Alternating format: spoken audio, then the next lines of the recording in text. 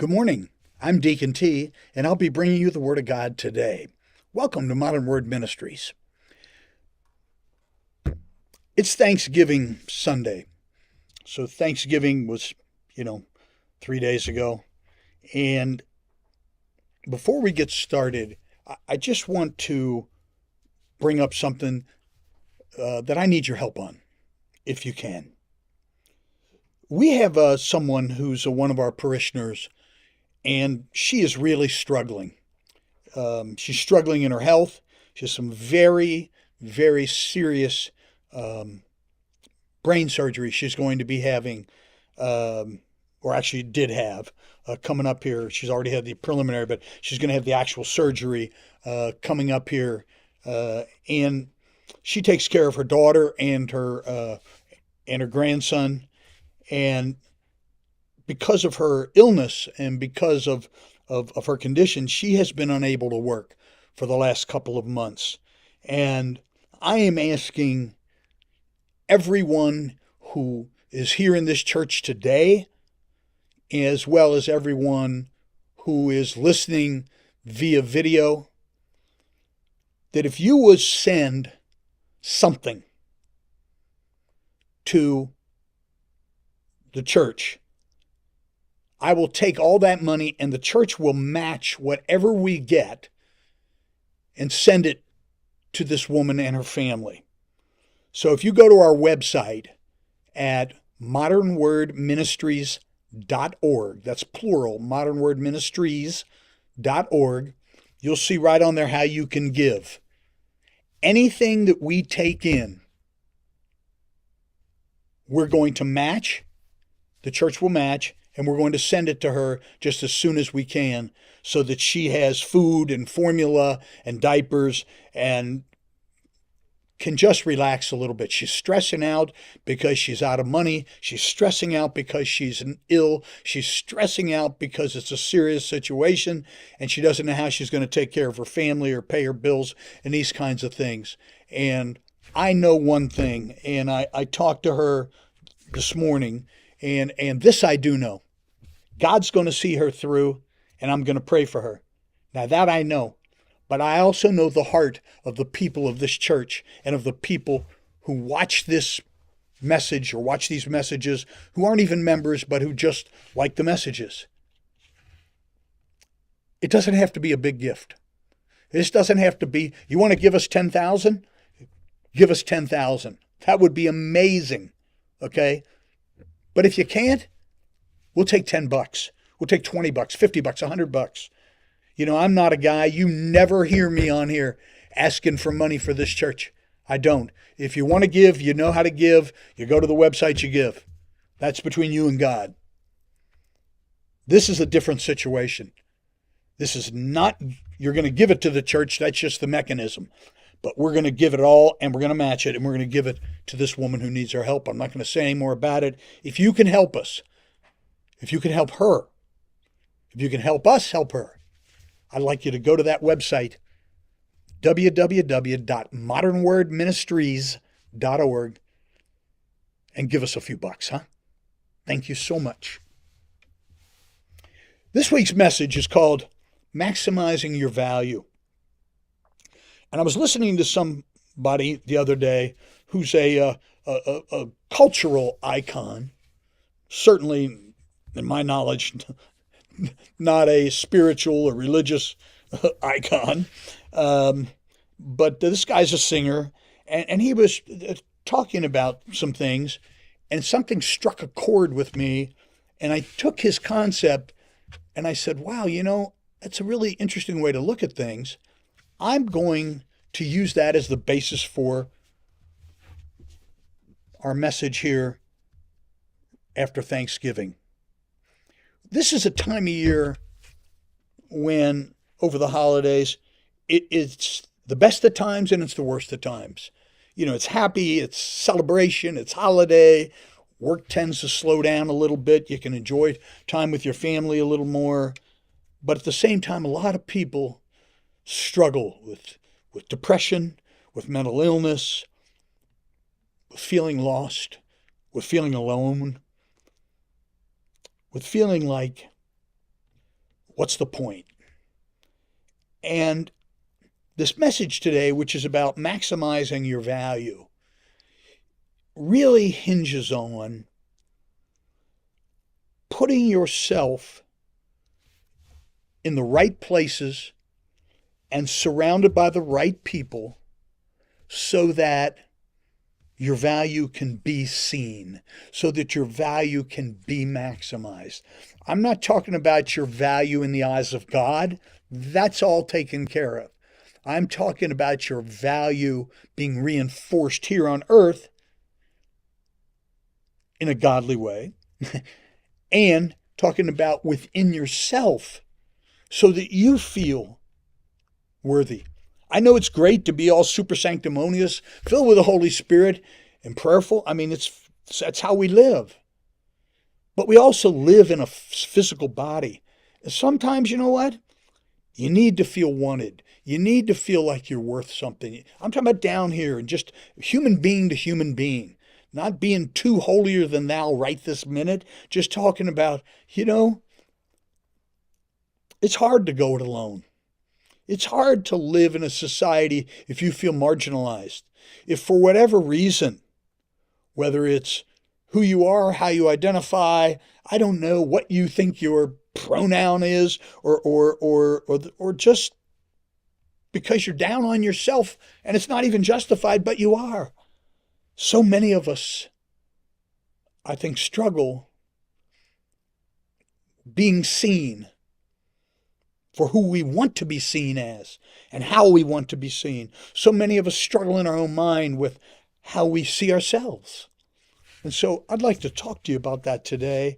I won't keep you long, but I thought right after Thanksgiving, what a great time to talk about maximizing your value. So I took a couple of scriptures, which we'll go through, and then we'll talk about this concept for just a minute. In Romans 12:2 is a very commonly known, well-known scripture, but it reads, "Do not be conformed to this world,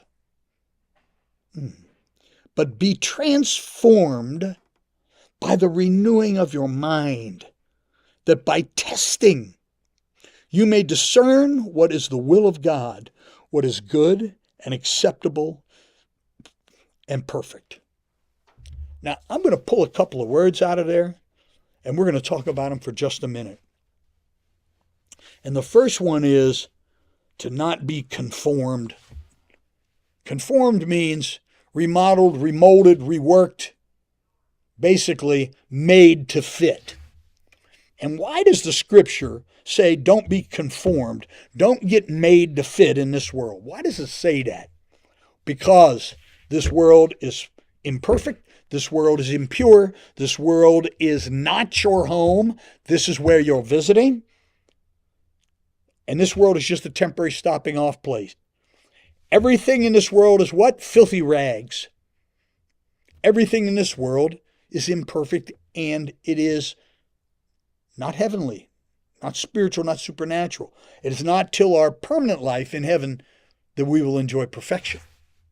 So what the author saying here is, don't get too hung up trying to fit in down here. This ain't what it's about anyway. But be transformed.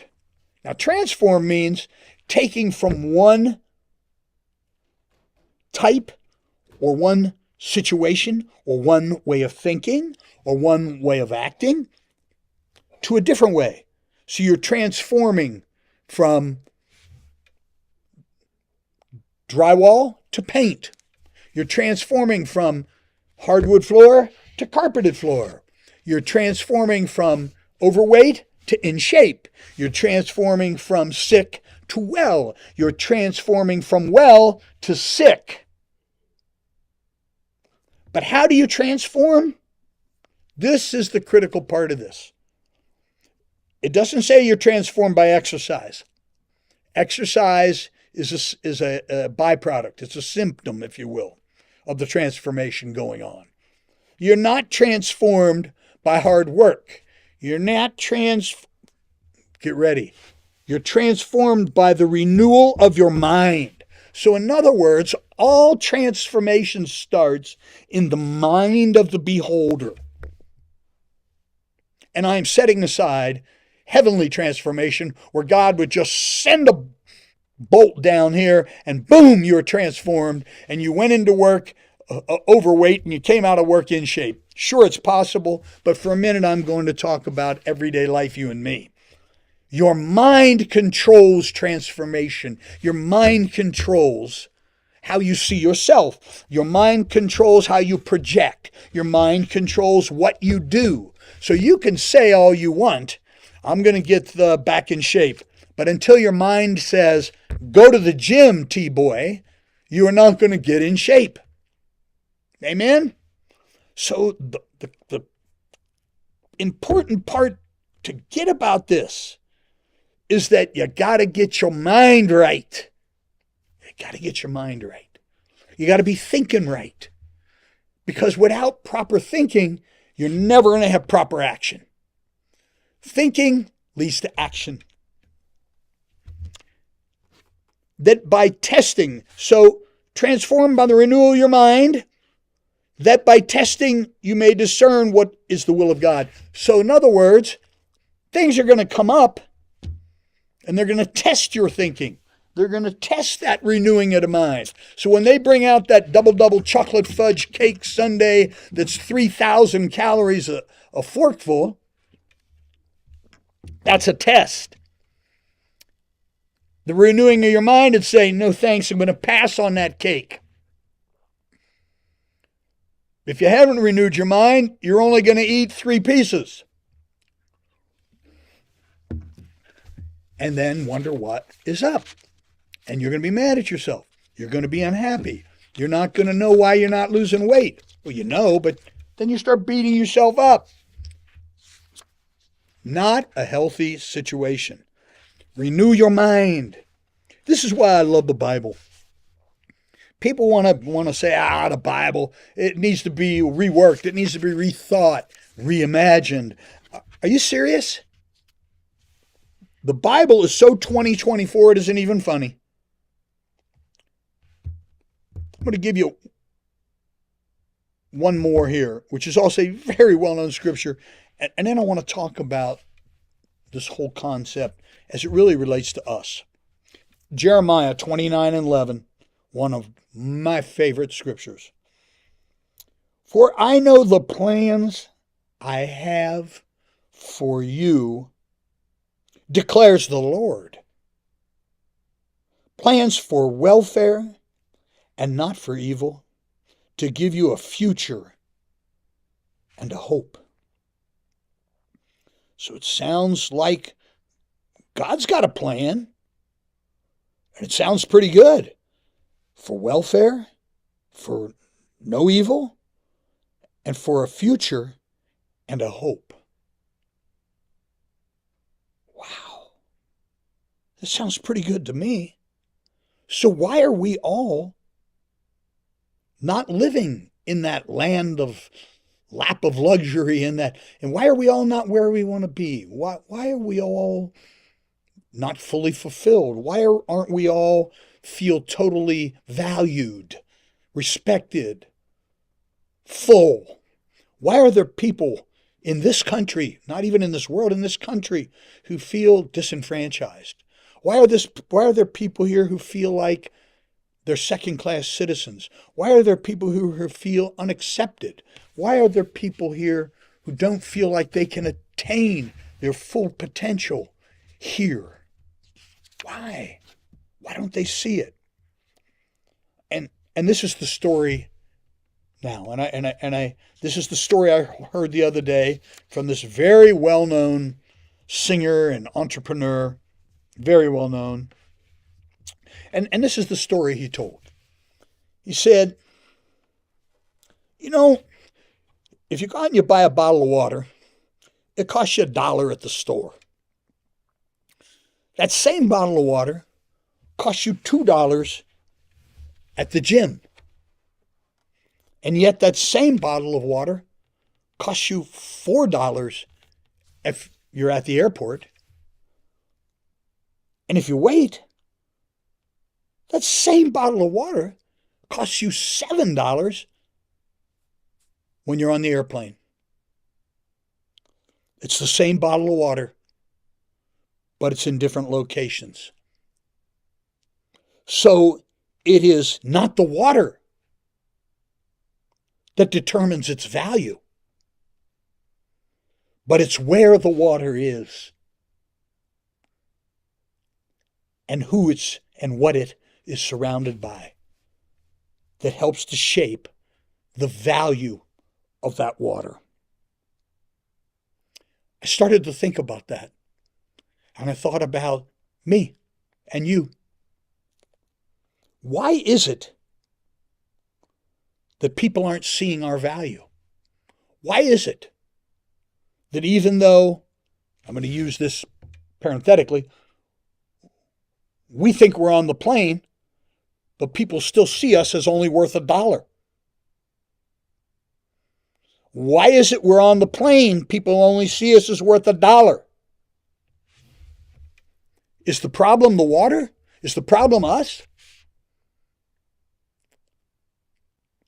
Only in this way. The problem isn't you, it's who you're surrounded by. It's the situation that you put yourself in. You see, if you put yourself in $1 situations and expect to be a $7 valued person, you're kidding yourself.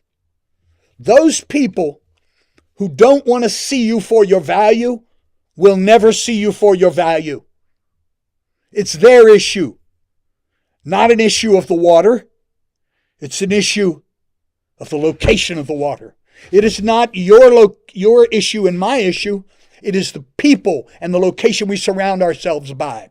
If Deacon T is out at the strip clubs drunk and high and hanging around with strippers, and then wonder why he gets treated a certain kind of way.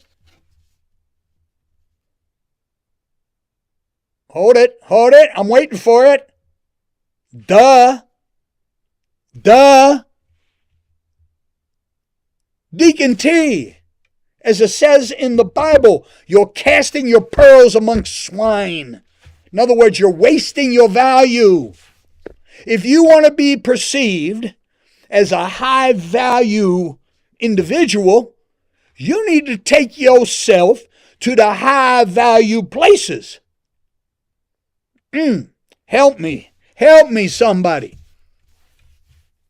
High value places, Deacon T?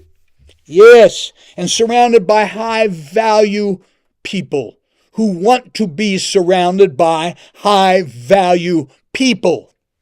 People of integrity, people of morals, ethics, people who have a compass in them that helps them steer right from wrong.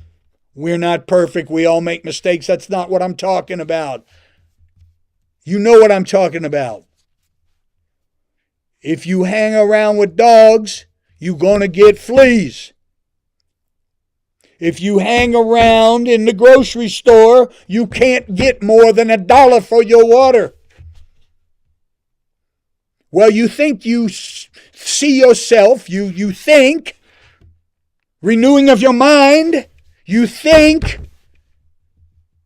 you're a $7 bottle of water, but you hanging around in a $1 location. Buddy, don't be whining to me about how they treat you, about how they don't respect you, about how they don't see you for your value. Renew that mind, brother. Get your stuff together. Pick yourself up and get out of that $1 location and get away from those $1 viewing people. Have you ever noticed that $1 value water always hangs out around other $1 water? Have you ever noticed that the generic Walmart brand water is all in one spot? And the Fiji and the so-and-so and the so-and-so is all up here at eye level, watch this with me. Stay with me.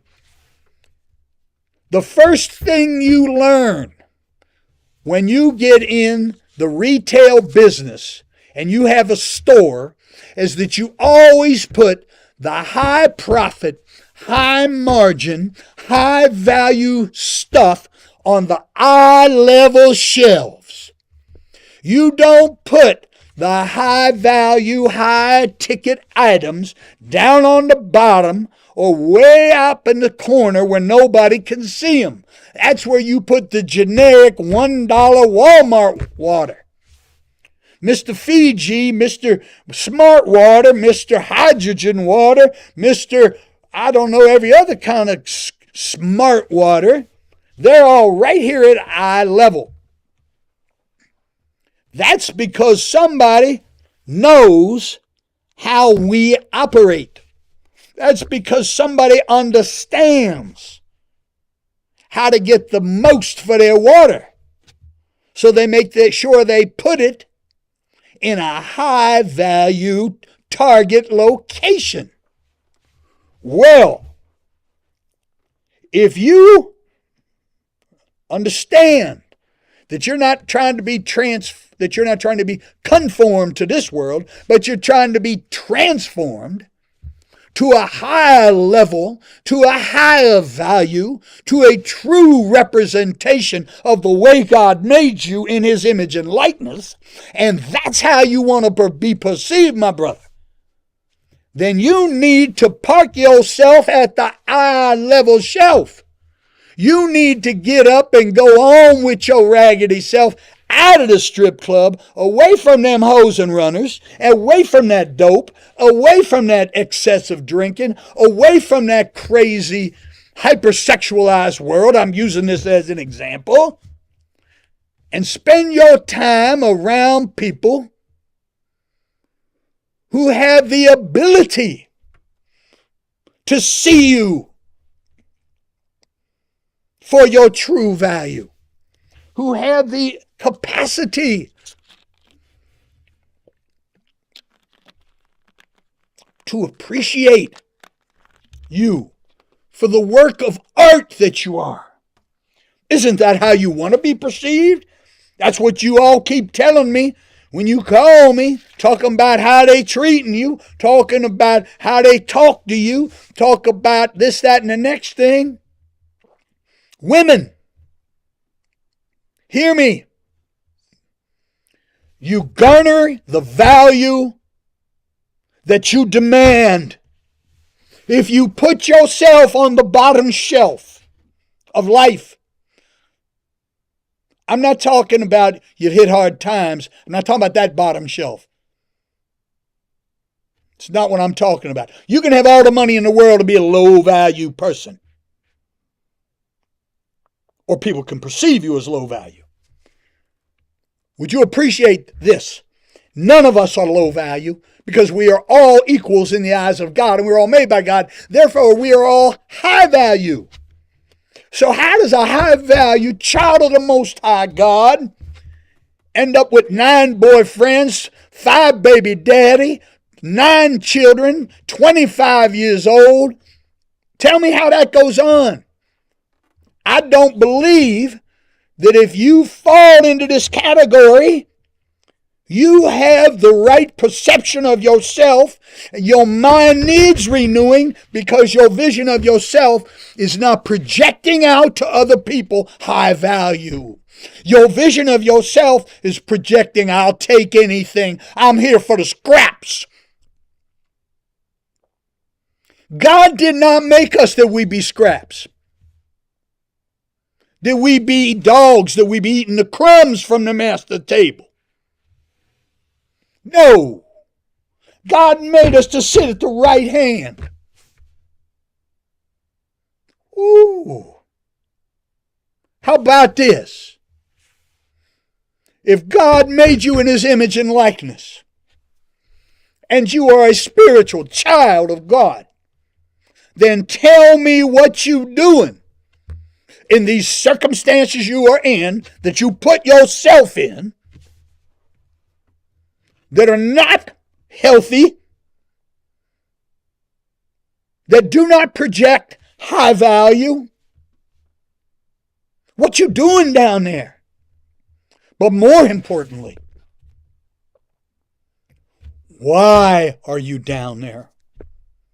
And if you are doing these things and expecting high value responses and returns, I'm going to say something super unpopular here because I got the microphone and I can. And I don't believe that if I lied to you, I'm doing you a favor. I'm hurting you and I'm not doing what's right. I don't believe that if you live or put yourself in low value situations, you will ever be perceived as a high value individual. And I'm not talking about value in a monetary sense here. I'm talking about your value, your human dignity value, your quality as a person, your worth as a person of God. You see, when you surround yourself with people who don't have the ability, or refuse because they're jealous, or refuse because they have other motives, guess what? You're expecting a dog to meow. Those people who don't want to see you, can't see you, refuse to see you as a high value, will never see you as a high value. They have issues of their own. So why are you hanging around with them and expecting them to reinforce your high value? I remember when my son went to get his first car. And I said, why don't you go find a decent car? And then when you find one you like, we're going to, I'll come and meet you and, we'll work it out. He called me and he said, Dad, I found a car I like. I said, great. Where are you? I'll come meet you. He said, I'm at Mercedes-Benz. I started laughing on the telephone. I said, whoa, wait a minute, brother. Wait a minute. Mike. His name is Michael. I said, Mike, where are you again? He said, well, I'm at Mercedes-Benz. I said, my brother. And I started laughing. I said, let me help you, man. You're a tuna fish budget kind of dude. Shopping in the caviar aisle. Get a hold of yourself. And later I thought about it.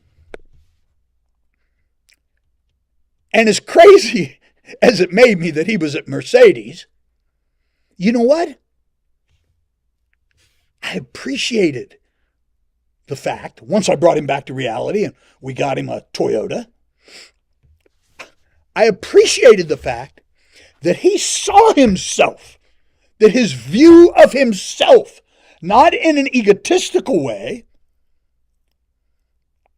and he sort of, and I'm going to paraphrase what he said because it reflected his view of himself, but he said, Dad, you've always told me, get the best you can get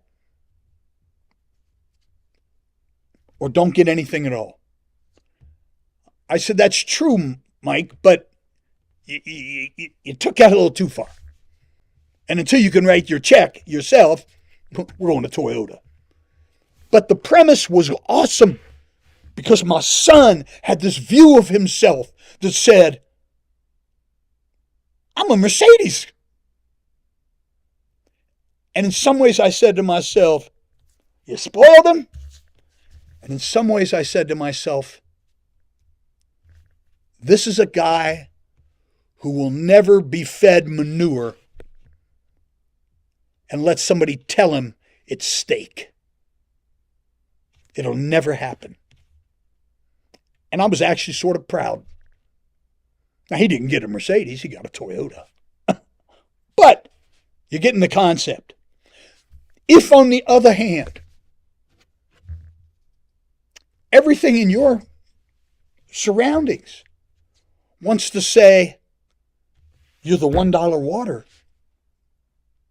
and you know that you know what you need to do, if you know that you're not, and that you're the $7 high value water, you need to get rid of those people, get away from those circumstances, get out of those predicaments, and renew your mind. You see, if you want to transform, be transformed by the renewal of your mind. Your mind.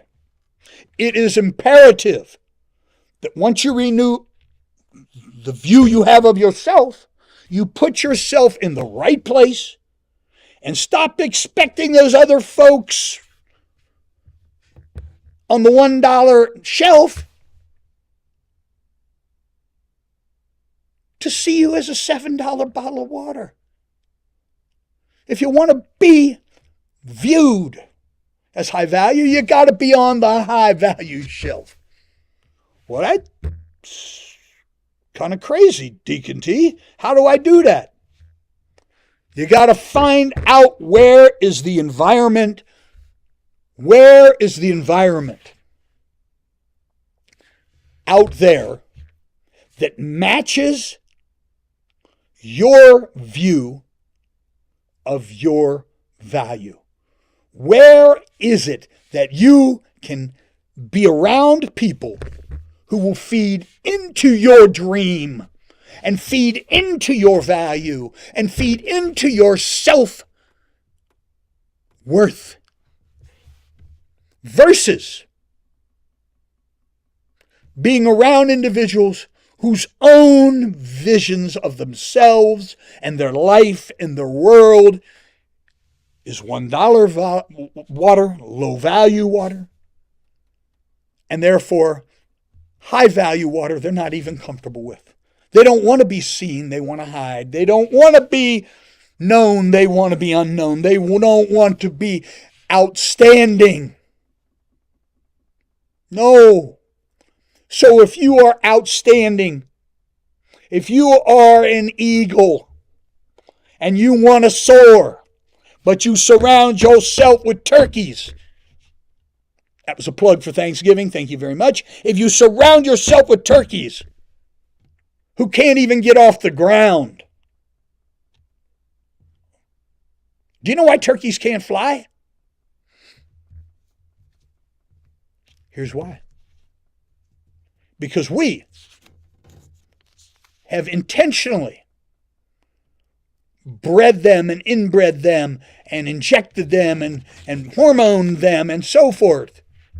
Turkeys did not look like turkeys look today 100 years ago. They were half the size and proportioned, and they could actually get up in the air and fly. They weren't great flyers. They weren't eagles. Now they can't get off the ground. Why? We made them that way. We ruined them. Their environment changed them. They didn't change the environment. Newsflash, and there's a message in this for you. If you go down to the low value shelf, you do not have the capacity, the ability, the power to get everybody down there to see your value and for you to live comfortably amongst them and still feel value recognized. It's impossible. It's not going to happen. You must change your environment. You must change the people around you. You must surround yourself with others who see themselves as you see you, and others who see you as you see you, or they're constantly going to be raining on your parade one way or the other. Don't waste your time trying to convince other people to see you for your value. They either see you or they don't. Maria's going to start our music, and we're going to wrap up in a minute. I just want to go somewhere with this. We are confronted, you and I, every single day with decisions that we can make that either reinforce to the people around us and to this world that we're on the high value shelf or we're on the low value shelf. We can allow, every day, we can allow people to talk to us a certain kind of way, to treat us a certain kind of way, to interact with us a certain kind of way that is either the low value shelf or the high value shelf. I'll give you an example. If you go into a custom tailor shop where they're going to make you a $2,000 custom suit, imagine the service you get. If, on the other hand, you go to Walmart and buy a suit, imagine the service you're going to get. If you go to the fanciest steakhouse on the strip, imagine the service you're going to get. If you go to McDonald's on the strip, imagine the service you're going to get. Now apply that to yourself. Do you hang out around low value folks? And by the way, I'm not saying people are low value. I'm saying that's where they put themselves. That's how they see themselves. I think we're all on the same level, or have the potential to be on the same level. But what keeps us from doing that is mercy, grace, and favor, and our perceptions of ourselves. So in no way am I saying some people are low value. I'm not saying that. I'm saying that's how they see themselves. And I'm warning you, don't hang out with them unless you see yourself as low value, because you will never see yourself in any other way. And they will not reinforce you to see yourself any other way. Absolutely not. Absolutely not. It is imperative that you be transformed by the renewing of your mind. Get a new mindset. Maximize your value. You're never going to be happy if you see yourself as high value, but you hang out in low value situations. There's no future there. There's no hope there. There's no way out unless you renew your mind. Get new thoughts. Think of yourself. Make decisions each and every day to say, Lord, help me to see me as you see me. Oh, Lord, how about that prayer? That's a prayer for you. Lord, help me today to see me as you see me. Pick yourself up. Move on, man. Get your mind right.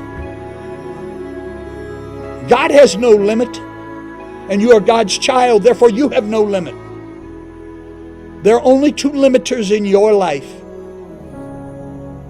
God's view of you and your view of you. You want other people to treat you a certain way? You need to be perceived a certain way. You can't act like a dog and think you're going to get treated like a king. You can't hang out at the dog pound and think you're not going to smell like dog. You can't hang out in situations that want to pull people down and think that miraculously you're going to spring forward. The only way out is through God's grace, mercy, and favor, and through your wants, beliefs, and transformation.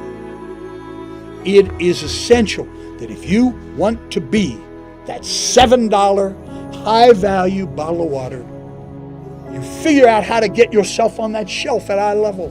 You figure out how to really live the life that reflects that reality. Not live a life that reflects a low-value reality or reflects a I'll do anything reality. Newsflash to men and women. When you live a certain way, part of it rubs off on you, and people perceive you. Now, on one breath, you can say, I don't care how people see me or think about me. Oh, okay. But then don't walk around talking about, how come people talk to me a certain way? Why do these men treat me a certain way? Women, listen to this. I'm a guy, I know. Check this out. Keep your standards. Get your mind right. Okay? Get your head right. You don't want to be viewed a certain way? Get out of that situation. Get a plan. Work your way out. Pray. God will help you. People like to help other people who they believe are legit, who they believe want to get somewhere, and who they believe have actual vested interest and are truly sincere. So in closing, I want to say this.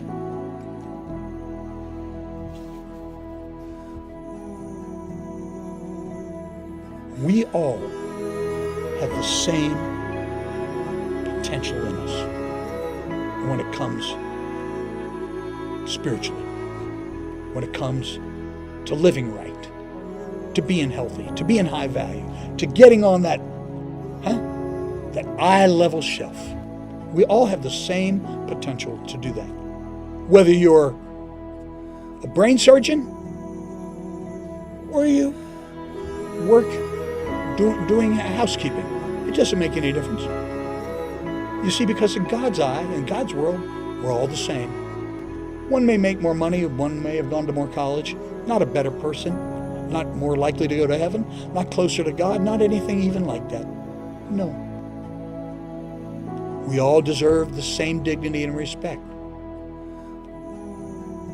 But we receive what we project. And that's what I'm here to say. So be careful what you're projecting.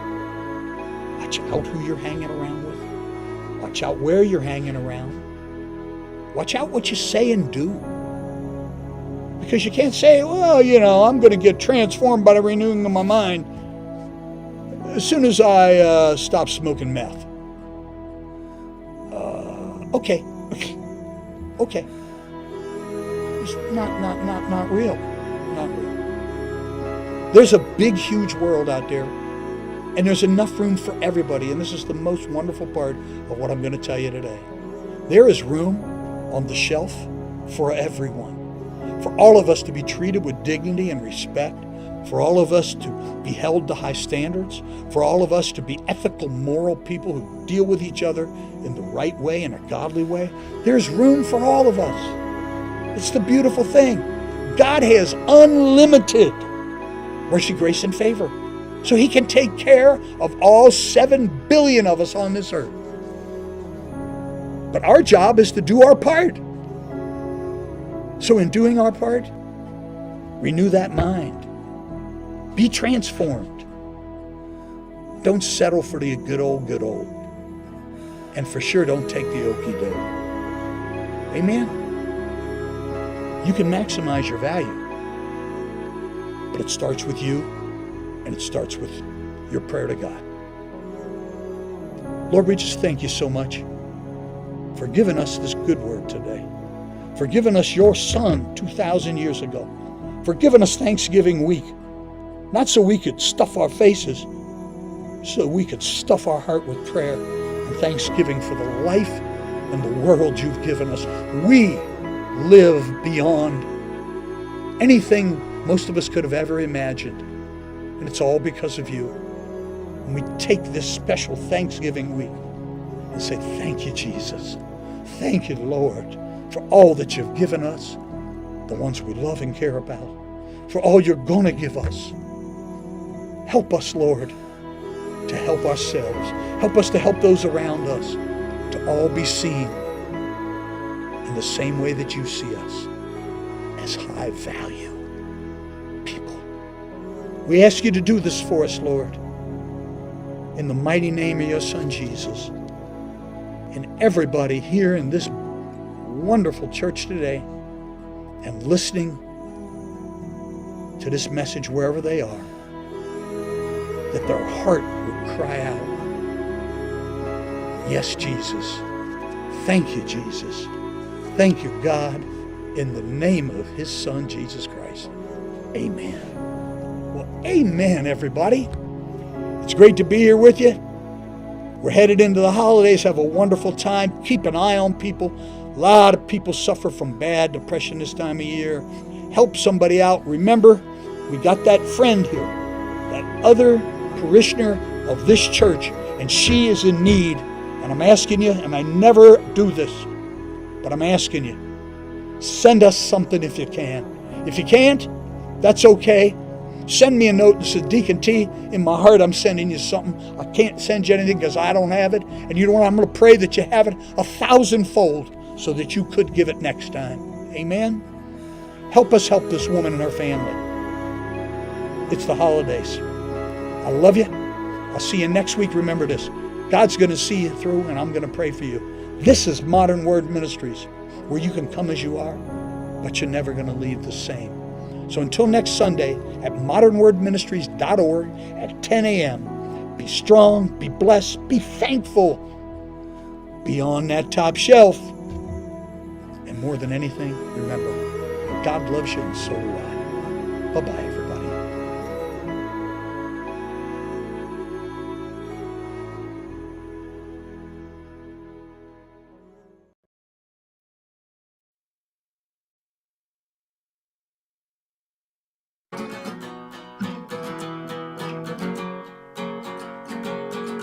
Have you felt lost, lonely, or maybe even a little bit loony? I talk about all these things on my show and how to help them. Hi everyone, welcome to this episode of Mental Melodies. I'm your host here, Carmen Bradley. It is almost Valentine's Day, so love is in the air and there's lots of chocolate. And that's kind of what I wanted to talk about today. Not a chocolate entirely, but like health and autonomy over my health and the choices that I'm making. And I guess there are some things I did talk about last week that I felt like I could kind of piggyback off of. And one of those specifically was this idea of depression. And I had mentioned last week that I had like woken up depressed, and I was kind of toying with this idea that, if I woke up a certain way, I could lean into it for a minute, let myself feel what I needed to feel and then get going. But I also talked about moments and how there are, there are moments in time that are very short. And I think usually when we think of the word moment, we think of a very short period of time, like a second or whatever. But there's also moments that create memories, like one whole day with your family or something. And then I think there are also moments that can extend for a very long time. And so while I do believe that the more I learn about like my body's cues or my mind's cues to things like depression or mental illness, the more I can, beat them head on or whatever. I do think that I was kind of stuck in more of a long-term moment than I was willing to, not maybe willing to admit, but also even just that I was aware of, because last week I was feeling pretty good after, I gave myself that morning. But there is kind of a shift that happened in the last couple of years for me, which was something that was very unexpected. Because as I've mentioned before, in my journey to healing, I had found yoga, and it had started back in like 2013, 2014 even, when I first found it, and then it was a very slow rolling ball. But eventually it picked up quite a lot of momentum. And it was in 2019 that I signed up to be a yoga teacher, and I went through this whole training. And even prior to that, I had already begun incorporating yoga into my life. And yoga at that time was what most people think of when they think of yoga. It was a lot of stretching, it was a lot of body work. But it was more than just that. It was the practice of embodiment, and it was a lot of developing of feelings that I needed about my body. I've mentioned multiple times my struggle with an eating disorder, or multiple eating disorders, disordered eating. You can call it disordered eating when you are like acknowledging it on your own, and I think that's a more healthy way of identifying it anyway. Yes, I did have all of the check the boxes things that you need to be assigned this title of an anorexic, which I actually wanted back at that time because it validated, I guess, what I was going through. But I think a lot of people have disordered eating, even if they don't meet all of those boxes. And so we can talk about how to heal from that without having to even like dive into what would that mean for, insurance purposes or whatever. I'm going on a bunch of like little tangents in my mind, but the gist is that, I was talking about those moments in time that are longer. And what had happened in the last couple years is that I got kind of steered off course, where I had been doing yoga every day, and yoga began to evolve. Like I said in the very beginning, it was mostly just stretching and embodiment, but then it became a practice in meditation. Even my reading was kind of lumped in with that, and it started to become kind of a religion for me. It was a way for me to see the world.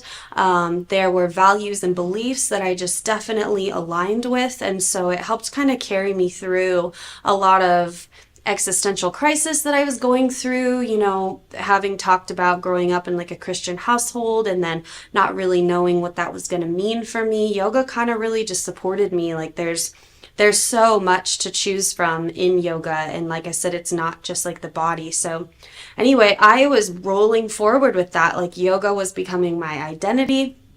That was kind of like all I did outside of work other than sing. And I became a yoga teacher. I eventually became a therapist, which incorporated all of this, and all of that is kind of also what led me here, which most of you, I think, know at this point. But in all of the life stuff that happened in the last couple years, and then in stepping away from being a counselor, I ended up like losing what we call in the yoga world our practice. And for a lot of people in the yoga world, it either means like meditating in the morning for a certain amount of time, or doing those stretches for a certain amount of time, whatever it is, however it is that you are incorporating these practices in your life to support like the growth of your health, and I had lost that. And I've talked a lot about like consistency. And so that I have been in the last year pretty consistent about like going to the gym a few days a week, but I haven't been stretching. I haven't been really focusing on eating healthy either, which is, again, it was like weird for me to come to this realization where I was like, okay, while yes, there are a lot of things moving forward for me, I've got a lot of balls rolling, like mostly in my career, I was starting to feel that I was kind of like forsaking my body and forsaking my health, and I didn't know how to like incorporate that back in, because for so long it felt easy, like I had got the ball rolling and it was just so easy for me to jump into that practice. And so now I'm learning again about like how to incorporate more than one thing into my life. And I think this is a theme I've mentioned before, where it's like, you have all these plates that you're juggling. And I have had the habit of juggling too many plates for most of my life. And so in the past 6 months, I would say adding in like more consistent than just this like maintenance of I'm going a few days a week or even one day a week just to say that I went. I wanted to start to actually get the ball rolling on going maybe 5 days a week or getting up in the morning and moving. And specifically, I'm trying to like rid myself of some negative habits that I have. And so like in the last week, I've noticed that I was sitting in bed for an hour before getting up and being aware that I'm like half awake and, kind of drifting back in and drifting out. And I'm sure we can all like relate to this as a habit. But I was talking to my sister, And she was giving me a story about her and her partner. And she said something like, one time my partner just said, I don't want to be jealous. And he stopped feeling jealous. And I thought that was so powerful because I do believe that we do have the power to be able to shift that quickly. It usually doesn't happen that quickly, and I've talked about this on the show. Like once you make a decision, you're stepping forward. You're gonna get all these different tests to see like if you really want what you want and if you're really going to decide to move forward in these healthy habits, all of those things. It's like I'm getting an image of the Pilgrim's Progress, which again, like I've talked about how literature is just it's our world's way of conceptualizing like basically the task we're given once we're born, then we turn 18 and we have to go off and support ourselves. And it's like we didn't choose to be here, and yet we still have, this task where we have to be a human and we have to interact with other people and we have to live in society, and we can't choose to just like surrender and lay back. But I think there's beauty in choosing hard in a different way. So anyway, that really hit me what my sister had said, because I've basically been this, I don't want to label myself as a lazy person, but in a lot of ways I've been lately, which I know people from the outside in don't see me that way because they see all the things that I have been working on, and that is like coming to fruition.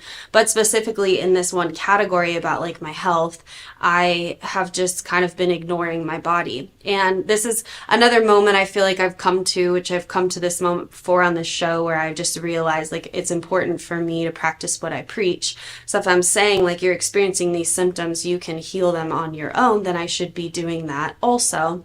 And I guess I usually talk about that from a mental illness perspective. Like I've said, if you have, well, I guess I've said too, if you have, physical ailments, you can often heal them psychologically.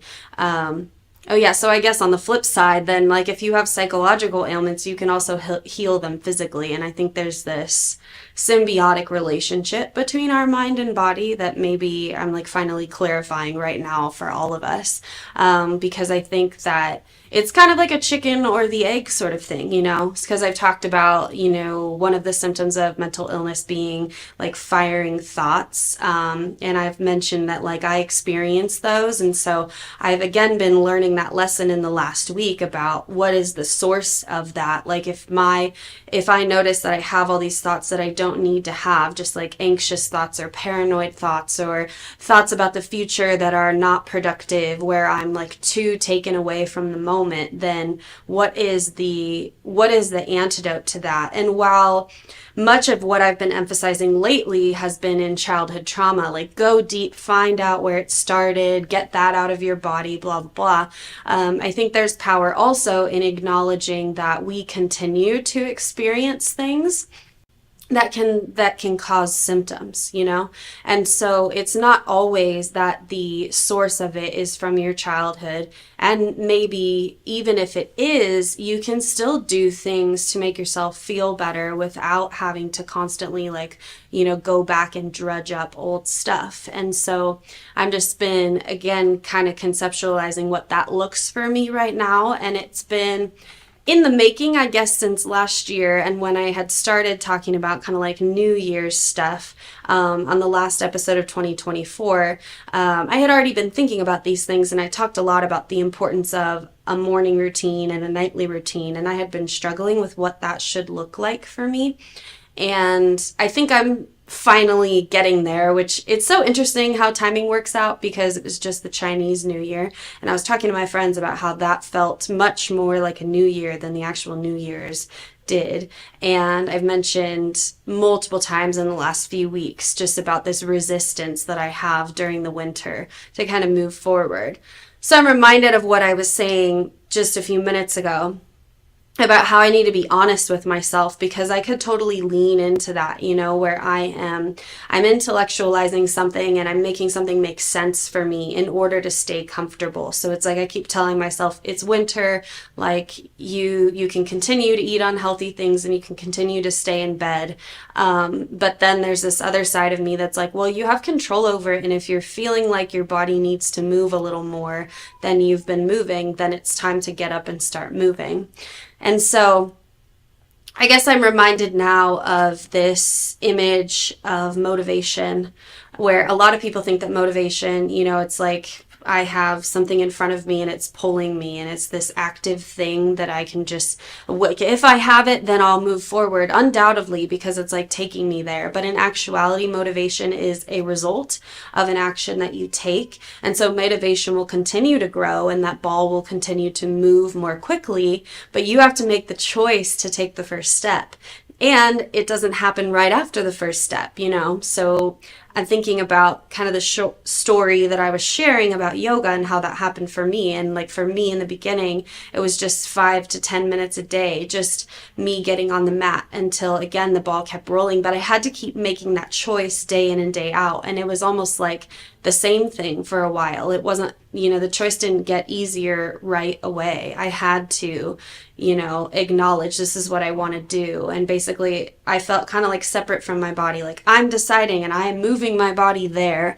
And then eventually, after a few years, it was intuitive for me, where every single day I could give my body the release that it needed. And at that time, and even still now, because that's something I'm talking around something, but at that time I was recovering from a lot of trauma. And so right now I'm acknowledging that a lot of that trauma is still there for me. And so I'm managing like what my triggers are. But for the most part, like my point is that I'm acknowledging how my choices that relate to my health and my body really affect that. And it's just so interesting to see, again, just the different relationships between all of these things. And so like today I did get up a lot sooner because I had been talking to some friends about this concept, and I was like, struggling. They were saying there's this countdown method that Mel Robbins uses, like 5, 4, 3, 2, 1, and then you just do it. And that's something that I used for like dishes and other things when I was really depressed, was this 5, 4, 3, 2, 1 rule.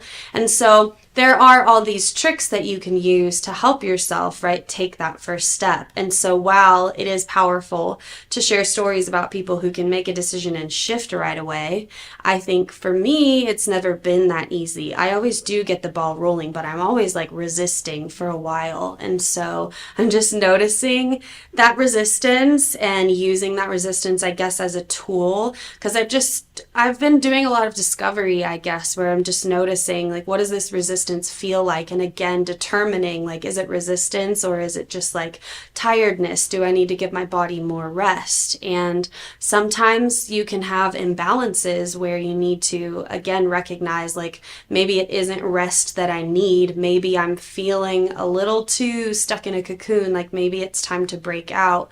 And then again, there's that like resistance that's like, no, I'm not ready yet. I'm not ready yet. I'm not ready yet. And oftentimes you have to start things before you're ready.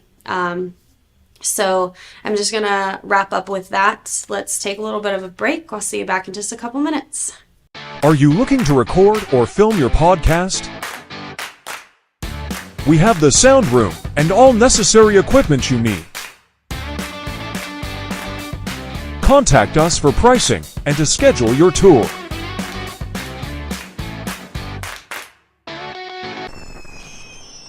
Traditional TV is going away.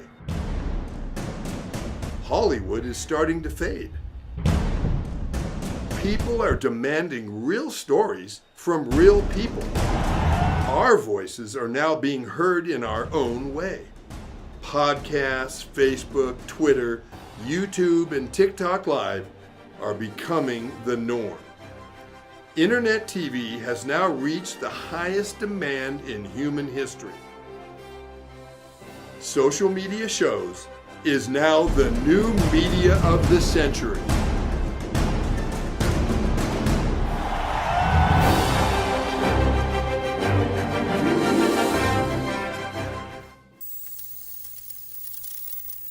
Hey everyone, welcome back. This is the second segment of this episode of Mental Melodies. I'm your host, Carmen Bradley. Thank you for tuning in and for listening. If you haven't been here before, thank you for tuning in for the first time. And if you're coming back, thank you for continuing to come back. Please just like and subscribe and share and all those things. And I just welcome comments and interactions, especially if what I've been sharing has been helping you in any way. That'd be helpful for me to hear, or just interesting for me to hear. So I was talking about healing as always. And I guess I stopped myself because I was feeling like a topic shift. And I was thinking about how a few weeks ago I was like, I'm going to talk about chakras. And then I had so many things pop up for me that I felt like inclined to share. Like last week, I was very, very vulnerable. And so this week, I kind of feel like I'm getting back on track. It was almost like the last 2 weeks with this giant sidebar. But there is value, in all of that. And especially I think in my story, and because the stuff that I talk about that I'm dealing with and that I'm, learning how to handle or how to manage, or even beyond that, like how to move past, everything has a story, and so knowing where I came from, I think really helps. And it helps to conceptualize these things where, if I'm arguing that many things do have a root in childhood trauma and there's value in going back there, then it's important for me to share what it is that I've healed from and how I've healed from it, because I think that's often the question, where it's like I can say, you can heal from your childhood trauma by, and then you're like, okay, that's great, but now what do I do? Like, what steps do I take? I had a lot of clients that would ask me, like, can you just give me a book that tells me like how to heal from life? And I think this is the closest thing that I can do, is just share my story of how I'm healing.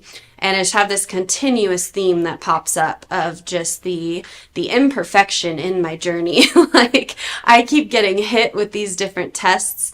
And I think there's so much beauty in that, because if I just hit a plateau and then I was great and I just kept moving forward in the same way, then life would get boring. And I'm kind of the person that doesn't really function well on boredom. I'm more of like a new adventure kind of lady. So this whole thing really, really works for me.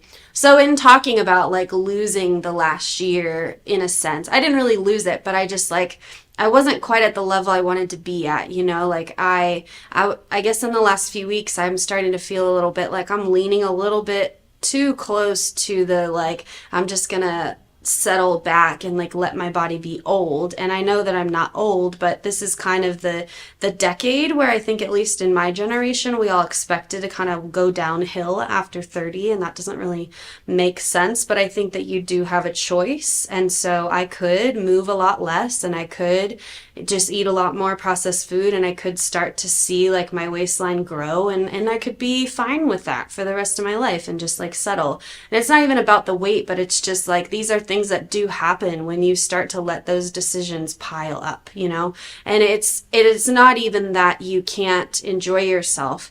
I went to a beautiful little workshop at the place that I don't remember, with a presenter whose name I don't remember. But the point was, she was talking about oxidative stress. And I was just thinking about this before I started the episode, how her talk was very similar to talks that I have had about how emotions build up in your body. And so she's talking about it from her perspective as a nurse practitioner, saying like, biologically, if you are eating these different things and you're putting a lot of stuff in your body and you're not moving and you're not stretching and all of this, like, your body's going to build up what is called oxidative stress. And she didn't really give a very good definition of oxidative stress. In fact, most of what she said was just, it was like a buildup of stuff in your body. So in the health and wellness world, you hear buzzwords like free radicals, and take a lot of antioxidants and blah, blah, blah. And much of her solution was in products. And, it's like we have this kind of cycle in America where we take in and then we take in more to remove our body of the stuff we're putting in us that we shouldn't be putting in us. And it's this constant cycle of I hope I can keep up with all the shit that I'm eating and the stuff I'm seeing and all the stress that I'm under. And so again, I'm at a space where I feel like I know, and that workshop was so powerful for me, because it was like, there are so many little choices that I can make to make myself feel better, because I'm starting to feel like a little off. Like I've got rashes all over my body and feeling kind of nauseous because my body's not really working and I need things to be flowing. And so that was kind of where I left off in the first segment, because I was thinking about, again, where I left off when I was talking about chakras, and I was kind of talking about the first and second chakra. So if you're just tuning in, chakras are just a way of understanding the energy centers in my body, in our body, and how they can get blocked and how they can work more effectively. And a lot of this is related to different Eastern medicine, so Chinese, acupuncture, views the body in a very similar way, where there are energetic channels. You know, if you've ever seen an acupuncture like chart, there are a bunch of lines drawn to different nerves and the pathways that are connected to your different organs. So like the acupuncturist is not just like sticking needles in you randomly. I think if that were the case, nobody would go visit one. They are doctors, and they know where to put the needle based off of your symptoms in order to clear your energy so that things can be flowing. Like if you think about it, if you have a headache, we're often describing our headaches as like there's a lot of pressure in my head. And so if there's a buildup of something like stress, inflammation in your head, then you're going to want to release that, you know, and that same idea applies all over your body. I referenced the untethered soul much in previous episodes, and I mentioned this one chapter, I think it was 4 or 5, where he talks about the heart. And he centers in on this idea, and he centers in on specifically the heart area as a place that can get closed and opened and closed and opened. And he talks about the power of like choosing to keep your heart open. And he talks about how you can do that. Like you can tune in intuitively and energetically to your heart center, and you can open it up if you need to open it up. And I remember arguing then that I was like, his chapter's a little bit limited because he only talks about the heart. And while that is valuable, you have many different energetic channels in your body that you need to pay attention to. So I had referenced the Eastern Body, Western Mind as well, which is a great tool, especially if you're looking into healing yourself, because it conceptualizes a lot of the psychological issues that we mention in Western medicine. And so that's like, we use the DSM-5 to diagnose people. We talk about depression and anxiety and all these different things. And these are all symptoms, right, of underlying issues. And we've categorized them so that we can understand them. And that's very, very helpful. But this book takes it and then also talks about the various traumas that can affect these specific energy channels in your body, and then how you can like heal from them. And I think even more than anything, that book is more about awareness, which if you think back to like when I had my friend Nate on the show and we were talking about the power of awareness, it's just so necessary for you to be able to bring something to the forefront in order to heal from it, right? You need to know why it happened. You need to know where it came from. And again, there's that balance of like, okay, now I know why, but what do I do with that, you know? And there's all these different techniques that you can use to heal from like that childhood trauma. But if you're just starting with your body, you can start to pay attention to like how your body feels in certain areas. And that's kind of where I was at with yoga at the very beginning, was just paying attention to my body in general and like all these different places that I felt like energy was stuck. And we talk a lot about the hips in yoga, you know, and like yoga teachers will say stuff like all of your emotion sits there. And again, it's this overgeneralization for sure, because not all of our emotion sits in our hips. And I'm not 100% certain if there's a lot of claims that yoga teachers make, because we have like 200 hours of training and then we're thrown into it, and so people are just throwing around all these facts that they learn about like, well, this specific emotion sits here and this one sits here, and maybe that's true and maybe that's not. I'll have to like look into that. But the point is that like it can sit anywhere. And I've talked about my journey with like being diagnosed with lupus, and then acknowledging and admitting in the last couple episodes that like this is like where I'm at right now. I need to acknowledge that this diagnosis is not a forever thing, even though that's what they told me, especially when I was a young kid. And it still might be a forever thing, you know, but I need to see it as something that I have control over and that I can change, rather than seeing it as a forever thing, because then like healing is never possible, you know. And if you think to like manifestation, that's that balance of knowing that like one day I'll get to a point where I won't have flare-ups, you know, like I won't have rashes all over my legs. I won't have this feeling of being stuck in my body, or like my GI system will work, you know, and it will work day in and day out, and I won't ever get back to that place where I'm like, man, I'm starting over again. But you have to allow for like life to kind of knock you down sometimes, again, to emphasize the point that like that's the ultimate like manifestation goal, to get to that point where I feel healthy every single day. But if I got there now and I didn't have anywhere to go from here, then I would have, for one thing, a lot less to talk about. And again, it would just be, I don't know, it would be more I want to use the word heaven, but I'm like, maybe that is the goal. Maybe that is what I want. But it's just like not realistic, I guess, to expect that it all just goes away right away. And I think, at least for me, I've learned that there are. So let me give you, I guess, the example of like the heart center. I was thinking to how I've been talking about grief a lot on this show, and I've been talking about my brother and my dog. My dog, like most recently. There are like two sides to each energy center, like the positive side and the negative side, I think you could say. So like your heart center is open to love. And when grief happens, your heart center usually closes. So it's like we can predict that at any given time, some of our energy centers are going to be affected. Like it's not just going to be open and flowing all of the time, even though, I'm saying that's the goal. But I think it's always this like balance. And we talk about this in yoga. Like if you've ever done a balancing posture, like I used to say stuff like make sure that you can feel like your big toe on the ground and rock back and forth. And what you notice in a balancing posture is that you're not 100% still. Even when I'm standing here, I'm not like 100% still. It's easier. But what you're learning about in yoga is that concept of like being able to put a little bit more pressure if you feel like you're being pushed this way, or put a little bit more pressure if you feel like you're being pushed that way.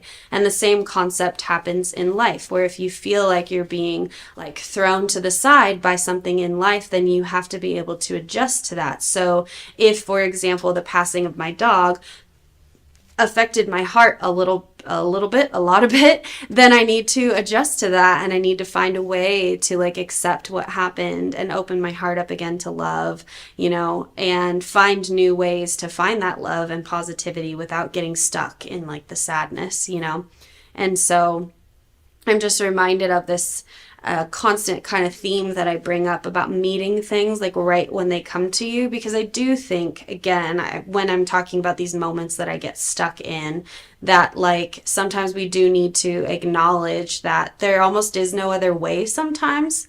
Sometimes we have to just like go through something. My friend Audrey said something like go through the narrative to get through the end, and it's like, or you need to ride the wave till you hit the shore. Like sometimes that wave is really short and it's just one feeling of sadness, and sometimes that wave is like a few weeks of struggling and wondering and like trying to make plans and fighting yourself and all of this until you like wake up one day and it's a little bit easier. Like today was a little bit easier to get up. So anyway, let's take a little bit of a break and I'll see you back in just a couple minutes. Hi, I'm Deacon T with Modern Word Ministries. It's great to be with you today. Just a short little promo for our show.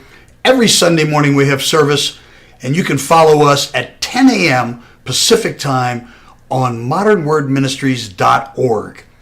And if you missed us or you want to see some of our older messages, go ahead and check us out on socialmediashows.com every single morning at 9 a.m. It's a great way to kick off your day, get a little bit of the word in you, get something uplifting, get you started off on your way. If you're looking for prayer or you need some help, reach out to us. If you go to our website, again, that's modernwordministries.org, you can interact with me via telephone, via DM, text message, whatever you want. I'll get right back to you. So if you need prayer, you need help, you just need somebody to talk to, Modern Word Ministries is here for you. We are your church in the community. So until you see you next time, be blessed, everybody. Bye-bye.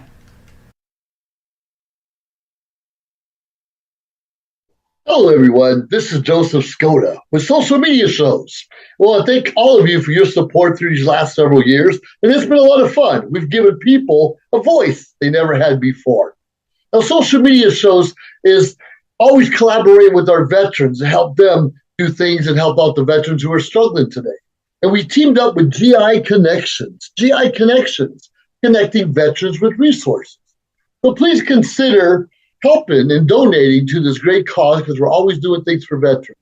So GI Connections, Social Media Shows, and you is what makes the world a better place. Once again, Joseph Skoda, proud United States Air Force veteran.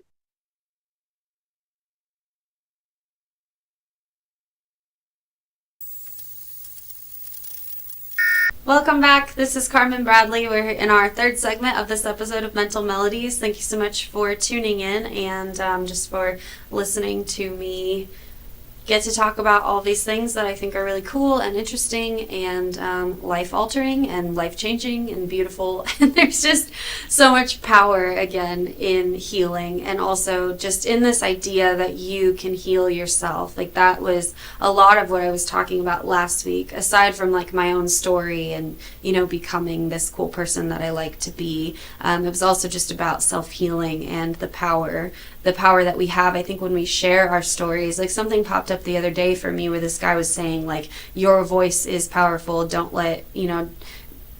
downgrade the fact that your story has power. And I think that everybody does, you know. I think that, like, back in the day when people sat around fires, like, music and stories in life was just that. It was raw. It was in the moment. You know, we've gotten away from that to the point where now, because we don't talk about things, this is why we have to have podcasts, so that the people who feel compelled to talk about things will inspire the other people to feel compelled to talk about things. It's like, I think we've gotten so ahead of ourselves, not ahead of ourselves, just like, I don't know, there's so much nonsense out there that just clouds the fact that, like, most of life is pretty simple, I think. I don't know, I'm rambling. I was feeling passionate about this morning because I was just thinking back on my journey to, like, becoming a musician and being able to sing.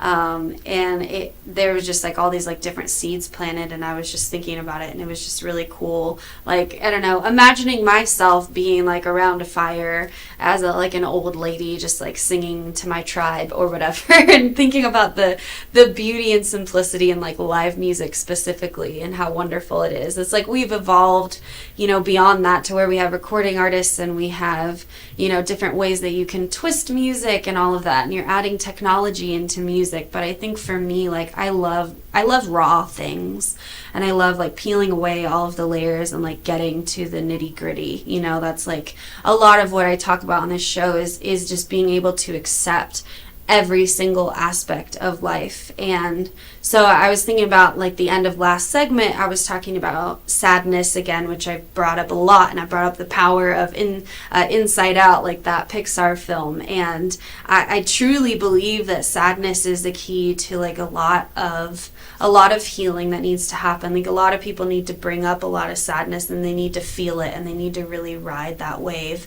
And so, you know, I guess when I'm thinking about my story, I'm talking about, like, me bringing up a lot of old stuff, a lot of old sadness, a lot of old fear, a lot of old rejection, and, like, doing yoga for many hours a day. I used to do it for, like, 4 to 5 plus hours a day, and I was running a lot too. And I've mentioned that before, and I've mentioned how I was, like, getting rid of a lot of the old energy that was stuck. You know, I'm talking about lupus and, like, joint pain, and I'm talking about emotions getting stuck in our body. I think it's like when I don't know if everybody has talked about this. This is why I'm putting on my little detective face, but I'm thinking about these, like, narratives that we hear about, like, fat cells being built, and this narrative that we're told, you know, about how, like, your fat cells just start to grow, and essentially they just, like, stick anywhere that they want to. And one thing I wanted to bring up was that, like, everybody's body is different. So I imagine that if everybody's body is different in how they store fat, for example, which is just the physical example or metaphor for, like, what I'm talking about, is that I think that we would also have an individual way that our body would respond to stress. So again, to argue that point that, like, a lot of yoga teachers make, that, like, this one specific emotion sits here. It might be true that a lot of us feel anxiety in our belly, but it might also be true that some of us feel it in our shoulders, you know, that maybe some of us feel fear in our feet. I don't know, I'm being silly, but, like, the point is that there's not one right recipe for you to heal from something, and there's not one way that your body is going to respond to stress. Like, it is a coincidence that Maria and I both have rashes when we are stressed. She was talking about that before the show. We're just on the same wavelength. However, like, there are other people I know who their stress affects them differently, you know, and so really it's about, like I said, it's about that self-ownership. Like, my story is very powerful, not because it's a recipe for how everybody can heal, but I can give you key points, you know, the path that I've taken and the choices that I've made and the things that I've done that have helped me.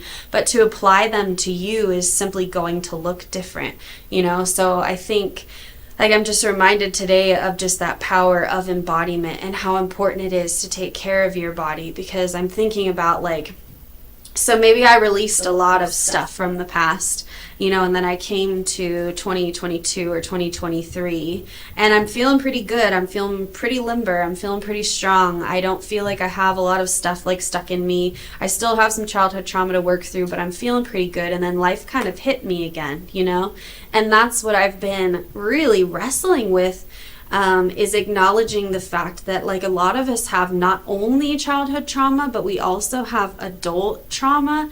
We have young adult trauma, and then we have adult trauma. And it's like, if you don't ever go back and not erase, but change the way that your body perceives your memories from childhood, it's just going to keep building up.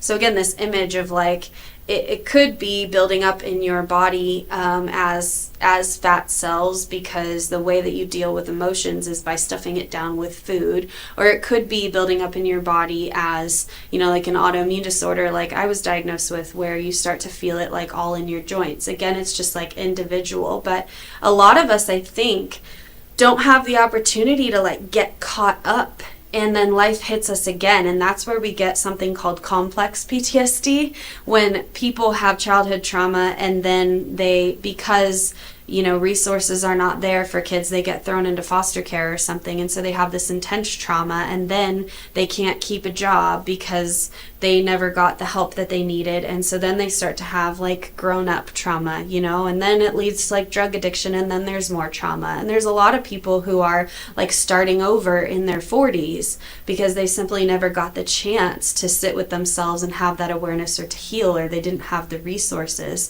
you know. And I had shared about my experience in college and how like it was, I had a lot of stuff already building up in my body, like stuff I hadn't dealt with. That was an opportunity for me to deal with it. And I think there are a lot of resources on college campuses, but what I had shared was that specifically with mental health, there weren't that many. So when my body was losing itself, I was going crazy. I mentioned like migraines, where I was losing my eyesight, and like all these things that were happening as, you know, like a very young adult.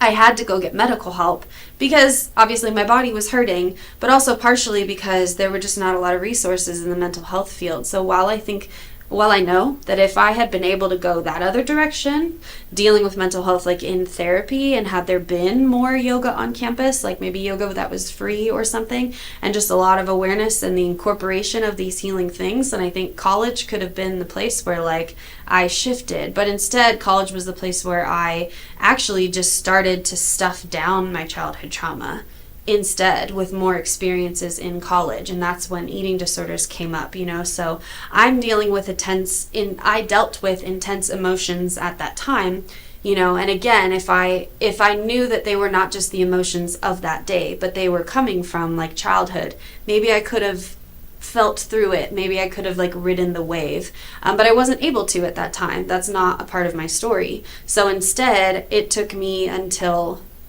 2018 or something until I was like, okay, now I need to take all of this stuff that has built up in my body and in my psyche from childhood until now, and now I need to start healing from that. And by that time, I was 28 years old. So you can imagine like all of the stuff that I'm like working through. So the point I guess I'm trying to make now is that like, so I'm saying that back in 2022, I was feeling pretty good, and I felt like I had like cleared myself of a lot of the pain. Like I wasn't having rashes anymore. Like I was feeling pretty healthy. And then I went through this traumatic relationship, and things started to get triggered again, like from childhood, and I'm starting to feel unhealthy again through that time. And so I think it's not that we heal and then all of a sudden we're in the clear. We still have to be pretty aware and pretty cognizant of different things that we like tend to move toward, in different ways that we cope. And like specifically for me, negative relationships that I would jump into to fill a void that I had or something like that, you know? And so I feel like I'm very much like catching up and like catching my breath from the last couple of years.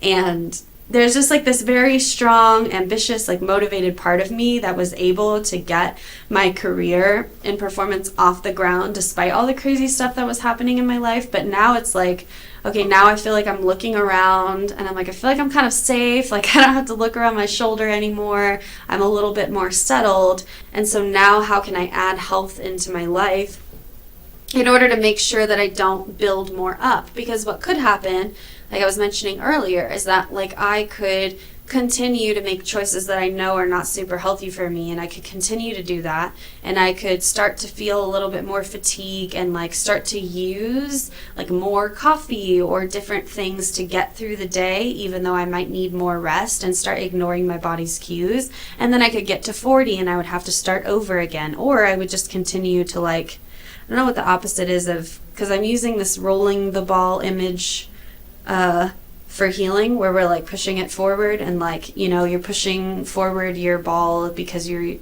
trying to create motivation. But there's also this, I don't know if it's a backwards moving ball. I'll have to come back to you on this image, but what happens when you get stuck and you settle, and then you, like, we use this term in our negative body image language where we say like you let yourself go. What is that image of letting yourself go? Like, I think maybe it's different for everybody, but obviously there's this balance, you know, between giving yourself the chance to have pleasure in your life. You know, like, you can still eat cake on your birthday kind of thing. I'm not saying that the best option for me right now is to like go back to when all I was doing was eating vegetables and I had very like strict rules. I'm in a point in my life where I've learned so much about healthy habits that I know that that's not the way to go.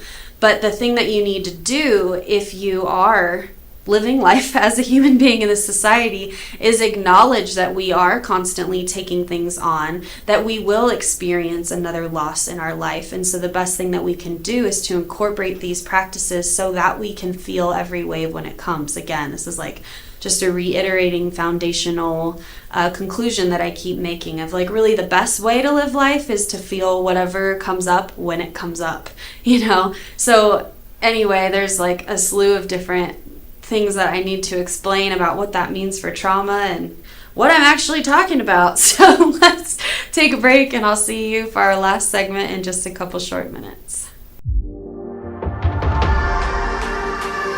Yes. This old dude here is down in the 89101 with the pimps, hookers, and crackheads.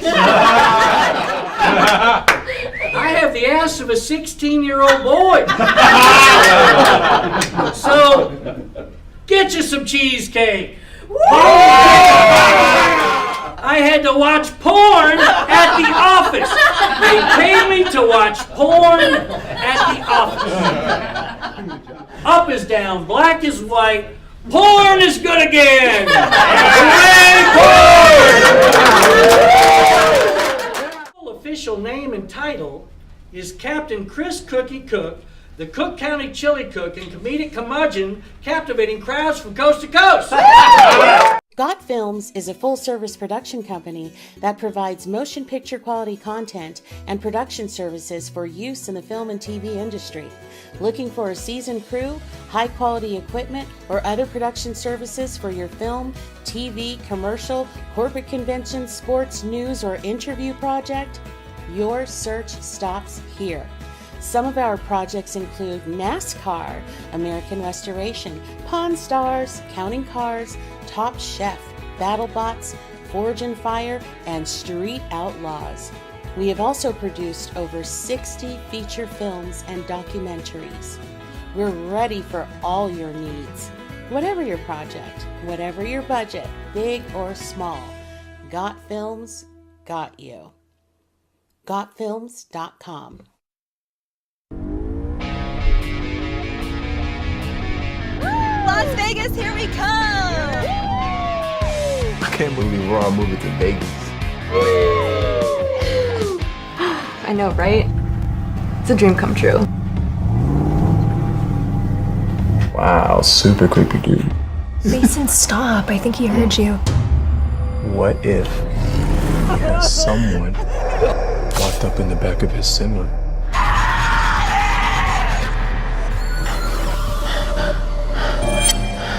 She's gone. Someone took her. Who's that creepy trucker?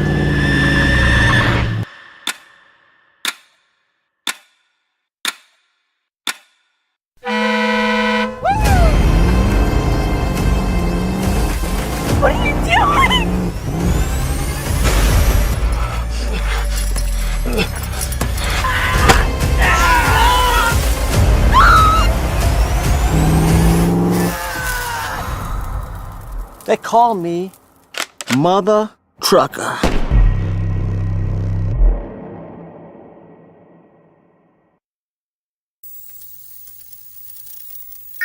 Hey everyone, welcome back. This is the last segment of this episode of Mental Melodies. I'm your host here, Carmen Bradley, and I have been talking today about something that I do talk about frequently, but specifically about being able to combat like the stress that builds up in your body. And so I brought up a new concept today that sees like the same thing I talk about from a biological perspective, and it's called oxidative stress, right?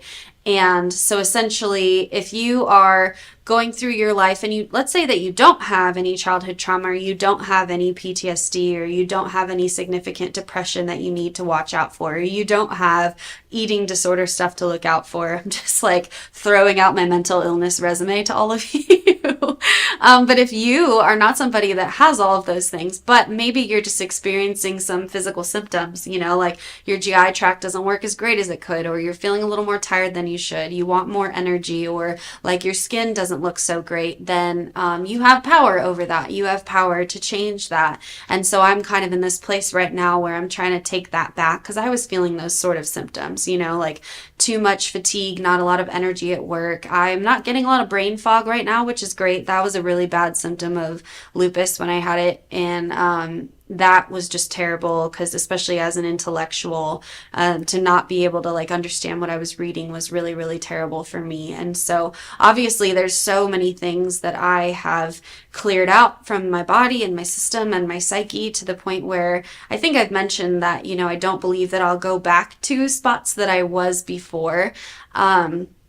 Like in acknowledging that I've been stuck in kind of a depression for the last few weeks, I also acknowledge like the beauty of being a part of like my little dog's life and then him leaving. There's also things that I could acknowledge that are valid, like February is actually the month that my brother died, so that anniversary will be coming up next week. Yeah, I think so. So it's those are things that your body does remember, it's like from a trauma perspective. Again, if we're talking about all of this and like how to heal and how your body is connected to like your mental illness. Here's another book for you called The Body Keeps the Score. They actually flashed that book at the end of, I don't remember if it was Smile. I think it was Smile. It was that horror movie, and it was basically about healing from your trauma, and it was metaphorical for that, and it was metaphorical representation of how your trauma like finds you. The ending I think is ironic, because I think that the message that the filmmakers were trying to get at was that like if you overcome shame and stuff, that you will be able to walk away from your trauma. There was another horror movie out that was about that also, that I think I might have mentioned before, the one about she was like a priestess or something, one of those exorcist movies, but I noticed that it was also just an allegory for the story that we have of overcoming trauma, like the power of shame and getting rid of toxic shame. And so I love that all of that is out, like in pop culture, but I think that a lot of people they just watch it as a horror movie, and maybe not really think about what it means for them or what it's supposed to mean. And that's the power of English teachers, right? Because we do that. We tell you how to analyze a movie so that you can think about it instead of enjoy it. But anyway, I think I think that I've made my point mostly, I guess, today, just about how important it is to not constantly, but just to every day, like make a practice of making your health a priority. So that's something, again, that I'm just like adding back onto my plate. So since you all know that I'm just experimenting with this life, I'm sure that you'll hear many updates about this project that I'm on in the upcoming weeks. But what I'm doing right now specifically, I guess, as like a habit change, is getting up right when I wake up. And today I didn't do that. Today was the day that I sort of did that. And the last few days I said I was going to, and I didn't. And today was better because I was in bed not as long, but I still didn't get up right when I woke up. And I have this thing where I'll stay up too late, and that's part of the problem. So like right when I woke up this morning, I didn't feel like I was fully rested. I think if I'm really following the plan that I want to follow, then I would get up no matter what, just what I used to do back when I was running a lot. But I'm always trying to find balance. And so I not only do I feel that I won't go back to certain periods that I've had in my life that were really dark. Like I will never be as depressed as I was after my brother died. I don't think I'll ever be fully agoraphobic again. I get to those places sometimes where I just don't want to leave the house. If you don't know what agoraphobic means, you know that lady in the I Am Sam movie where he's mentally declined and he has a daughter and they're trying to take the daughter away from him, and there's this lady that lives across from them that plays the piano and she never leaves her house. That's agoraphobia, and it's actually just as extreme as they make it look like in the movies, where I would go to work. I did go to work, but then I would come home and like I would order groceries and I would barely pop my head out the window to make sure I didn't have to talk to anybody and like slide my groceries inside. I would avoid text messages, avoid messes, like all of this. And so again, these are all these like crazy intense things I had to heal from. And so now I'm on a very micro level of that. I talk about like micro and macro a lot on this show too.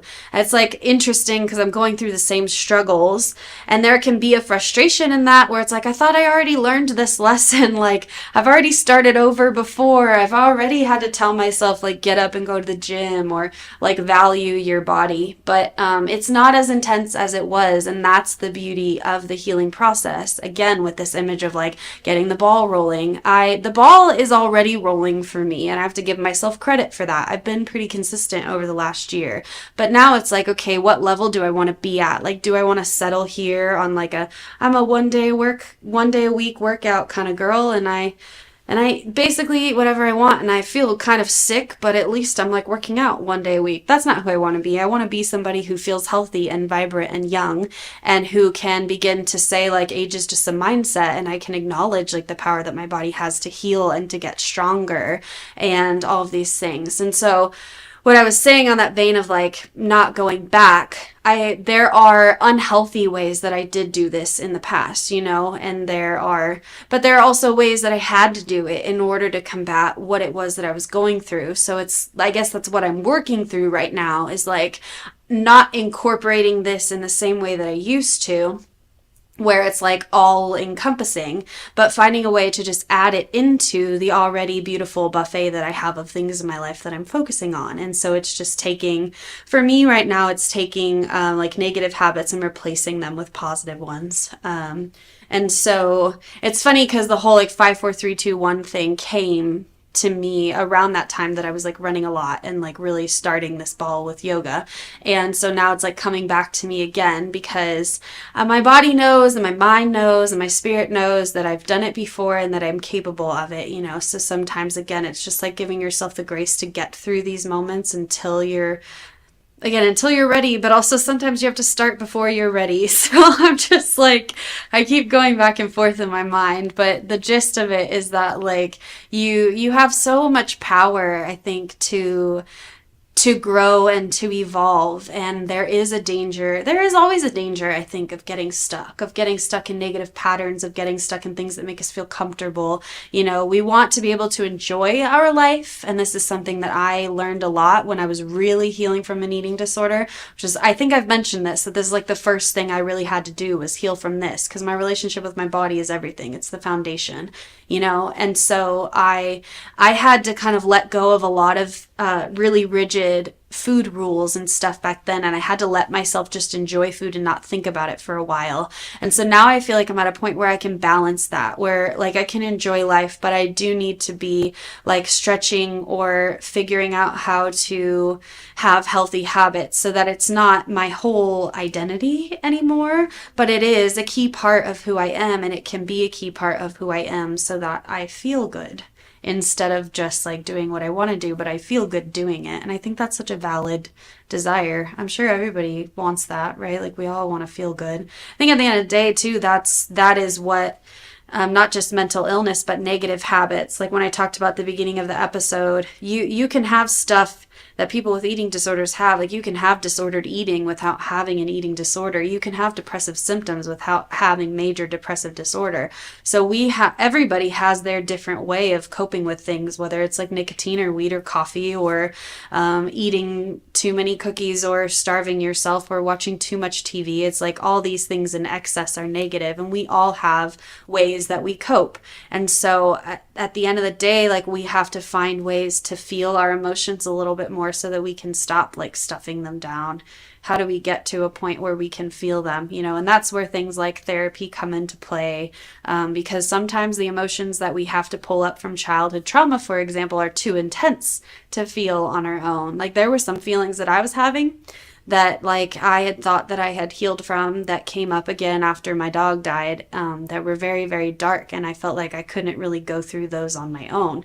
So there's, just so much to be said about the power of therapists and about the power of like empathetic people in your life, because I think that while a lot of the healing that I've done has been on my own and has been very internal, there also has been a lot of support, and I think people need that. And I think that without that, a lot of the healing that we can have is lost. And so that's just like, I guess, an appeal that I have out to the world so that more people can be open, so that people have space to like feel these things they need to feel, all of that. But I don't know, I guess here's my PSA for this week. Take care of yourself. Examine like the habits that you have, and maybe like try to pick one. I've talked about how like when you want to start habits, it's best to just pick one. Like, there are so many different things I want to change about my health right now, but right now the big thing is just getting up in the morning. So next week I'll let you know how many days I get up right when I wake up, and then you can give me some gold stars. I will see you all in a week.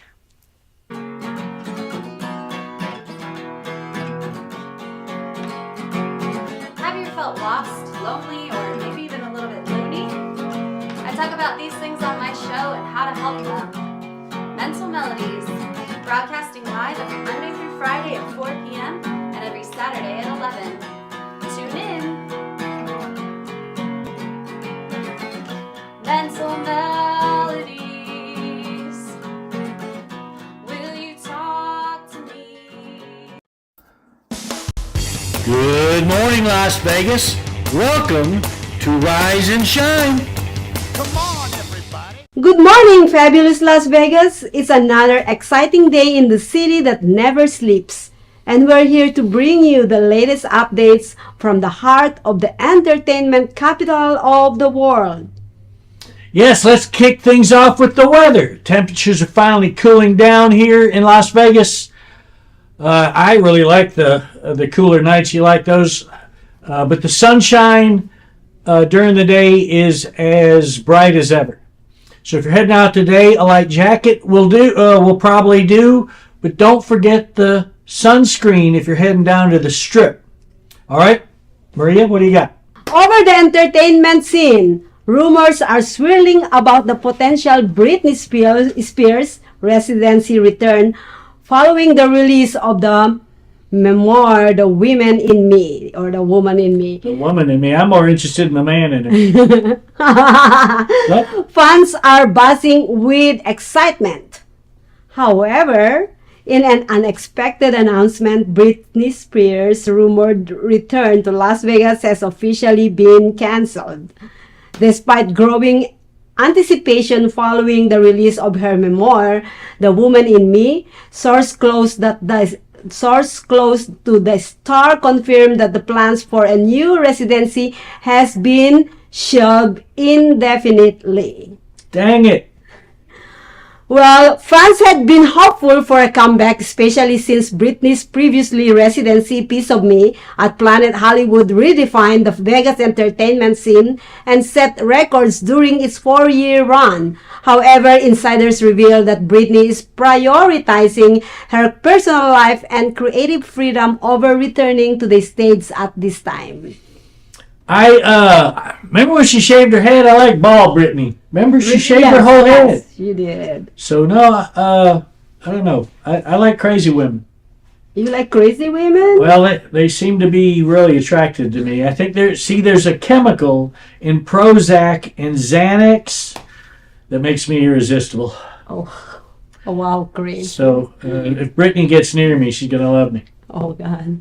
Right, I guess so. While the news may disappoint many, Brittany recently shared on social media that she's focusing on new creative projects and spending time away from the spotlight.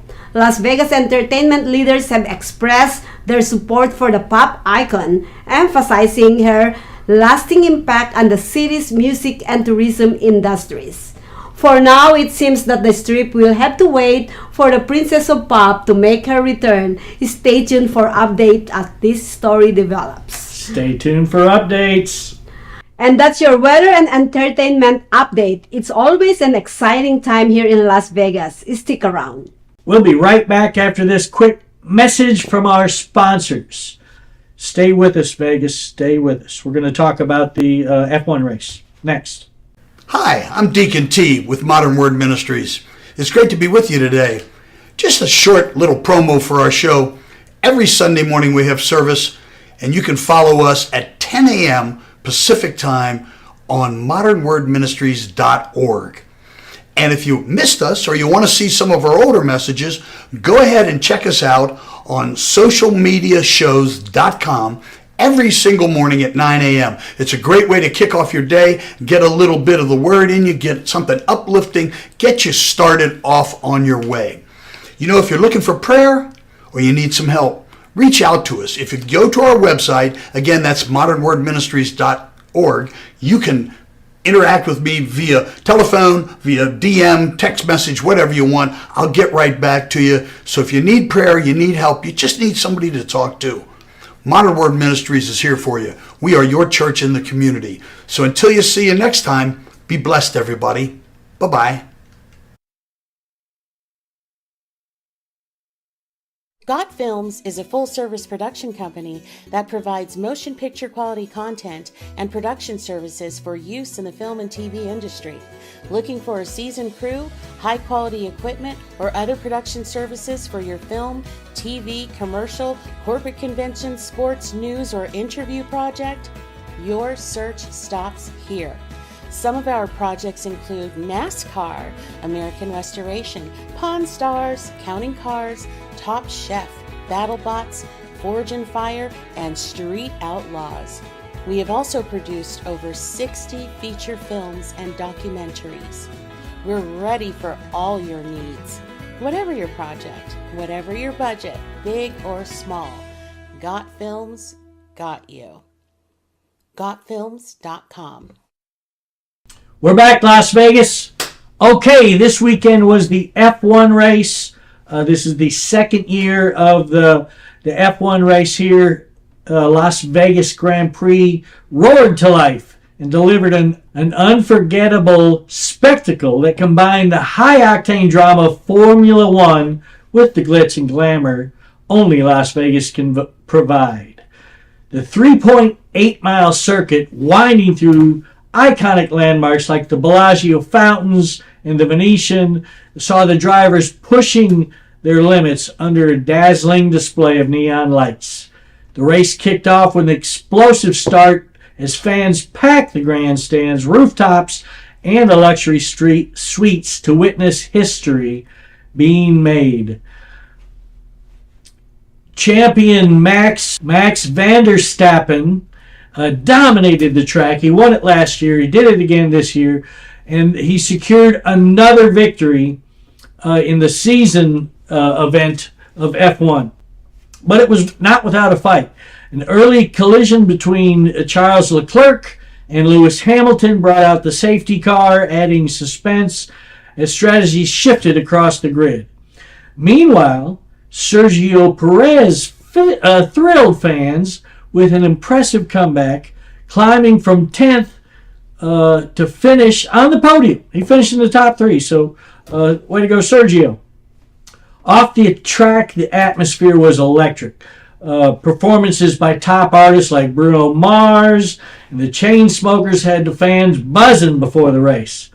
There was, of course, a spectacular fireworks display, as only Vegas can do it, lit up the night sky during the podium ceremony. Celebrities including LeBron James, Kim Kardashian, and Tom Brady were spotted soaking in the action. The event wasn't without its challenges, though. Pre-race traffic snarls tested fans' patience. Unusual November chill had some spectators bundling up. It also affected the car's performance a little bit.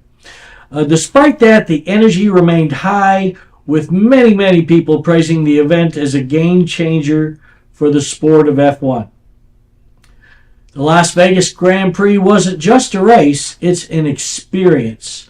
F1 CEO Stefano Domenicali put it this way: Las Vegas has set a new benchmark for what Formula One can be. With the world watching, Las Vegas delivered on its promise of speed, spectacle, and style. The question on everyone's mind right now: how do you top it next year? I'm Chris Cook with the sports. Well, the Las Vegas Aces also are still riding high from their WNBA championship, with proving yet again that our city dominates in more than just entertainment. Over at Allegiant Stadium this weekend, the Raiders also face Broncos. Yes.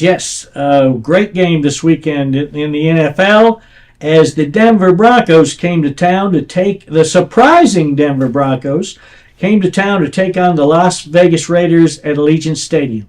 As the Raiders took on the surprising Denver Broncos, Denver finished last in the NFL last year and is 7-5 this year, surprisingly. But they came to Allegiant Stadium and beat the Raiders on Sunday. It was a great game. That leaves the Raiders' record at 2-8. And the Broncos are surprisingly 7-5. They got the quarterback right. They got the coach right. But it's a great place to watch a game. If you have not been to Allegiant Stadium, please take the time to check that out.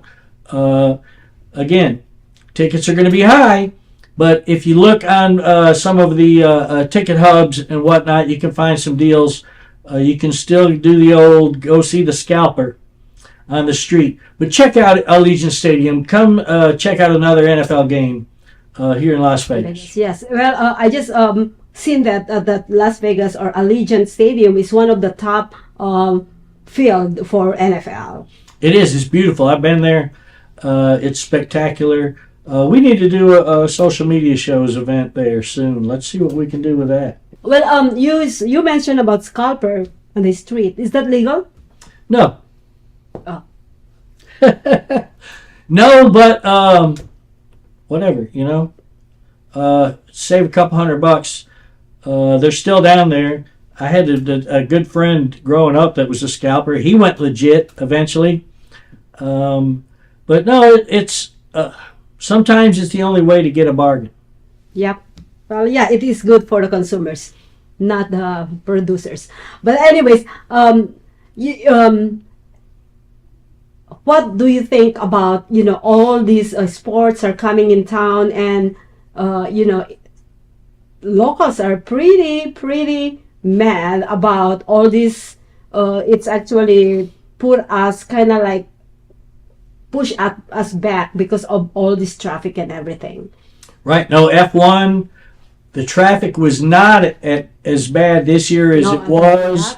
The cleanup, which took weeks last year, was done overnight this year. It's not. It is still a lot. Oh, some parts are down there. The Bellagio part, the Bellagio in front of the Bellagio is from Fashion Show Mall. So what's out these viewers from a Fashion Show Mall to Cosmopolitan, that is just 1 block away. It takes me 45 minutes. I don't know how I got there. I got an option to go around, and for a reason, the one inside the car with me, kind of like had said to me, Oh, thanks God, they're all gone. So now the strip is open. So I was in the back of my mind, it's back to normal. So I went in that area, and it took me 45 minutes To go a block. to go a block. Wow. Yeah, it's that particular part. There's a pedestrian bridge. That part is really the most congested of all of Yes. it. And when were you down there? Yes, yesterday. Yesterday. Oh wow. And also, I just wanna tell the motorists that the Harmon from Las Vegas Boulevard is still closed. That they actually built a ramp out there, so those ramps are temporary, so they have to take those down, and it takes a while. The stage that they have in front of Bellagio is not even started, and this was like Not it's tearing it down. You mean? not yet. They never had Yesterday. started it Wow. yet. That's what actually making the traffic really bad in that area. And from Tropicana to going south is really good. I haven't been to the Sahara area yet, so I have no clue how that looks like. But yeah, I was in the heart of Las Vegas Strip at that wrong timing of the day. It is, I think, 2 o'clock at the time.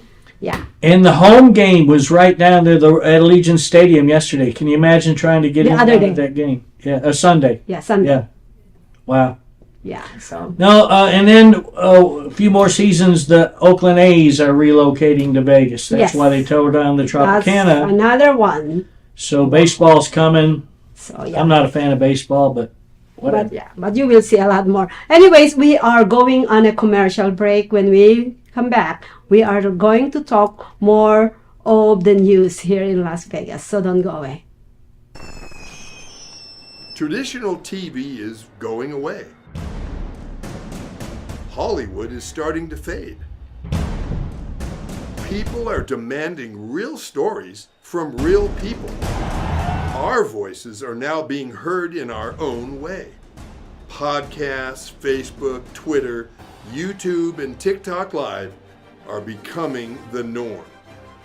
Internet TV has now reached the highest demand in human history.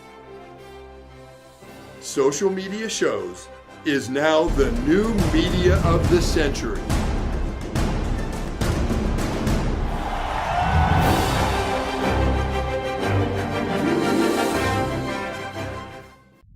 I was not ashamed of the hatred that I had to bear.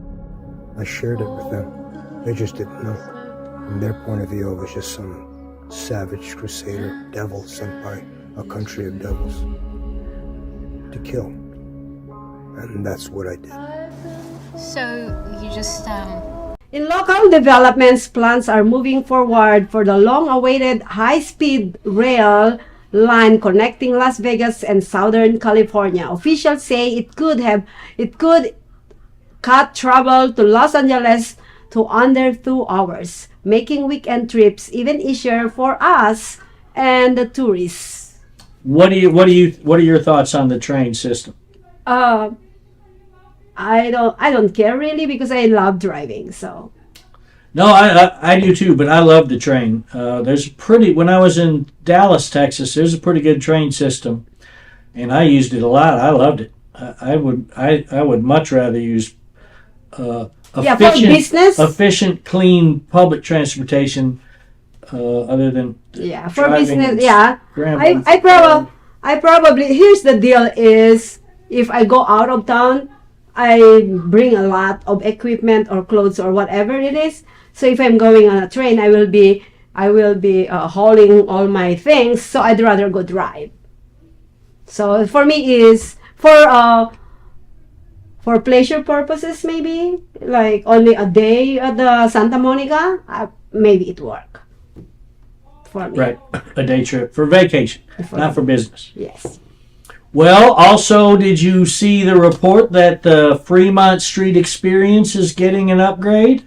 Oh, they should start doing the Christmas decorations too, huh? Oh, that should be any minute too. But yeah, I was down there for a show on Fremont Street. I went to see Rick Springfield. Oh. Remember him? How's He's that went? 75. How that went? He's wearing leather pants and out there shaking it at 75. It was a good show. It gets very crowded down there for these concerts. But it was a fun time until we got tired of being jostled and went inside to gamble. But check out Fremont Street.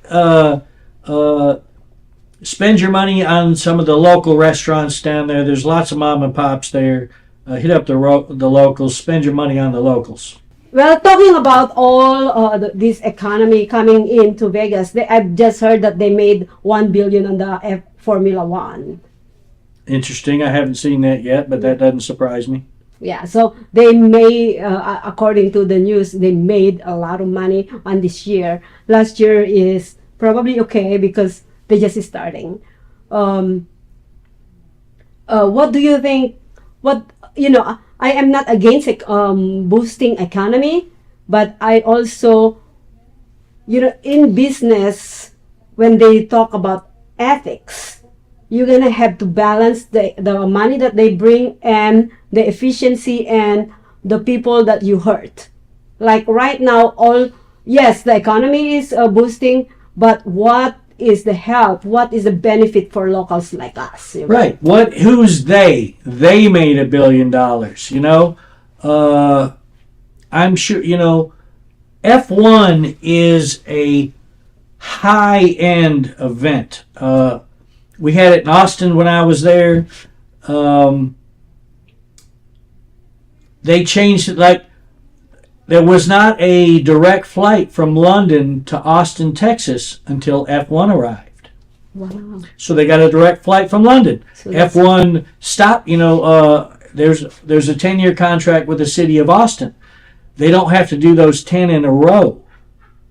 So they did 3 years and then they stopped for 4 or 5 years. This year, Austin was again in the F1 loop, but they may do that here as well. There's a 10-year contract. It doesn't say they have to be 10 years in a row. They might take a break, like they did in Austin.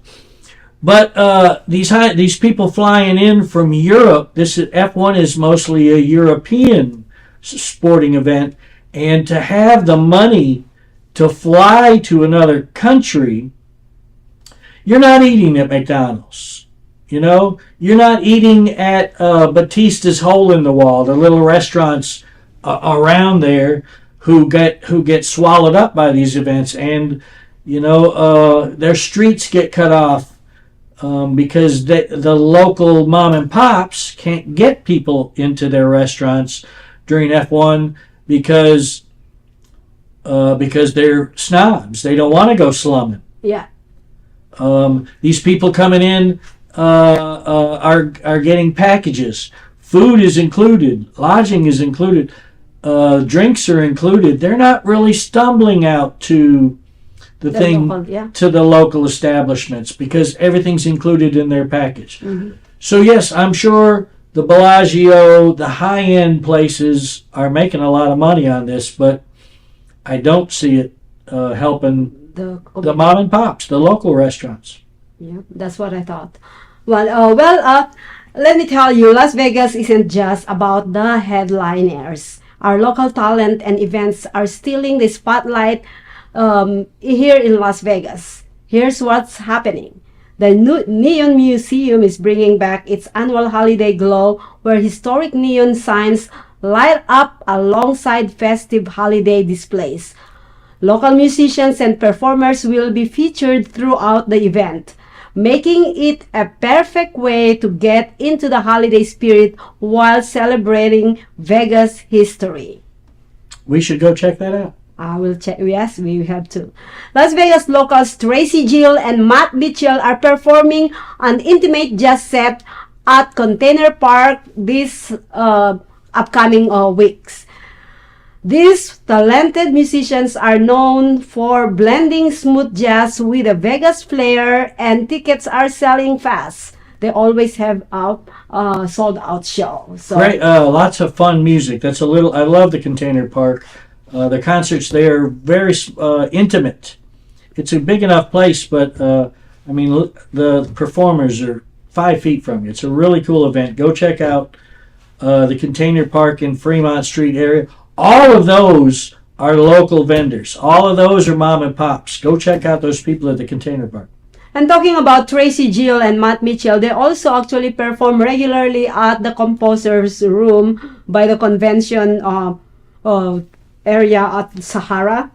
So go and check them out. The House of Blues Foundation Room is hosting a special open mic night every Thursday, giving Las Vegas aspiring singers, comedians, and poets a chance to shine. Whatever you're showcasing your talent or cheering on your friends, this is where Vegas magic begins. Support local, celebrate Las Vegas. From live music to comedy, there is no shortage of entertainment happening right here in our community. Be sure to support these incredible local events and performers who keep Las Vegas vibrant and alive. I didn't know the House of Blues is a comedy also. I'll have to check that out. All right, we're going to go for a quick commercial break. We'll be back in 2 and 2. Hi, I'm Deacon T with Modern Word Ministries. It's great to be with you today. Just a short little promo for our show. Every Sunday morning we have service, and you can follow us at 10 a.m. Pacific Time on modernwordministries.org. And if you missed us or you want to see some of our older messages, go ahead and check us out on socialmediashows.com every single morning at 9 a.m. It's a great way to kick off your day, get a little bit of the word in you, get something uplifting, get you started off on your way. You know, if you're looking for prayer or you need some help, reach out to us. If you go to our website, again, that's modernwordministries.org, you can interact with me via telephone, via DM, text message, whatever you want. I'll get right back to you. So if you need prayer, you need help, you just need somebody to talk to, Modern Word Ministries is here for you. We are your church in the community. So until you see you next time, be blessed, everybody. Bye-bye. And welcome to the next exciting episode of Arena War. Fresh batch of institutionalized gladiators fighting for their freedom. Ready, here we go. You guys heard Perez? Yes, smell that. Get back! Those on the line, the parole board has offered you a ticket out. Win Arena Wars, win your freedom. 7 arenas with 7 of the most vicious killers the world has seen in the last decade. You make it out alive, you get to go home. Luke Bender, you're an innocent man. Innocent man can mean big ratings. I'll be watching. I think it's time to audition Mr. Bender. No! What was your last physical? Cell block shower this morning. Oh yeah. You ready for this?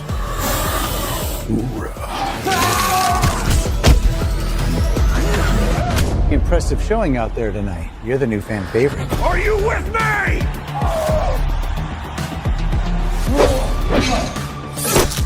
Cutie pie back for the kill. If you want to live through this, we have to work together. I'm watching you. Smile for the camera, thug life. Wow! It's showtime! We have to finish this. Come on!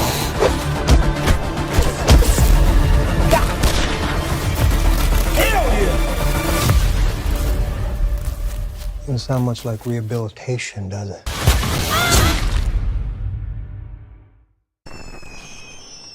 Traditional TV is going away.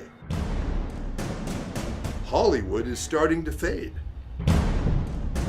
People are demanding real stories from real people.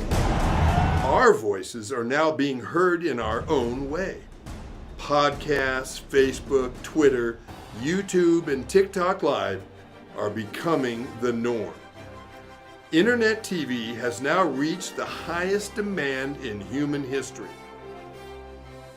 Social media shows is now the new media of the century.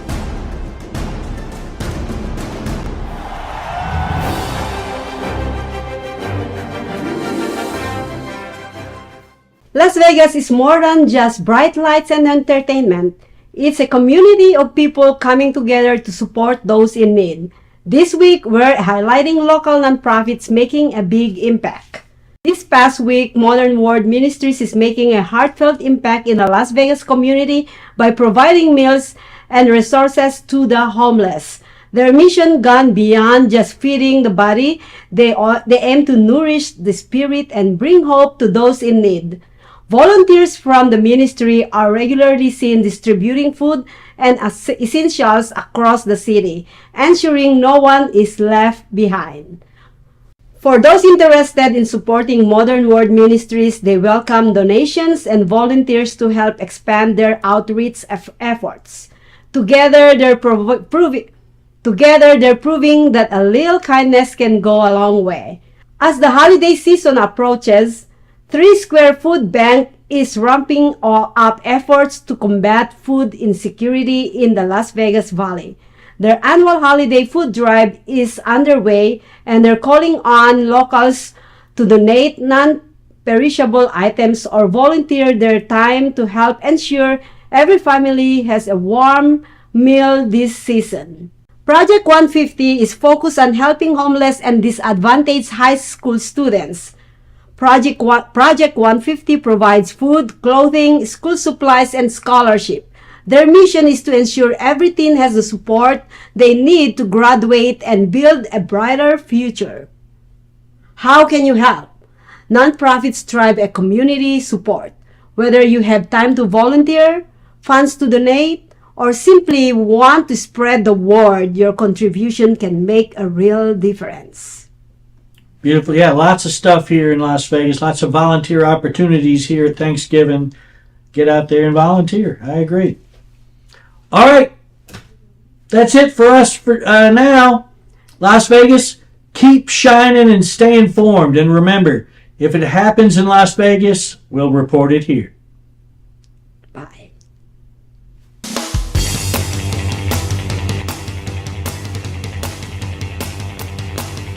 Come on, everybody.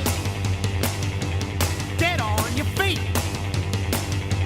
Listen to the sound of a brand new beat.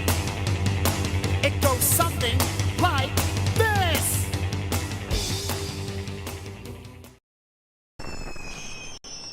Traditional TV is going away.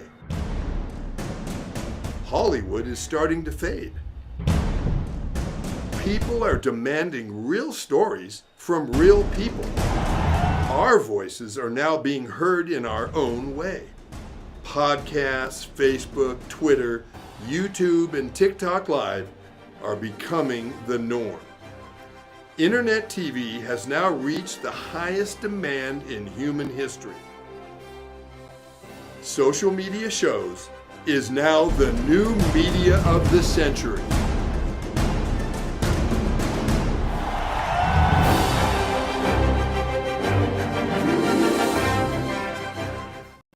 Hi, I'm Deacon T with Modern Word Ministries.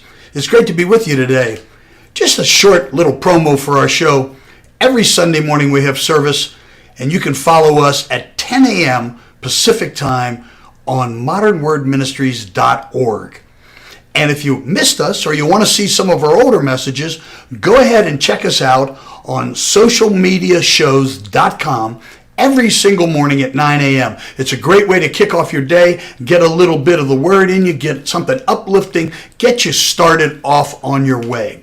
You know, if you're looking for prayer or you need some help, reach out to us. If you go to our website, again, that's modernwordministries.org, you can interact with me via telephone, via DM, text message, whatever you want. I'll get right back to you. So if you need prayer, you need help, you just need somebody to talk to, Modern Word Ministries is here for you. We are your church in the community. So until you see you next time, be blessed, everybody.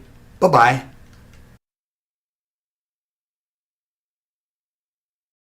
Now on digital and DVD. Did it? Space Wars Quest for the Deep Star is an epic sci-fi adventure. Do what needs to be done. An edge-of-your-seat wild ride. We have company. Tons of popcorn-munching fun. 5 stars. A love letter to the sci-fi films of the 70s and 80s. With plenty of action and fun for all. You need to see it. You really do. The captain just decided it's time to go. I am ready for a sequel. Experience a bold new adventure. Space Wars: Quest for the Deep Star. A good old-fashioned adventure. Now on digital and DVD. Welcome to social media shows. Have you been watching social media shows recently? Of course you have. We have been live streaming for 4 years across social media platforms. We produce over 70 shows with over 1,000 episodes. In the process, we've helped over 100 creators realize their dreams and start their own show. We give platforms to promote your business. If you are an artist, if you have an event, if you are entrepreneurs, or if you have a story. If you haven't done it yet, go ahead and subscribe and follow us on major social media platforms. And if you have a great idea of a show, join us. Social media shows can help you produce and live stream your own show. Let us help you make your dream become a reality.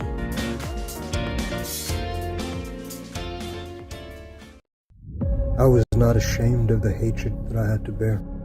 I shared it with them. They just didn't know. From their point of view, I was just some savage crusader, devil sent by a country of devils to kill. And that's what I did. So you just come here and pick up trash? Well, the ranch is gone. They burnt it down years ago. This cave is all that's left. Most people see it as some evil relic from the past, but to me, it's sacred. I think you'd really appreciate what you're doing here. I know I do. I'm Millis. Melissa.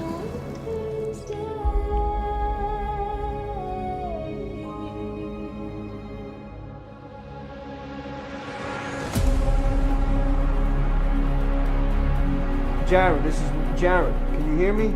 I don't need a text message. I need a human being to talk to me. Hi, Millis. This is Mandy. I'm Melissa's sister.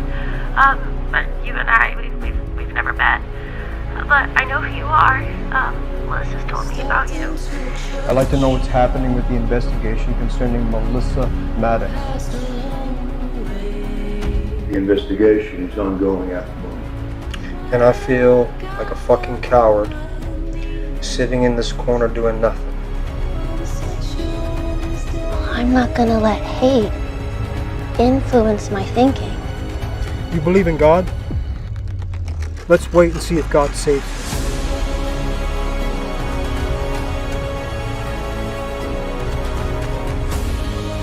Don't get wrapped up in the hate, my man. It will blind you and complicate your journey.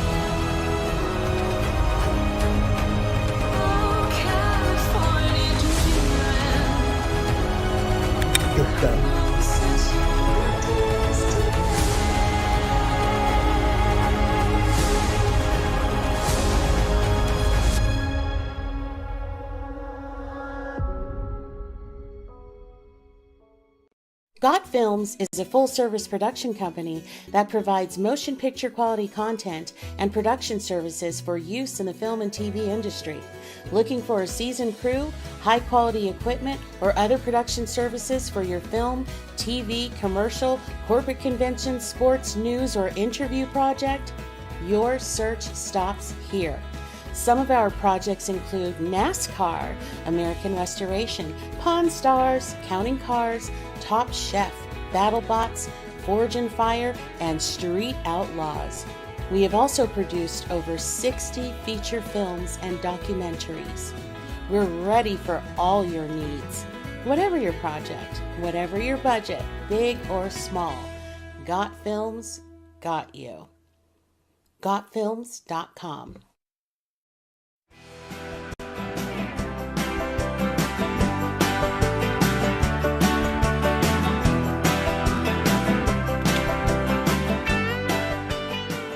Hi, and welcome to this week's edition of the Las Vegas Advisor Weekly Update with Anthony and Andrew. Today is Friday, December 13th. Yes, Friday the 13th. What do you think about that, Anthony? Ooh, scary. Are you afraid?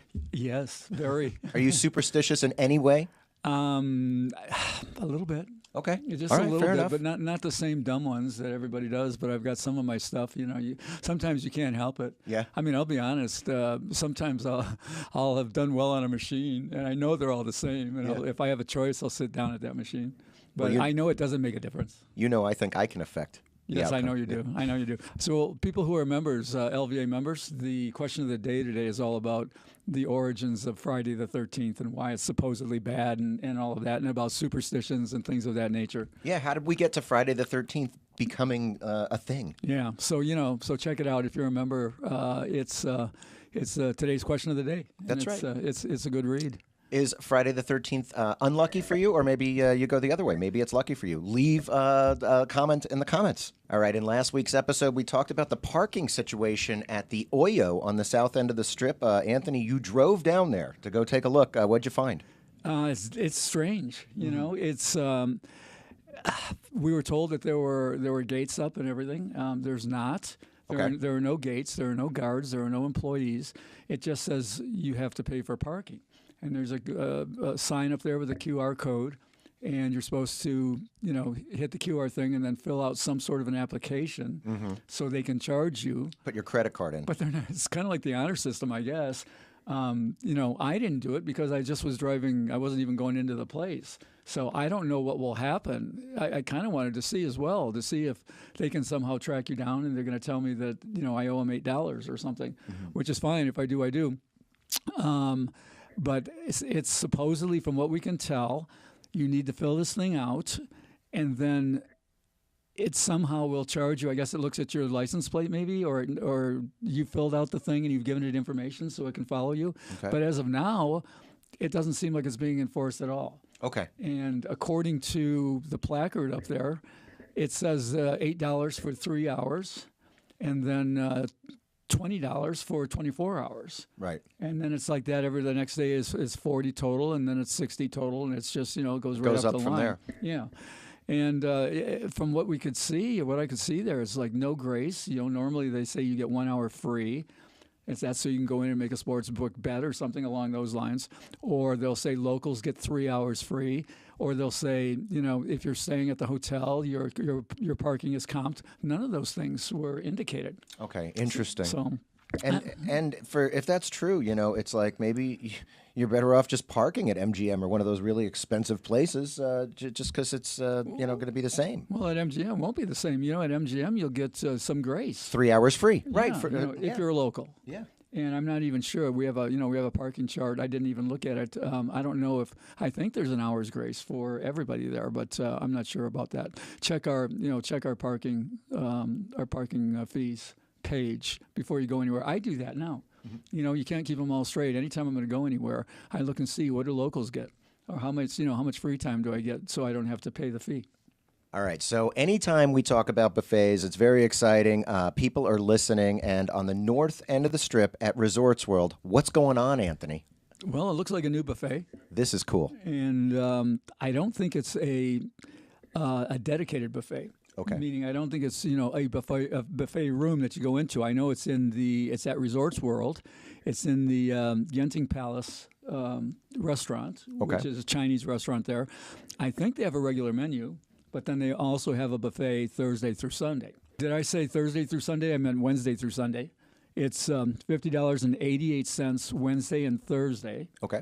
And then it's $60.88 on the final 3 days, Friday, Saturday, and Sunday. Okay. Notice that 88. We were talking about superstitions and all. Mm-hmm. 88 in the Asian culture is lucky.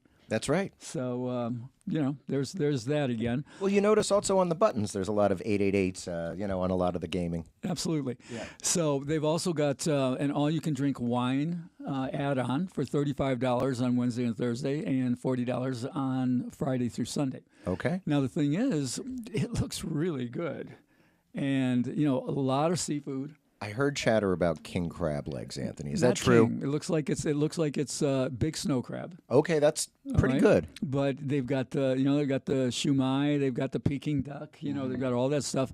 And here, you want to see it? Go to Explore Vegas. Okay. All right, and look at their YouTube videos. Yeah, they have a YouTube channel, Explore Vegas. I think explorevegas.com, I think is what they're called. We're putting a link up to it. Okay. But they put up a video on this thing already. And they go over and they show you all the dishes. It looks fantastic, and that's where you'll see that it's the snow crab, not king crab, but they're the big snow. Okay. So they taste the same. I don't know. I don't think they do. Do you? I mean, yeah. If they're big enough, but they're split, so you don't have to crack them and do all that. I mean, it's beautiful. It's one of the most beautiful presentations. So go, check out the link and go check out Explore Vegas. Okay. And they do, Explore Vegas. We got to give them some credit. They review buffets like they've reviewed them all. Oh wow! And if you're ever thinking of going to one, go find their their video. They do good camera work, and you can see what the thing looks like. Okay. All right.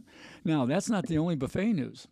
I mean, I went and tried the M Buffet's Sunday brunch at Anthony's. Okay, and that's very south, right? That's like by South Point at the M. Farther than South Point, yeah. It's Yeah, a like little the bit farther. First casino after Prim that you encounter on the way into Vegas.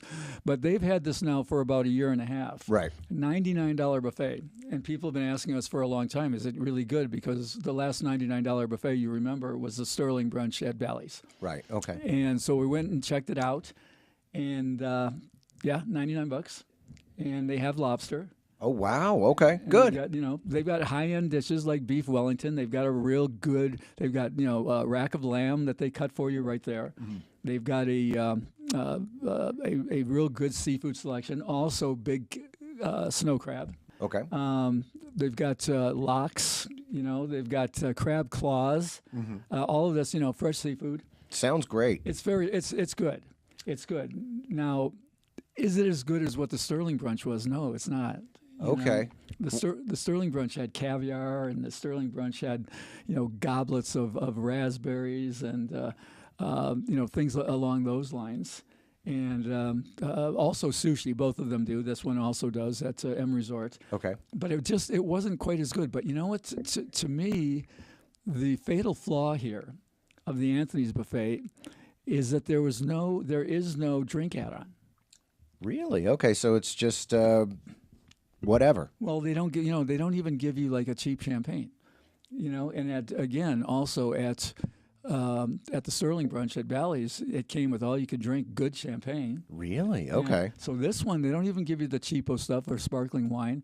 They don't even give you the option, like we talked about the one at Genting, where you have the option for 35 or 40 to add on to that. I hope I mentioned that. If I didn't, You did. Okay. And you can add on if you want that buffet. So all of a sudden, you turn your $50 buffet into an $85 buffet, but it comes with all the unlimited wine. That's right. And there was nothing of the sort at Anthony's, at M Resort. You had to just order off the menu. And, I was, with someone, and she got a $15 mimosa that adds on to the price, and I got a $9 Heineken, which adds on to the price. Right, so it just keeps going up, up, up at your buffet. Yeah, so I mean, it was good. I mean, I would go back, and it's a good splurge. And now it's got competition with this splurge, perhaps at Genting. But of the two of them, it looks like the better deal is probably Genting, even though we haven't tried it yet. One more thing, too, about the M Resort. When that came out a year and a half ago, it was like almost a 3-month wait to get reservations. Wow, okay. And I actually called 2 days before and was able to get the last seating. So you still want to call to get reservations, but it's nowhere near as tough as it used to be. And actually, I hear they're taking walk-ups, too, and you can always ask to eat at the bar. That's kind of like a secret place. That's the hack. That's the pro tip. Okay, so you can ask to eat at the bar and then just make sure you get a reservation so you can... If you don't have a reservation, I'm saying. If you don't have a reservation, you can walk up and say, well, there's seats at the bar. Can I go there? And they say that you can. But it's better to call ahead with the reservation. And since we're talking about food, let's go downtown to near Fremont Street. And one of Vegas's best hot dog deals has taken a hit. What happened at the Downtown Grand, Anthony? Well, one of the best deals anywhere in town. You know, not just hot dogs. We've been talking a long time about a hot dog and a beer for $2 at Downtown Grand. Yep. and it's gone up to $3. Oh no, $3. Yeah, and they've changed it a little bit, and they did like kind of what a lot of the casinos do. They go, we've enhanced it, we've made it better. Well, what they did was you used to get a hot dog and a cup of PBR, a little beer. Yeah. And now it's a hot dog and a can of PBR. Right. So you get a full 12 ounces now. Yes, but here's the deal. And it's funny because I've seen people get that and eat the dog and give away the beer or say I don't want it. And I've seen people say keep the dog, just give me the beer, because they were getting a cup of beer for $2, which was less than they were paying at the That's right, at the bar. at the thing, right? So you would think this would be a little bit better. But, doing the analysis as we like to do around here, the cup of beer was a 10-ouncer. Mm-hmm. And the can is a 12-ouncer. Right. So you're paying an extra. What this boils down to is you're getting the exact same deal with 2 ounces extra of beer for an extra $1. Right. So it's mathematically not a better deal. No, it's not, because that equates with getting basically paying for a $6 beer. Mm-hmm. All right, so that's what it works out to. If you were to expand the two ounces to 12, it'd be like that beer just cost you $6. Yeah. So it's not a better deal. It's still a good deal. We just want to make people aware that that has changed. Okay, so you heard it here. And also, if you are at the Downtown Grand on Friday nights, they're doing a comedy show at Freedom Beat. So that's every Friday now. Something I didn't know. And if you know me, you know I love that prime rib dinner at Freedom Beat. Hey guys, it's Andrew from the Las Vegas Advisor, reminding you to go to the description box in the video and click on the link to get your member rewards coupon book. So when you come to Vegas, you can save thousands on all sorts of fun stuff to do. Happy couponing. Right, so go to the link in the description box, become a member for this year. The new year is upon us. And also, if you check your email box, you will notice you got an email from LVA saying that Monday is the last day to ship. So get your orders in. Last day to ship for the holidays. To be in time for Christmas. Right. Yeah. So, this is based on the post office. They say Monday's the last day to ship. So we sent out a notice to everybody saying, last day to get things from our catalog. And we decided at the last second we're just throwing in a 25% discount on top of it. Well, there you go. Everybody likes a discount, right? So it's for everything except memberships. Mm-hmm. And the code is HOLIDAYS, HOLIDAYS 2024. HOLIDAYS 2024 will get you an extra 25% off of the already discounted prices. And, that's what people are buying. I'll tell you what they're buying. They're buying the new books, Breaking the Slot Code. We talked about that. Talks about the Advantage Play slots. They're buying the Advantage Players, which is the book. The whole story, the book about Advantage Play in all different areas, from gambling to cutting locks, believe it or not. And I think being a rock band, it's an interesting book. And we've got the Gambler's Calendar that we've been talking about. There's the calendar. Nice. It came in. Stands up on its own. Stands up on its own. It's a tear off. Okay. Right? So you go day by day by day. Every day has something about gambling, whether it's trivia or whether it's advice or it's some sort of insight, and it's done by Miss Brown is what she goes by. She is a professional and very, very good gambler. Okay. And so the advice in here is very good. She's good enough. I think we've said this before. She's one of the chapters in the Advantage Players book. Okay. So if you get the book, you can get a little background on the person who created the calendar. Yeah, kind of it's cool stocking stuffer, and you can get it at 25% off throughout the weekend. Okay. And it almost will fit into a stocking. So all the links are going to be in the description box below. And as always, every week we like to give you an update on the Circa Survivor competition. What's going on, Anthony? A quick update this time, Andrew, because almost nothing is happening at all. 2 weeks ago, only 2 players dropped out. Last week, only 1 player dropped out. Okay. We're down to 51 now. It makes the inherent value of each $1,000 entry is now $279,725. Wow! So it's going to get exciting, because when we get to Christmas, that's when you've got to pick on Christmas Day and then on the weekend. So that should thin the herd quite a bit, but down to 51. And in this week's question of the week, it comes to us from the comments section. And it's based on something we had talked about last week. It's not really a question. It's somebody making a comment, which we want to address comment on. Yeah. Yeah. So last week we talked about taxables. If you hit anything $1,200 or more on a gambling machine, you get a taxable. You get a W-2G. So Anthony said now he gets a taxable on that. And the guy wrote in the comments, "Come on, Anthony, you know better than that. All winnings are subject to taxes. The $1,200 amount is the reporting requirement for the casino.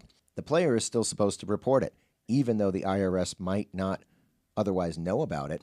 This is a mistake casual gamblers make all the time. Let's provide accurate information so that the gamblers can make informed decisions." Well, what do you have to say, Anthony? Well, it is accurate. What I said is accurate. I said, he's going to get a taxable now. Okay. And I didn't say anything about he should or shouldn't pay his taxes. Right. I agree. People, you're supposed to pay your taxes on gambling winnings. Mm-hmm. And a lot of people don't like getting taxables for lots of reasons. Maybe they don't want to pay those, pay them, and they don't want a record of it.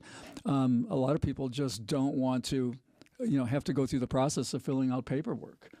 And, and the reality is that most people are not going to have gambling winnings to claim anyway at the end. Even if they did hit a taxable and didn't fill out the papers, by the end of the year, if they gamble enough, they're probably still not going to be in the black. They won't be in the black on their play. Yeah, you're playing a negative expectation game. We always talk about it. And, the longer you play, the more likely you are to lose over time.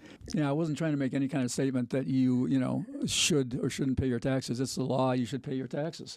We have a book on it, Tax Help for Gamblers. Yep. And you can get 25% off this weekend, right, on that book. But it explains the rules and what you're supposed to do. Yep. But the reality is that he says, come on, let's give accurate information. Well, that was accurate information. If he hit it, he would hit a taxable, and there was no advice beyond that. This week's Jackpot of the Week, I really like it because I don't have to read it. The video tells the story. It comes to us from your friends, Christopher and Claudia D. Here we have a very interesting one. Don't see this very often. Delta flush and 4 to the royal. So the proper play is to go for the royal flush on the 3 of them. We got them all held right, and there we go. Yep. She got one. Yeah, you see it's tu tarjeta. Yeah, she got one.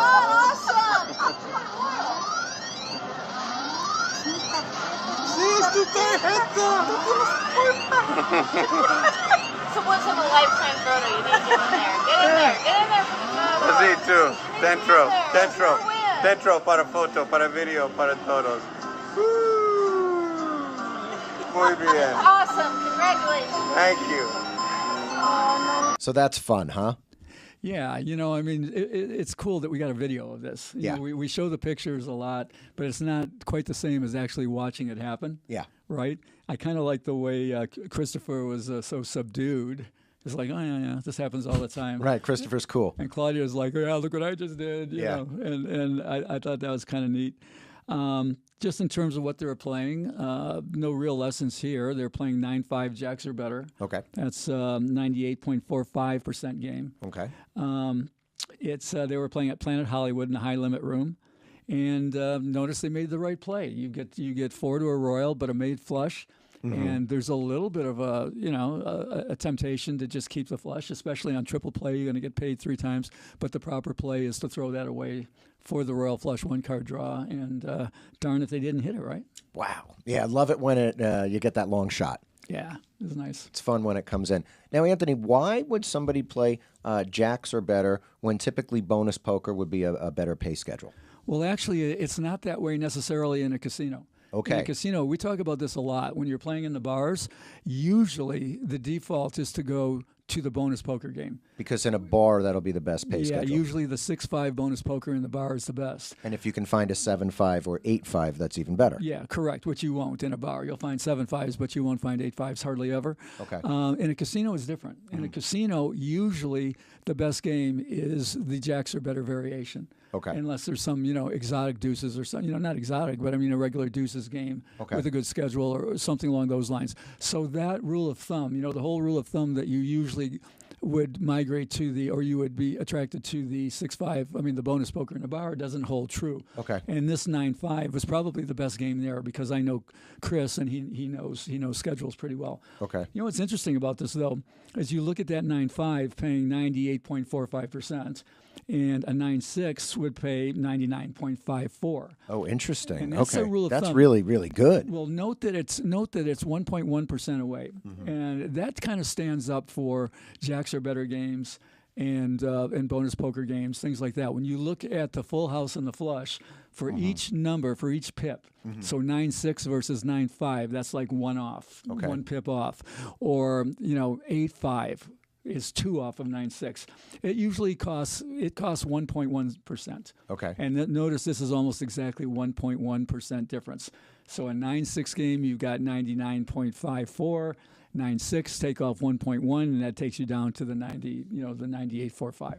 All right. So as you can see with the arrow on the pay schedule, that's kind of what we're talking about. And so always check that area. You know why I don't like playing jacks or better? Because it's boring. Well, yeah, because essentially you only get 125 credits for the 4 of a kind. Right, it's boring. Yeah. And it's people want to play where they can get a bigger jackpot. That's right. And that's typically why they go away. But in most cases, you'll find that a jacks or better game, especially if it's full pay jacks or better is better than full pay bonus poker. And that's it for this week. Thank you for liking, sharing, subscribing. All the links in the description box below. Anything to add, Anthony? Just to set your calendars for Beer Friday. Yeah, let's do it. Next Friday, 1 week from today, 12/20, December 20th is Beer Friday. Okay. 4 o'clock. Be there. To Las Vegas, where the stick man, he recognized me. He said, hey man, do you need another shot at freedom and harmony with your jackpot in Vegas?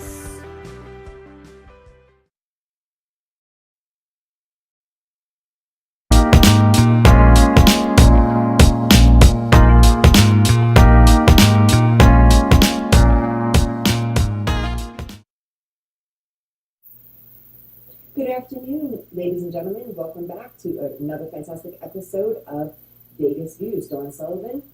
Danny Meyer. No meds. No meds. Talking shit. Talking shit.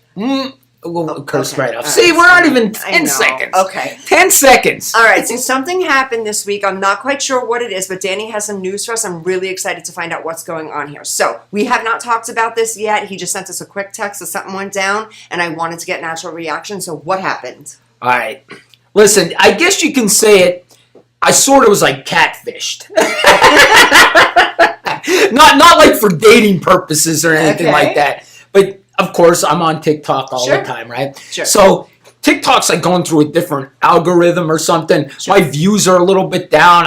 I'm usually like a bad view for me is 10,000. Now I'm at 5,000. I'm like something's, and 5,000 views for somebody that's just starting is great, but for me it's really down. It's concerning. Yeah. So I thought I got to start going live again, at least every night, maybe 4 or 5 times a week, so people get seeing me on live, right? So long story short, I was going to make a commitment to start going live like 5 nights a week, right? Okay. So I'm sitting there watching TV and I get a DM message through my TikTok. And it's this girl and she said, hey, she says, I've been following you. I was at the courthouse during the Idaho 4 case. I sat right behind Brian Kohlberger. Yeah, she goes, I can tell you everything, what his demeanor was. I'm like, great, I said, I'm going to go live. I'll bring you on live with me. Sure. So I did my due diligence by looking at her profile and she had 10,000 followers, believe it or not. Okay. So I thought, okay, I'll put this girl on. So, long story short, we're on about an hour and a half. We were on till like 12:30 in the morning. Okay. People liked it. We were going back and forth. So let me ask you, did she have some good information for you? She had notes. She had like a book. She had notes and everything. And I was like, all right, this girl's pretty good. So long story short, nothing happens that day. The next day, right? She DMs me and says, I'm going to be at the hearing on September 1st. Do you want to go live that night? I'm like, yes, because there's another hearing that's for that. massive for you. I'm like, Yeah. this is great. This is Yeah. big. Okay. I got somebody that lives in Idaho. This is great. I already was live with her, this and that. Yesterday, I get a DM from one of my followers. Hey, that girl that you had on live? And I'm like, yes. She goes, here's the article about her. She posed as a fake reporter that was passed away and went into a press conference. No. Yes. A reporter that passed away, she went into a press conference, said she was that reporter in the Idaho 4 case and was asking the cops and the DA questions. So you got And then they figured out, catfish. you ain't, yes, this girl, you know what my girlfriend said? She probably wasn't even in that courtroom and you listened to everything she said. So Did she it seem like she was making sense? Like it was all legit? Yes! Yes! That's so scary. Yes. That is scary at that point. Oh my God. Did you apologize to your followers?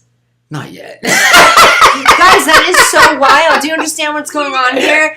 That is so crazy. So she's a total fake. I'd assume yes. Yes. She's a total, she went into a, she hit national news. I got the article. She hit national news by doing I this. almost feel like protective of you for some reason. I know. I want to call her. So And listen, what I did you do? block her. I block her. Did you right? say anything to her first? Like, No, I that's just- really weird. I Like, just blocked go her. get some help. So, you ready for this? I block her. Okay. She DMs me through another profile and says, this is my backup account. Why did you block me? And I just thought, I'm just not wasting my time with this girl. I blocked her Danny, again. did she do all of this just to get to you? I don't know. It was weird. That's the vibe I'm catching. Aren't you guys catching that vibe that like she's doing this to get to you? I don't know. That's She's freaky. blocked now. It was weird. So do It we was know weird. where she even lives? No. Is that like She no said she clue? lived in Idaho, but probably not. Well, no, definitely not if she's not that person. So tell me about the deceased person though. Did she use the name of She used that name of a dead reporter. So if it was Googleable, you would have Googled Yes. but you would have found out the reporter was dead. Yes. So she didn't tell me she was that reporter. Okay, she didn't tell me she was that reporter. Oh. She told me her real name. She faked as a reporter to get into a press conference and got caught. Like, she actually went into a press conference. Say this is a police press conference. So wait a second, hold on, that's changing the game. She now. had an ID saying, hey, I'm this person, and she wasn't. Oh, so wait a second. Did she really get in though, or that's bullshit crap? She got in and asked questions as a fake reporter. Oh, I'm not so mad at her. She hit national news. She said, she got caught doing this she faked as a dead reporter. So I took it like this. Like she was just looking to meet you and get on your platform and this and that. No. So in a sense, what she did was kind of like gnarly. Like I can see our producer doing that. Didn't she do that at I Area can see Maria 51? doing that, yes. Maria would do that. She did that at Area 51. She snuck in like, hey, it's just me, right? Right. She tried? Right. Yeah, okay, so that's not that bad. That's actually kind of crazy. It is kind of crazy, so I just didn't want to be associated with that. I definitely wouldn't want to be associated with that too, but it takes a lot of guts. Yeah. I agree. Okay, It lady, takes what's her guts. name? Her real name? She was going as Fairy on that. Fairy. Yeah. Fairy. I was mad at you for a second because I was getting protective of Danny, thinking that you were just trying to meet him and do some weird fake stuff. But wow, that takes a lot of guts. Personally, I wouldn't do that because that's completely illegal, and Right. I don't do illegal things. That's wild. Yes. It's crazy. So she used fake information. She got in. Yeah. Wow. That's crazy. Do you think they're going to put her away, press charges? No, Did they I don't that? think they pressed charges. They didn't. They just let her go. They told her not to do it again. I read the article. Yeah, she wasn't arrested or anything. Don't say that with Maria around. Like, what? You could get into the courthouse. Maria will be at Area 51.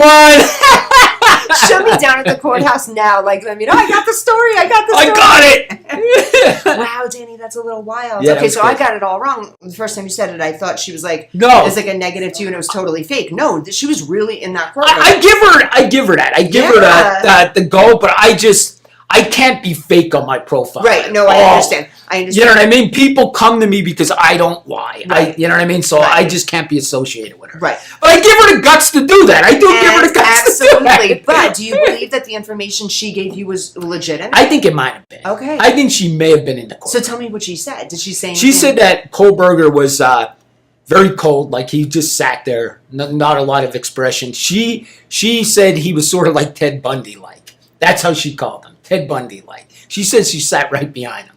She may have. I don't know. Do you have the footage for this? I want to see it. Do you have it? What? Of me and her? Or, like, you don't have the live. Oh, yeah, I can download it. Yeah, I can show it to you. Yeah, I can We show should put a clip on here next time because that's just funny. Did you ever see anybody live on TikTok? Yeah. Okay. You know, people give you gifts. Oh, of course, yeah. It's insane. Yeah. It's insane. For a while there, I would go on TikTok. I'm not lying to you, especially when the Idaho case first started. Every time I went live, I'd make $30 to $40 in an hour. Because what do? They just gift me. It's crazy. Like, I'll just be talking. They'll put a fake hat on me. Like, it costs them $1 to put a hat on me. You know, they'll put a chain on me or something. And whatever it costs, and then I get them, you know, I get that money and you can cash it out immediately. Like, you can put that, whatever you get, $30, $40, put it right in your bank account. It's crazy. I was averaging $30, $40 for every hour I'd be online. It was crazy. See, they love you, Dan. But it was insane. They love you. Like, I love who that would they think love somebody you. just give you money? But they just give you money. You It's know, crazy. you're giving them so much. I don't think people really understand what Danny does. You have to do research on these stories. Yeah. I know you're completely fact-checking. Then we get your actual authentic opinion. Right. Always. Loud. You know, your volume. I mean, they get a lot from you, too. I'm not kidding. It's a source of news for a lot of people. Anybody that's looking for crime, go on there and you're going to learn about everything. Right. I go to you before I get to my fact checks. I don't have to fact check anymore. I know because I know you've already done your work and the legwork. Right. You're not going to put it up. So I'm like, okay, now I know what's going on, which is kind of cool. Right. Yeah. I'm driving here today, right? Yeah. We always stop at Starbucks before Yeah. we come here, right? And my girlfriend goes, "Did you see this story?" And she goes, I'm like, "I already did a video on that. I did it last night." I did that. I'll send him something. It's so like annoying to me because I want to be like the first to have Danny break a story, you know? So I'll be like, "Oh, Danny, did you see that? Yeah, I put it up 41 minutes ago. Didn't you see it?" I'm like, gotta get one before you. And this is a crazy Do you story. have like an alert on your phone from all these? No, you know what I do? I wake up in the morning and I start getting anxiety. Like, I got to do a video. Like, it starts getting to me right away. So you check all your So I go to News Nation, I go to Fox, I look, I put, Google breaking news, I look at, I go through everything. Sometimes I just go through TikTok. There's stuff on TikTok. I'm like, oh, look at this story. But I did a story last night, and this is the one my girlfriend told me about this morning.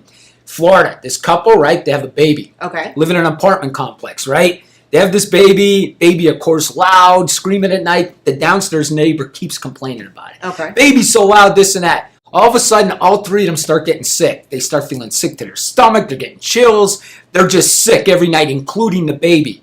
They put a camera outside. The downstairs neighbor is a chemist and is getting a syringe and putting drugs underneath the door to make them all sick. They have him on camera. I did a video on that last night. You're kidding. No.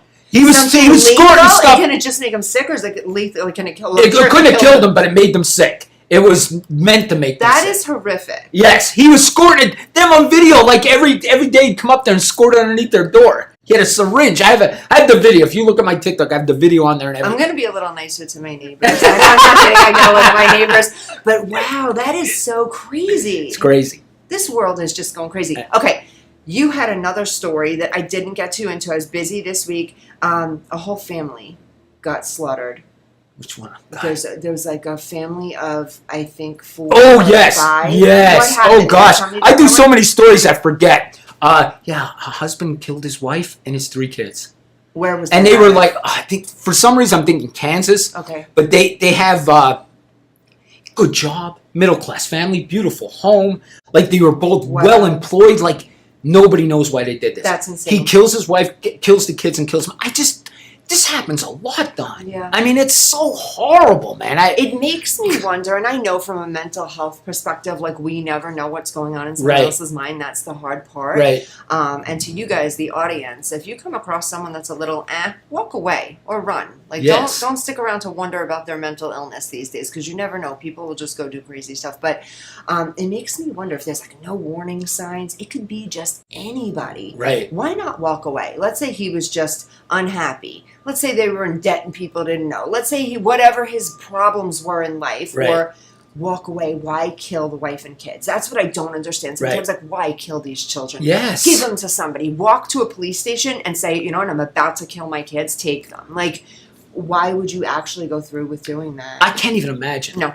No. Could you imagine the cops coming on that scene? Oh my God. No. Like, you got to realize cops are people too. I mean, Yeah. they're not cold. They come into that scene and it's breaking them too. It really is. I don't care what you say. It's breaking them. Just crazy. It's I horrible. don't think that we're built this way. And don't get me wrong. Like, I know there's totally different levels of people psychologically, like with their strengths. And, Yeah. and it's all about, I guess, what we've endured or could endure, or the capacity of our brains. Because I don't know if you know this, but when we see a specific amount of trauma, our brains turn off. Right. They literally turn off. So if something were to happen to you that is so horrific, you may not even recollect that has ever happened. Right. But we're not designed to see things like this. Our Right. brains are not designed to walk in to see a deceased child or a murdered woman or man or whatever. There's someone with their head cut off or something Right. insane like that. So it does make me wonder. We're just moving into such a different direction in Yeah. this world in the last 40, 50 years with some of these horrific murders. Yeah. Like, it's not even, I hate to say this, but it's outside being human. Yeah. There's something else. It's outside even being a human being, because we're not supposed to see this. We're not supposed to do this. We're not supposed to witness this. Right. With that being said, have you been I'm sure, being a detective for as long as you were and a cop, you've walked into some stuff that. Oh, God, yes. Okay. Yeah. How do you get that out of your head? You don't. I mean, you just talking to me right now. God, I'm not on TikTok, so I'm not going to get canceled. Because TikTok, you can't talk I know, about you this can't stuff. even say, They'll yeah, take your video yeah, down. So yeah, I got to watch everything yeah, I say on TikTok. yeah. But I don't have to here. I had a lady, and when you said that, I had a lady shot right between her eyes. And as you talked to me, I could see her. I could see her right now laying there. Yeah. She had her hands like this. She had a hole right between her eyes. And I'll tell you, long story short, we got called.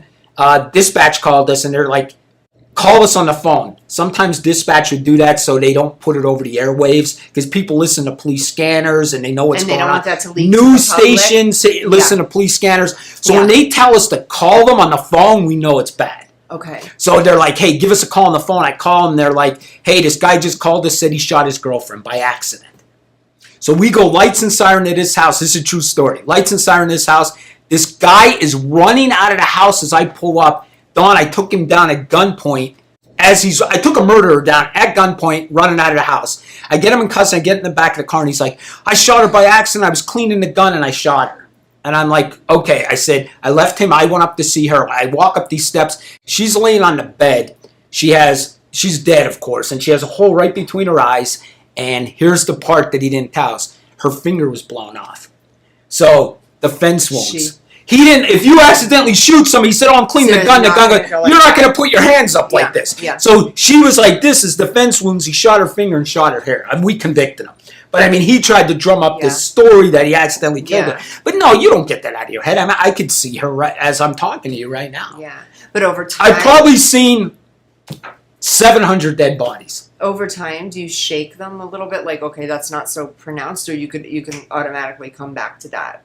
No, I could shake it. I'd come home and you just learn to deal with We're it. not built this way. So there is a part of you, just so you know psychologically, Yeah. you are compartmentalizing amazing. Right. And anybody in your position that has seen as many dead bodies and horrific, tragic, traumatizing stuff, because what you're actually viewing in real life, that's trauma to you. Right. And the only way to still be halfway normal Right. I'm just kidding. No, is that you are able to compartmentalize. You're putting them in your mind in a specific place that's a safe place for you. I'm putting Right. the dead bodies here, all 700 of Right. them. And a lot of people can't do that. And then what happens? That's how they get super wacky, because Right. they can't do that. They're not able to put them where they need to be placed. And then it comes out in other ways and they act out. Right. So And a lot of people don't realize that, Don. They think you're just going to murders and this and that. You go to almost all deaths because it's like a death investigation. You got to, so you go there, you're helping the ambulance. So you're going all the time to these calls. You might, gosh, I don't know, 5-6 of these a week maybe. Yeah. You know what I mean? So you are seeing it. Like people always ask me, what did police work do to you? It made me realize that death is real because I went and I saw death every day. Okay. People don't see death every day. But the only thing it does to you, it starts making you get paranoid about your own family members. Do you know what I mean? Oh, I can imagine. Because you see this yeah. tragedy all the time, and all of a sudden, you're thinking of your own family then. I can absolutely. You know what I imagine. mean? So guys, we have to take a commercial break, Oh, but yeah. when we come back, I have a very serious question for Danny, and we are going to learn a little bit more about some crimes going on here. And I have stuff to talk about Gilgo Beach. Guys, come back. You're not going to want to miss this one.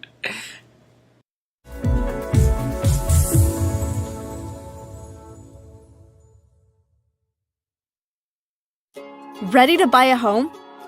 Whether you want to move out of your parents' home for the first time, own a home after renting for years, or buy a place with a spouse or partner, purchasing your first home is a big step. Finding the right home for you and your family has never been easier. New American Funding can help you determine how much house you qualify for, what your payments may be, and get you pre-approved, which will help you put in a stronger offer when you do find your new home. Before you start the home buying process, it's important to consider everything that you want in a home and what that means to you. There are several things you should consider when buying a home. The neighborhood. Location, location, location. School district. Review what school district the house is in.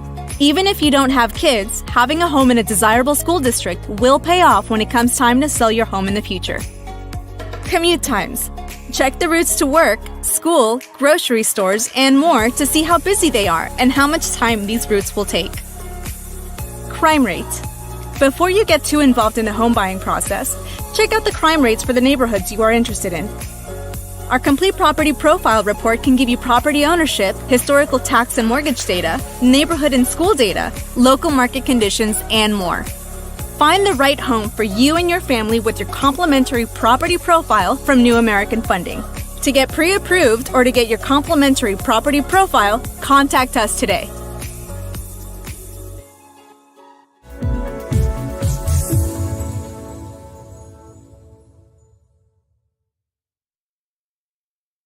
Now on digital and DVD. Hit it. Space Wars: Quest for the Deep Star is an epic sci-fi adventure. Do what needs to be done. An edge-of-your-seat wild ride. We have company. Tons of popcorn-munching fun. 5 stars. A love letter to the sci-fi films of the 70s and 80s. With plenty of action and fun for all. You need to see it. You really do. The captain just decided it's time to go. I am ready for a sequel. Experience a bold new adventure. Space Wars: Quest for the Deep Star. A good old-fashioned adventure. Now on digital and DVD. Hi, I'm Deacon T with Modern Word Ministries. It's great to be with you today. Just a short little promo for our show. Every Sunday morning we have service, and you can follow us at 10 a.m. Pacific Time on modernwordministries.org. And if you missed us or you want to see some of our older messages, go ahead and check us out on socialmediashows.com every single morning at 9 a.m. It's a great way to kick off your day, get a little bit of the word in you, get something uplifting, get you started off on your way. You know, if you're looking for prayer or you need some help, reach out to us. If you go to our website, again, that's modernwordministries.org, you can interact with me via telephone, via DM, text message, whatever you want. I'll get right back to you. So if you need prayer, you need help, you just need somebody to talk to, Modern Word Ministries is here for you. We are your church in the community. So until you see you next time, be blessed, everybody. Bye-bye.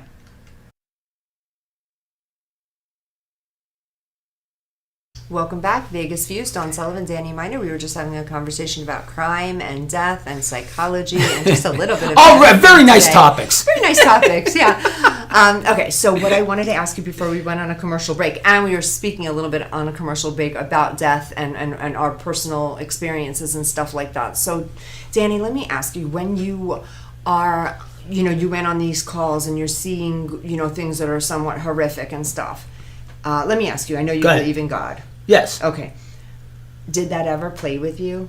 Like, did you ever say, like, okay, God, I get it. People have to die. We're all going to die one day. But in certain situations, like this lady that just got, like, where? Yeah, I think I told you guys on an earlier show, but if I didn't, I'll tell you again.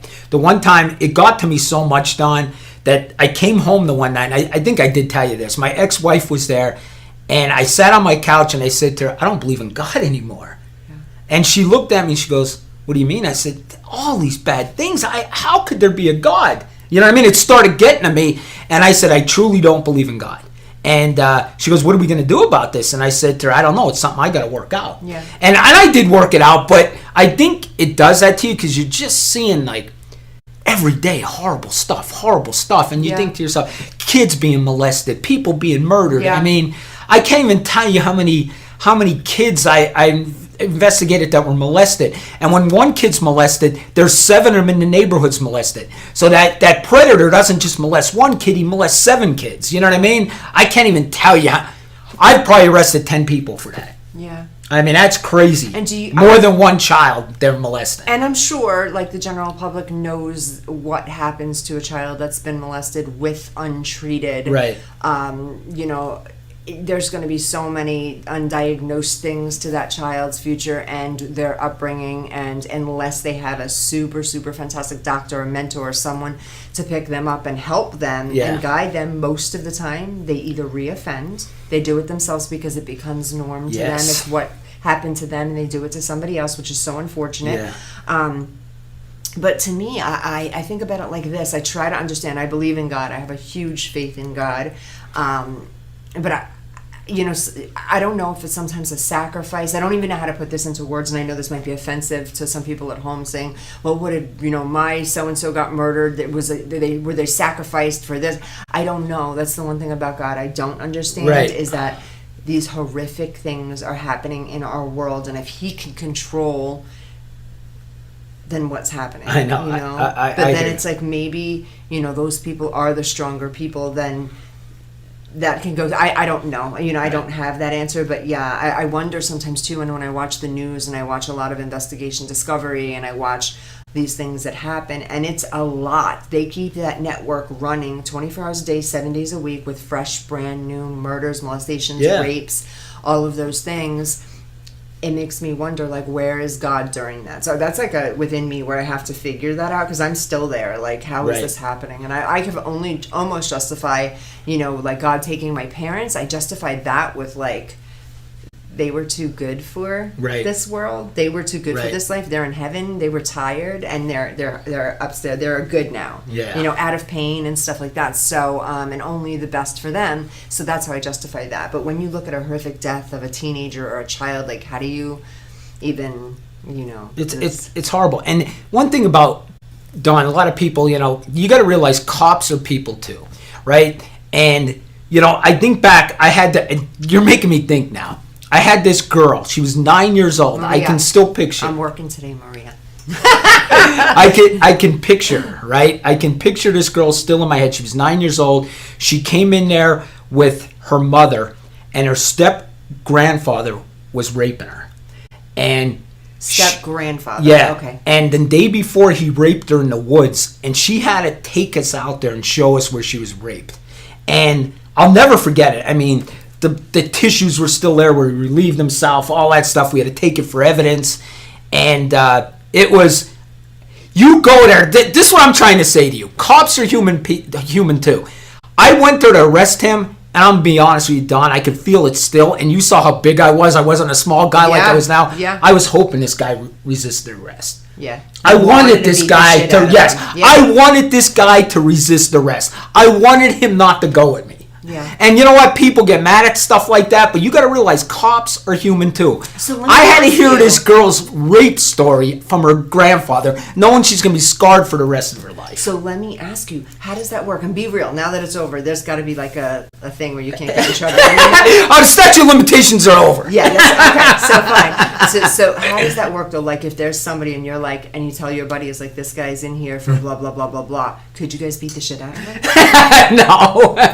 If somebody resisted arrest, this is, a lot of people don't realize this. Cops could only use as much force as necessary. So if you're wrestling with me, I can only wrestle with you. If you start throwing punches, then I'm throwing punches. Right. You know what I mean? And where cops get in trouble is they give that last shot. They get the guy down, the guy's done, and then they give him that last shot. Right. That's when cops, they always told us that in the police academy. Once it's over, it's over. Cops get in trouble when the guy gave up. The guy's given up, and they give him that last shot. Yeah. You know what I mean? That's where cops get, like, there's that anger shot where they're not supposed to do. But it's the adrenaline.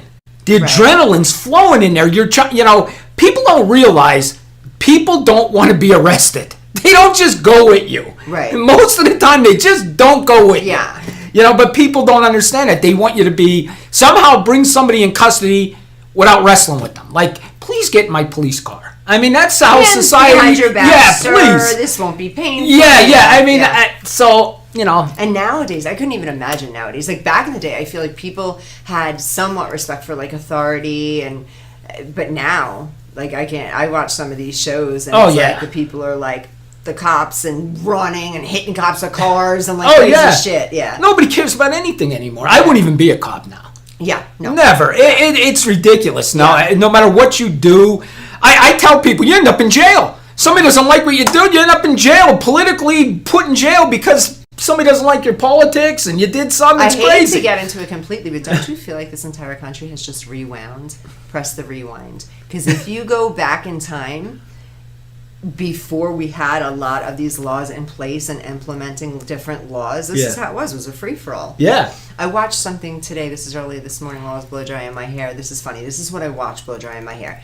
So it's a video cam, and the cop is running after this lady who is in a parking lot of like a Target or Walmart, one of those types of places, and she's like trying to stun the people. This is before you were allowed to steal. Remember when you now you can steal. Now you're allowed to steal. You're allowed to steal but this anywhere. is before you were allowed to steal, and so one of the people that walked out of the building, you know, to say to this lady, hey, bring back the merchandise. This lady's with a taser. She gets into a car quickly. The police got there quick. The police station must have been really close. Got there. They're banging on this lady's window, and she's like, I'm not opening this car. And I'm like, is this crazy? This is over like whatever she took out of a Target. Like she's making it 1,000 times worse. She's running over the police officer's foot. I'm like, these people are nuts. Just stop and be like, fine, I stole the eyeliner or whatever. And nothing's really going to happen to you. Nothing's going to happen, right? Which is insane. So I feel like it's so back in the day, like almost like, I don't know, like, what do you say, something in Indians. You know when they were just like what was it called?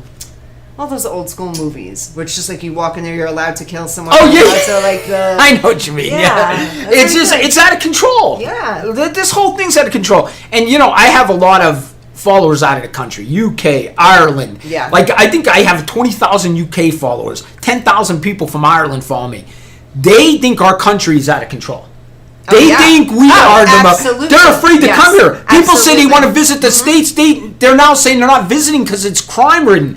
These other countries don't have crime like us. No. Our crime is out of control and people don't get it. Yeah. But it's out of control. And what do you think's going to happen? Oh, let's defund the police. Oh, that was a smart move. That worked out for us all. Yeah. You know, 3 years later, crime. You can go in any store in California and just steal whatever the hell you want. Absolutely. That's insane. It's crazy. This is not even actually funny, but to me it was hysterical.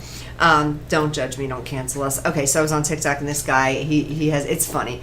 He shows everybody running out of a store with like bags or whatever. And he's like, all right, guys, drop your bags. And he's like, so you stole that Gucci belt. I said under $950. And you stole. And it's hysterical. And it's actually true, though. And that's what makes it so funny is that you can just walk into a store in California and steal something. And that's it. And there's no repercussion. None. Here, I don't know if you know this, but it has to be on a specific...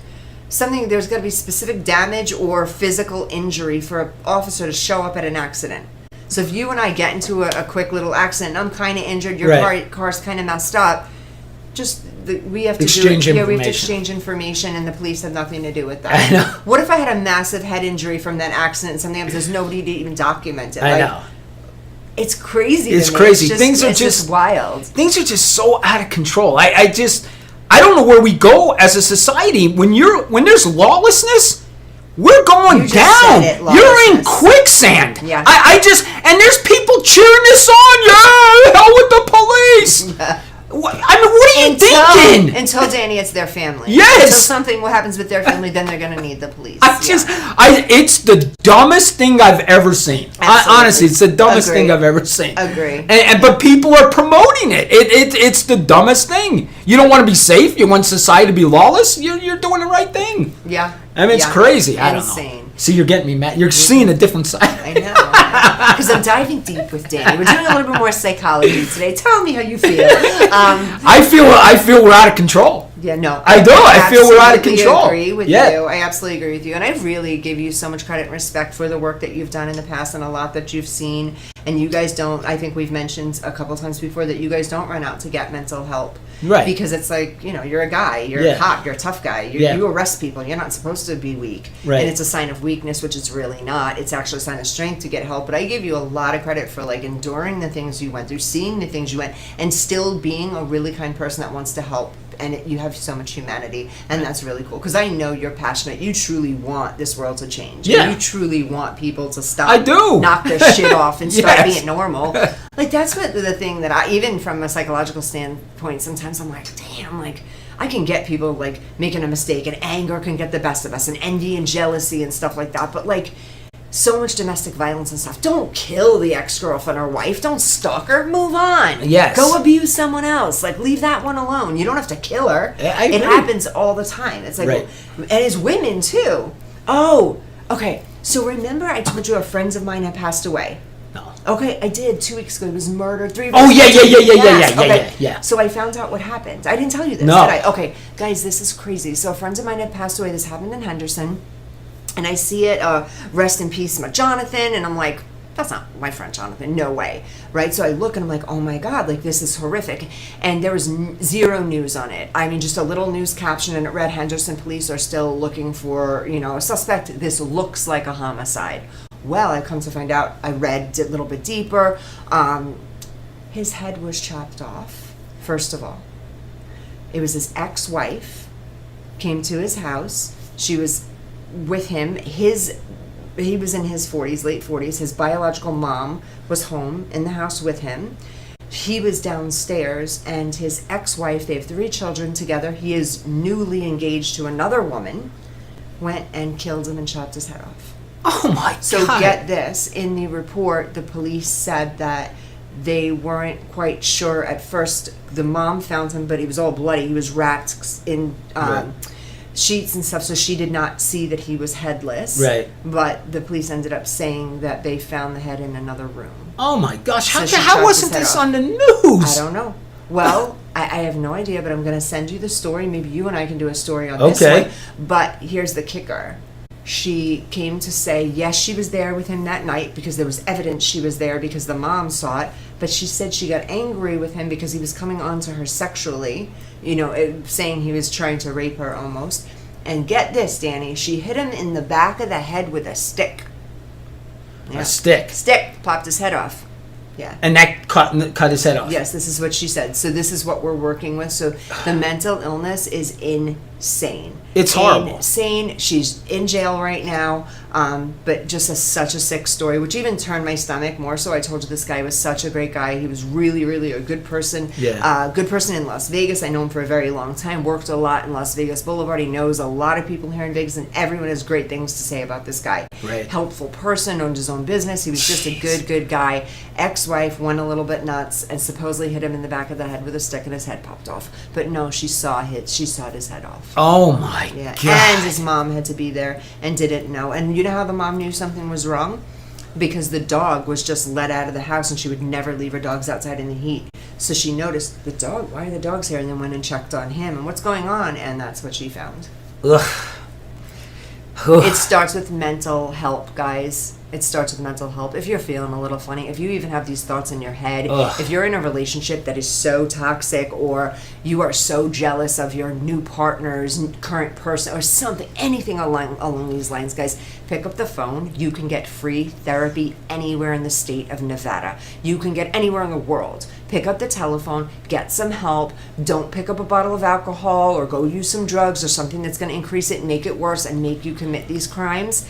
You don't want to be in jail for the rest of your life. Serious. So if you have any of these thoughts, really don't take that path. This is how we can slowly prevent some of these things. The Agreed. world is going in such a sick direction now because we're not starting at the root, and the root is psychology. The root is saying, why would this young man go and shoot up a school, or why would Right. this young woman go drown her children? It's starting someplace here. It's not just a lot of people say, like, you know, when someone gets pregnant and then they have the baby and then the baby blues turn into this Yeah. and then it's this. Yes, that stuff is real, but that is not the reason why people are committing these crimes. There's deeper stuff psychologically that has happened or is Yep. currently happening. People don't even know what reactive abuse is. Do you know what reactive abuse is? Mhm. Okay. This is very, very new. It's in the DSM. Reactive abuse is, let's say you and I are in a marriage, okay? You are this complete and utter abuser. You tell me every day you can't stand me, I can't do the dishes right, you hate my hair, I better stop getting lip injections, Right. whatever it is, right? And I hate your guts. And I'm Right. like, but I stay with you anyway, right? And then one day you said and it was 5-10 years of you saying this to me and you finally knocked went me off. down. And I'm just, oh, Danny, whatever. And one day you're sleeping and I'm a frying pan to the skull and I kill you. It is called reactive abuse. I'm not a murderer by any means, but I can't take anymore. So here's another thing, guys. If you're in a relationship or a situation, a marriage, a friendship, in business, this happens all the time. You see people murder each other for whatever reasons. Get out of the uncomfortable, unhealthy environments before you crack someone with a frying pan. Yes. Right? Yes. Get out of the situation before it becomes and before it escalates. And that's what mental health is. You start becoming healthy by taking yourself out of situations that you don't need to be in. So reactive abuse is a big thing now. We see it in a lot of women that are with narcissistic men or vice versa, men that are with narcissistic women.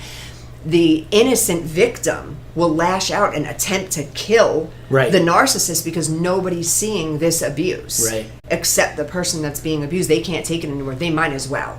So before you might as well get out of the situation. Okay, I have enough psychology for the day. Let's get back to crime. That's so much more fun. The psychology behind it is just so like. We have 2 minutes for a break?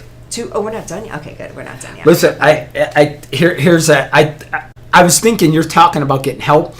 Cops do not get help. We talked about that. I mean, and we could talk about it when we come back from break, but the biggest thing about cops is they don't realize that the divorce rate is the suicide rate is off the charts. Yeah. I mean, I could tell you stories about cops that would I already know. I know some law enforcement. I told my and daughters FBI. never to date a cop. No. I've told my No. daughters never No. to date a cop because cops are womenizers usually. absolutely. Honestly, I'm just being honest with you. Uh-huh. They're like I said, 40% maybe they stay married. 60% they're getting divorced, and maybe 70%. I went out with a detective back in New York very, very long time ago. I went out with a detective back in New York a really, really long time. And I only stayed, because I knew the warning signs and stuff. So I only stayed for just a little while. But the minute the warning signs were there of, I was pretty much there to do whatever he wanted and it was just such a selfish level of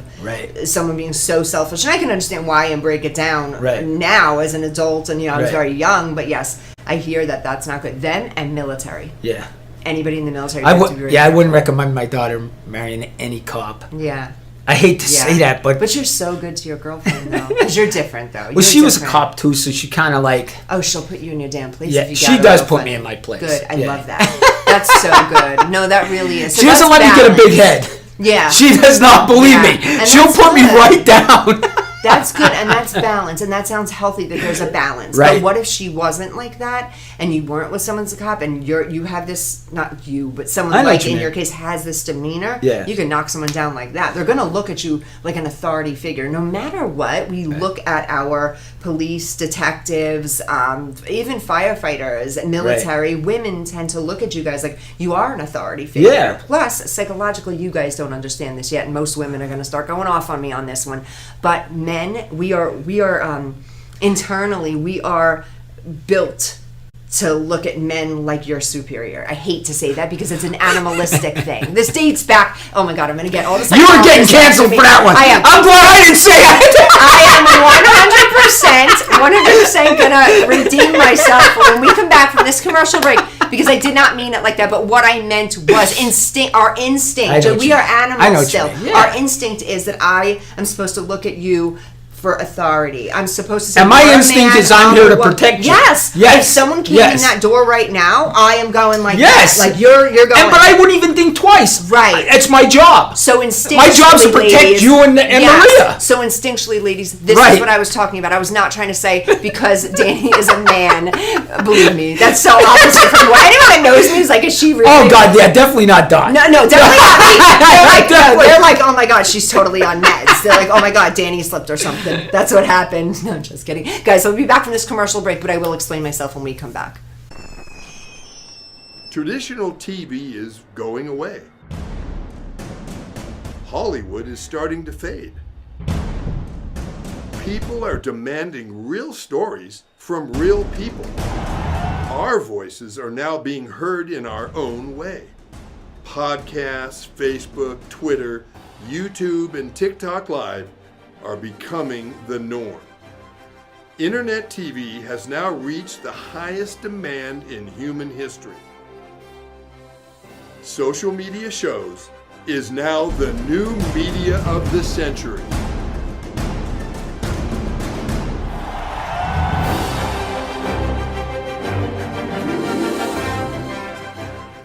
John is an employee at one of the most famous firms in the city of New York, so his job is very hectic, and he realized that it is necessary for him to go and finally take a vacation. But he went on a vacation without planning out the details, and wasn't able to truly enjoy where he went because he had to think about so many things that he didn't plan for. Instead of enjoying his time away from work, he came back with more stress that he was not able to take full advantage of his vacation. But this year, a coworker suggested him to try World Ventures this time to make his vacationing more enjoyable and less stressful. They do not require you to plan anything outside of your transportation, which is also available at discounted rates. Your stay, your transport, and many meals are planned by the club. John liked the idea very much. He tries World Ventures, and his experience with the club was amazing, as he made many friends there with whom he had a great time. John recommends that everyone should try this club, as they are the best in business. See how the VIP-vacation-club.com can give you the right experience without all the hassle. Enjoy the VIP experience that only World Ventures provides. Got Films is a full-service production company that provides motion picture quality content and production services for use in the film and TV industry. Looking for a seasoned crew, high-quality equipment, or other production services for your film, TV, commercial, corporate convention, sports, news, or interview project? Your search stops here. Some of our projects include NASCAR, American Restoration, Pawn Stars, Counting Cars, Top Chef, BattleBots, Forge and Fire, and Street Outlaws. We have also produced over 60 feature films and documentaries. We're ready for all your needs. Whatever your project, whatever your budget, big or small, Got Films got you.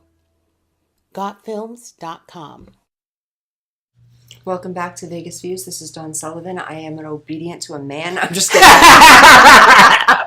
Okay, guys, I just slipped up and accidentally said something. I'm not even going to explain myself. Just so you guys know, I was just talking about, on a psychological standpoint and an instinctual standpoint, how men and women, no matter how we twist it, no matter how we twist it, no matter how we turn it, men and women, we're here for a reason. We're designed for a reason. It has shifted over time, and that's all I was saying. Okay, Danny. Yes. You had something to say. What are you talking about? Well, listen, there's a couple things. We're talking psychological with cops and everything like that. And the thing about cops is, like I said, the divorce rate's high, the suicide rate's high. And, you know, I did say cops are womenizers, but you're not, I'm telling you all the cop secrets. The cops are probably at home, Danny, stop. Like, what is what wrong are you with talking this about? guy? Yes, yeah, Danny, Seriously. shut up. My wife's sitting over here. But honestly, and you brought this up, Don, and I don't want to get canceled here either, but there is women that like cops. Oh, yeah? Yeah, I mean, so cops are getting hit on a lot. Absolutely. And I think that's why the divorce rate, cops, they have this mental thing where, you know, they're seeing death all the time. And I think, I'm not making excuses for them. And then they have women coming in, hitting on them. I remember the one day I was directing traffic. I was out there directing traffic. This girl pulled next to me. They asked me out on a date while I was directing traffic. So I think cops have that, and I think that's That's why I wouldn't want my daughter to date a cop. I think the stress gets to them. Yeah. I know at least 2 or 3 cops that got women pregnant when they were married. Yeah. Other women pregnant. It happens in all fields, but especially I can see women throwing themselves more so at any man, but that's what I'm boiling back to before, an authority figure. Women like strength, no matter what. And there's going to be a ton of women that are going to blow me up tonight, come and hate. I'm tough. I could take you girls. But women like that. Women like strong men. Women that like weak men, they want to just control them, walk on them. That's not a real woman. That's a woman that needs to go seek some therapy because she's got some issues. She's got to figure out her shit.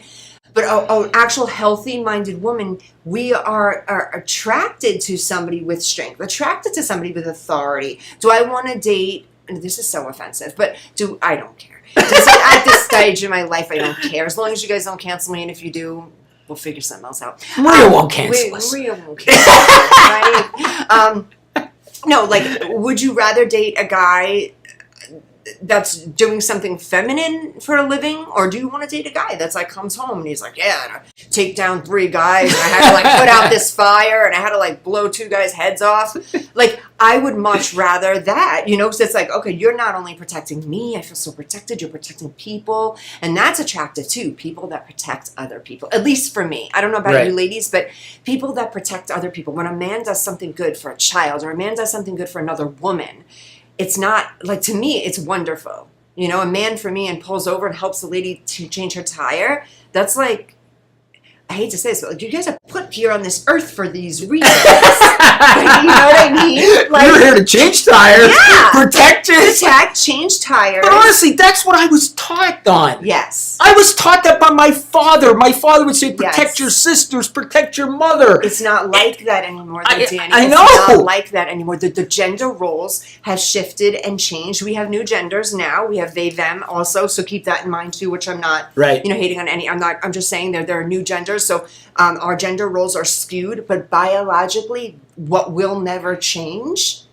is what we are, what we have inside. That will never change. What we're attracted to, what we think is fair and right, and how you were raised, you're never going to change. You're always going to be this way. My hopes are that people could just get control of their gender, whatever it is, whatever their gender may be, male, female, they, them, they get control of it and they treat people right and they treat people properly. That's all I say. No matter what you are, I'm all about the trans community. No matter what you are, just treat people properly. Don't go kill your exes or, domestic violence situations. Yeah, I totally agree with you. And people, why do they care what people do? Yeah. People can do whatever they want. Why is it my business who you love, who you like, who you want to marry? It's none of my business. It's absolutely honestly, I never got that. It's none of my business. You can love whoever the hell you want to love. Then I just don't get it. I also think, though, you said, I got to call you out on something. You said you weren't making excuses for what? The cops. I know you're not making excuses for them, but a lot of men get hit on. Now, I am a talent agent for a very, very long time. Now, I work with male models. I worked with married male models who are the most beautiful men on the planet. You look at them, they don't even look human. You're like, what? Like, who built this, right? And they're naturally big, beautiful, these men. They get hit on a lot. Right. And there's a stigma, marry a model. They don't cheat. Right. They don't cheat. So this is what I'm going to tell you. I got an answer. He's defending the police. Yeah, for the first time ever. Danny's defending the police. I think the stress gets them, and like some people turn to alcohol, some people turn to drugs, and that happens in police work. If you don't think that happens, it happens. Yeah. We've had guys show up to work drunk. We had guys show up to work high. Yeah. It happens. Believe me when I tell you. And I think some guys will go to women. I'm just being honest with you. No, and I appreciate the honesty. Yeah, and I think that's what they do. I'm being totally honest there. We would go to like trainings. They would send you away to training for a week. I've been trained on how to tell when people are lying to me, how to interview people. They would send us these trainings. I've seen cops go to these trainings and bring their girlfriends to the training. Yeah. And wives at home. Yeah. And like, nobody says anything. They just walk right in with their girlfriend, go right up to the hotel room, and But you know what? Not like they say in the Sopranos, when your girlfriend's night. What was that? Gumas. Saturday night. Yeah, it's a Goomba night. Yeah. Okay, I was just, it's so funny. Our brain went right to the same place. The Sopranos. I was just going to say, well, not Gumas, the they call them, right? The Goombas. Yeah. Yeah. I was just going to say something too. My brain was going as you were saying that they bring their girlfriends. That's not even just a cop thing, I don't think. That's a generational thing. Because when I was younger too, and I don't want to date us too much, like date us meaning our age, but if you back it up, it was somewhat normal that I knew, like, well, I'm not going to call these people out because some of them were like 85 and still alive, or 90 and still alive, but I remember so-and-so, my uncle, knowing like, well, who's that lady? You just don't talk about that lady. You don't ever talk about that lady. That lady. So, well, why is Uncle so-and-so with that lady? And you're like, oh, we don't know that lady. Or, yeah, I saw her like 15 times. Well, you don't know her. So yeah, I think it was like a generational thing too, and back in New York especially, I feel like a lot of people, they had their girlfriends and they had their wives.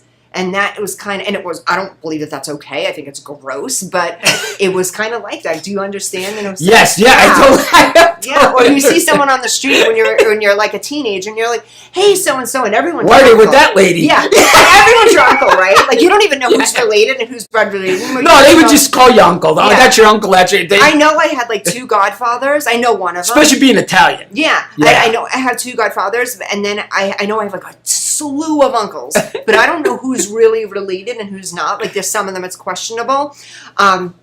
But yeah, I remember that. Be like 16, 17 with my friends at a movie theater, and I see like my uncle with this lady, and I'm like, oh.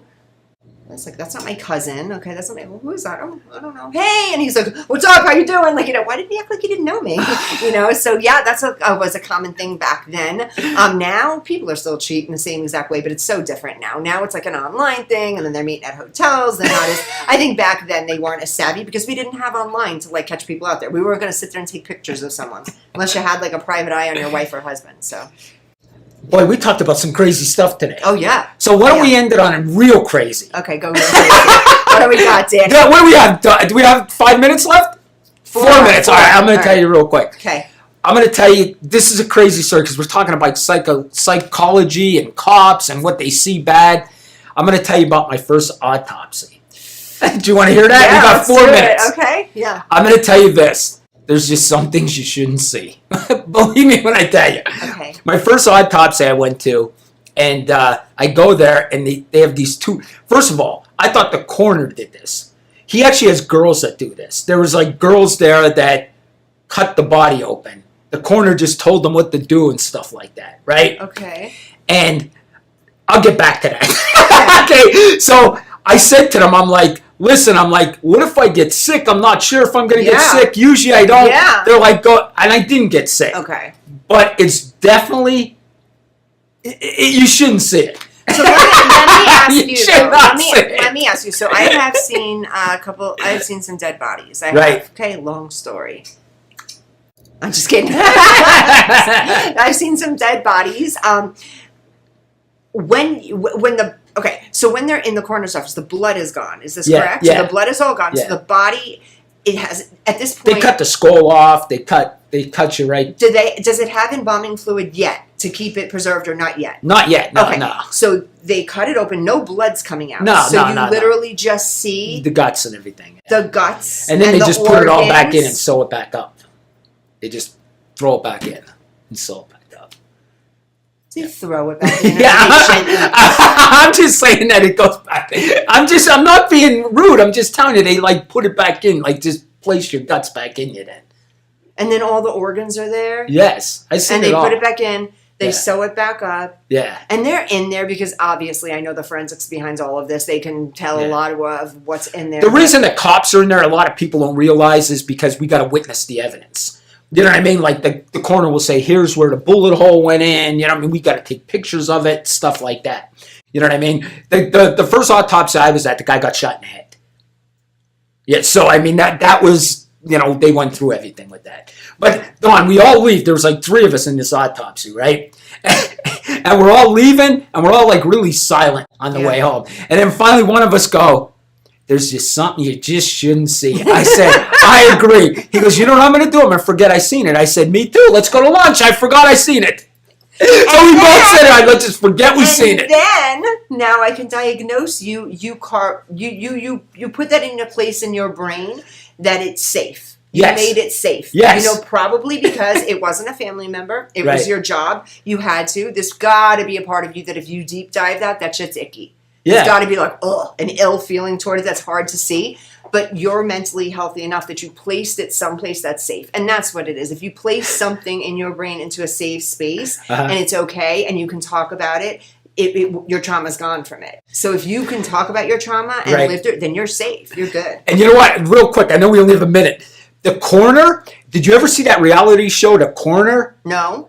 That was our corner. So if you watch that reality show, that was my corner. The guy that has his own TV show. I think he's called The Corner or something like that. He has a Okay, reality check show for that like 5 or out. 6. He was our corner. He was the guy that was I Do was they with. show like the guts and stuff and like doing it now? No. He just goes there and investigates stuff.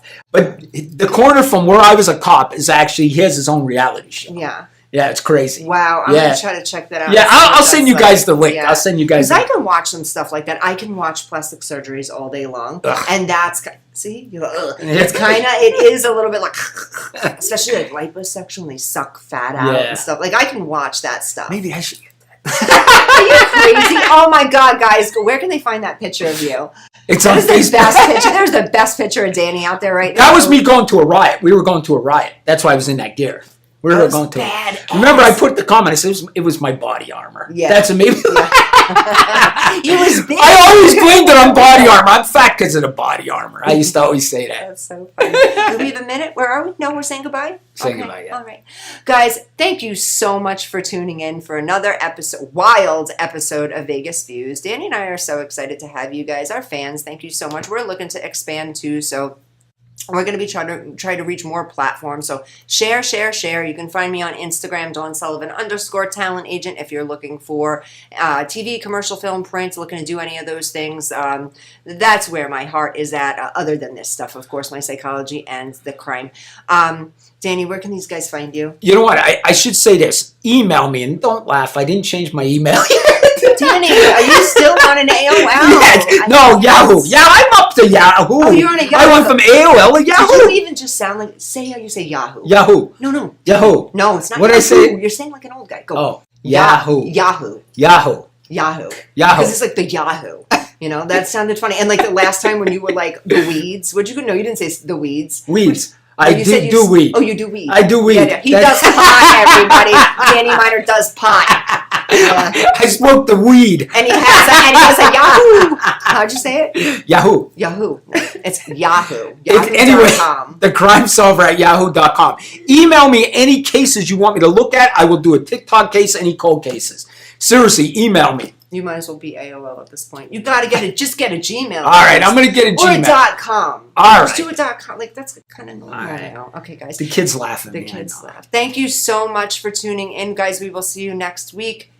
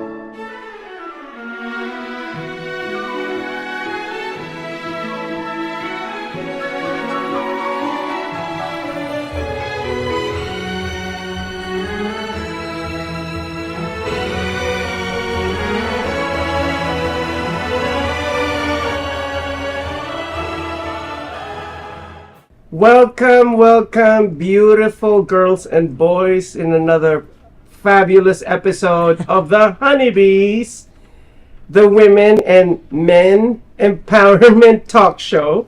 Yeah. And I am the fabulous JC, and today I feel so a little bit jittery and nervous and having a little bit of stage fright. Ooh. Night.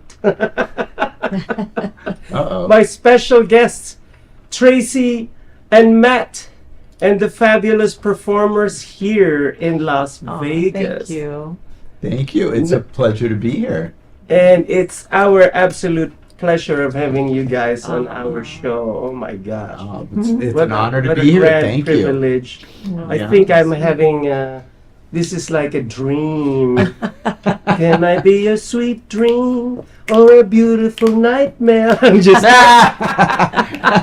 Somebody pinch me. Either or, whatever. or. It all works. Okay, before we spill the tea, Of course. can you guys please introduce yourself to our audience? All right. Ladies first. Thank you. I'm not sure where to look, but right there. Yes. All right. Well, my name is Tracy Jill on Facebook, but Tracy Mitchell because I'm married to Matt. And as JC said, a performer here in Las Vegas, but I'm a fan of you, JC, as you know. And I am a fan of you guys. Thank you.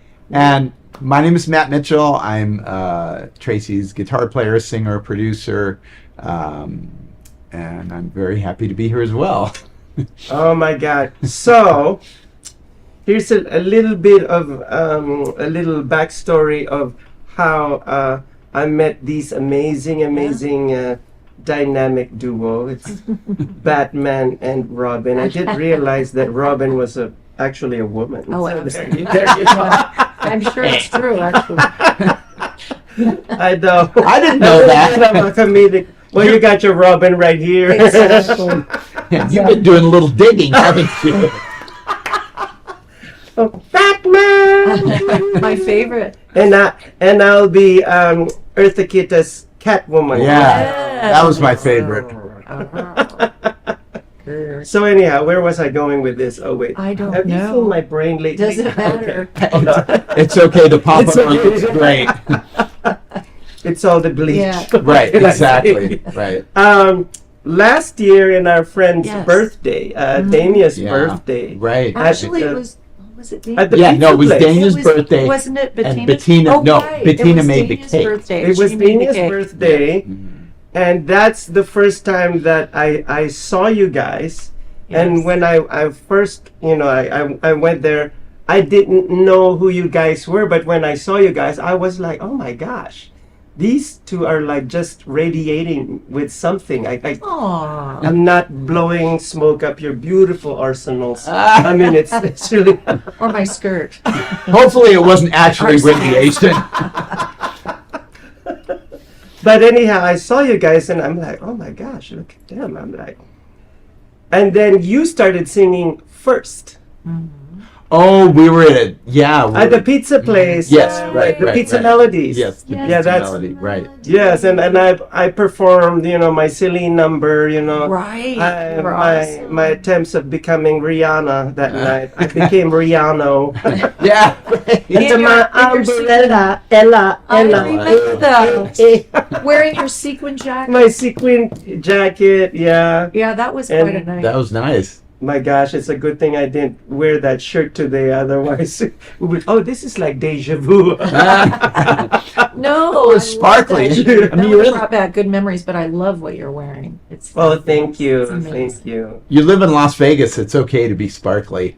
I know, like earlier today, Maria and I and the Funky Bunch, we all went to Subway, like looking like this. And the people over there. I'm like, okay. You call them the Funky Bunch? Or what is it? My little group here in Yeah, social media. very shows, cool, The very Funky cool. Bunch.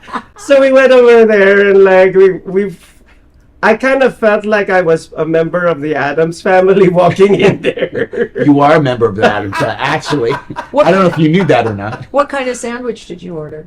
I didn't. I'm on a celery diet right you now. are. Well, you do look very We're attending a wedding, and one guy said, "Yeah, you're probably gunning for one of the groomsmen." Oh no, honey, they're gunning for me. Right. Don't you know who I am? Yeah. Yeah, really. You should have just told him, hey, I'm a celebrity. Well, thank you. Thank you so much. Absolutely. Oh my gosh. So anyhow, when I saw you guys perform for the very first time at the Pizza Melody, because that's the first time. Right, yeah, that's when we I met was you. like, oh my gosh, look at these guys. I mean, all the, like, these are really, you know, vocal artists, and the way that you guys hit all those points that needed to be hit, and it's like, wow, Well, that's amazing. thank you. And you, Uh-oh. like, wow, that, like, really amazing tenor. Yeah. Yes. Well, thank Yeah. you. Very Thank you amazing so tenor. much. Oh Yeah. my gosh, I really love that. I've loved singing ever since I was a little kid. Okay. My mom and dad used to tell me when they would take me to church when I was a little kid, I would automatically, like, they'd be singing hymns and stuff. Can and you put a bookmarker on that? I just feel like singing, "Take me to church." Right, yeah, exactly. By the Hosea. I was already there, though. Oh my But they God. said that I just automatically sing all the harmony parts. I have no idea, but it just I love it. The harmony was very simple. So I mean, they're beautiful, beautiful songs. So it was yeah. I liked singing ever since when I was a little Well, I'm a professional singer inside of the bathroom, so kid. Yeah. You sound great. Yeah. Oh, thank And you. you sat in with us one night and you were just wonderful. Yeah. No, Thank you. Yeah, thank you. absolutely. Yeah, and I would love to sing once again, but Please. this time another song. Yes, any It's- Thursday. Yes, Yes, any Thursday. at the Yeah. composer's room. Yeah. And I'm so intrigued about the platforms and bell bottoms. Oh yeah. I said, oh my gosh, I have to get ready with a platform and bell bottoms. I'm sure you've got some of those in your closet somewhere. Oh my right? gosh. You do. I had a fabulous bell bottoms which I bought in a funky boutique back in the Philippines called People Are People. That was the name of the boutique, and I saw it and I really fell madly in love. So it was like really like outrageous bell bottom. Yeah, And it outrageous. was jeans, but it was like different colored jeans, dark, light, dark, like a patch. like a checkered. And, Yeah. and somebody told me, well, you can't buy that because people dress differently in America and blah blah blah blah blah blah. Oh, I bought was it this in the anyway. Philippines? Yeah, Oh, okay. I bought it anyway and wore it to death in LA, and Yes. people loved it Yeah, in LA. of course. All right. Of course. Absolutely. No, because that's how you make a splash is by wearing something that nobody else is Right, doing. right, yeah. I mean, just like the Harajuku, where we're switching a little bit of fashion yeah. right now and style. Uh-huh. In Japan, there's a place called Harajuku. Yeah. Yes. Gwen Stefani wrote a song Yes, about yes. it. Yeah. And the reason why she wrote a song about it is notoriously known for the fashion battles that go on during Sundays. They shut down the whole street. And you see a lot of these young Japanese people and not so young just do battle with each other by like, it's like a parade of fashion. Parade of like of fashion. the So do most they catwalk? outrageous. Not really. They just walk and people start taking photographs of them. There's a New Yorker fashion photographer that flies over there, and he made a book called The Sartorialist. And that's what you guys are. You're sartorialist, like as unique as a fingerprint. Wow. Very cool. Like, yeah. E.T. phone home. I'm just kidding. So Awesome. I just love it. So tell me about the platform and bell bottoms and So that has kind of an interesting history because Tracy had wanted to do a tribute show or a production show for a while, and we were kind of trying to figure it out. And at first, you were saying you wanted to do an ABBA show, Yes. and of course, there's Abacadabra and like a gajillion Oh my ABBA bands. gosh. And so I was like, no, don't do that. And we Can I say something? right absolutely. now? Abba, cadabra. I wanna reach out and grab you. I knew you were going to sing that at some point. I was just waiting for it. Oh my gosh. So originally we were going to do an ABBA band, but there was too much competition. So I said, Well, or that's maybe what he said. that's what. Yeah, but that was your first idea. So then we decided, well, let's keep it in the 70s, but also keep it to bands that had two girls in it in the 70s, of which there was only two other bands, and that was Fleetwood Mac Heart. So we ended up making our show a tribute to Fleetwood Mac, Heart, and ABBA. And because we had a full band, we had 2 girls, Tracy wanted to do choreography and costume changes because you've got all your history doing musical theater. Tracy never talks about this, but Tracy toured with A Chorus Line, Red Hot and Cold, Diamond Studs, Oklahoma. Wow. So amazing. She knows her stuff, and so she was kind of in charge of the whole the choreography and the costume changes. And so I sort of fell into the music director thing, and we decided that while the 2 girls were changing costumes, me and the other guys would sing some stuff. And so it sort of turned into this whole, like, we had a Fleetwood Mac section, and then the girls go and do the first costume change, but we're still singing while we're changing costumes, so we keep I love it. Mike's live, Yeah. and then we do, like, we're putting on our stuff and singing harmonies. Yeah.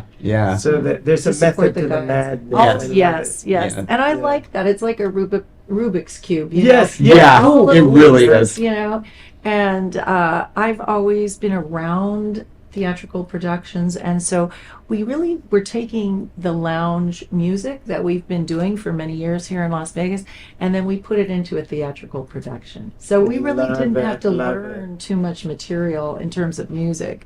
But yeah, we definitely like glammed it up a little bit. And I love it. Yeah. And on that note, we are going to pause for a commercial break, and we will be right back. So don't go away. Hi, I'm Deacon T with Modern Word Ministries. It's great to be with you today. Just a short little promo for our show. Every Sunday morning we have service, and you can follow us at 10 a.m. Pacific Time on modernwordministries.org. And if you missed us or you want to see some of our older messages, go ahead and check us out on socialmediashows.com every single morning at 9 a.m. It's a great way to kick off your day, get a little bit of the word in you, get something uplifting, get you started off on your way. You know, if you're looking for prayer or you need some help, reach out to us. If you go to our website, again, that's modernwordministries.org, you can interact with me via telephone, via DM, text message, whatever you want. I'll get right back to you. So if you need prayer, you need help, you just need somebody to talk to, Modern Word Ministries is here for you. We are your church in the community. So until you see you next time, be blessed, everybody. Bye-bye.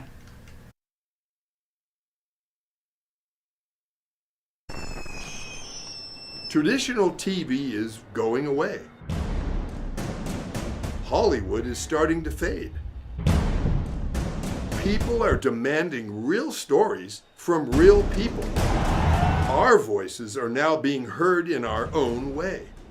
Podcasts, Facebook, Twitter, YouTube, and TikTok Live are becoming the norm. Internet TV has now reached the highest demand in human history. Social media shows is now the new media of the century.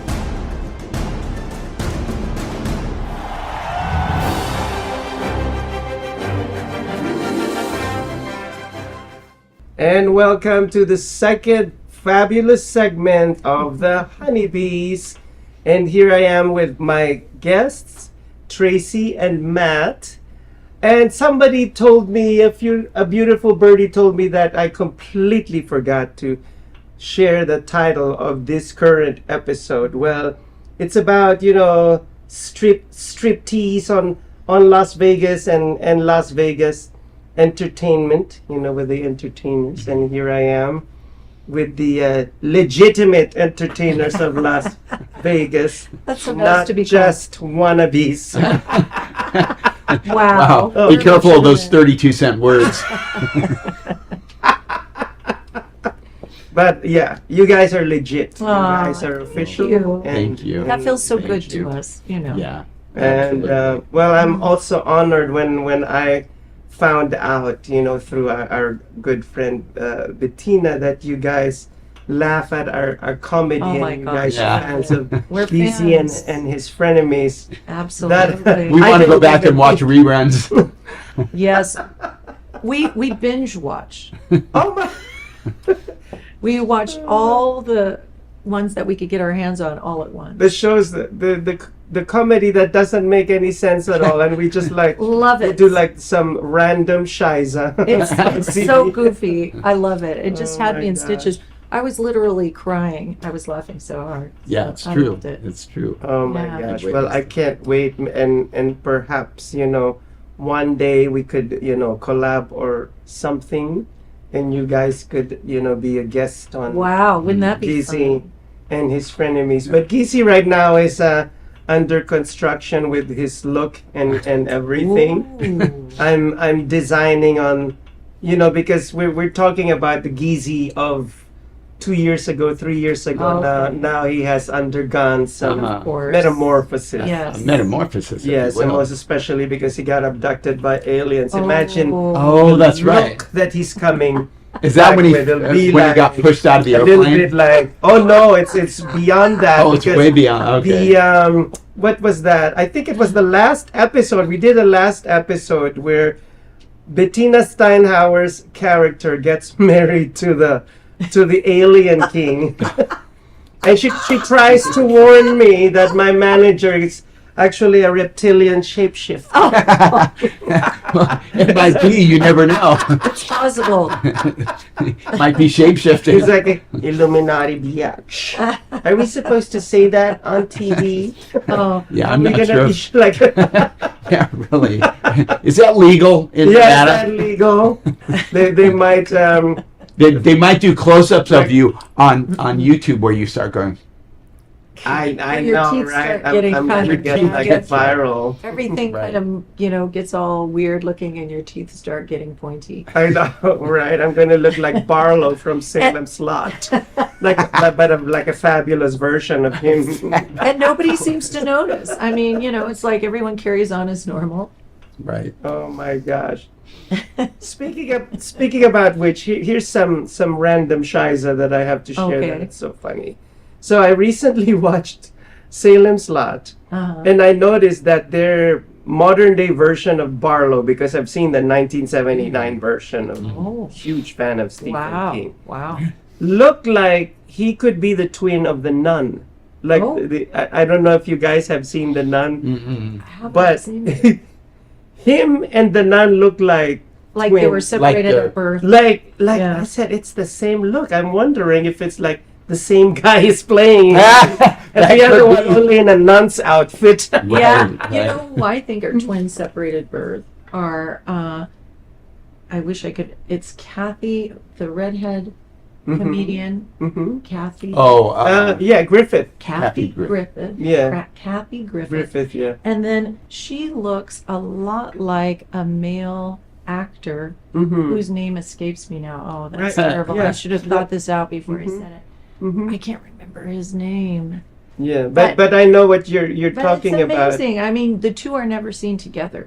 We So- kind of have, like a not exactly a doppelganger, but somebody who's like very similar. Right. Yeah, right. Like I was talking Yeah. to a guy today, and and I told this guy that because he started mentioning about Quentin Tarantino. Mhm. And I almost died. I almost fell to the floor because I kid you not.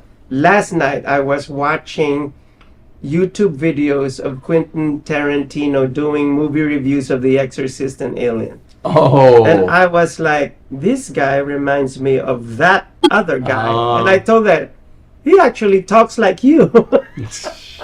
I mean, they don't look alike, but they have the same Yeah. vibes. They have the same funny. energy and the same way of talking. Yeah. Like, very engaged.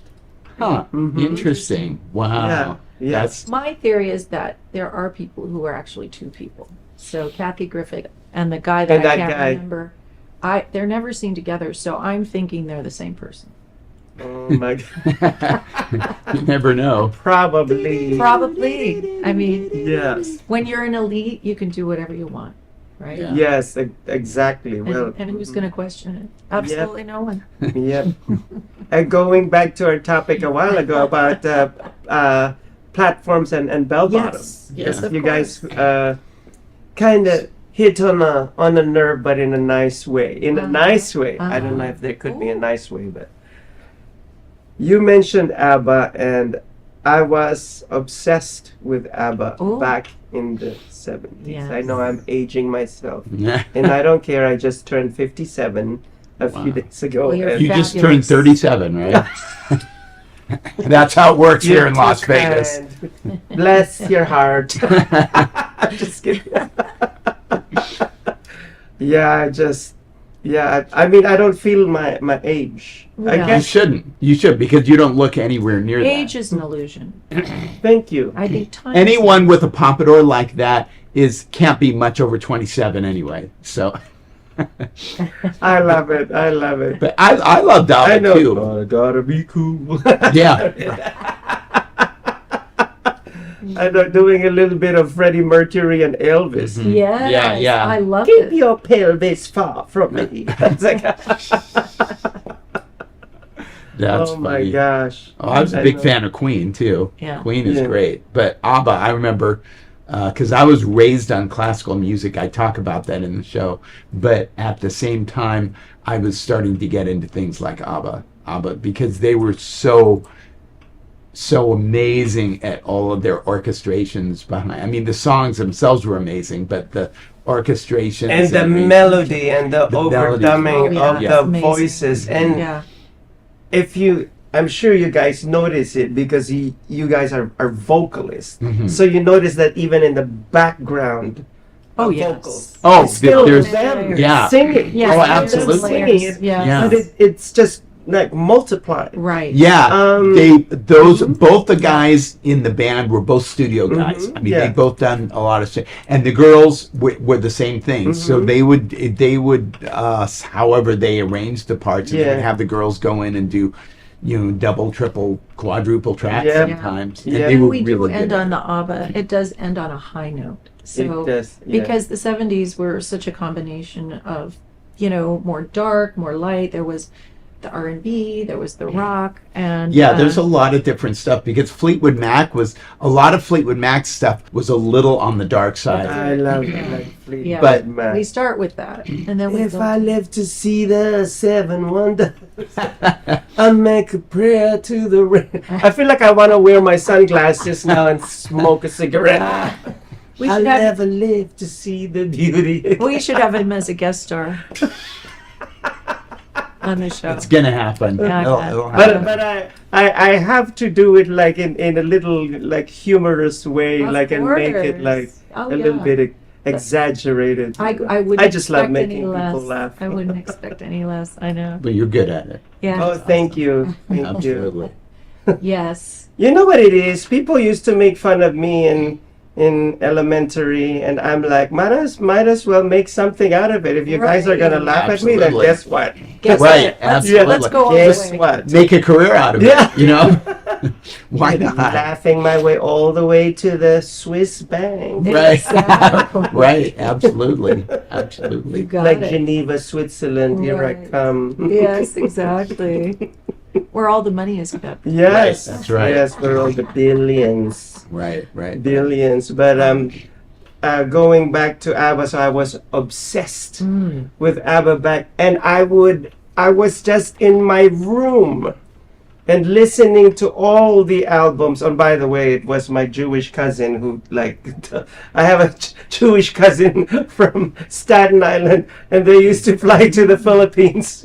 Oh, And really? the whole house would be turned into kosher food for them, and but we love them to death. And Barry, the eldest one, was the one who introduced me to loving ABBA. I mean, I already loved them, but when their movie, I don't know if you guys know that there was a movie back in the 70s called ABBA the Movie. Oh, I do. Oh, And no. that I know that. was, oh, you guys, I mean, you will love it. So it was supposed to be a documentary, but they said, why don't we insert a character in it? And they created a story wherein there was a reporter who wanted to desperately interview ABBA, but he couldn't do it because he wasn't like such a famous interviewer. Right. He didn't have the juice, so he kept on getting rejected and kicked out. He couldn't get into the hotel. And in between that, they were showing a whole lot of scenes, not just a tiny bit, a whole lot of scenes of their concerts. In Australia. This happened in Australia. Right. You know what movie you need to see that's a current movie? Have you seen Eurovision? Oh, it's about ABBA. Yeah. ABBA, yeah. And No, it's not about ABBA, well, but it it's starts funny. with ABBA. As a child, the character that Will Ferrell plays sees ABBA, and he's transformed by their music. And he was singing, and he gets kind of a little bit humiliated by his dad, who was kind of had some issues. Yeah. But then he grows up, and they compete in this big contest called Eurovision, and it's just a hilarious movie. I want to see that. Yeah, I want to see you that. would love it. It's almost as funny as Kesey and his friend. Oh my gosh. Yeah, I really loved it. And on that note, we're going on a commercial break, and we will be right back for the climactic episode. So don't go away. Don't nobody go nowhere. And welcome to the next exciting episode of Arena War. Fresh batch of institutionalized gladiators fighting for their freedom. Ready, here we go. You guys heard Perez? Yes, smell that. Get back! Those on the line, the parole board has offered you a ticket out. Win Arena Wars, win your freedom. 7 arenas with 7 of the most vicious killers the world has seen in the last decade. You make it out alive, you get to go home. Luke Bender, you're an innocent man. Innocent man can mean big ratings. I'll be watching. I think it's time to audition Mr. Bender. No! What was your last physical? Cell block shower this morning. Oh yeah. You ready for this?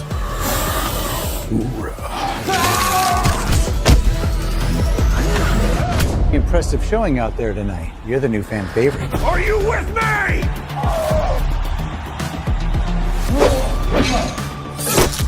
Cutie pie back for the kill. If you want to live through this, we have to work together. I'm watching you. Smile for the camera, thug life. Wow! It's showtime! We have to finish this. Come on!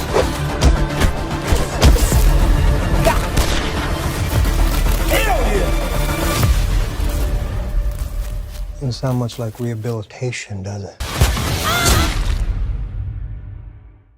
Got Films is a full-service production company that provides motion picture quality content and production services for use in the film and TV industry. Looking for a seasoned crew, high-quality equipment, or other production services for your film, TV, commercial, corporate convention, sports, news, or interview project? Your search stops here. Some of our projects include NASCAR, American Restoration, Pawn Stars, Counting Cars, Top Chef, BattleBots, Forge and Fire, and Street Outlaws. We have also produced over 60 feature films and documentaries. We're ready for all your needs. Whatever your project, whatever your budget, big or small, Got Films got you. GotFilms.com. And welcome back to the climactic episode of the Honeybees. And I am JC, and I am privileged to have Tracy and Matt. So nice of you to have us. It's such a wonderful privilege for me. You're And I am truly humbled that I am in the presence Aw. of greatness. Thank you. And, It's and a once again, pleasure I'm to be not blowing smoke up the arsenal. The arsenal. Well, we're fans of you, and this is Geezy. He's Geezy And to thank us. you so much. It's an honor to even have fans out there. It's like, I have a fan. I think I'm your biggest fan. Oh, thank you. Yeah. Thank you so much. You guys are great. Thank you. Entertaining stuff. Thank you. Okay, so I'd like to go back to on the topic of ABBA Yes. So my cousin Barry introduced me to ABBA, and that movie We've got to watch shown in the big movie theater. And spoilers alert, because some of you out there might not be ABBA fans anyhow, or some of you might be, some of you anyhow. The way this movie ended is that the interviewer who got rejected and dejected by ABBA, he was misled by the concierge, because he went to the hotel and he finally had his pass. It arrived late. It arrived very late. It was caught in traffic. I mean, talk about like bad things happening all at the same time. Yeah. So he went to the hotel. Concierge told him, "Oh, they just left. They went back to Sweden." And so he goes, he goes to the elevator, very dejected. The elevator opens. And who should be there? Wow. That's heartwarming. And that's where he does the interview. Yeah. In the elevator, or does he? Well, it doesn't end there. All of a sudden, it smoothly transitioned to their song. I don't know if you guys know their song called Eagles. No. And I dream I'm an eagle, and I dream I could spread my wings, flying Vaguely, high, like a bird in the sky. Like an eagle. You have an extensive knowledge of their repertoire. I was like obsessed. And I had the album, so I knew songs that didn't become popular. Didn't get on the radio. Right. On the radio. Like one of them is the song That's Me. Oh my gosh. I don't know if you guys heard that song. No. Which album is it on? It's on The Arrival. I think The Arrival. That's is the one that where has in the helicopter. The helicopter, yeah, that's their iconic album actually. Of all the albums that they had, that's the like top hit album. Wow. Because most of the songs were like boom, boom, boom, boom, boom, made the hit hits. after hit after hit, and that's the album where they had money, money, money, Yeah. doo-doo, must be funny, doo-doo. In the rich man's world. I love that song. It's not in our show, but that was one I wanted to include. That I was- really yeah. didn't know. I'll sing that with you guys. Yeah, okay. Oh, okay. I'll be Frida. I'm Agnetha. Yes, So that yes, was perfect. yes. You're Agnetha, because you can hit the high notes, and I'll be like the Yeah. what do you call that vocal the range? dancer. You'll Yeah. be the alto. The Yeah, dancing the alto. Yeah. I can do Frida. Yay, Frida is You guys would be a the great. best. You guys would be a great Oh my combination. gosh. Great Frida. Yeah. Oh, now I have to go back to that song and like really memorize that Yes. song. Start working now. Yes, You yes. never Like know. start working. Yeah, because Tracy's now. a whip crap. Oh Yeah, my God! I know. And don't worry about it, because every day I practice my songs, even if I don't have any intentions to sing anywhere. Right. Like I just memorize songs in my Wow. bathroom. Yeah. Somehow that does not Every surprise me at single all. day. Every That's single day. amazing. Well, That's we need to good. get you out. And I'm surprised that my neighbors have not filed a lawsuit yet. Right. It's pounding on my door. Shut up, shut up.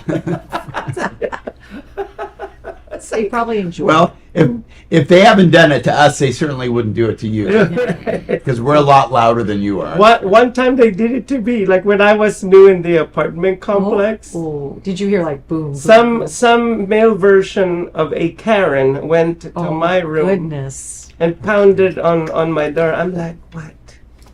I can I hear see. you. It's like, oh, well, it's a good thing to know that you're not deaf. Great. That's a good way to Your look at ears it. are perfectly fine. You could hear me from a mile away. Yeah. Right. Like, congratulations. That's funny. That's funny. Oh wow. So anyhow, after seeing that movie, I became obsessed, and I started buying the albums, and I even exceeded my cousin Barry's album collection. Wow. Like I beat him. Like, you think you have this, well, I have this. I have this. Cousin Barry created a monster. I know he created like an ABBA fan. An ABBA freakazoid. Yeah, that's cool. Yeah. Well, how funny, if we had talked to you before we created the show, we might have just stuck with ABBA, you know. But it's kind of a, you know, it's kind of a cool concept, and I think people don't quite know what to do with it yet. But it's the two girl bands of the 70s. So yeah.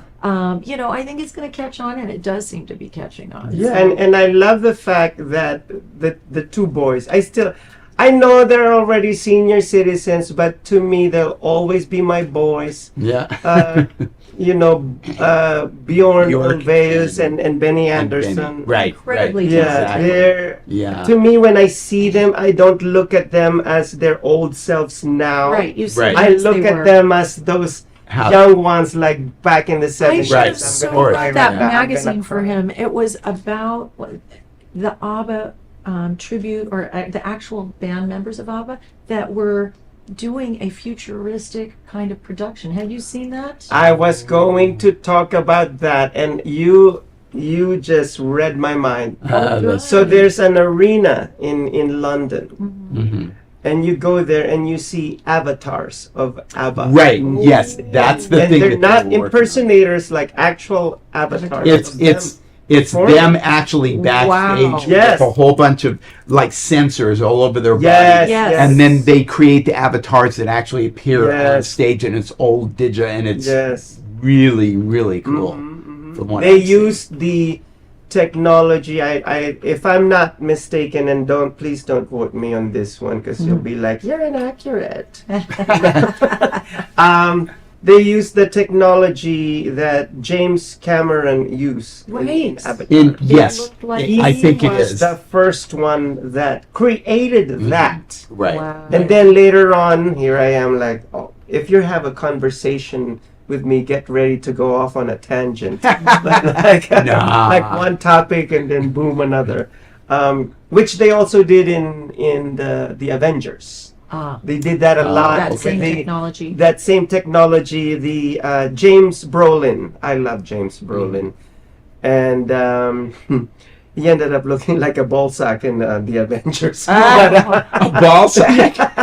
Yeah, they made him look. He was like an alien from outer space, and he looked like a ball sack, wrinkly. like the dreaded Thanos. The dreaded ball sack. From another planet who wanted to snap people out of existence. Oh, He no. snapped, and then they turned into like dried fig leaves that just floated away. Oh, my. And it's like, oops, I forgot to moisturize today. I'm just. Oh, our own world is doing a good job of that. I don't think they need to worry about it. So, my gosh. So that's my love for ABBA, and you know what? Where is that production playing? The one London. London. Are you going to go see it? Because aren't you going to Well, Paris? guess what? Guess what? Now that I'm seeing you guys, because I'm thinking, who do I invite and bring to see that thing? Now I'm saying, you guys like have to come with me to London. Oh, we have and, to. Yeah, Wouldn't that and we won't sit. We're gonna be on the dancing row, because there's like a dancing row. We'll be the dancing. I don't know Yeah. if you guys want to sit or stand. I mean, He it's may want to sit. I'll I may probably be in the sit, but dancing you guys both have the dancing gene. Believe me, people would pay to see you guys dance. They would pay to see me sit down. Oh my god, that's so funny. Although you Oh should have my seen gosh. Matt dancing the other night. As long as he's holding I the can't. guitar, I he's can't amazing. dance. Yeah. I can move around if I'm playing the Well, guitar. both of you are amazing, and once again, I mean, the vocals are so flawless Oh, well, and thank you. amazing, and you know, before we float away to another show, Okay, float please away. tell my audience where they could see you guys. All right. So this week, Tracy will be premiering her original song called Keep Shining on the Composers Showcase. That's at Myron's at the Smith Center. And I believe showtime is 8? Actually, it starts at 9:30. It actually starts at 9. Doors open at 8:30. Yeah. Doors open at 8:30. That's it.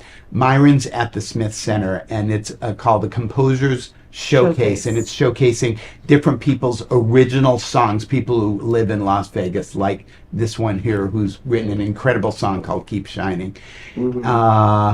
That's Wednesday. Thursday, Tracy and I will be at the Composer's Room, not to be confused with the other place. And that's on 953 East Sahara. It's just the two of us doing our high-rise duo. And we'll be there from 5 to 7. And maybe if Gizi wants to come and join us and sing ABBA song.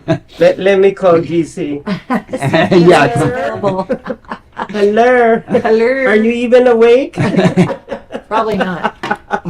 And then on Saturday, Tracy and I will have the high-rise duo at the Oyo Hotel, which is where Hooters used to be. But Hooters is still kind of. Is it on Tropicana? There. It's on Tropicana. It's like right where all the nutsy, and crazy it's in the stuff underground lounge, which is not underground. It's on the same level as everything else. Oh, but they call it. They call it the They call it the underground lounge, but it's right on. And it's one of our favorite places to play because it has great acoustics. Nice, Really good. nice. Yeah. And that's Saturday the 19th, this coming Saturday.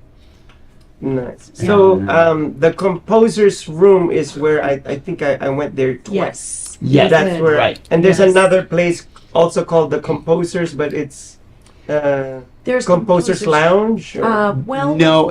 within that. Oh, same you mean venue, in the same building? There's a showroom and then there's a tavern.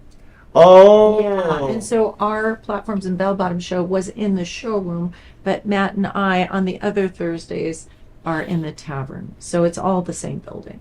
It's all in the same building Yeah. because I noticed on social media on Facebook I saw that behind you guys were like a movie screen. Right. Yes, that's in the That's in the showroom. showroom. That's when we do the Platforms and Bell Bottoms. That one I haven't gone to that Yes. place. Okay. Yeah. You So- if you're an ABBA fan, you will love that show. Oh yes, I'm gonna start to practice. Start practicing. Yeah, Frida's part. Yeah, yeah. And Yes. before I forget, I actually had a Norwegian boss many years ago, and he was the cousin of Frida. Was he Wow. really? Yes, yeah. One Wow. time he was just laughing at me because of my obsession with ABBA. I said, Carl, like, why are you making fun of me because of my I'm a fanatic of ABBA? And he said, I'm actually the cousin of Frida. Wow. I almost died. Oh my God. She's so that's amazing. Crazy. I almost said, "Are you sure you wanna hear more?" That's the song of ABBA too. That's Wow. You're amazing. Anyhow, we've come to the end of the Yellow Brick Road. Aw, this was a fun trip. Yes, and it was an absolute pleasure to have you guys. It was an Thank absolute you, pleasure for us too. Thank JC. you. Thank What a you. pleasure. Thank you. Tracy and Matt, ladies and gentlemen, damas y caballeros. And Nice. until next week, hasta la vista. And Hasta don't la forget vista. to eat your celery because it's the vegetable that eats you. Oh, Chowder. Good. See you next week. Chowder. Traditional TV is going away. Hollywood is starting to fade. People are demanding real stories from real people. Our voices are now being heard in our own way. Podcasts, Facebook, Twitter, YouTube, and TikTok Live are becoming the norm. Internet TV has now reached the highest demand in human history. Social media shows is now the new media of the century.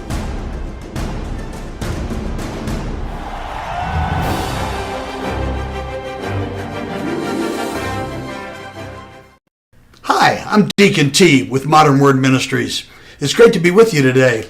Just a short little promo for our show. Every Sunday morning we have service, and you can follow us at 10 a.m. Pacific Time on modernwordministries.org. And if you missed us or you want to see some of our older messages, go ahead and check us out on socialmediashows.com every single morning at 9 a.m. It's a great way to kick off your day, get a little bit of the word in you, get something uplifting, get you started off on your way. You know, if you're looking for prayer or you need some help, reach out to us. If you go to our website, again, that's modernwordministries.org, you can interact with me via telephone, via DM, text message, whatever you want. I'll get right back to you. So if you need prayer, you need help, you just need somebody to talk to, Modern Word Ministries is here for you. We are your church in the community. So until you see you next time, be blessed, everybody. Bye-bye.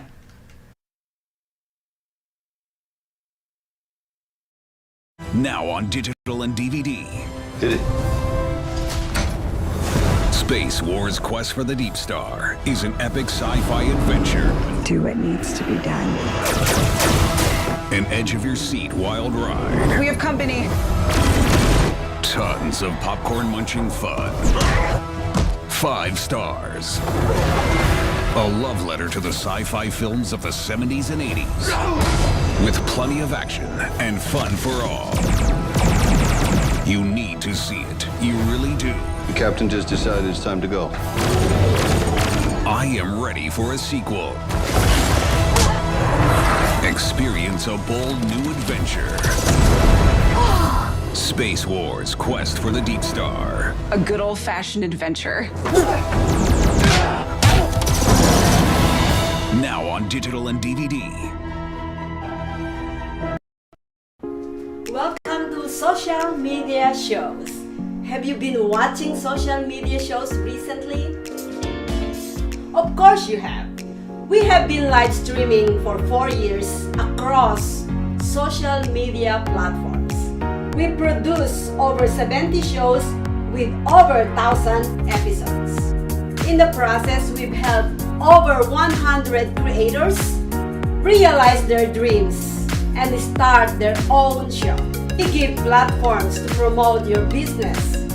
If you are an artist, if you have an event, if you are entrepreneurs, or if you have a story. If you haven't done it yet, go ahead and subscribe and follow us on major social media platforms. And if you have a great idea of a show, join us. Social media shows can help you produce and live stream your own show. Let us help you make your dream become a reality.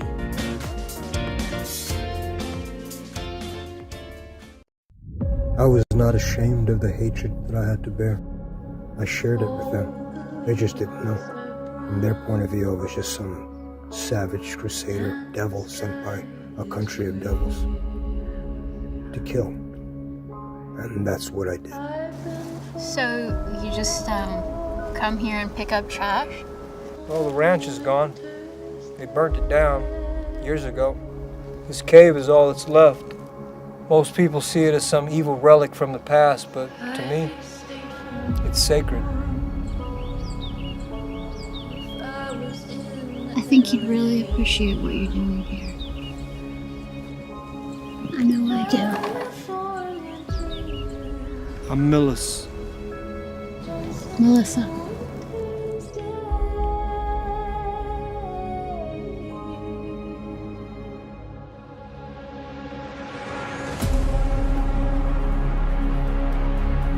Jared, this is Jared. Can you hear me? I don't need a text message. I need a human being to talk to me. Hi, Millis. This is Mandy. I'm Melissa's sister. But you and I, we've never met. But I know who you are. Melissa's told me about you. I'd like to know what's happening with the investigation concerning Melissa Maddox. The investigation is ongoing at the moment. And I feel like a fucking coward sitting in this corner doing nothing. I'm not gonna let hate influence my thinking. You believe in God? Let's wait and see if God saves you.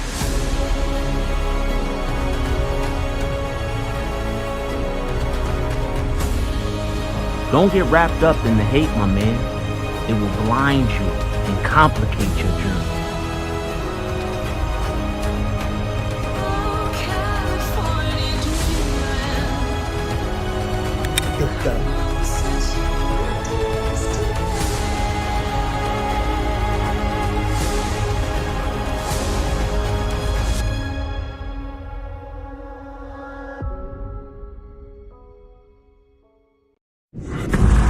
welcome to the next exciting episode of Arena War. Fresh batch of institutionalized gladiators fighting for their freedom. Ready, here we go. You guys heard Perez? Yes, smell that. Get back! Those on the line. The parole board has offered you a ticket out. Win Arena Wars, win your freedom. 7 arenas with 7 of the most vicious killers the world has seen in the last decade. You make it out alive, you get to go home. Luke Bender, you're an innocent man. Innocent man can mean big ratings. I'll be watching. I think it's time to audition Mr. Bender. No! What was your last physical? Cell block shower this morning. Oh yeah. You ready for this?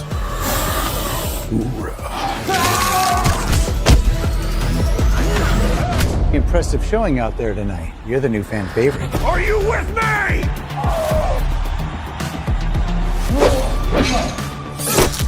Cutie pie back for the kill.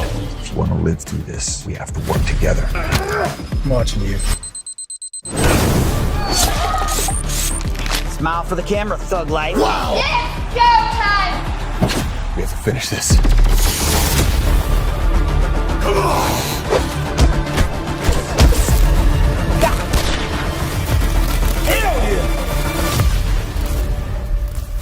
Doesn't sound much like rehabilitation, does it?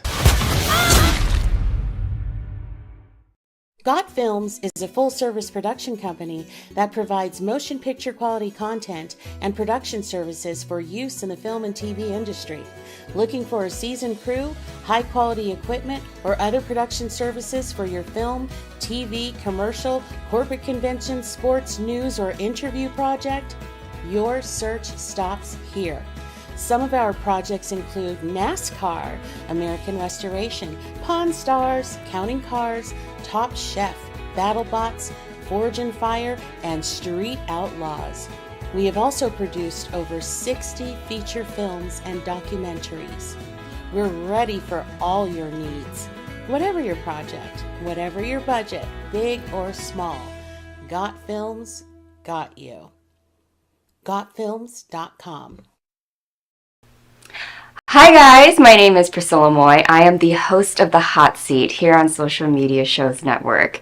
I am an actress, I'm a fashion model, and a TV red carpet host thanks to the amazing network of social media shows. And we go live in real time in studio where I interview some amazing people from Las Vegas, whether they be entrepreneurs, whether they be actors, musicians, singers, dancers, acrobats, performers, politicians, students, all of the like, and they come here and they tell us their story. What makes this show super amazing is the fact that we get real people in here talking about their journey in real time. Everything is live in real time, and we're meeting people that are on their way chasing their dreams and trying to succeed in what they do. The process that I love to have for the hot seat is basically finding people that have the same type of drive and motivation that real artists have. People that have worked from the bottom and made it all the way to the top and might have not had the opportunity to say what it was that really kept them going and the struggles that they endure going along their journey. Everyone's journey is different, and not a lot of times we get asked about the journey itself. Everyone wants to know the success, that your business is thriving, that you're doing this amazing movie, that you're up for a Grammy, that you're up for an Oscar, all of the above. They like to see the end result, but no one knows about the process. It's important that we showcase these stories, have these people come here and give their time to us, and for me to get down to the nitty-gritty to talk about who they are down to the core. Because in my eyes, as a working artist doing everything that I'm doing, no one really cares about what you go through every single day. No one really asks you why you want to do what you do. How long have you been doing it? They just want to know, like, okay, are you anyone important that can help me? That's kind of how it is in the industry, and especially in Las Vegas. So when I look in the eyes of myself and I think of how can I give back in a way that I can right now, that would be to showcase and highlight people the way I would like to be highlighted. And what makes this amazing is that it's only getting better from here. Every week, whenever we're premiering a new episode, we're getting some amazing feedback. We're getting a lot of people submitting themselves to be sitting on the hot seat with me to be interviewed. And given that one chance, in my eyes, it's kind of like if no one's going to give you that one chance, Priscilla's going to do it. And then we'll see how it goes. But the good thing is that this show is going to be something that I think is going to be really long lasting here at Social Media Shows and will really benefit the city of Las Vegas. And my message to all of you is just to continue to support this channel. We have some amazing things coming. So this is not a podcast, this is a television show. If you are looking to be on the hot seat or on any of the shows here at Social Media Shows, you can email your headshot and your bio to admin@socialmediashows.com. So there's going to be a lot of great things coming. We do red carpets. There's a lot of events coming up, and we are inviting people to hire us to do red carpets. If you wanted to have it streamed and want to get reach and have people know about your movie, there's two options that you can advertise yourself. One, you can hire the team here, which includes the team that does all of this to make this happen, along with a host that will host your red carpet event, along with interviewing you, talking about your film, being able to broadcast that live in real time. Second, if you guys want to sponsor any of the show, we do allow you to send in your trailer, obviously for a fee, that you can have your trailer run throughout the breaks during all of our shows. Now, there's tons of shows on here. There's a lot of reach. Every show has got different types of viewers. Every show has its own little niche and audience. So you can have your trailer be seen by so many different people. And there's many shows coming up. Who knows, there could be some more movie review shows coming up, people that you can have talk about your film. And like I said before, Las Vegas is a very small town. So if you want to be able to make the most out of that, we have many options here at Social Media Shows. And I don't know many networks that are available to do that, especially for independent films. Not blockbusters, but independent. So we have that option for you as well. I know we're already booked. We have a lot going on in 2024, starting in January. So if you want to claim your spot now, that email is admin@socialmediashows.com. And if you have any hosts that you like and enjoy while being a fan of all the shows here at Social Media Shows, you can request to have one of them as a host at your red carpet. So with that being said, you can go follow the Instagram at Social Media Shows TV Network. We're going to pop up right there. You can follow me at Priscilla Moy, PRISCILLAMOY, just to keep updated about everything going on. If you have any questions, you can ask us. You can message our Facebook, our Instagram, etc. So let's on cheers. Cheers to you guys. Cheers to Social Media Shows, and cheers to everyone who I've met and worked with through this network, this entertainment world, industry, and this amazing city of Las Vegas.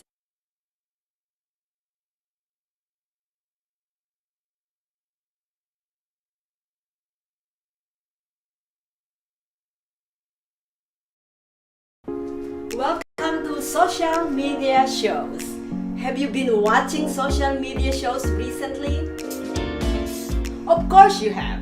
We have been live streaming for 4 years across social media platforms.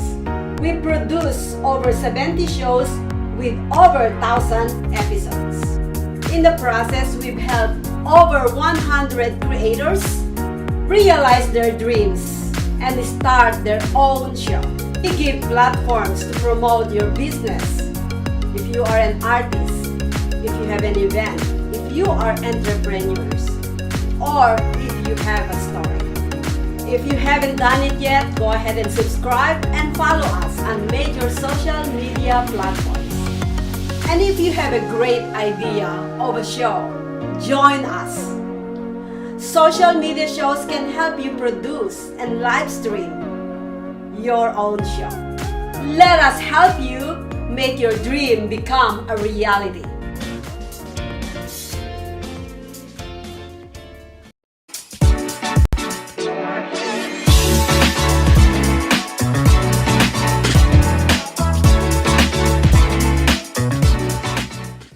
What's up, everybody? We are here for episode 7 of Boogie's Reviews. We are live and ready, and I got a couple good TV shows for you guys to talk about. I got a movie to talk about, and we can get to some NBA talk too, right after this break. Traditional TV is going away.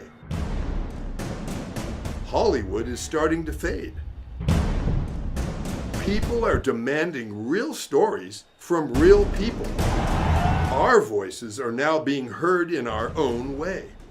Podcasts, Facebook, Twitter, YouTube, and TikTok Live are becoming the norm.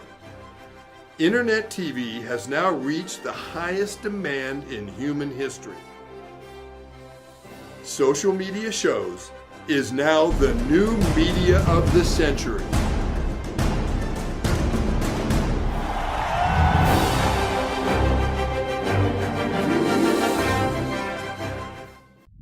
I was not ashamed of the hatred that I had to bear. I shared it with them. They just didn't know. From their point of view, I was just some savage crusader, devil sent by a country of devils to kill. And that's what I did.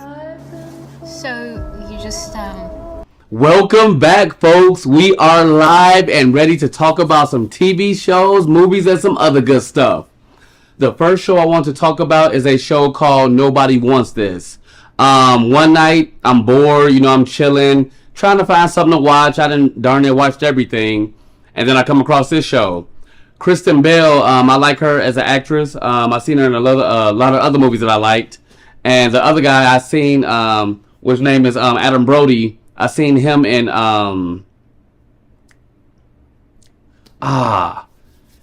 it's a superhero movie in DC. But anywho, he's a heck of an actor too, which I liked a lot. So I gave it a shot, gave it a chance, and surprised the heck out of me. I literally binge watched it the whole night. Man, my eyes are red. I'm tired, and it got to be good whenever I tell you guys that I stay up to watch a full show.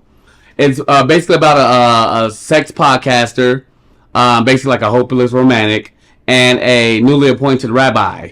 And obviously, you know where I'm going with this. The family doesn't approve of the sex podcaster, but they connect, and their chemistry and everything is so dope that that they end up getting together, and they have to face so many obstacles through their relationship that they have to deal with, and they get through it. And that's all I'm telling you. I'm not telling you anything more. I'm pretty sure you already hooked with me telling you that. So yeah, just go check it out.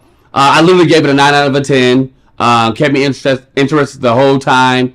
Never was on my phone. Set it down. I watched the whole thing through and through. So yeah, give it a shot. Check it out and let me know what you think. And Adam Brody, the movie I was thinking of is Shazam. He's one of the brothers in Shazam. So yeah, you would like the movie. You would like the TV show, and just let me know what you guys think. Secondly, we're going to talk about Your Honor with Bryan Cranston. I know you guys know him from Breaking Bad. That was a super dope TV show, like everybody loved, and you guys will love this show too.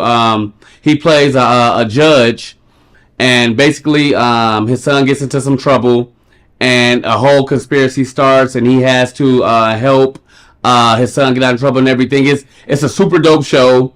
I'll give it 9.5 out of a 10. Only reason I'm giving it 9.5 because there were some slow parts in it. But all in all, I loved it. Kept me interested. I wish they never would have canceled it, but hopefully they pick it up in the future. But this is a must-see TV show. I think it was from some years ago, but I'm pretty sure a lot of people not really up on it, so I'm putting you up on it now. Check it out and let me know what you guys think. And last but not least, we're going to talk about The Lincoln Lawyer. I know you guys seen the movie. The movie was already super dope. But the TV show stars Manuel Garcia Ruffalo. And he's basically a lawyer that takes cases, and he usually wins them all and gets people off. And during the show, it's a lot of corruption. You know what I'm saying? He deals with a lot of things, a lot of fights, a lot of hating. So many things that's going on in the TV show. I don't want to tell you guys too much, but I just finished another season, and boy, they left us with a super dope cliffhanger. So check that out. I give that a 10 out of a 10, just like I gave the movie a 10 out of a 10. Check it out, Lincoln Lawyer. Let me know what you guys think, and we'll be right back to talk about a cool movie that not only did I see, but I was also a part of the production. See you later.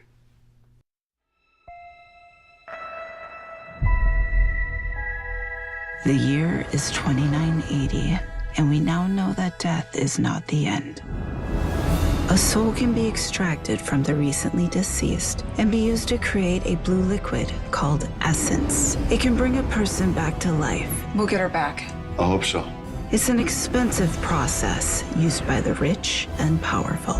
The rest, they do what they can to survive. Stay right there. You told me you're hiding from some dangerous people. Let's knock on the door. I spent the last year searching for the Deep Star. A bounty so big that the entire galaxy could be yours. People have been looking for the Deep Star for years. It can't be found. It's because they can't find the distress beacon. I know where it is. If we find the Deep Star, we could get enough credits to bring Mom back. Blast off. Guys, we have company.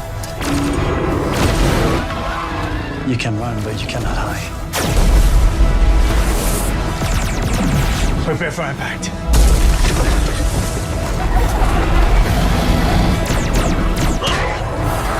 I am now authorized to take action.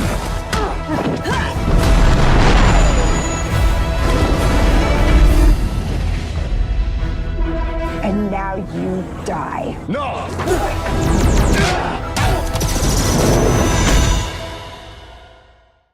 Hi, I'm Deacon T with Modern Word Ministries.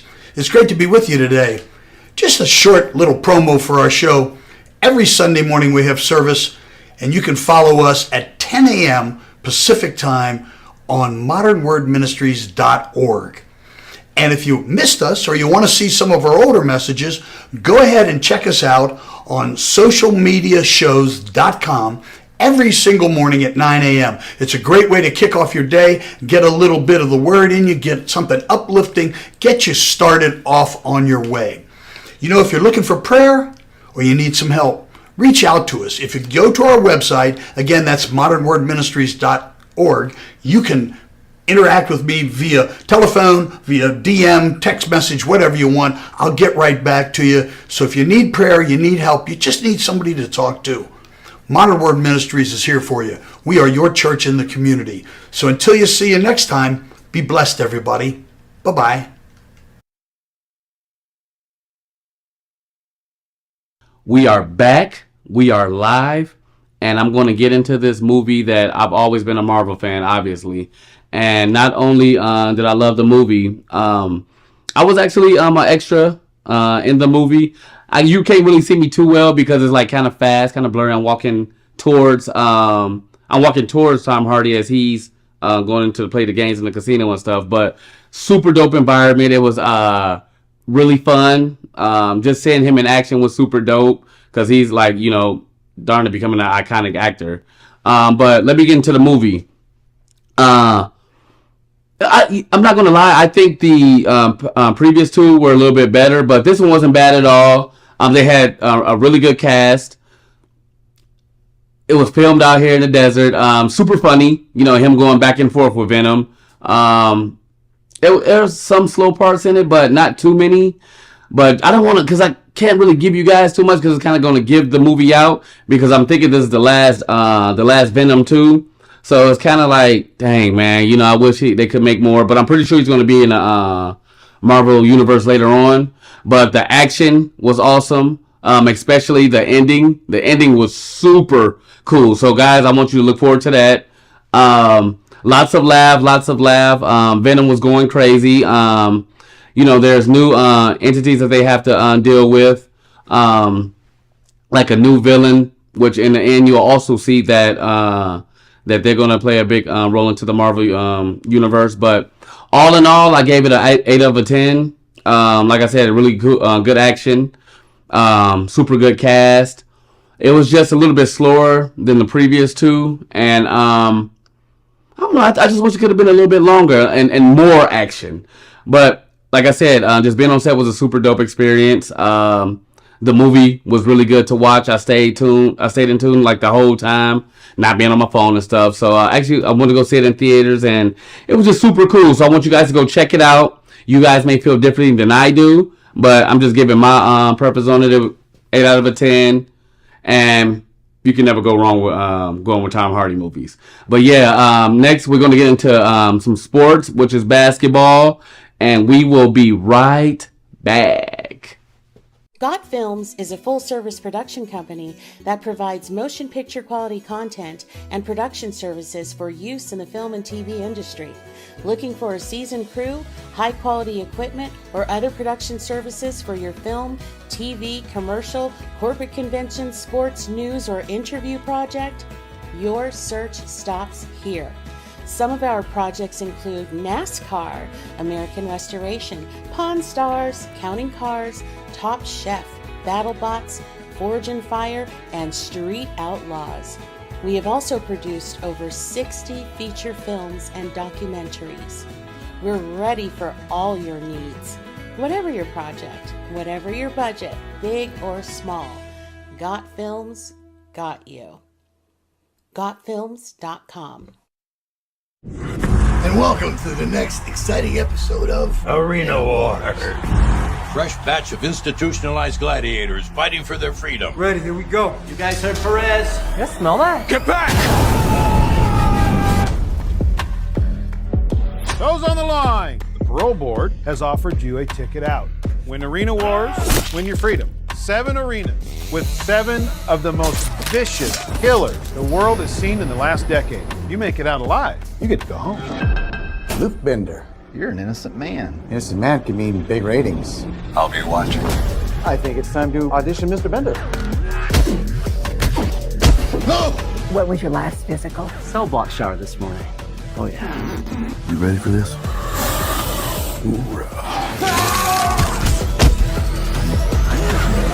Impressive showing out there tonight. You're the new fan favorite. Are you with me?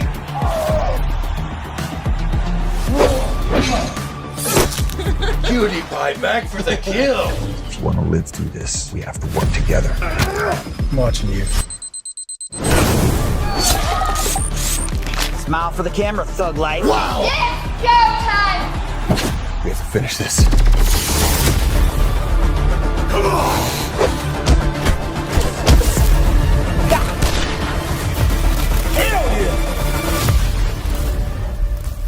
Doesn't sound much like rehabilitation, does it?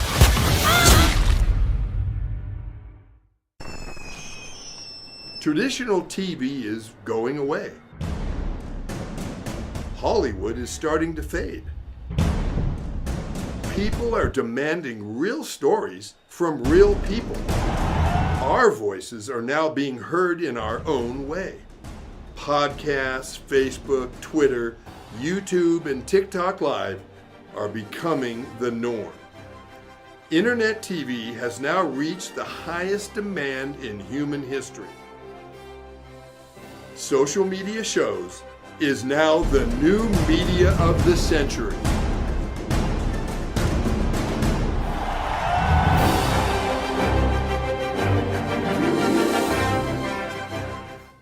We are back, we are live, and now we are about to get into some basketball talk. I'm not going to go too long with it. I just want to shout out to my Thunder. We're I think we're actually 8-1 right now. Either 7-1 or 8-1. Super dope season so far. A lot of injuries though. Like, it kind of sucked because some of the really good players are getting hurt and they're missing a lot of games already. And I just seen that Zion end up having a hamstring issue that he's dealing with. So I hope he, happy healing. I hope he heals well and quick recovery. But all in all, the season's super good. Like, we're seeing teams that we didn't think they were going to start like this. Like, the Cavaliers are 9-0. Darius Garland, Mitchell, their big man. Everybody is on the same groove right now, and they're coasting. I would love to see a Cavaliers and Thunder finals. 2 young teams getting to it. You know what I'm saying? I think it'll be great viewership. And I think it'll be something new, a new vibe, new team, something that'll get the people going. But yeah, the season's super good. Tune into the NBA. LeBron is still doing amazing things at the age of pushing 40, dude. He had a triple-double the other night, and he's almost 40 years old. That's crazy. So yeah, just get in tune to it. And just let me know how you guys feel about the season, how it's going. If you guys need me to do anything different, if you guys want me to talk about anything different, any movies, TV shows, sports, whatever, let me know. And I will look at it, check it out, get into it, and then put it back out there to y'all. Hey, Thank you for vibing with me. I appreciate you guys. I love you guys. And I'm going to give you more, more flavor, more variety of vibes and everything. Shimmy out.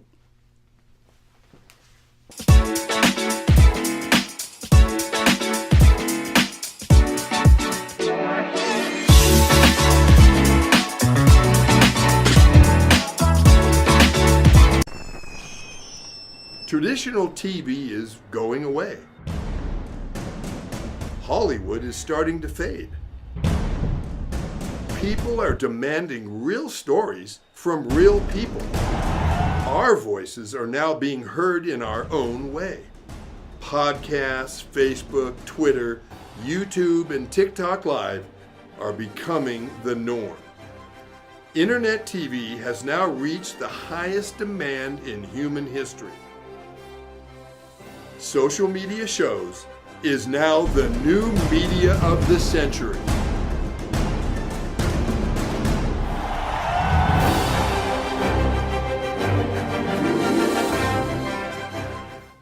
Hi, I'm Deacon T with Modern Word Ministries.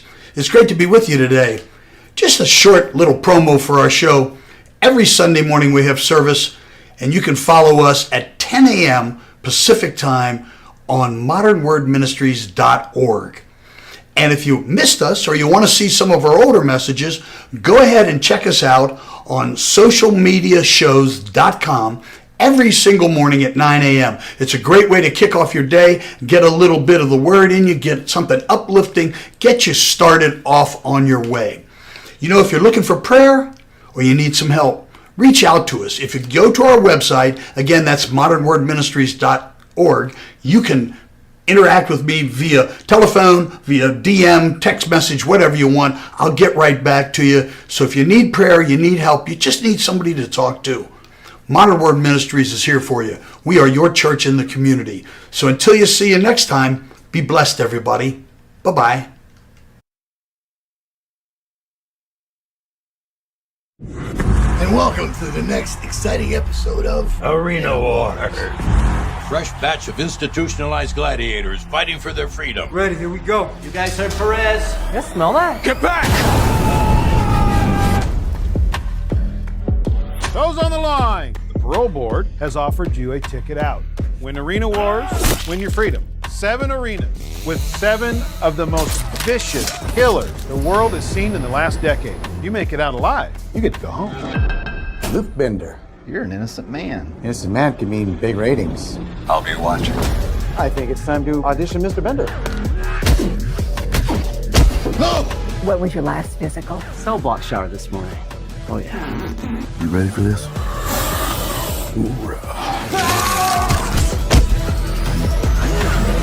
Impressive showing out there tonight. You're the new fan favorite. Are you with me?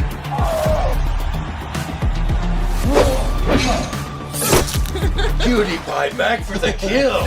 If you want to live through this, we have to work together. I'm watching you. Smile for the camera, thug life. Wow! It's showtime! We have to finish this. Come on!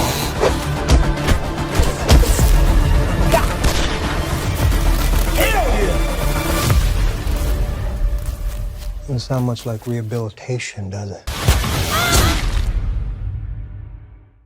Got Films is a full-service production company that provides motion picture quality content and production services for use in the film and TV industry. Looking for a seasoned crew, high-quality equipment, or other production services for your film, TV, commercial, corporate convention, sports, news, or interview project? Your search stops here.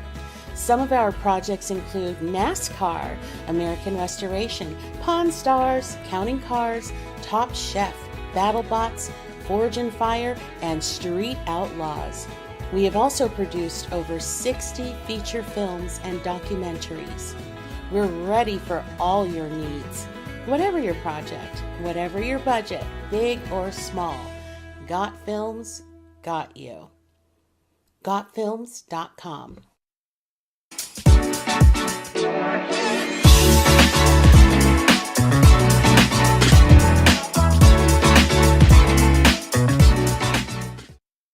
Welcome to another episode of Boogie's Reviews. I got a couple movies that we can talk about today. I got a couple TV shows we're going to talk about today. One of my favorites that I didn't even know that was back on with the fake people didn't tell me. Yeah, I got some good things to talk about today. One movie in particular, Rebel Ridge. We're going to get into it when we come back from this commercial break. So stay tuned and be ready. And welcome to the next exciting episode of Arena War. Fresh batch of institutionalized gladiators fighting for their freedom. Ready, here we go. You guys heard Perez? You smell that? Get back! Those on the line. The parole board has offered you a ticket out. Win Arena Wars, win your freedom. 7 arenas with 7 of the most vicious killers the world has seen in the last decade. You make it out alive, you get to go home. Luke Bender, you're an innocent man. Innocent man can mean big ratings. I'll be watching. I think it's time to audition Mr. Bender. What was your last physical? Cell block shower this morning. Oh yeah. You ready for this?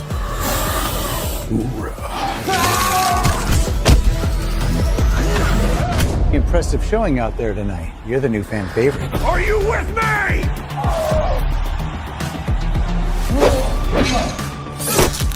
Cutie pie back for the kill. If you want to live through this, we have to work together. I'm watching you. Smile for the camera, thug life. Wow! It's showtime! We have to finish this. Come on!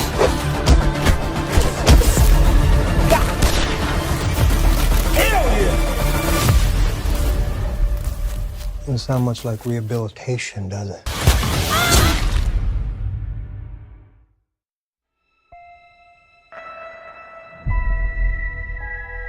The year is 2980, and we now know that death is not the end. A soul can be extracted from the recently deceased and be used to create a blue liquid called essence. It can bring a person back to life. We'll get her back. I hope so. It's an expensive process used by the rich and powerful. The rest, they do what they can to survive. Stay right there. You told me you're hiding from some dangerous people. Let's knock on the door. I spent the last year searching for the Deep Star, a bounty so big that the entire galaxy could be yours. People have been looking for the Deep Star for years. It can't be found. It's because they can't find the distress beacon. I know where it is. If we find the Deep Star, we could get enough credits to bring Mom back. Blast off. Guys, we have company. You can run, but you cannot hide. Prepare for impact.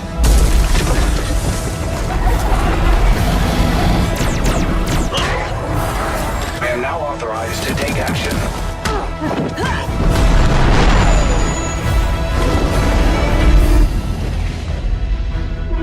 And now you die. No!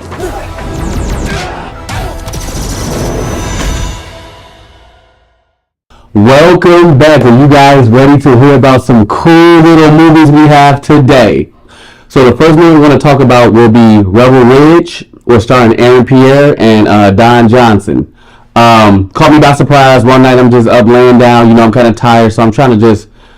I got me something to eat. I'm just putting something on to watch. And bam, I see Rebel Ridge. I read the summary of it, and I'm like, you know what? I'm going to give it a chance. I'm going to give it a shot. Like I do everything. Man, I turned it on. I put my phone down. I started focusing in, and that was a heck of a movie. I'm not gonna even lie to you, man. It caught me by surprise of how good it actually was, how engaged I stayed during the movie, because sometimes I tend to, veer off onto my phone or doing something else. I stayed locked in the whole time. Basically, I'm gonna just give you a little bit of it. I'm not gonna give you too much. I don't want you to go watch it, but it starts off like a man riding a bike. He's coming in town, and he encounters some racist policemen.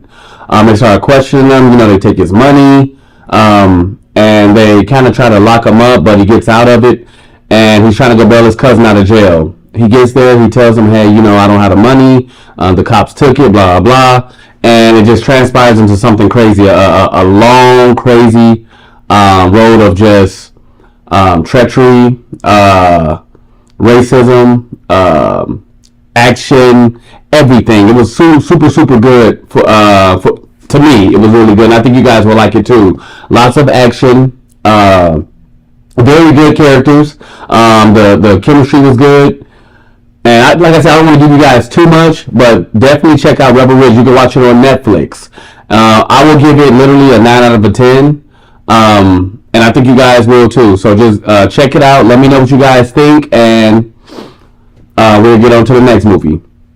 The next movie we're going to talk about is going to be Borderlands. I believe it derived from a video game, and they made it into a movie which stars Kevin Hart, Cate Blanchett, and Jamie Lee Curtis. Basically, is this girl that's in, I don't know if she's locked up or held into a cell or something, but man pays to get her, taken out of it. So they go and rescue her, and then it trickles down to like, they get double crossed, and they have to fight to, save her and protect her. And it comes down to a whole, how can I put this? A whole thriller, and it comes to, how can I put this? A lot of twists and turns. The plot twist, I am so sorry. The plot twist was insane. So, yeah, check it out, Borderlands. I give it about maybe a 7 out of a 10. It's some cool action. The ending kind of could have been a little bit better, but, it is what it is. Take it for what it is. And, yeah, go check it out, Borderlands. And I watched it on, I believe, the Fire Stick. But, yeah, whatever streaming platform you're watching on, go check it out. I think you'll like it. The next movie I'm going to talk about is, what do we want to talk about? Will be The Union with Mark Wahlberg and Halle Berry. Super good movie. The chemistry between those two were insane. Basically, Mark Wahlberg's living a regular life, and then we come to find out that he was some like agent back in the day, and they come back and recruit him because they need some help with something that's going on in the country. I'm not going to tell you guys because I want you guys to go watch it if you haven't already seen it. And it's just super good. I mean, lots of action. Like, I like every Mark Wahlberg movie. I'm not going to even lie to you. And Halle Berry did her thing in there. Lots of good characters. The cast is super cool. The movie was very interesting. The plot was interesting, and it kept me engaged also. So if you get a chance, go check it out. I know you guys like Mark Wahlberg. And let me know what you guys think. I gave it a 9 out of a 10. A lot of comedy in it too. I like action comedy. And there's lots of plot twists in that too. So go check it out. Let me know what you guys think. And then we'll be right back with our TV shows. I was not ashamed of the hatred that I had to bear. I shared it with them. They just didn't know. From their point of view, I was just some savage crusader devil sent by a country of devils to kill. And that's what I did. So you just Traditional TV is going away. Hollywood is starting to fade. People are demanding real stories from real people. Our voices are now being heard in our own way. Podcasts, Facebook, Twitter, YouTube, and TikTok Live are becoming the norm. Internet TV has now reached the highest demand in human history. Social media shows is now the new media of the century.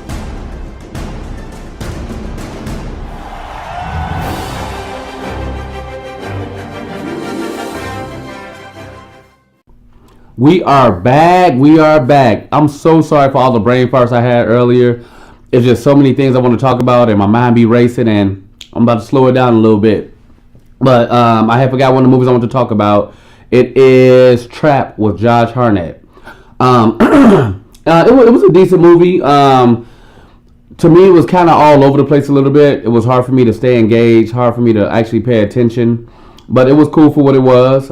Basically, he takes his daughter to a concert, but low-key, he's like, I don't want to tell you what he is, but low-key, it's like a huge plot twist that you guys wouldn't even expect. But maybe you will, because it happened so quick, and we found out so quick of what was going on that it kind of like, dang, kind of ruined it for me. But all in all, it was a decent movie. The cast was cool. The storyline was decent, but for me, I'm going to give it a 6.5 out of a 10, just because it was kind of like all over the place. It's hard for me to stay focused, but you guys might like it. It's a thriller, you know. It's a little bit of action, but mostly like for me, like a psychological thriller. And if you're into that, if you like them type of movies, then check it out. Yeah, like I said, I give it a 6.5 out of a 10. You guys might like it more than I did, but it was cool for what it was. And now we're going to move on to a couple of TV shows I want to talk about. Obviously, I talked about Power before. Now the second half of the final season is on, and even that is a lot of plot twist. Because at first I was getting kind of like, man, what's going on with it, man? Is it going to get, you know, they add so many characters, this and that, but now it's all unfolding, and it's turned into something that I'm loving again, man. You know, you have Michael Ealy now, and he's doing his thing as a cop. Obviously, Mary J. Blige. You know, they got Tariq still doing his thing. So, yeah, man, the last couple episodes were really good. Lots of, like I said, lots of treachery going on with this. Lots of plot twist and, you know, just a lot. It's a lot going on. So I know you guys are obviously watch. A lot of you guys do. Keep checking it out. Obviously, it's one of my top TV shows. 10 out of 10 as always. And just let me know what you guys think. Stay tuned with it, because like I said, this will be the final season. So just, you know, rock with it and just tell me what you guys think. And last but not least, we're gonna talk about Cobra Kai. I love this TV show. It's like a spinoff of the Karate Kid. How you know, the two guys that were beefing in the movies back then, they older now, and now, you know, they run this karate gym, and it's just hella funny, man. And now they into the I believe this is the last season, and nobody told me. So I called y'all fake earlier, because nobody told me it was back on. So I've been waiting all this time, and I done missed out on the whole season. But thank goodness I caught up. But yeah, it's getting really, really, really good. I've always thought it was good from the get-go. Like, I never had a problem with it. The cast they have, the chemistry they have, everything is super dope. So, yeah, go check it out. I know you guys already watch it. I believe it's the final season too. So just let me know what you guys think, how you feel about it. If you guys like this season better than the other ones, or you like the other season better than this one. But I'm rocking with this season. I'm rocking all the way out. I'm waiting for it to come back on. I believe it comes back on in November. So stay tuned, be patient, and we'll be right back with our closing statements. Got Films is a full-service production company that provides motion picture quality content and production services for use in the film and TV industry. Looking for a seasoned crew, high-quality equipment, or other production services for your film, TV, commercial, corporate convention, sports, news, or interview project? Your search stops here. Some of our projects include NASCAR, American Restoration, Pawn Stars, Counting Cars, Top Chef, BattleBots, Forge and Fire, and Street Outlaws.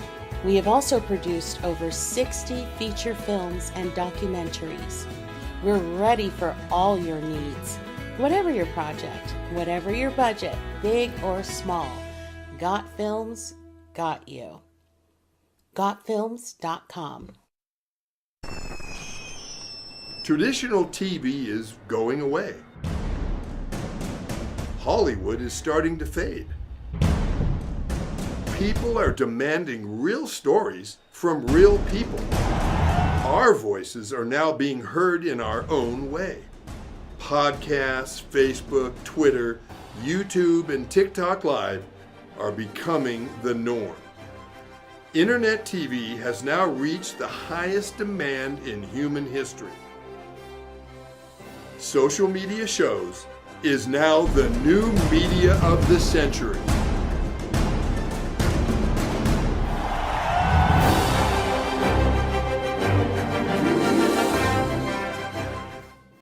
Yo, I almost forgot I want to mention the football season. I'm going to make it nice and quick. I just want to talk about how we have some players who are underperforming, and we have some players who are overperforming. I'm gonna say J.K. Dobbins. He's doing a heck of a job. Just traded for him on my fantasy team because I needed a dope running back.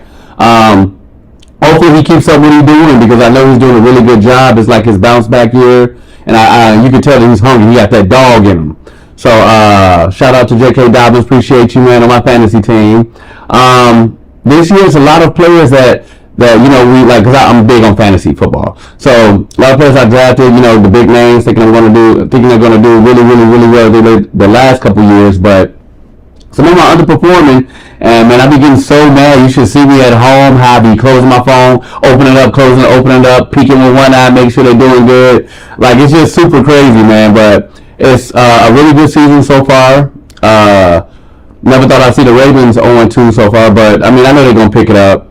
They got one of the best QBs in the league, and they got a nice little receiver core, some cool running backs. So I think they'll pick it up and do really well. Eagles, Chiefs, we got some good teams going on this year, man. Some good things. I don't want to talk too much about it because I want to wait and let the season get a little bit further because I want to put it all together. But I just want to just let you guys know that some people are underperforming, some people are overperforming. But just if you got them on your fantasy team, just stick with them. Unlike me, because I like to trade. If they ain't doing it too good, I'm getting them on up out of there. As soon as I get them on up out of there, they start doing good. That's the story of my life, man. But yeah, I'm gonna have more sports for you the next time I film, and you guys just be patient with me. I'll be right back. Hi, I'm Deacon T with Modern Word Ministries. It's great to be with you today. Just a short little promo for our show. Every Sunday morning we have service, and you can follow us at 10 a.m. Pacific time on modernwordministries.org. And if you missed us or you want to see some of our older messages, go ahead and check us out on socialmediashows.com every single morning at 9 a.m. It's a great way to kick off your day, get a little bit of the word in you, get something uplifting, get you started off on your way. If you're looking for prayer or you need some help, reach out to us. If you go to our website, again, that's modernwordministries.org, you can interact with me via telephone, via DM, text message, whatever you want. I'll get right back to you. So if you need prayer, you need help, you just need somebody to talk to, Modern Word Ministries is here for you. We are your church in the community. So until you see you next time, be blessed, everybody. Bye-bye.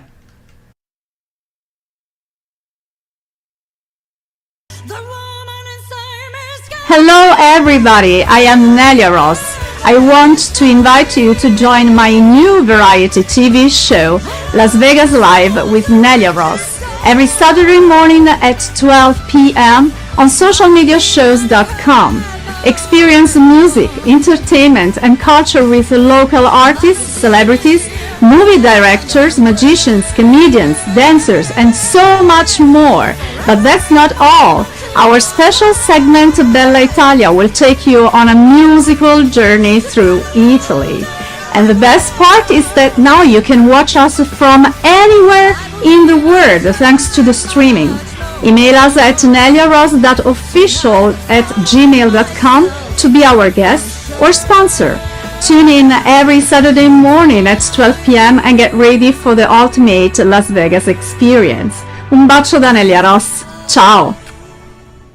We are back with my closing statements. Man, today I don't know what's going on here. I'm talking all fast. Like, I guess I'm just hyped and excited because I missed you guys so much. And I love recording. I love this. I miss this. I like doing it. So let me just calm down and relax, give you my closing statements. So we talked about some good stuff today. I hope you guys go check it out. Like, comment, subscribe. Let me know how you feel. Let me know what you want to talk about. Leave comments about any movies, TV shows, sports you want me to talk about. Let me know, and I got you. So I'm going to be waiting for some more movies to come out, some more TV shows. I'm going to try to find some for you guys. Find some ones in the diamond in the rough. There should be some more movies coming out, especially, I believe, Marvel. And I know Venom's coming out. I can't wait for that. I actually was on set filming for that background. So hopefully I see myself in that.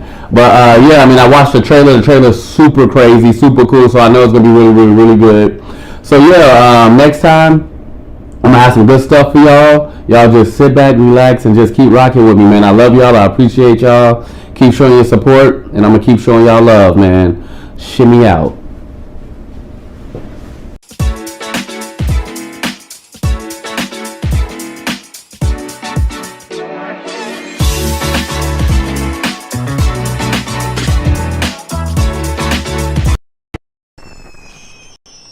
Traditional TV is going away. Hollywood is starting to fade. People are demanding real stories from real people. Our voices are now being heard in our own way. Podcasts, Facebook, Twitter, YouTube, and TikTok Live are becoming the norm. Internet TV has now reached the highest demand in human history. Social media shows is now the new media of the century.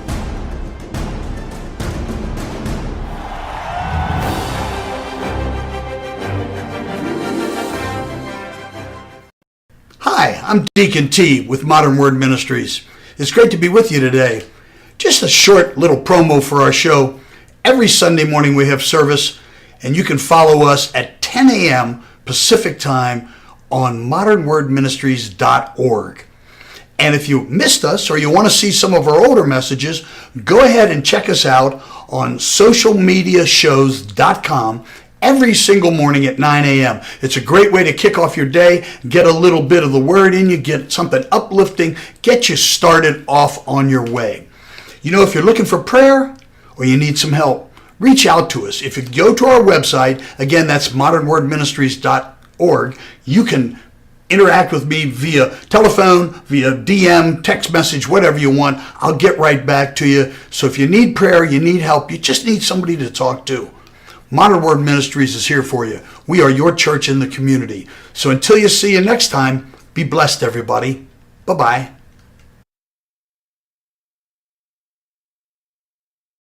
Now on digital and DVD. Hit it. Space Wars: Quest for the Deep Star is an epic sci-fi adventure. Do what needs to be done. An edge-of-your-seat wild ride. We have company. Tons of popcorn-munching fun. 5 stars. A love letter to the sci-fi films of the 70s and 80s. With plenty of action and fun for all. You need to see it. You really do.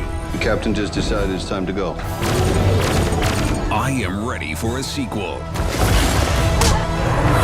Experience a bold new adventure. Space Wars: Quest for the Deep Star. A good old-fashioned adventure. Now on digital and DVD. Hi guys, my name is Priscilla Moy. I am the host of The Hot Seat here on Social Media Shows Network. I am an actress, I'm a fashion model, and a TV red carpet host thanks to the amazing network of social media shows. And we go live in real time in studio where I interview some amazing people from Las Vegas, whether they be entrepreneurs, whether they be actors, musicians, singers, dancers, acrobats, performers, politicians, students, all of the like, and they come here and they tell us their story. What makes this show super amazing is the fact that we get real people in here talking about their journey in real time. Everything is live in real time, and we're meeting people that are on their way chasing their dreams and trying to succeed in what they do. The process that I love to have for the hot seat is basically finding people that have the same type of drive and motivation that real artists have. People that have worked from the bottom and made it all the way to the top and might have not had the opportunity to say what it was that really kept them going and the struggles that they endure going along their journey. Everyone's journey is different, and not a lot of times we get asked about the journey itself. Everyone wants to know the success, that your business is thriving, that you're doing this amazing movie, that you're up for a Grammy, that you're up for an Oscar, all of the above. They like to see the end result, but no one knows about the process. It's important that we showcase these stories, have these people come here and give their time to us, and for me to get down to the nitty-gritty to talk about who they are down to the core. Because in my eyes, as a working artist doing everything that I'm doing, no one really cares about what you go through every single day. No one really asks you why you want to do what you do. How long have you been doing it? They just want to know, like, okay, are you anyone important that can help me? It's kind of how it is in the industry, and especially in Las Vegas. So when I look in the eyes of myself and I think of how can I give back in a way that I can right now, that would be to showcase and highlight people the way I would like to be highlighted. And what makes this amazing is that it's only getting better from here. Every week, whenever we're premiering a new episode, we're getting some amazing feedback. We're getting a lot of people submitting themselves to be sitting on the hot seat with me to be interviewed. And given that one chance, in my eyes, it's kind of like if no one's going to give you that one chance, Priscilla's going to do it. And then we'll see how it goes. But the good thing is that this show is going to be something that I think is going to be really long lasting here at Social Media Shows and will really benefit the city of Las Vegas. And my message to all of you is just to continue to support this channel. We have some amazing things coming. So this is not a podcast, this is a television show. If you are looking to be on the hot seat or on any of the shows here at Social Media Shows, you can email your headshot and your bio to admin@socialmediashows.com. So there's going to be a lot of great things coming. We do red carpets. There's a lot of events coming up, and we are inviting people to hire us to do red carpets. If you wanted to have it streamed and want to get reach and have people know about your movie, there's two options that you can advertise yourself. One, you can hire the team here, which includes the team that does all of this to make this happen, along with a host that will host your red carpet event, along with interviewing you, talking about your film, being able to broadcast that live in real time. Second, if you guys want to sponsor any of the show, we do allow you to send in your trailer, obviously for a fee, that you can have your trailer run throughout the breaks during all of our shows. Now, there's tons of shows on here. There's a lot of reach. Every show has got different types of viewers. Every show has its own little niche and audience. So you can have your trailer be seen by so many different people. And there's many shows coming up. Who knows, there could be some more movie review shows coming up, people that you can have talk about your film. And like I said before, Las Vegas is a very small town. So if you want to be able to make the most out of that, we have many options here at Social Media Shows. And I don't know many networks that are available to do that, especially for independent films. Not blockbusters, but independent. So we have that option for you as well. I know we're already booked. We have a lot going on in 2024, starting in January. So if you want to claim your spot now, that email is admin@socialmediashows.com. And if you have any hosts that you like and enjoy while being a fan of all the shows here at Social Media Shows, you can request to have one of them as the host at your red carpet. So with that being said, you can go follow the Instagram at Social Media Shows TV Network. We're going to pop up right there. You can follow me at Priscilla Moy, PRISCILLAMOY, just to keep updated about everything going on. If you have any questions, you can ask us. You can message our Facebook, our Instagram, etc. So let's on cheers. Cheers to you guys. Cheers to Social Media Shows, and cheers to everyone who I've met and worked with through this network, this entertainment world industry, and this amazing city of Las Vegas.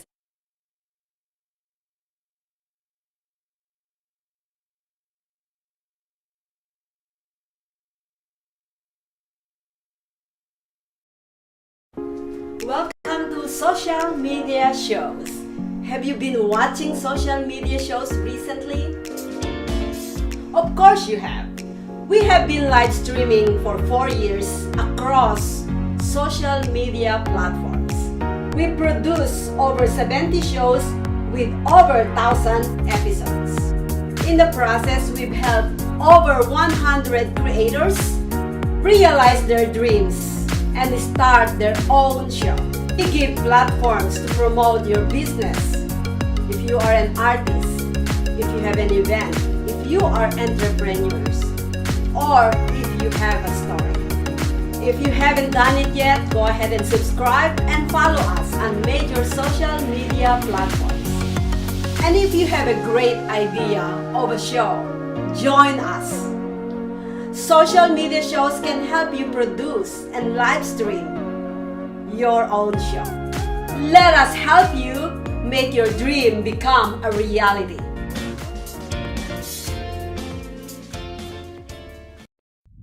I was not ashamed of the hatred that I had to bear. I shared it with them. They just didn't know. From their point of view, I was just some savage crusader, devil sent by a country of devils to kill. And that's what I did. So you just come here and pick up trash? Well, the ranch is gone. They burnt it down years ago.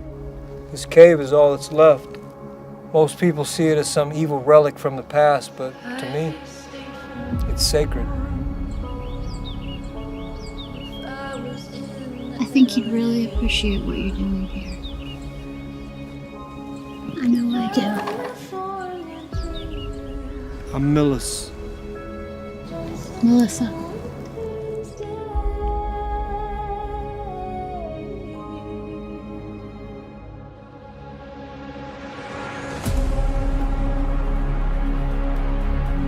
Jared, this is Jared. Can you hear me?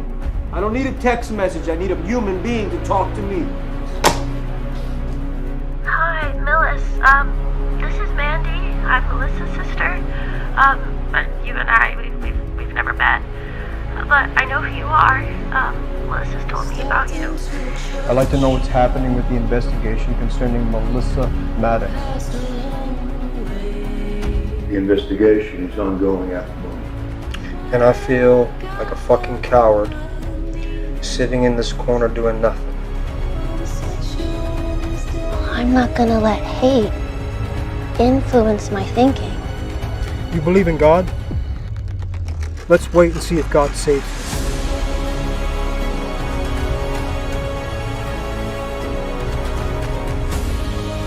Don't get wrapped up in the hate, my man. It will blind you and complicate your journey.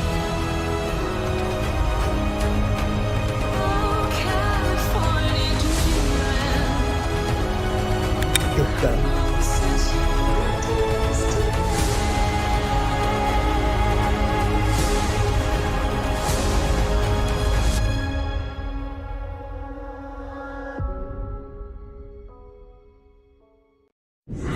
And welcome to the next exciting episode of Arena War. Fresh batch of institutionalized gladiators fighting for their freedom. Ready, here we go. You guys heard Perez? You smell that? Get back! Those on the line. The parole board has offered you a ticket out. Win Arena Wars, win your freedom. 7 arenas with 7 of the most vicious killers the world has seen in the last decade. You make it out alive, you get to go home. Luke Bender, you're an innocent man. Innocent man can mean big ratings. I'll be watching. I think it's time to audition Mr. Bender. No! What was your last physical? Cell block shower this morning. Oh yeah. You ready for this?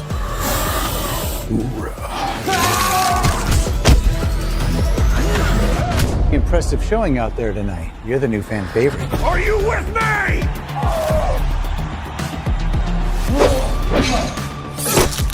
Cutie pie back for the kill. If you want to live through this, we have to work together. I'm watching you. Smile for the camera, thug life. Wow! It's showtime! We have to finish this. Come on!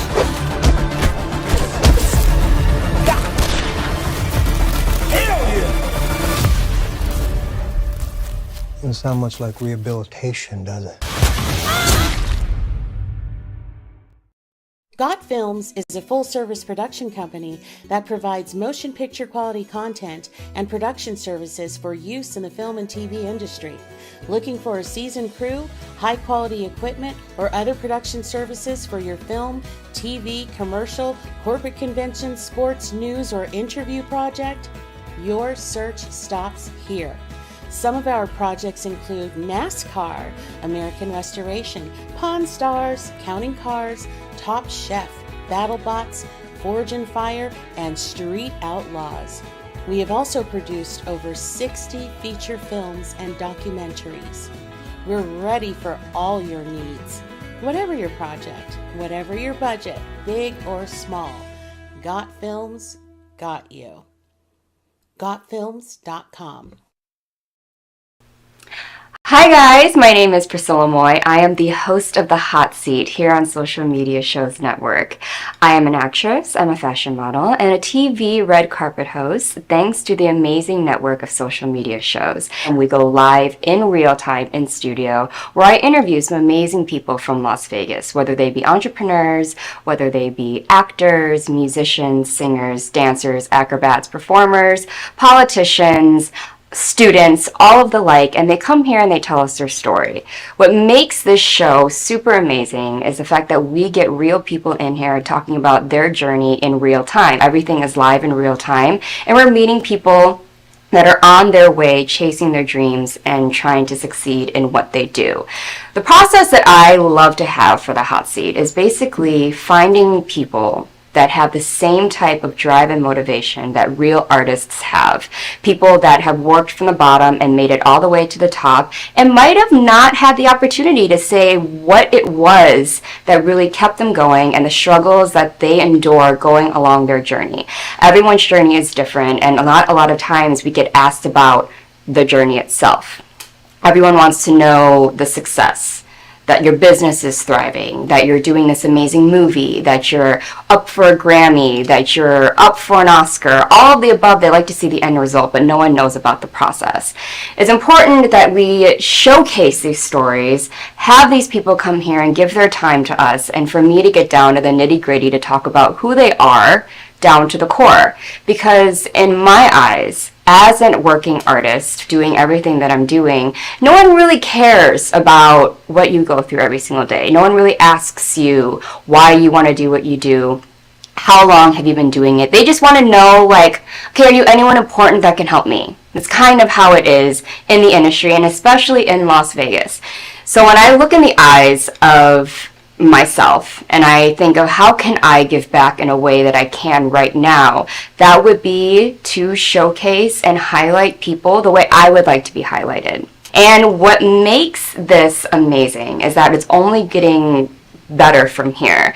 Every week, whenever we're premiering a new episode, we're getting some amazing feedback. We're getting a lot of people submitting themselves to be sitting on the hot seat with me to be interviewed and given that one chance.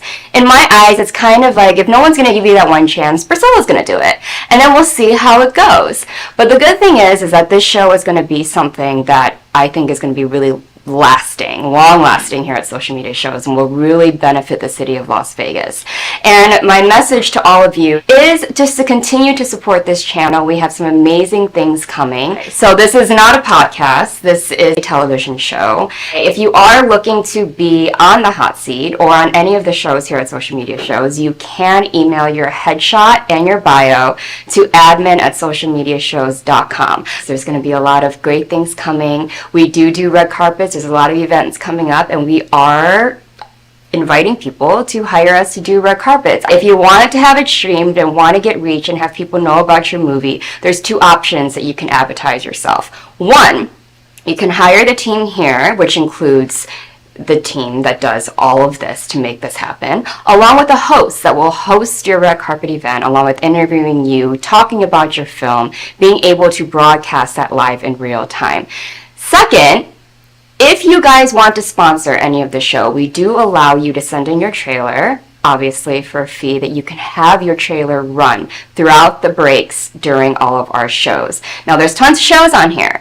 There's a lot of reach. Every show has got different types of viewers. Every show has its own little niche and audience. So you can have your trailer be seen by so many different people.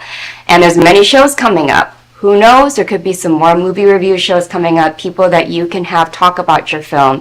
And like I said before, Las Vegas is a very small town. So if you want to be able to make the most out of that, we have many options here at Social Media Shows. And I don't know many networks that are available to do that, especially for independent films. Not blockbusters, but independent. So we have that option for you as well. I know we're already booked. We have a lot going on in 2024, starting in January. So if you want to claim your spot now, that email is admin@socialmediashows.com. And if you have any hosts that you like and enjoy while being a fan of all the shows here at Social Media Shows, you can request to have one of them as the host at your red carpet. So with that being said, you can go follow the Instagram at Social Media Shows TV Network. We're going to pop up right there. You can follow me at Priscilla Moy, PRISCILLAMOY, just to keep updated about everything going on. If you have any questions, you can ask us. You can message our Facebook, our Instagram, etc. So let's on cheers. Cheers to you guys. Cheers to social media shows, and cheers to everyone who I've met and worked with through this network, this entertainment world industry, and this amazing city of Las Vegas.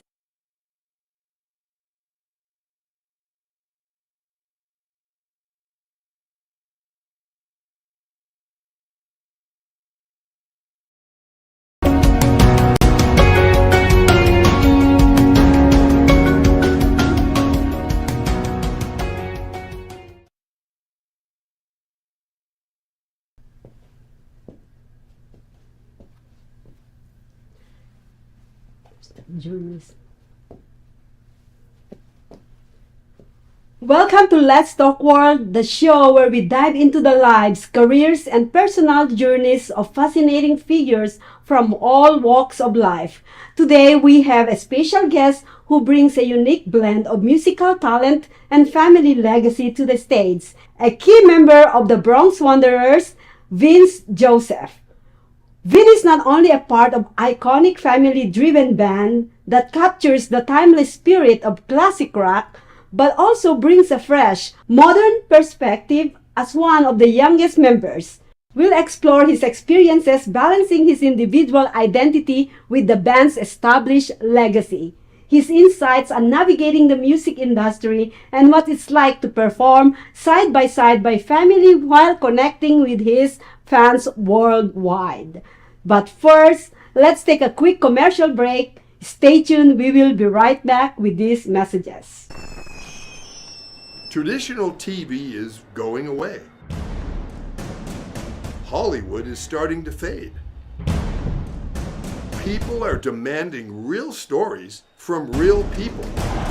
Our voices are now being heard in our own way. Podcasts, Facebook, Twitter, YouTube, and TikTok Live are becoming the norm. Internet TV has now reached the highest demand in human history. Social media shows is now the new media of the century.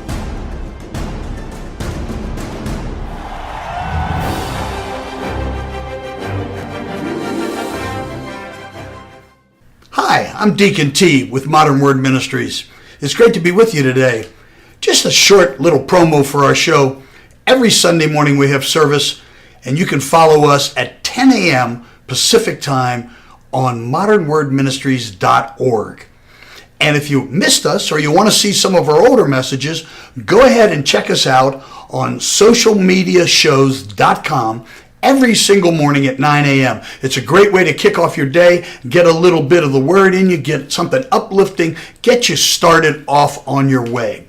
You know, if you're looking for prayer or you need some help, reach out to us. If you go to our website, again, that's modernwordministries.org, you can interact with me via telephone, via DM, text message, whatever you want. I'll get right back to you. So if you need prayer, you need help, you just need somebody to talk to, Modern Word Ministries is here for you. We are your church in the community. So until you see you next time, be blessed, everybody. Bye-bye. Welcome back to Let's Talk World. As I promised you guys, I have Vince John with me.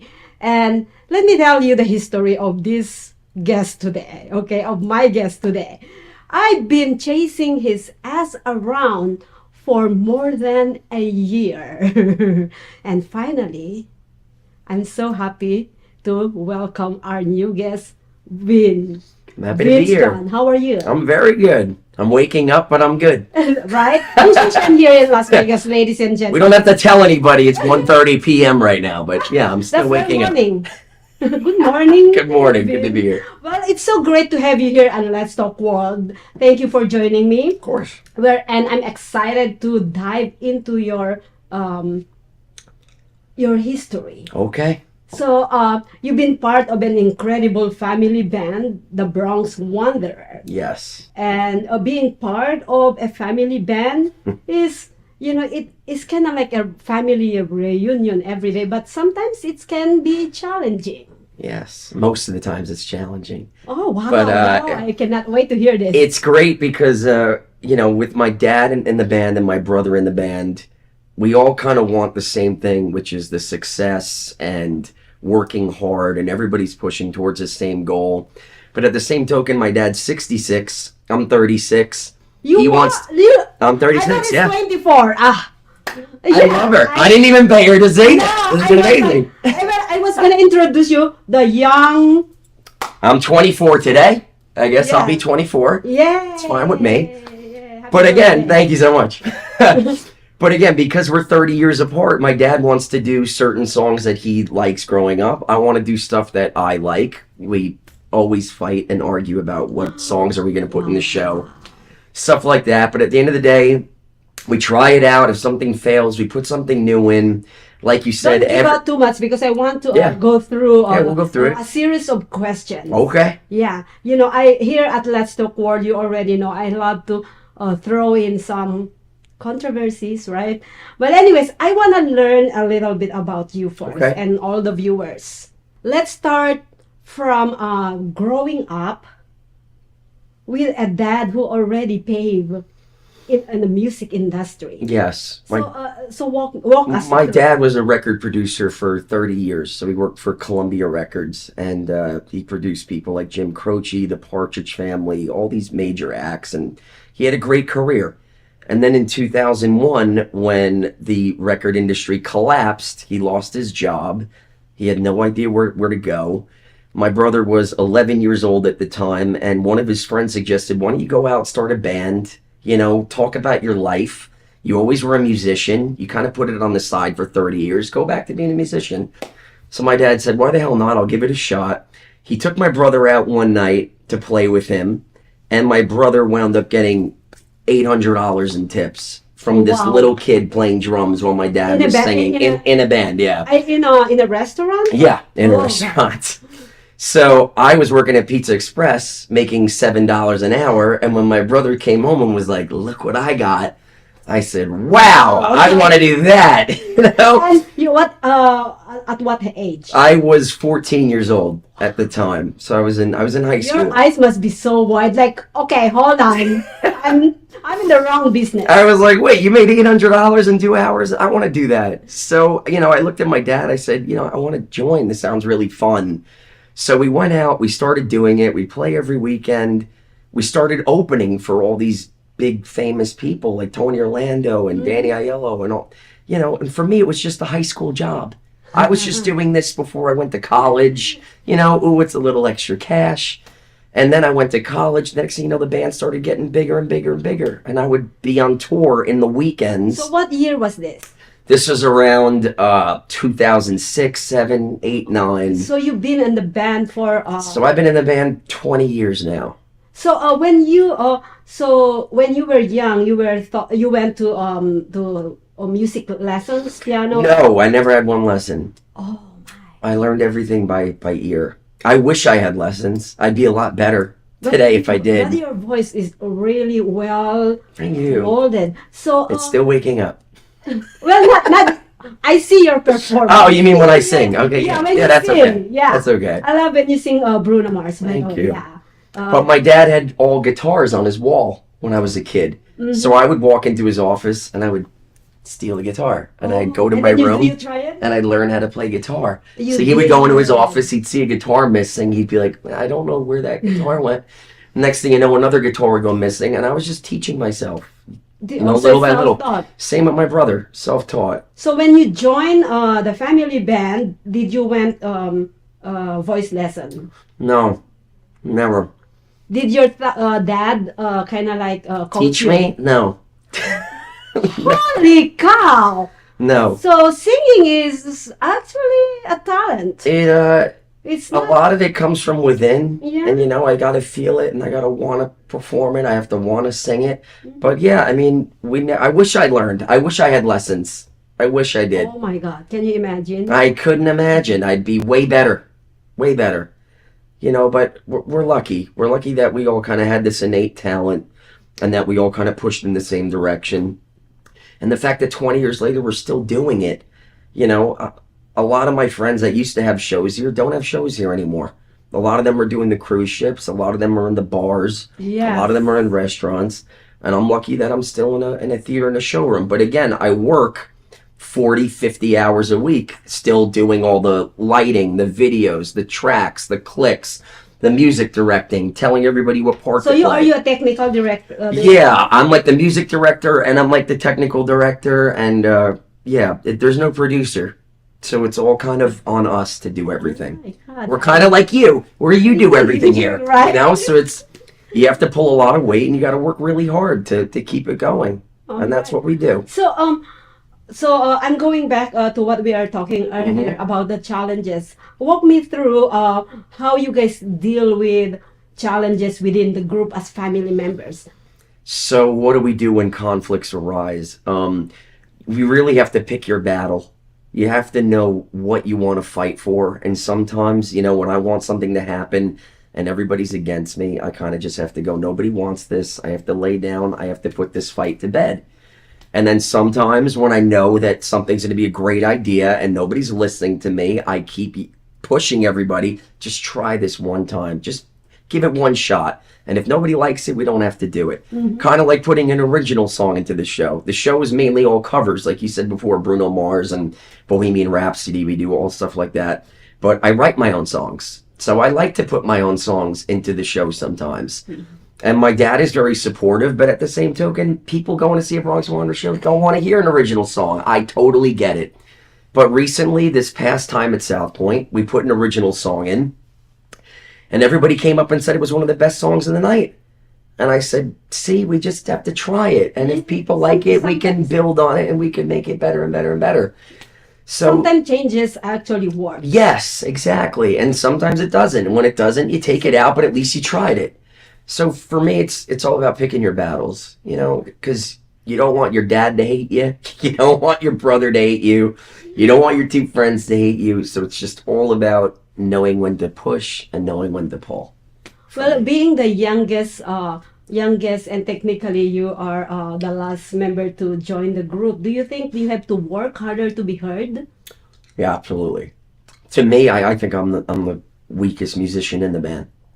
I do, yeah. I mean, I play 6-7 instruments, but again, if I look at Fernando on bass, he's incredible. He's the top of bass players. When I look at my brother as a drummer, he is my favorite drummer. Out of anybody in town, you ask me who I want to play with as a drummer, I would say my brother. But in fairness, you're the most handsome in the group.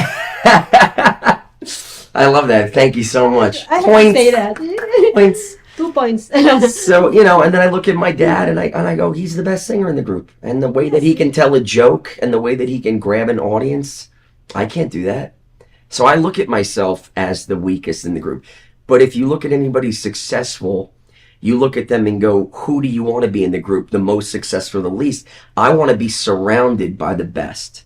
I want to be the weakest link in the entire chain because then, like you said, it forces me to work harder.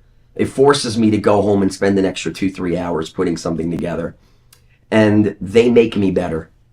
And when I have great people around me, they lift me up to beautiful heights. When I'm doing other projects and stuff and I'm one of the strongest guys in the group, I go, this sucks. Because then you're carrying everybody. Then you're carrying everybody around you. No matter how hard I work, somebody's going to be there to screw it up. And it makes me go, this is why I stay with Bronx Wanderers. Because they're the best of the best. Yeah. Same thing with Joe Barry. Best in Bronx, best in Bronx, best in Vegas. Yeah, I'm shocked. You know, we won 9 of those awards. It's so you unbelievable. guys are known for your classic rock sound. Being in the younger musician often have younger audiences have a broader influences. Is there any part of you that you wants to bring in different genres and sound? Absolutely. Like you said earlier, your 100%. So like other cover songs? Absolutely. I mean, you know, so our whole shtick is we want to be able to play to the grandma, play to the daughter of the grandma, and play to the granddaughter. So I want to hit every generation in the show. A lot of shows, they're kind of pigeonholed into one artist and one thing. Like if you're a Billy Joel tribute, that's all you're gonna get is Billy Joel. Yeah. If you're an Elton John, that's all you're gonna get. If you're, you know, Lady Gaga, that's all you're gonna be. That's all you're gonna hear. You're gonna sing Lady Gaga? We'd kill Poker Face. I'd love to put that song in the show. What do you think your dad would say? Oh my God! I mean, you know, I It's gonna actually, be like- you know, a year ago we had an Adele song in the show. Oh, you did? We did. It wasn't one of her big hits. It was one of my favorite Adele songs. I'll Be Waiting. That was a song that we do by Adele. Love that song. But in my opinion, a great song is a great song. And the beauty about the Bronx Wanderers is we can be anybody, because the Bronx Wanderers isn't just Frankie Valli or Dion or whoever. In our show right now, I'm doing a Green Day song. I'm doing a Bruno Mars song. I'm doing a Queen song. I'm doing, you know, we're doing Frankie Valli. We do everything because I want to be able to play a little bit of something for everybody. Like you said with genres, I want to play older stuff. I want to play newer stuff. I want to play originals. Touching every. I want to touch every every market. base. Yes, every age. base, because that's how you grow the fan base. Mm-hmm. Because again, it's, you know, playing songs from the 50s. If somebody was 20 years old in the 50s, now they're 90 years old. Yeah. So how long are you gonna have an audience from the 50s? I just before you walk in, I just seen this this review from TripAdvisor. Okay. One of the review was she said that she brought her whole family from 70-year-old to the youngest to see Bronx Wanderers, and it's always amazing to actually see those kind of reviews, right? But we will get to the reviews in a moment. So being part of a legacy band, do you have an extra added pressure to hold the legacy? How do you balance that? Well, yeah, I mean, everybody asks me, they go, are you going to keep doing this when your dad retires? Because my dad is 66 years old. So I don't know how much. I hope I have my dad for another 10 years. I have no idea. I think you would. I hope I do. You know, with this new hairpiece, we should get another 20 years out of it. So who knows? But am I going to be able to carry this on without him? It's a big added pressure. It's a big pair of shoes to fill, and I want it to be better than it is today. And I'm learning every day next to my dad. I'm watching him. I'm seeing how he interacts with an audience, how he writes his jokes, how he picks the songs he picks, how he produced the stuff. When he's gone, it's gonna be hard. It's gonna be challenging, but it's also gonna be a real growing experience. That the only reason I'm here is because of him, and the only reason why my brother would stick with me is because of me and him. And we're all pulling each other along. You know, that's really what it is. It's at the end of the day, it is a family. And the beauty is it's a band. We spread music, we spread love to everybody, but we're still a family. So like people look at us, they go, what are you doing for Thanksgiving? I go, we're flying. We're getting on an airplane and we're going across the country. We're not celebrating Thanksgiving, you know, because the next 3 days, Friday, Saturday, Sunday, we have a show every night. So our Thanksgiving is playing those shows. So it's a weird family. It's a weird dynamic. I hope to God I can carry the torch on for my dad when he's not here anymore. I hope. We'll see. Well, he won't be able to yell at me anymore, so that'll be nice. Do you think your dad is open to kind of like pass the torch to you? Absolutely. Yeah, he was always supportive. He is now. He says it in the show every night. He goes, you know, now I'm going to leave the stage and I'm going to let my older son take over. Oh, and that's when we do the Green Day song. And we just put in an ELO song, because I actually just took my parents to our first rock concert together. Oh, wow. So I took my girlfriend, me, my mom, and my dad, and we went to go see ELO, Electric Light Orchestra. Mm-hmm. So that's like Jeff Lynne. He was like, you know, one of those guys that worked with the Beatles, all that stuff. 20 hit records. And I'm at a rock show. I'm drinking a beer. I look over. I see my mom having a beer. I'm going, this is great, man. I'm at a rock show with my parents. Nice. You know, so we just put one of those songs into the show, and my dad is supportive. He supports passing the torch, giving the kids the reins. He was never all about me. He's always about letting everybody shine. But with a diverse fan base, do you think that your band, the Bronx Wanderers, you'll be able to actually touch on every every wide range of fans in different age level. Yeah. And you know, having you and your age, your dad is 66. Yes. You are 24. How old is your brother? He's 33. 33. Yeah, just He's 33. So you guys are actually in the middle. So We're like 3-4 years apart. And he sings too, right? Yeah, he's better than me. He's a better singer than I am. I see more of you singing than him. I sing a lot more than him because he doesn't like to sing. But he's got the high voice in the band. So when you're watching Bohemian Rhapsody and all that stuff, he's singing the ultra high parts. Yes. Oh, that's you know, all the Frankie Valli stuff. My brother's doubling my dad on all that stuff. My brother's really good.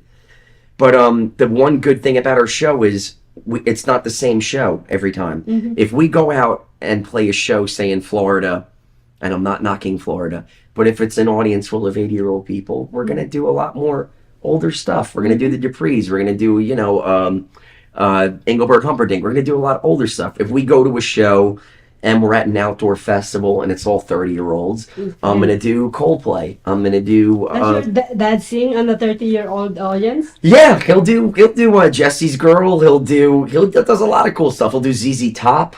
I mean, so we're able to look at a crowd and go, we're going to go young. Or we're going to go older. And then we're going to do something for everybody and mix it. I mean, that really is the best part about the Bronx Wanderers. Because it's not one show. It never is. We go out, we have no idea what the set list is. We walk on stage, how's everybody doing? We look at the crowd, and me and my dad look at each other and go, show B. Show C, show D. Okay, we'll do show A. So we're able to do, we have tiered shows. And that's why no matter who we play to, we can give them a great show.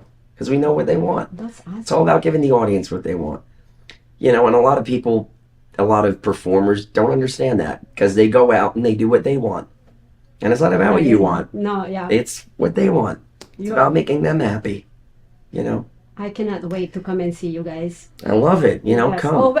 Tell us what are your upcoming shows?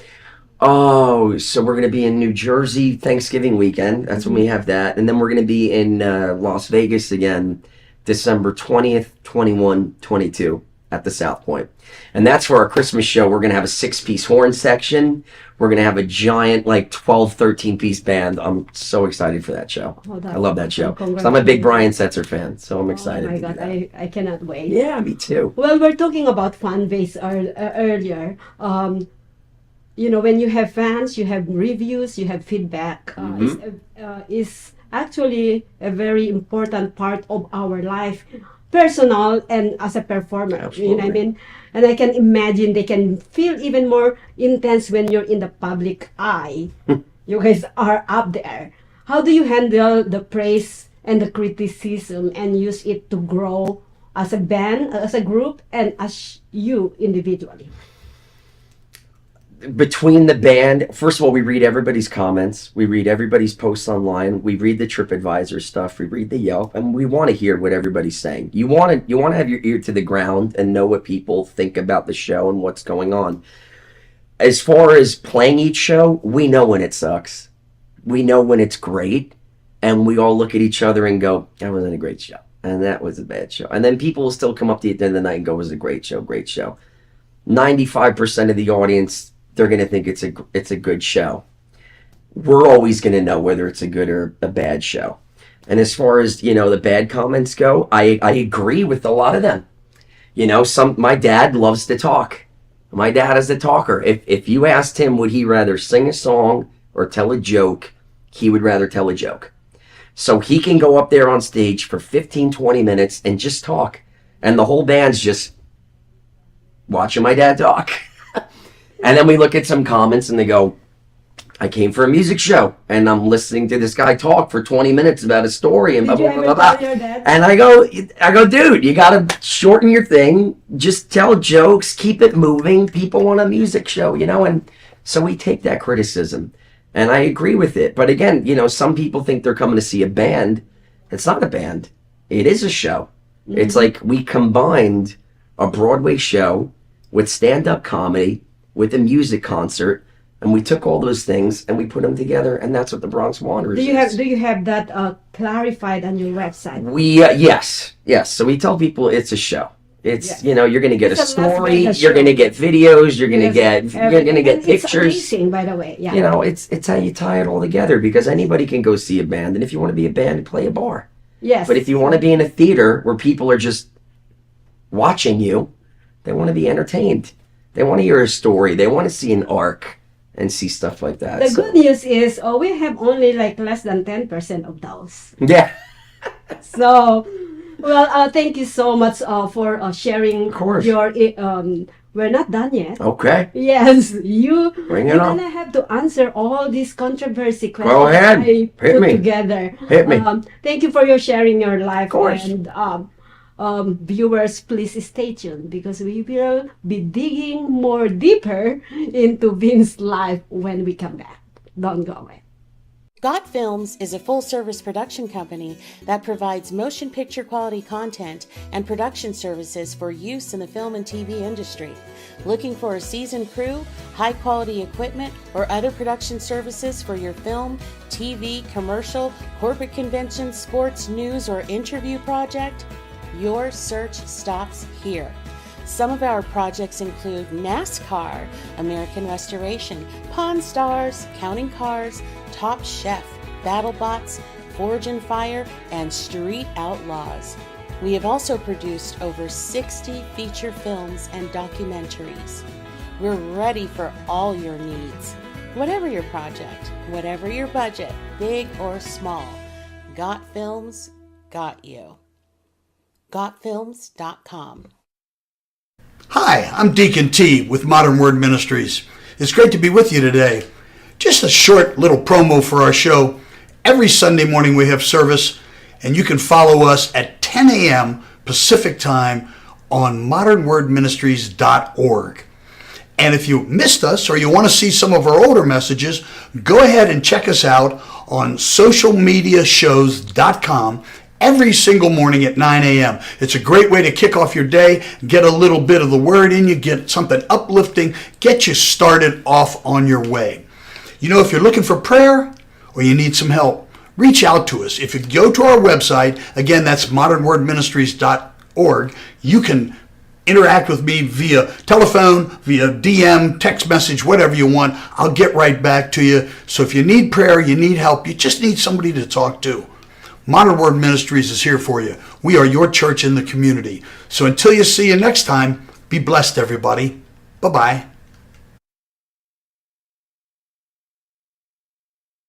Welcome back to Let's Talk World, and I'm having so much fun here with my guest who I've been chasing his ass for over a year. He actually canceled to me like 5 times. No, just kidding. She finally caught my ass. I did. Vin, as an artist, you probably know the public feedback can be both uplifting and times hard to hear. Mm-hmm. When it comes to negative review, how you personally and your band handle the kind of feedback? I listen to it. You can't ignore. You can't just listen to the good and ignore the bad. You have to take it all. So when anybody posts something negative, like, for instance, you guys are using tracks, I go 100%. 100% I use tracks. I go, if I had 8 arms, I'd be playing the 4 instruments I know how to play. But unfortunately, I have 2 arms and I can only play 1 at a time. Actually, correction, no, I play 2 at a time a lot. I do play keyboard and guitar at the same time a lot. But at the same token, I can't afford to travel with a 10 to 12 piece band. You can't afford the hotel rooms, the flights, all that stuff. So I go into a studio, I record string parts, I record background guitar parts, I record this stuff, and the band plays along to a click. So everybody hears, you're hearing 7 to 9 musicians, but you're seeing 5 on stage. And I go, why wouldn't I use that tool? It's 2024. Of course I'm going to use that tool. Oh, yeah. Because I want to sound like a 10-piece band. I want to sound like Bruce Springsteen.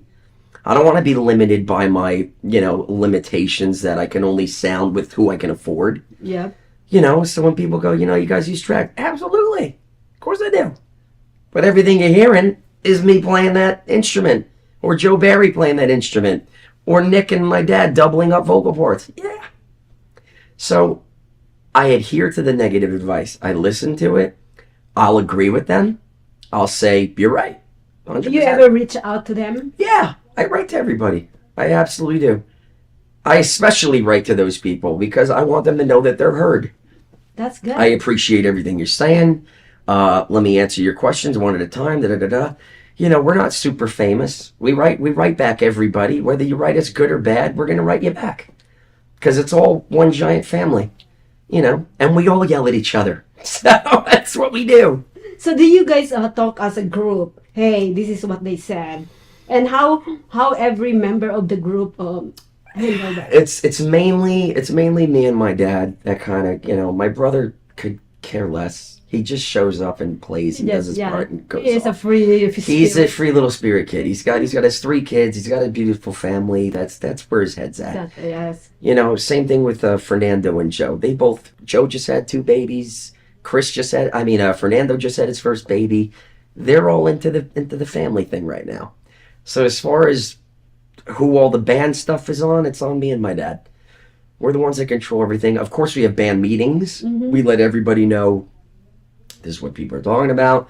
This is what people think about the show. And they go, great. Yeah, whatever you guys want to do. So they couldn't care less. But me and my dad care for them. We care twice as much. There's always a fine line of staying true to the art, to your music, and adapting to your audience.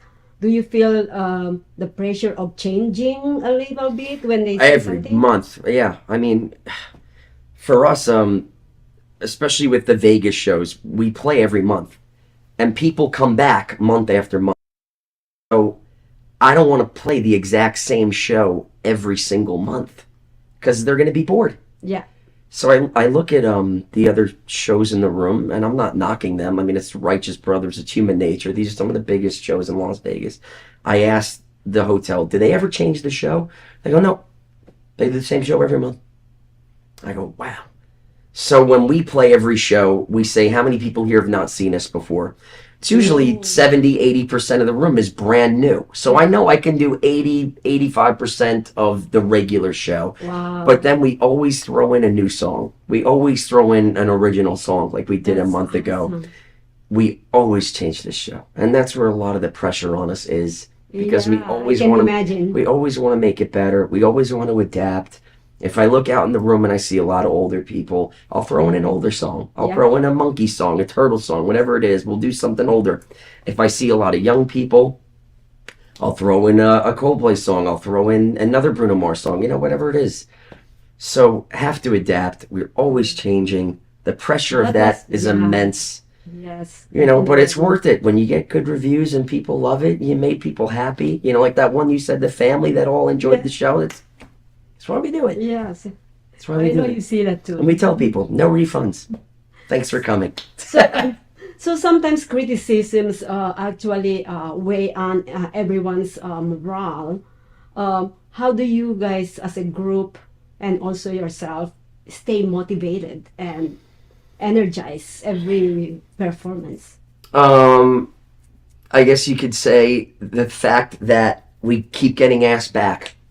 The fact that we just got renewed again for next year for Las Vegas. Congratulations! Yay! I think this is the first show I said that on. So yeah, so you're the first one. So we got renewed for 2025, which means they're liking it. The casino likes it. The people like it. Everybody likes it.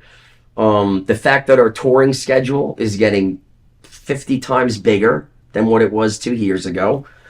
We're making a buzz. People like it. We've been around for 20 years. So people, you know, if people are going to come back 50, 100 times, they know it's going to be different. They're not going to come back and hear the same damn jokes, the same thing. You know, they know it. We know it. Everybody knows it. We're always going to work hard to make it new, to make it fresh, to make it better. And the criticism and the motivation only drives us further to work harder. You know, and again, you know, I may only be working 3 shows in 1 week, but on all those off days, I'm home coming up with new songs, coming up with new jokes, coming up with new outfits, coming up with new videos, coming up with a new lighting thing, coming up with a new choreography thing, coming up with... It's always something. Always something. Never stops. Well, with such a demanding performance, touring around, do you think that can actually eliminate some show standards in your? Yeah, I mean, you know, when we do the Florida tour, sometimes we do 2 shows in one day at different venues. Mm-hmm. So we'll play one show at 4 p.m. at this building, do a show, pack our stuff, get in the van, ride to the next show, set up our stuff, play another show in front of a whole nother audience in the same night. It is a very demanding performance. I mean, the songs we do are very hard. I mean, we looked at each other. We said, we're going to pick the hardest songs that nobody else can pick. So that's why we do Bohemian Rhapsody. That's why we do Scenes from an Italian Restaurant. That's why we make our medley, our finale medley is an 8.5-minute medley of 15 songs. You know, it's a demanding show. And, you know, me personally, I'll say this here on this show, I hate doing 2 shows in one day. I hate it. Because I play every show like it's my last. I give every ounce of me. Yeah. So in every show. having another one. So to do a whole nother one after that is always, that's hard for me. You know, and I will always give it my all. And then even after the shows, you do a 45-minute meet and greet.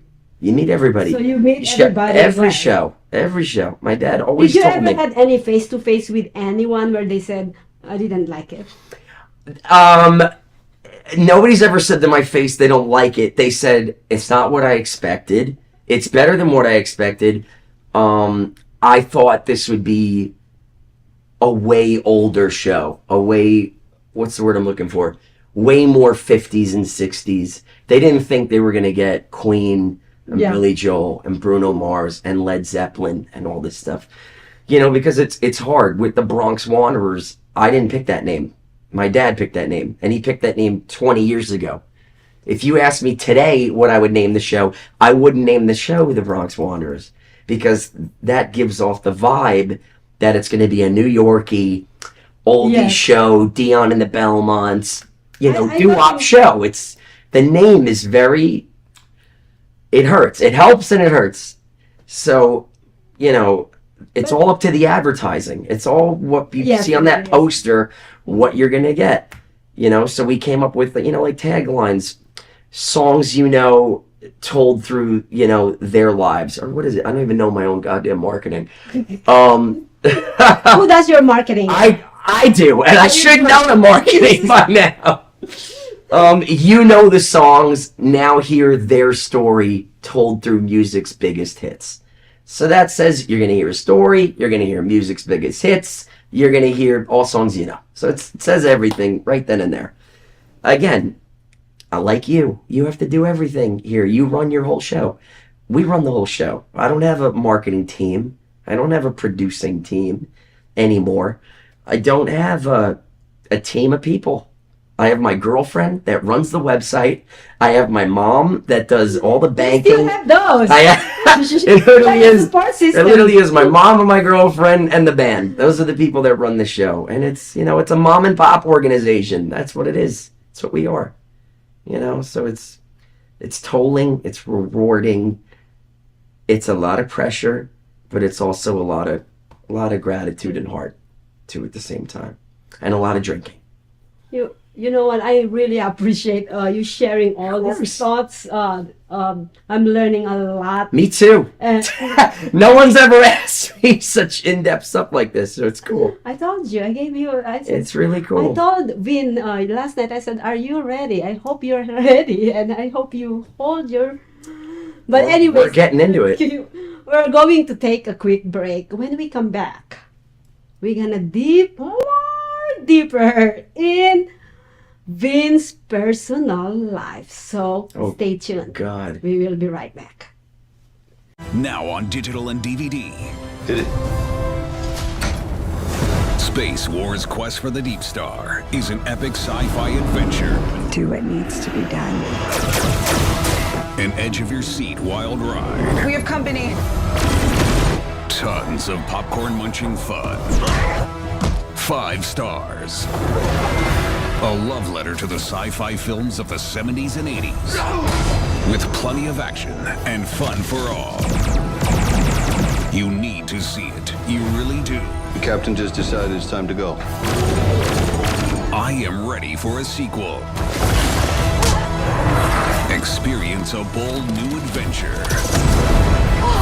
Space Wars: Quest for the Deep Star. A good old-fashioned adventure. Now on digital and DVD. I was not ashamed of the hatred that I had to bear.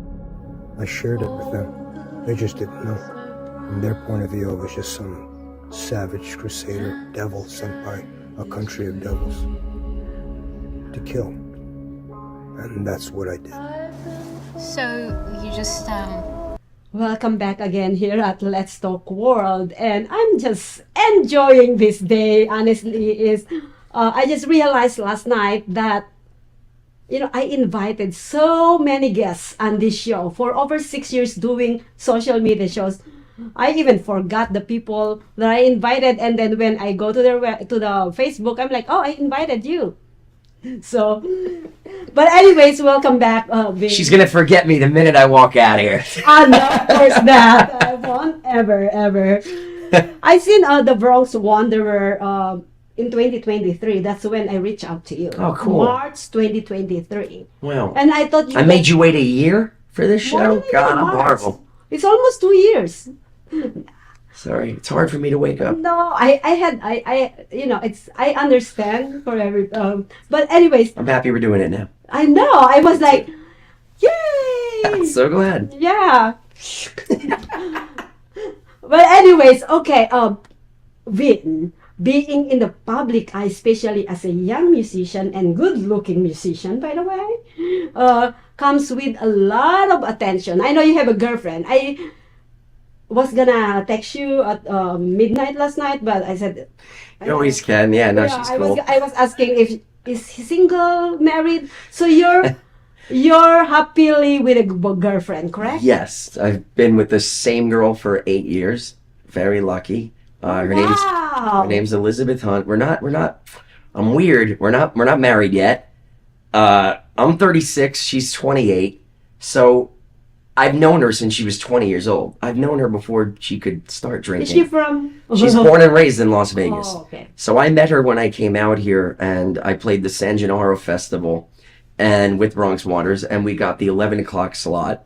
And when we came out to play, there was nobody in the audience. There were 3 people sitting there. Oh. Elizabeth was one of the people sitting there. Oh my God. So I'm doing the show. I run out into the crowd. I jump on a chair, and I'm playing guitar, trying to be entertaining in front of Elizabeth, trying to show off because I thought she was cute. And her mom was in Menopause the Musical, and the producers that brought me out here also produced my show. Oh. So that's why she was one of the 3 people there, because the producers made them go. So we started talking. She took me out to Fremont Street on our first date. We went to the Heart Attack Grill. I got spanked in front of the whole restaurant because if you don't finish your meal there, you get spanked. Great first date. I said, she's never going to call back. And she did. She did, lo and behold. And the next thing you know, we've been together for 8 beautiful years. How does she handle with your female fans? She's very good. She understands it, and she understands that most of them are 60 to 80 years old. There are many young Bronx Wander fans. I'm happy to have them. We try to grow the young people fan base. And sometimes we do play festivals where there's a lot of young people there. But I mean, she gets it.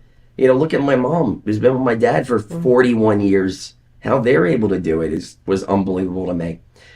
And, my mom and dad are the reason why I'm not married. Because I see what marriage can be. And I go, wow, that's hard. I don't know if I could do that.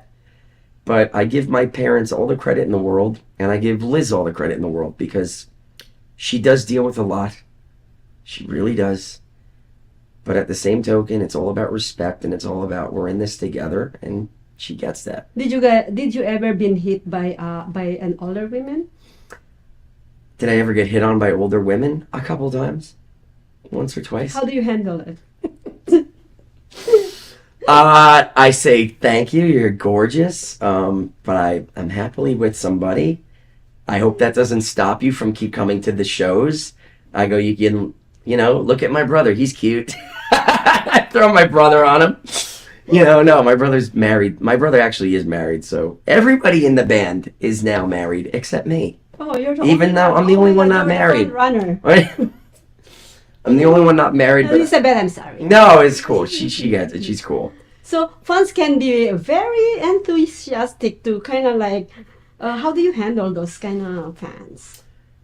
You be very nice. You be very respectful. You know, they're gonna come up to you. They're gonna hug you. They're gonna and you. You know. And they're gonna ask you for dinner. I know they do. They've handed me their phone numbers. They do a lot of stuff like that. You know, even the ones that I get that are always awkward for me are, can you take a picture with me? Can you kiss me on the cheek? So we can do one of those. And I go, yeah, totally, we can do that. Because, you know, I grew up looking at Wayne Newton when I was playing at Bally's with him. He would walk through the room coming in and kiss every girl on the lips. Why don't you do that? I'm not as extroverted as Wayne, I guess. I don't know, because, you know, what is it? It's like getting kissed by Wayne Newton is like getting kissed by a stingray. It's good luck. It's 7 years good luck. Who knows? But I have to be respectful, and my parents always say, you got to understand, they're there to have a good time. You're there for them. Especially in Vegas, by the way. Especially in Vegas. I mean, everybody's out to have a good time. And, you know, sure, you want me to kiss you in this picture? Absolutely, I'll kiss you in this picture. You know, you got to be nice, got to be respectful. You know, we have a drink with me after the show. I go, yeah, but not alone. Not just me and you. We can have it with the band. You know, we can have it with everybody there. Have you ever thought about doing that now? No, I mean... First of all, they all have kids now. I was gonna ask you for a date. We can have that. It's just got to be, you know, for the show, professional. It's professionally. Yeah. Well, some fans sometimes they feel, you know, they feel like they deserve that special treatment from you. Yeah, I mean, those kind of things. I mean, every fan you have to treat the same. And again, I mean, even the meet and greets. I mean, nowadays our meet and greet is almost as long as the show. Yes. So when we're done especially in Vegas, I'm telling you. When we're done with the show, I mean, the line goes. I mean, I don't want to say a half a mile, but it's long. Everybody want to shake your hand. Everybody, and they want to hug, and they want to kiss, and you know, they want to talk for 15 minutes, and you know, you give that to them because I love them. You know, we are all a giant family. Yeah. You know, and a lot of the shows out here don't do that. A lot of the shows, they do the show and they go by and they don't do the meet and greet. So that's one of the few special things about us is that we do that. And I talk to people for 15, 20 minutes at a time. By the time I look at my watch, it's another hour and a half after the show before I've even taken off my sweaty shirt from the show. So... Do you change? Do you change before you do meet and greet? No. Oh, I take a little bit of cologne. I put it on my neck so I don't reek of sweat, and I hope to God that when they hug me, they don't go ugh. But yeah, it's all about doing the meet and greets and treating everybody with respect and giving them their time of day. You don't shoo people. Okay, thank you. I gotta go. You know, I would never be like that, and I've seen artists be like that.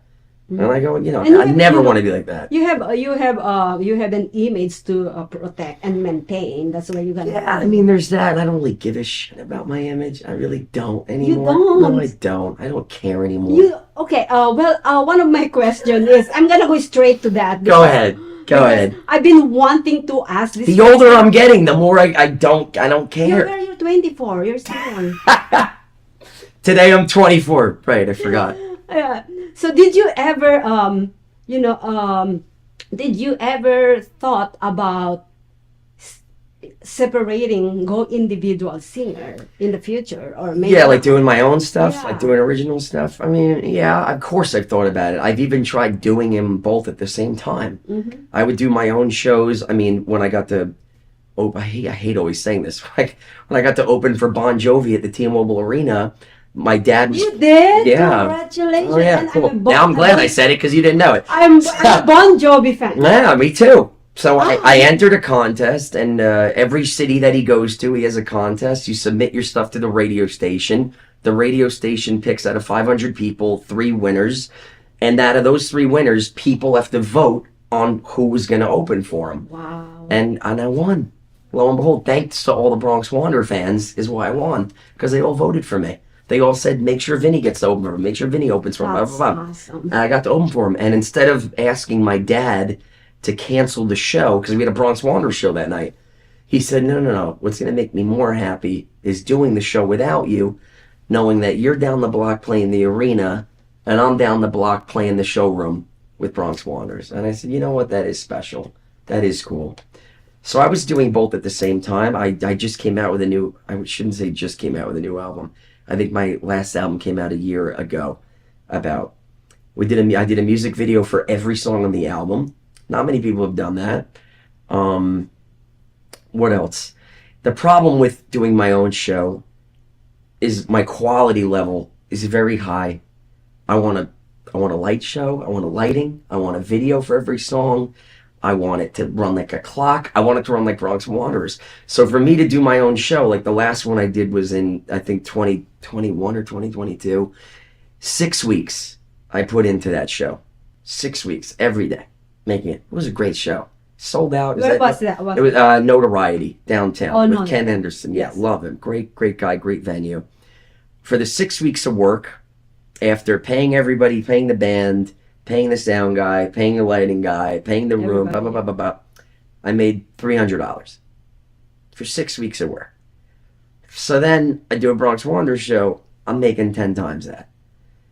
So for me to spend all that time doing my original stuff and worrying about selling a ticket, Yep. is anybody going to come out? Do people want to hear original music? Are they thinking they're going to hear me do Bronx Wanderers songs? It's like, it's not even worth the stress anymore to me to do it. Because now it's like my bread and butter and my career is Bronx Wanderers. That's why I am who I am. That's what got me to be who I am. And if I put 100% focus into making this the best it can be, this can keep going like that. And lo and behold, getting renewed next year, having a big tour scheduled next year, coming out with a new album next year, Bronx Wanderers. We got a lot of great stuff on the horizon. You know, I'm excited for the future. And I'm always going to keep writing and doing my own songs because I have to. I'm an artist. I got to do what I got to do. What type of genre is your songs? Rock and roll or? Yeah, it's like rock, alternative, Soul, you know, like Coldplay meets Green Day meets the Foo Fighters, you know, stuff like that. You know, it's a little Where you weird. can find it? Just type in Vincent John on YouTube or Spotify, all that stuff. You'll see my music.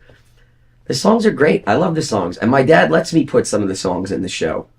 And a lot of the people listen to the songs and they comment and they review, like we were talking about earlier. You know, they say, we love the songs. You love the songs. Again, it's just a matter of, for me, wanting to put a month into doing a show. It's a lot of work for me. I don't just look in the mirror one day and go, I'm going to do a show. And then a week later, I go on stage and I do a show. For me, it's... Well, let's put it out in the needs universe to be that somebody will... One day I will do it. You know, Yes. I will get an itch eventually to want to do it. Yeah. And I will do it. And it won't be about the money. It won't be about, you know, the paycheck. It'll be about just having fun. Passion. And getting my band together, my friends, and playing the music that I made. What is your first love? What is what? First love. First love? Yes. I guess I would say when I look out on stage and I see people smiling and knowing that I'm making them feel good. I'm not out there for me. I'm not out there because I need to hear this. I would play the music off stage in the back where nobody would see me, and I would still play it the exact same way you see me do it on stage, because I know no other way how to do it. I'm not there performing. I'm there just being myself, doing what I do. That's all I know how to do. So you're a truly entertainer. I truly want to see people having a good time. Yes. And when they're having a good time, I'm having a good time. And for me, that's why I do it. All right. Well, thank you so much. This is Thanks for a having great me. interview. Go ahead. Yeah, it was like a therapy session. My God, we got into it. We got into it today. That's awesome. It was fun. It was fun. So tell our viewers where your shows, upcoming shows, and your handles, so we can follow you and stalk you. Thank you. Just look up Bronx Wanderers. Just look up Vincent John. You'll see where we're playing. In Vegas, we're going to be here December 20, 21, 22. We're going to be touring 3 months, January, February, March in Florida. I'm excited about. We're going to be everywhere. Next year's going to be a crazy year. We have a lot of fun new stuff in store. A lot of original music, a lot of Bronx stuff. It's going to be a great year. I'm very excited. I hope to see all you there. Thank you so Thanks for having me. very much, Vin, and I hope to have you back here and update us what's going on. Of course. And especially when It took you a year to get me, so it'll be another year before you get me again. That's fine. You know what? I will be here. I'm the longest live broadcaster. Well, I'm the only one who do live broadcast in Las Vegas, but I'm the longest one. I see people, but here in Las Vegas. So if you guys have any talent, you have a show, you have a performance coming up, anything that I can help you here promote your shows, please come reach out to us at admin@socialmediashows.com, and we can have you one-on-one on the hot seat like Vin here. Oh, it's a hot seat. Well, thank you so much. Please go ahead and check out the Bronx Wanderers or Vince John on social media and give them a thumbs up. Follow them. Go and see their show. And until next week, we'll see you guys again. And now, the Bronx Wanderers. Everybody up. The time for God who will never settle down. I put them and I love them because the figure all the same.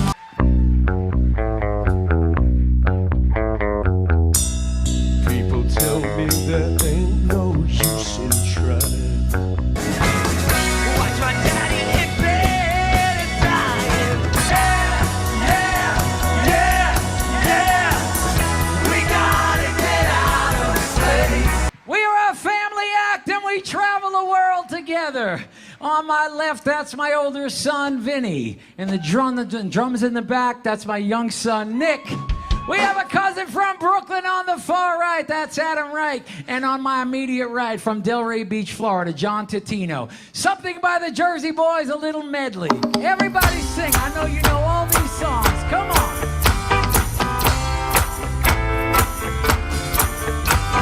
Sherry baby, Sherry baby,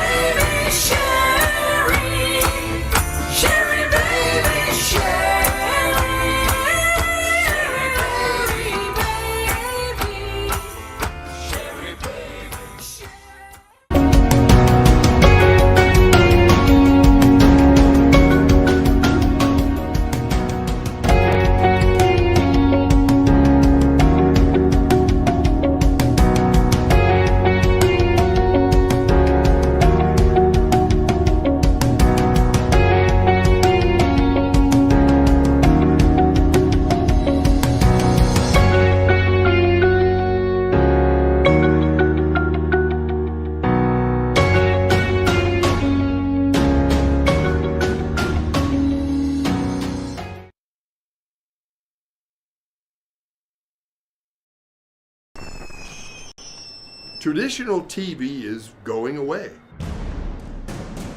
Hollywood is starting to fade. People are demanding real stories from real people. Our voices are now being heard in our own way. Podcasts, Facebook, Twitter, YouTube, and TikTok Live are becoming the norm.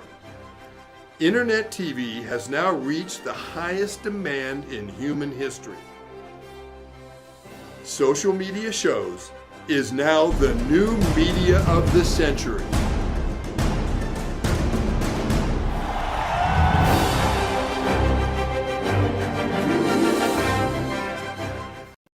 Hi, I'm Deacon T with Modern Word Ministries.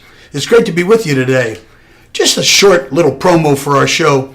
Every Sunday morning we have service, and you can follow us at 10 a.m. Pacific Time on modernwordministries.org.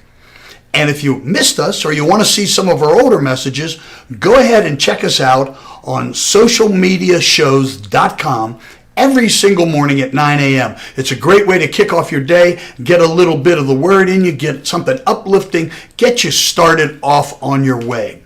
You know, if you're looking for prayer or you need some help, reach out to us. If you go to our website, again, that's modernwordministries.org, org. You can interact with me via telephone, via DM, text message, whatever you want. I'll get right back to you. So if you need prayer, you need help, you just need somebody to talk to, Modern Word Ministries is here for you. We are your church in the community. So until you see you next time, be blessed, everybody.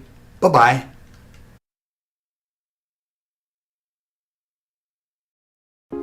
Welcome to social media shows.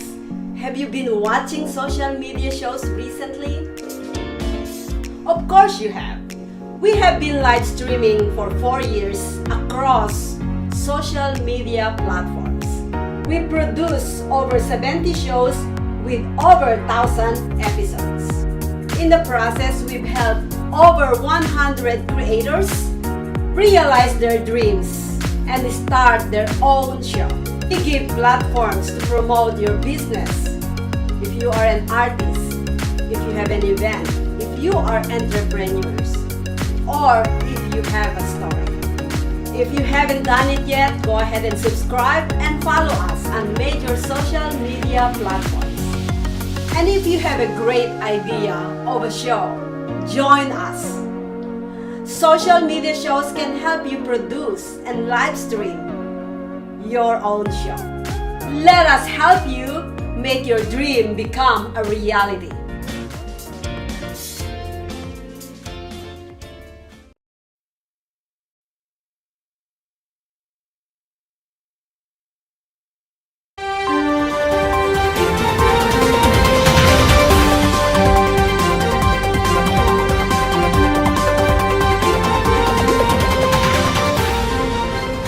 Good evening. I am Maria Pureza and welcome to Social Media Show's Evening News. Our top story tonight is the breaking story of Donald Trump's arrest and arraignment. For this story, we go to our political correspondent Chris Cook, who is at the courthouse. Chris, what can you tell us about this historic event? Well, Maria, it's quite a scene here at the courthouse. The line of reporters seeking to get into the arraignment hearing stretched around the corner and started forming at 2 p.m. on Monday, a full day before the hearing is scheduled to begin. Donald Trump is charged with 34 felony counts associated with the hush money payments. Prosecutors allege that Trump intended to undermine the integrity of the 2016 election with the hush money payments. Judge Juan Merchant is scheduled to oversee this hearing. Maria, what I find most fascinating about this whole event is a red carpet here at the criminal courthouse in Manhattan. Wait, what? Excuse me, sir, can I ask you a few You questions? can, that's it, of course, go ahead, yeah. Do you think Donald Trump is guilty? Well, I gotta tell you, I don't know who's guilty or innocent, but I know I'm guilty going to me that gun face. Yeah, I dig the dog, that's right. Wow. Do you think Donald Trump will get a fair trial? Huh? A fair trial? Hell no! I don't even get a fair trial. Look who the hell I'm married to. The Bride of Frankenstein. Yeah! Yeah! Do you think it should be illegal to make hush money payments to a prostitute? Well, hell yeah! Because they should be paying my ass to do that. I can do the same thing for half the price. And I got more than any kind of woman will have. Take a look at this. I can please 4 women at the same time. Oh, yeah. Come on down. Sir, I've never been so scared in my life. You can next can catch it on the farmer's right.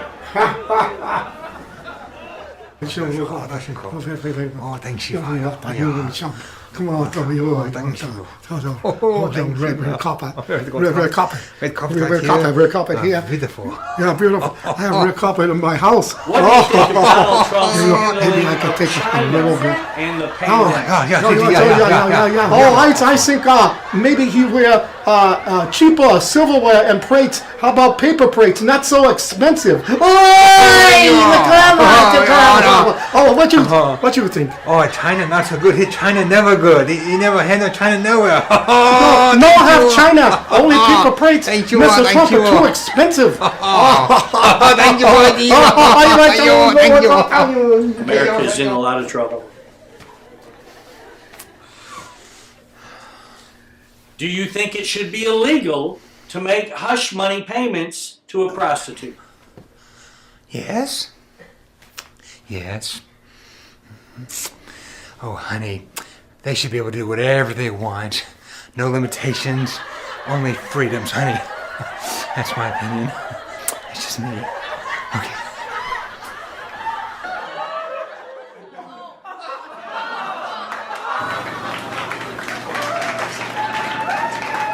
It's very red. Whoa, hey, let me ask y'all a question. What's a question? Fire Do you away. think Donald Trump is fit to hold the office of dog Are catcher? there dogs in the office? I have no idea, but I have no doubt that there are dogs in the Oval Office. Let's see. Dog catcher. First of all, what kind of a dog is he going to catch? Is it a small pup?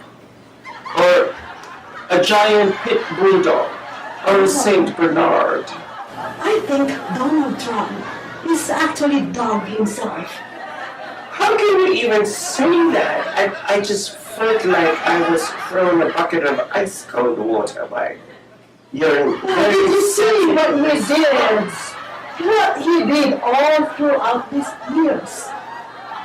Throughout the years? Yes. He grabbed some kind of like donuts. My question to you is, why did you park your yellow fire truck outside of Trump Towers? Oh, because it might have got some fire. Oh my goodness. And with a big sign that says... I'm your friend, Gissy. Why are you fighting while you're going against me? It's exactly why I'm being very sincere. I'm not actually going against you. I'm just voicing my opinion. Oh, you shouldn't have any opinion. You know what, Tracy? I'm gonna go see the arraignment right now. I'm gonna leave you. Meanwhile, fire away with your photographs.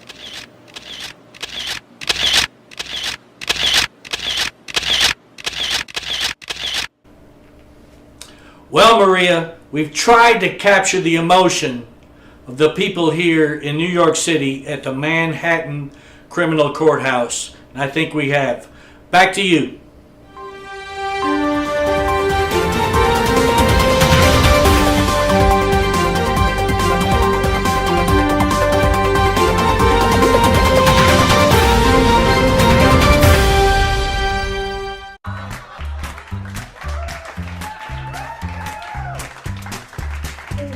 Lord, look at that wacky you bill. Oh, Lord.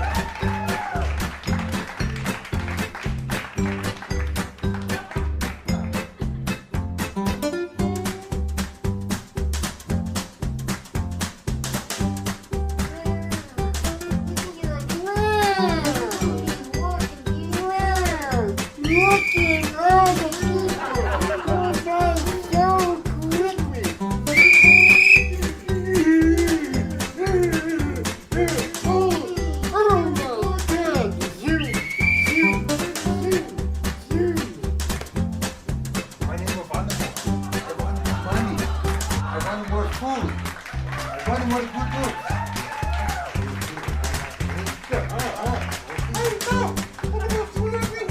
Look who's calling too ugly, Lamprey. Mind your own business.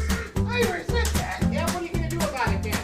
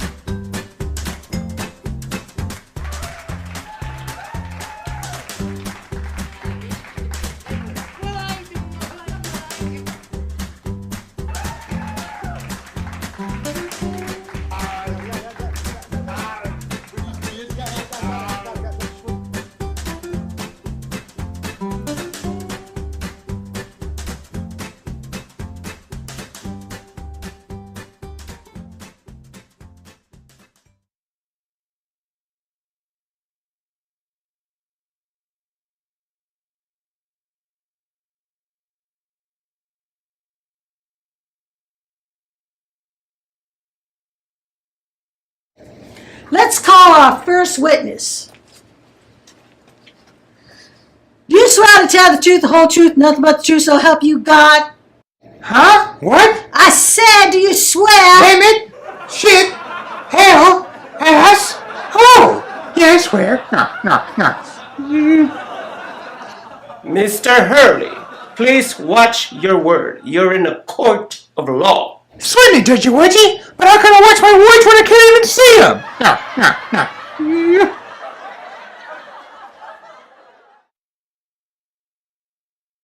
Let's give Mr. Hurley his first question. Mr. Hurley, are you a registered voter? Nothing registers with me. I'm as blind as a bat in the daytime. Did you vote by mail or in person? I voted by female. I'll take a female over a male any day, as long as you're not too heavy. Mr. Hurley, do you understand all the questions we're asking you, or do you need an interpreter? A burper? You mean like this? Ooh. Boy, the way I wipe, I'm surprised it doesn't come out the other end. Mr. Hurley, if you don't start answering some of these questions, I am going to remove you from this court. I was quoting this one toots a while back. She turned me down. But wow, what a looker.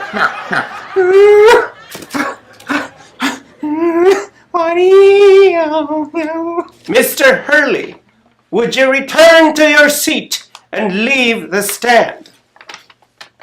Hey, Judge Wedgie, why do you want me to leave it? I can't stand it no more. I'm a victim of circumstance. No. Mr. Hurley, would you please take your seat? Sweetie, Judge Wedgie, where do you want me to take it? Sit down in your seat right now.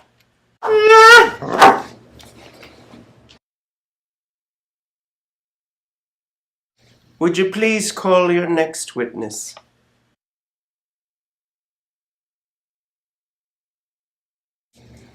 Your Honor, would you please call to the stand Mr. Moe? Do you swear to tell the truth, the whole truth, nothing but the truth, so help you God? Yeah, what do I got to lose? Except for 40 pounds. Oh, wait a minute. There it is. I found it. Let's move on to the next question. Mr. Moe, where were you on December 13, 2016, when Mr. Trump filed 50,000 pages of legal documents? Well, I was catching up on my beauty sleep. I was taking a cat nap next to my dog, and all of a sudden, the dog started barking up the wrong tree. My neighbor's tree. So, Mr. Moe, so you're saying that you actually haven't seen those documents? Well, I don't know. So after my dog got done barking up the wrong tree, he ate his lunch, my dinner, and all the documents.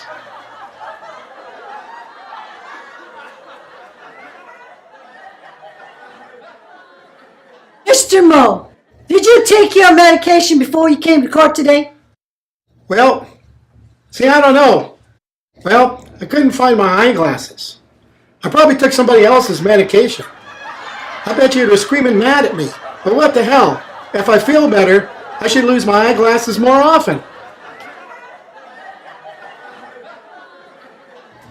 Your Honor, I would like to eliminate this witness because I think he's out of his mind and he's cuckoo. Very well, I can see that. Please call the next witness.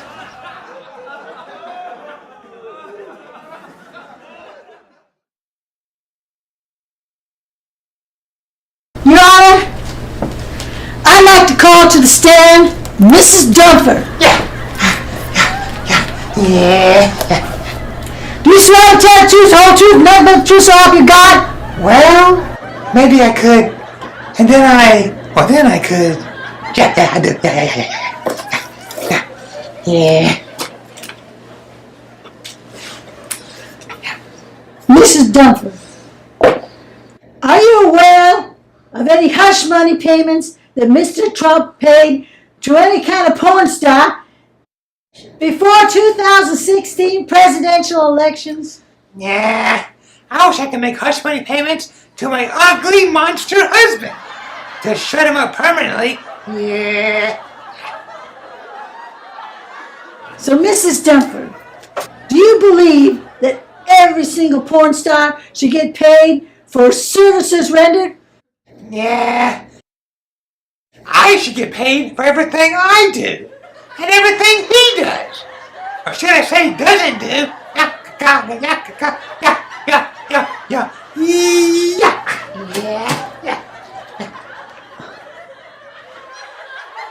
Mrs. Dunford, in your opinion, is it illegal to pay more money a beautiful, more skilled porn star? Yeah, if she's any kind of a sex pot like me, get a load of these.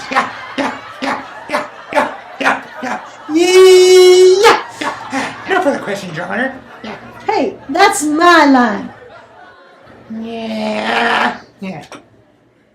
Order in the court! Hey, that's a great idea. I'm starving. How the ham on rye? Hold the mayo.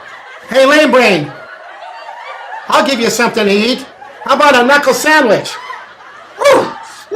What? You ought to what? I ought to be more careful. Order in the court! Order in the court! Okay, fine. I'll have the hamburger, but hold the buns. As long as the buns aren't too hot. If you think those buns are hot, check out these buns.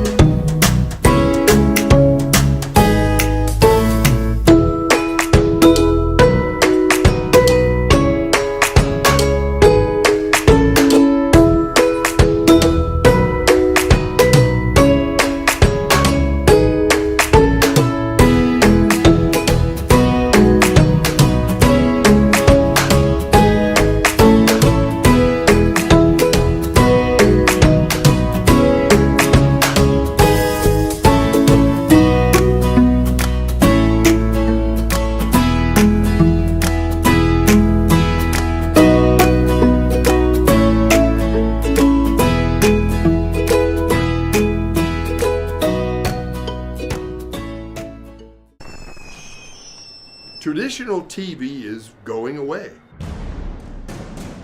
Hollywood is starting to fade. People are demanding real stories from real people. Our voices are now being heard in our own way. Podcasts, Facebook, Twitter, YouTube, and TikTok Live are becoming the norm. Internet TV has now reached the highest demand in human history. Social media shows is now the new media of the century.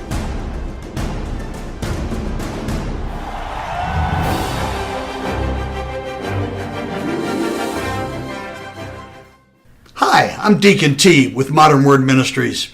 It's great to be with you today. Just a short little promo for our show. Every Sunday morning we have service, and you can follow us at 10 a.m. Pacific Time on modernwordministries.org.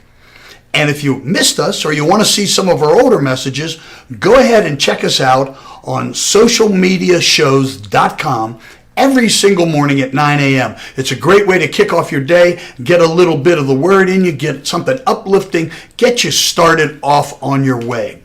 You know, if you're looking for prayer or you need some help, reach out to us. If you go to our website, again, that's modernwordministries.org, you can interact with me via telephone, via DM, text message, whatever you want. I'll get right back to you. So if you need prayer, you need help, you just need somebody to talk to, Modern Word Ministries is here for you. We are your church in the community. So until you see you next time, be blessed, everybody. Bye-bye. And welcome to the next exciting episode of Arena Wars.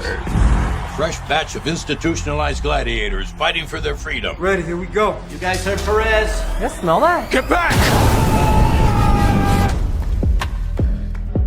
Those on the line, the parole board has offered you a ticket out. Win Arena Wars, win your freedom. 7 arenas with 7 of the most vicious killers the world has seen in the last decade. You make it out alive, you get to go home. Luke Bender, you're an innocent man. Innocent man can mean big ratings. I'll be watching. I think it's time to audition Mr. Bender. No! What was your last physical? Cell block shower this morning. Oh yeah. You ready for this?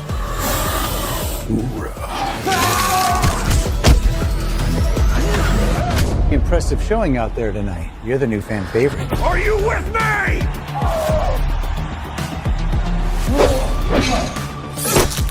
Cutie pie back for the kill. If you want to live through this, we have to work together. I'm watching you. Smile for the camera, thug life. Wow! It's showtime! We have to finish this. Come on!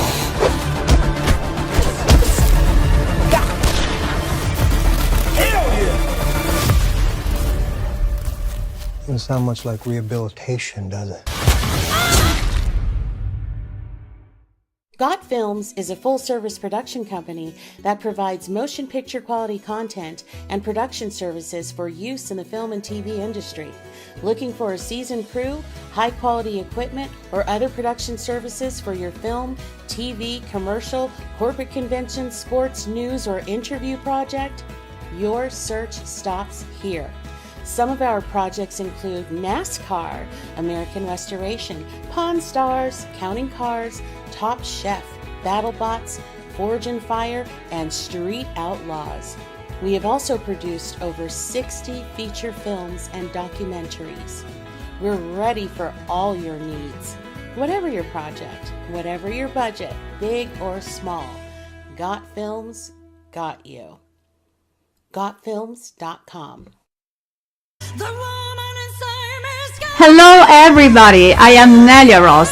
I want to invite you to join my new variety TV show, Las Vegas Live with Nelia Ross, every Saturday morning at 12 p.m. on socialmediashows.com. Experience music, entertainment, and culture with local artists, celebrities, movie directors, magicians, comedians, dancers, and so much more. But that's not all. Our special segment Bella Italia will take you on a musical journey through Italy. And the best part is that now you can watch us from anywhere in the world thanks to the streaming. Email us at neliaross.official@gmail.com to be our guest or sponsor. Tune in every Saturday morning at 12 p.m. and get ready for the ultimate Las Vegas experience. Un bacio da Nelia Ross. Ciao! I was not ashamed of the hatred that I had to bear. I shared it with them. They just didn't know. From their point of view, I was just some savage crusader devil sent by a country of devils to kill. And that's what I did. So you just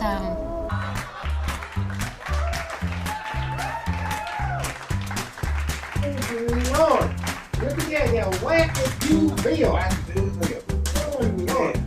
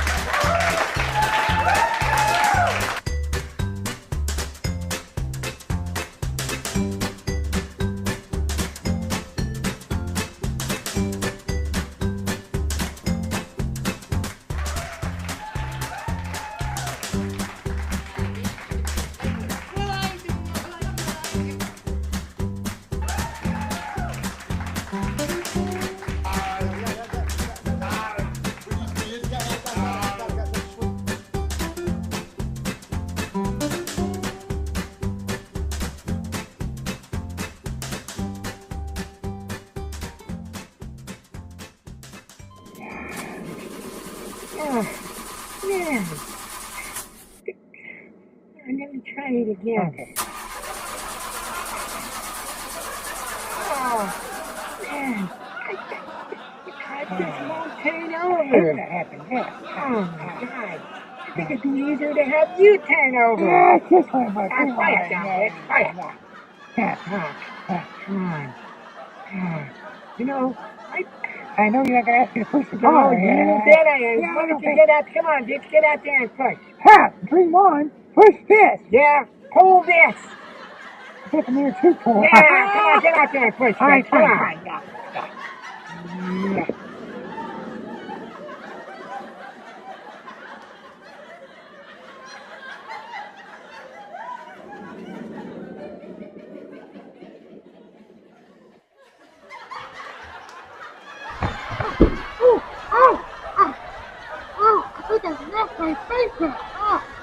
Yeah, messed your face up? Go ahead and blame the car for your birth defect.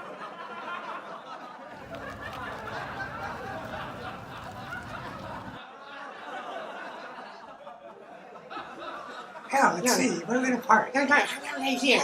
Oh, no, how about right there? Oh, no, wait. There's one parking. Come on. No, that's taken. I wish you were taken. Yeah, same with you. Quiet down. Keep driving. Quiet down. Jesus. Quiet down. Okay, let's see. Yeah. Over there. No, there's a scooter there. Keep going. Okay, you turn right here. Okay. What are you doing? Get quiet down. God, you make me nervous. Quiet down. Yeah. You're a horrible driver. And horrible everything else. Yeah, quiet. Who asked you? It's too damn. Okay. God dang it. Lady, Jesus. Dang it. Okay, cackling bitch. Psychopath. Yeah, we're gonna park. Okay, right here. Oh, okay, here we go. That's a good one. Okay. Okay. You finally did it. Put it in dry. Man, park. Put it in park. Come on, put it. That's what you do in your. What are you doing? No, put it in park. Yeah. Monster. Come on, quiet. Get quiet. Yeah. Hope this will be a good movie. Me too. I'm excited. Yeah.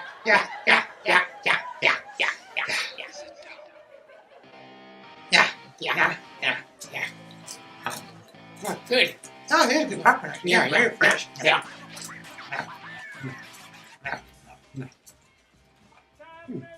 Yeah.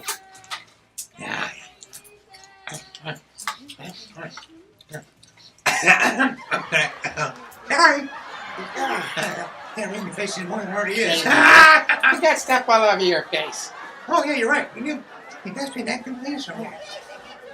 Yeah, let me get I'll get it. Give it. I got it. Okay, all right. Come on. Thank you. Put it out, please. Thank you. And leave it there. Quiet down, bitch.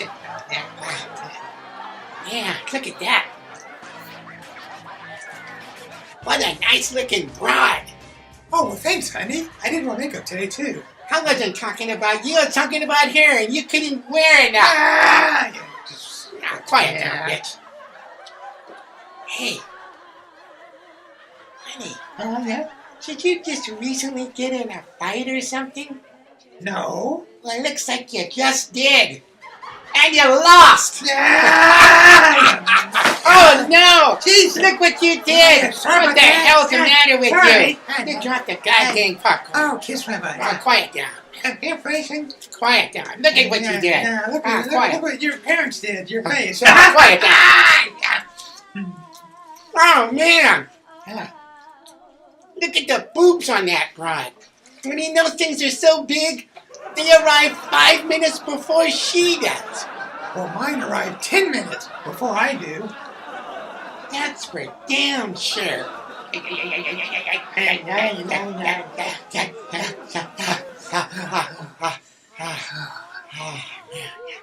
Oh my God.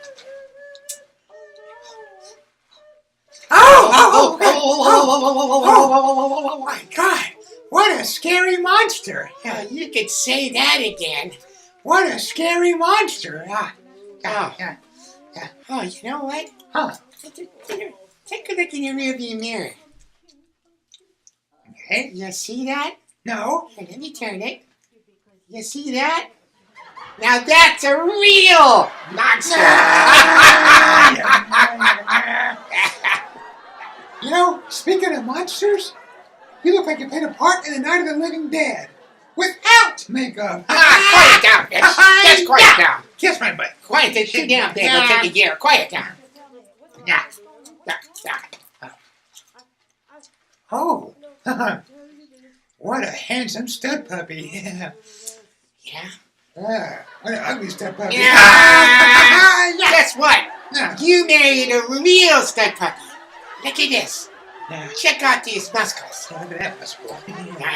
Get your heart out, Schwarzenegger. That's right. Yeah, the alarm rang. I fell out of bed and realized I was only dreaming. Quiet down, bitch. Yeah, talk to me. Yeah, quiet. Watch your movie. Yeah, quiet down.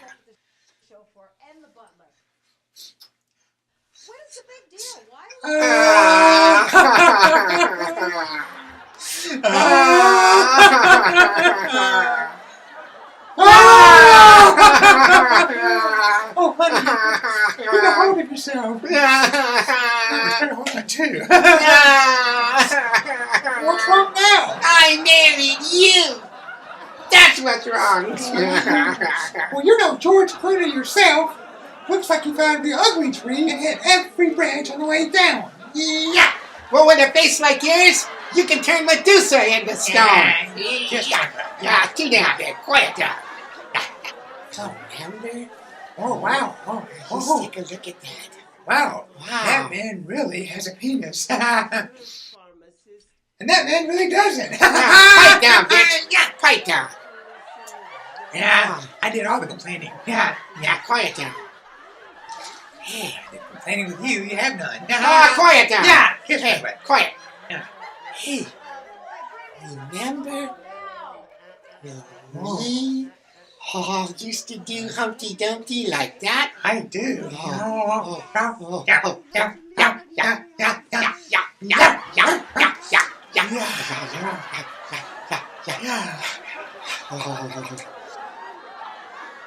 It was very passionate. You're so passionate, heavy and hot, just like a volcano.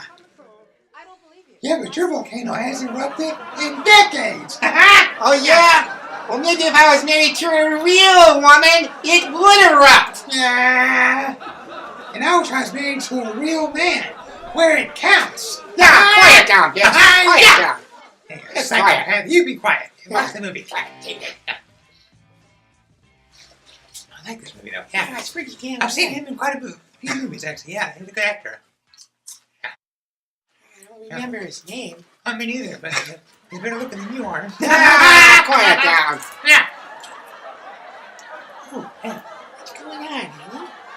Oh, you know, I feel cold all of a sudden. Yeah, you always feel cold. Hey, I heard that. No, if you were listening, what I said was, it's cold at the beach. Yeah, right. Sure you did. Yeah. Can you turn the heater on for me, please? Yeah, just give me a minute or two. That's all you need. Oh, I heard that. No, I said that's all I need. Yeah, right. Yeah.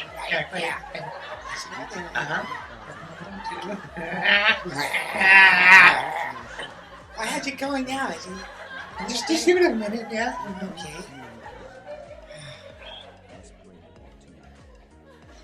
Oh, what's the matter? You know, I'm still really cold. Yeah, God. Yeah. Well, let me warm them. I mean, warm ya. Oh, thanks, honey. Yeah, sure. That's very sweet of you. Thank you. I'll keep myself warm, thank you. Well, there's plenty there to keep yourself warm with. But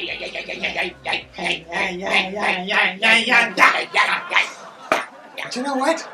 Your little matchstick couldn't keep me warm, even if you tried. Oh, just pipe down, bitch. Pipe down. Stop it, Tootsie Roll boy. Quiet down. God dang it. Wait, it looks like the movie's over. You know what? But I kind of liked it. Yeah. You remind me of those good old days when we were younger. Especially the sex scene. Oh. God. Well, speaking of sex scenes, let's make our own scene. Come on, bitch. Bend over. Let me drive you home with my 9-iron. Come on, who's your daddy, bitch? Come on, bend over. Come on, bitch. Yeah. Dream on, microscopic boy. Right down. Come on, let's go on. All right, let's go. Here, I tell you what. You turn on the engine, I'll turn on the radio. That's right. Until you can turn it on. Hey, I heard that. That's my ass. That's too damn big. Come on, let's Now, go. Quiet. Come on. Okay. Okay. Okay. God dang it. What's up, lady? It's dark outside. What's wrong with you? Besides everything. I made you experts. Hey, what's up? Quiet down, bitch. Okay, and go left, your left. Okay. Oh. I love this song. Oh, yeah.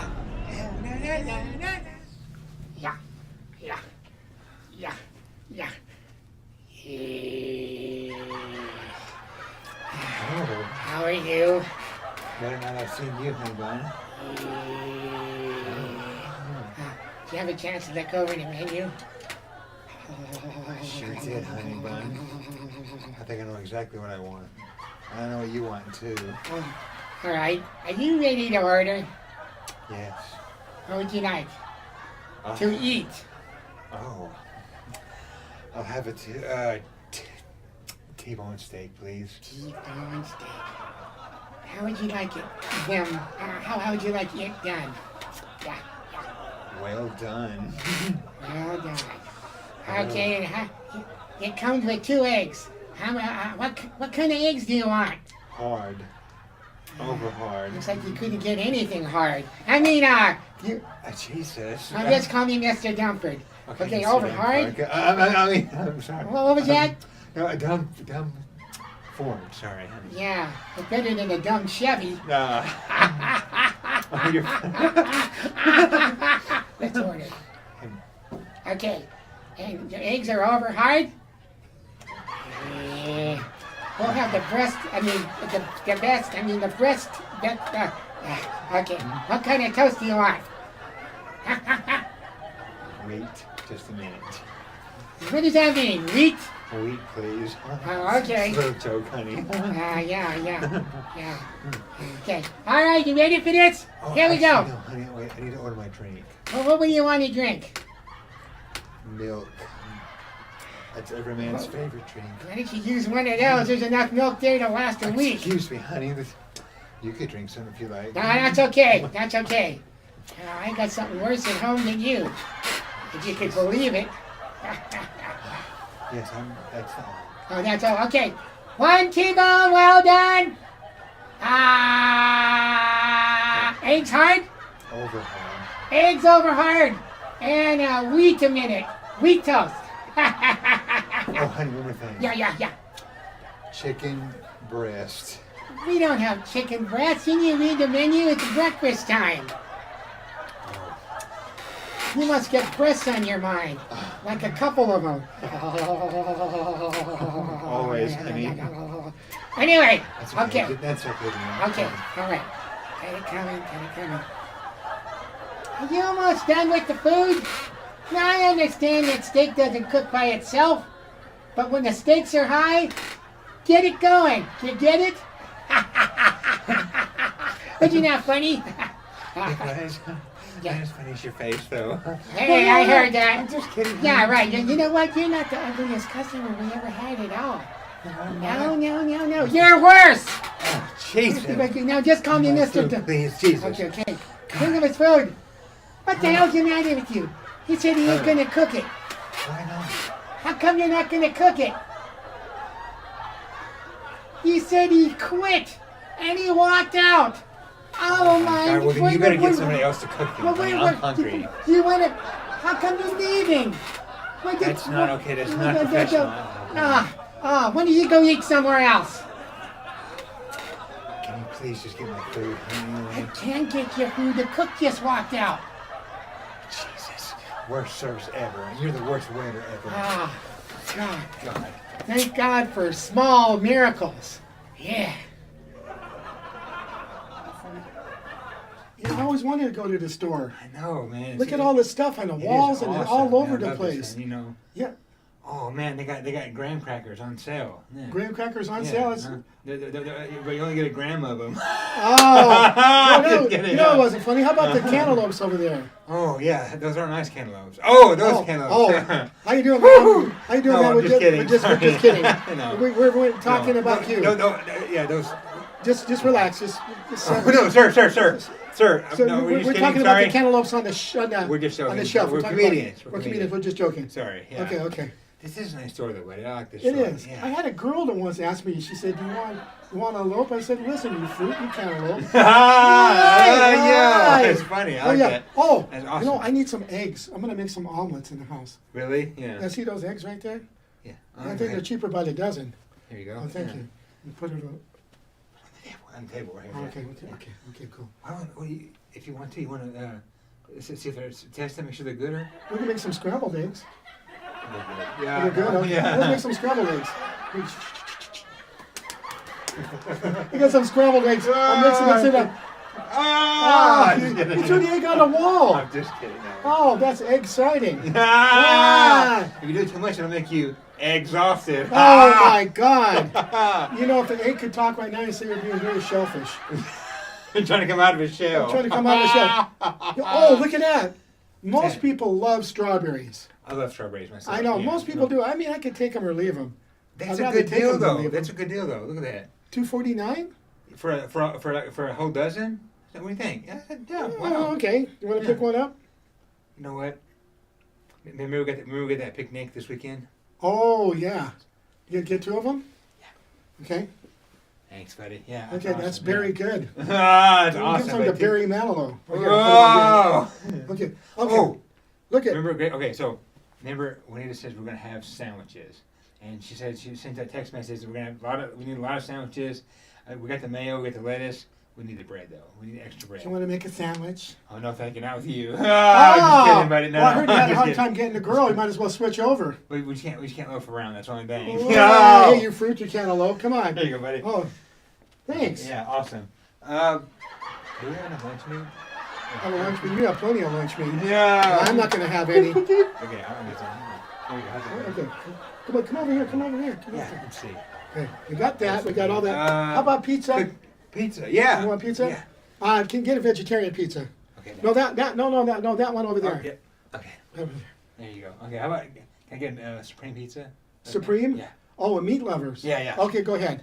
Oh, no, that's the wrong brand. That one. Okay, yeah. You got it? Okay. Yeah. I have only one problem with this entire shopping spree. What's that? I don't have any money. We came all this way, you don't have any money? You have any money on you? I told him to pay for my good looks. If you pay for your good looks, we're not getting anything. Come on. Good Lord. I don't have any money. I thought you had a debit card. I thought you did too. Oh, you have a credit card? No, not on me. No, we're not going to be able to eat without any money. What do you suppose we do? Tell me. Yes, what I still have. What do you still have? My food stamp card. Oh, you do? EBT? Oh, how much do you have on it?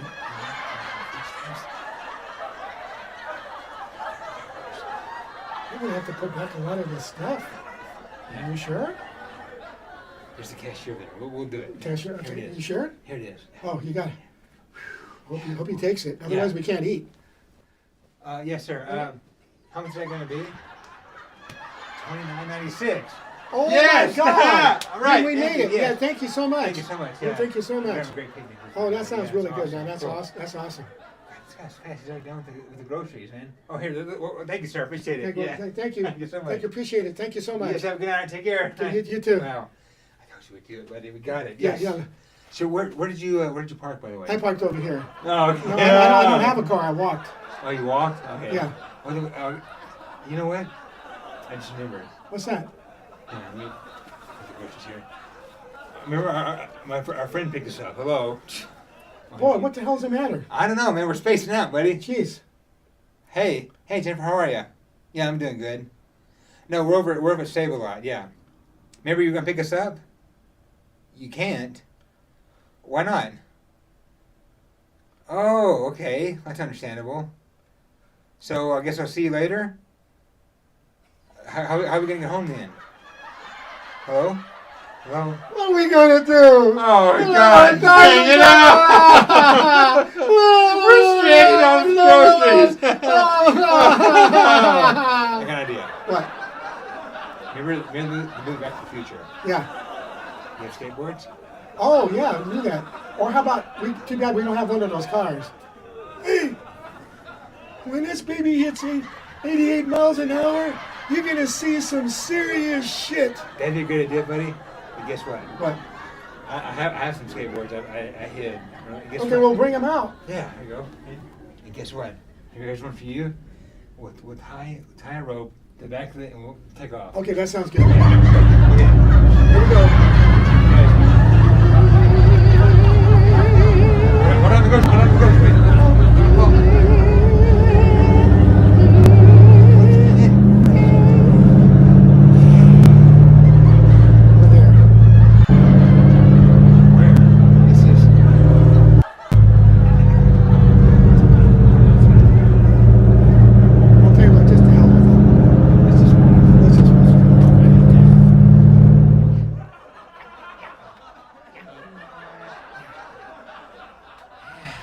Oh, my goodness. Look what time it is already. Wow. Yeah. It's time for you to eat shit and die. Yeah, I heard that. No, what I said, if you were listening, what I said was it's time to go to bed and say goodbye. Right, sure you did. Yeah. You know, there's nothing I really want to see. Yeah. Except a bag over your face. Hey, I heard that. No. What I said was, there's a hag in this place. You got that right. Yeah. Sit down there. Quiet down there. Quiet. Let's go to bed. Let's go to bed.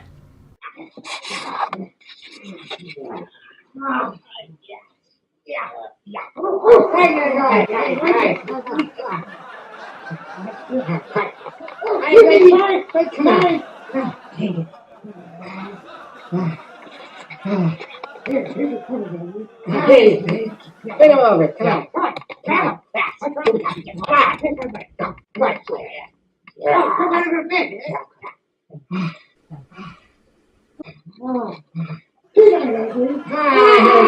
Honey. Yeah, good night, monster. I need home.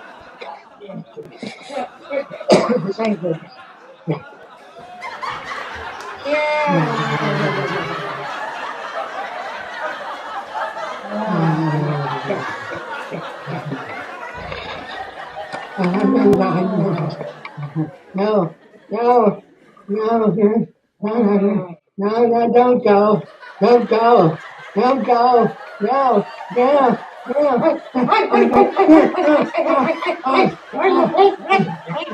Oh, I don't know. I was having an awful nightmare. Yeah! And I'm still in it. Quiet now, bitch. Quiet now. Yeah, come on.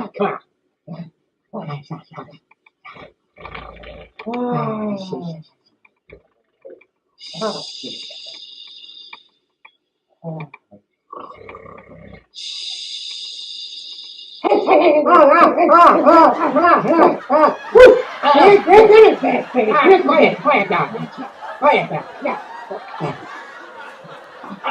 God, take it. What the hell are you? Come on, what the hell are you? God, Dave. God.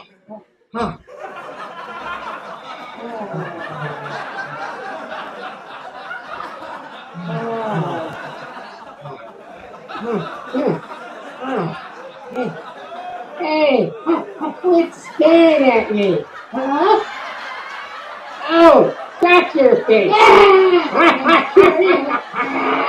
By the way, did you see the lawnmower?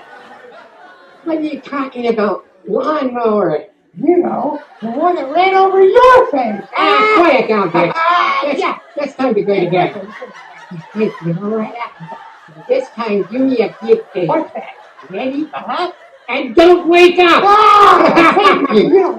Yeah, quiet down, bitch. I heard that. No. What I said was, I said it's be brave instead. Yeah, right. Okay, come on.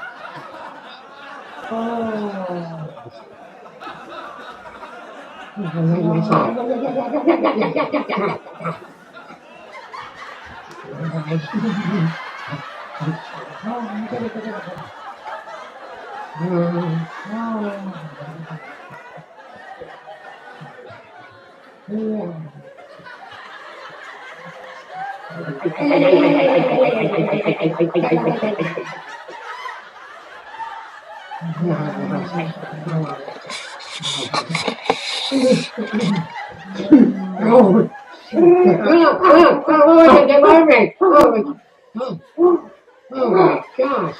Oh, it's a good sleep. Yeah, it's good. It's good. Help! Get out of here! It's a monster! Help!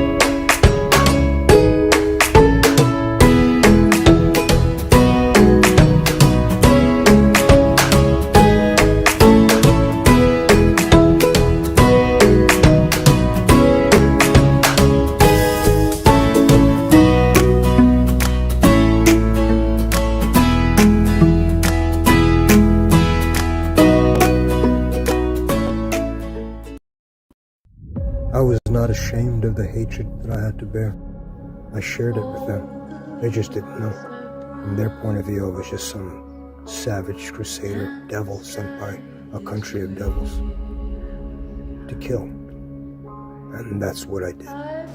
So you just come here and pick up trash? Well, the ranch is gone. They burnt it down years ago. This cave is all that's left. Most people see it as some evil relic from the past, but to me, it's sacred. I think you'd really appreciate what you're doing here. I know I do. I'm Millis. Melissa.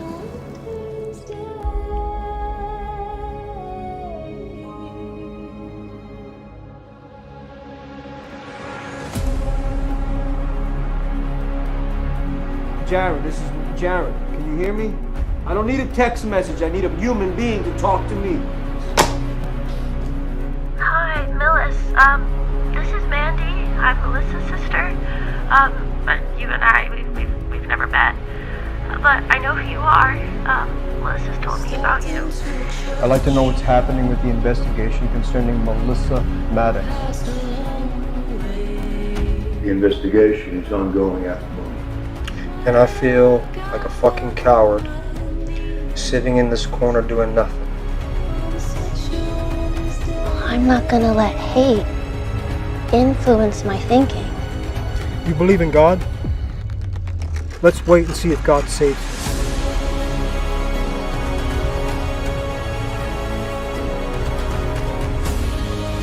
Don't get wrapped up in the hate, my man. It will blind you and complicate your journey.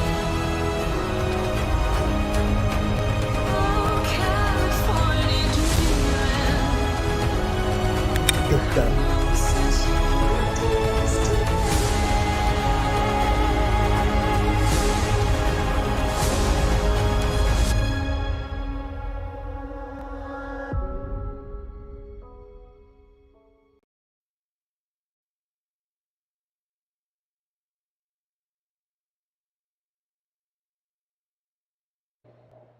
Hi, welcome back to Take One with Ronnie Lloyd Nanos. Well, gosh, that was quite a hoot on that one with Mr. Greg Korn. But I wanted to welcome our next guest, Miss Lily Starr, who is my co-producer here in Las Vegas for our shows Queer As, I can say fuck here, and Burlesque and Speakeasy. And Lily, it's always great to have you. Lily, I gotta kind of give our little history. I met Lily Starr.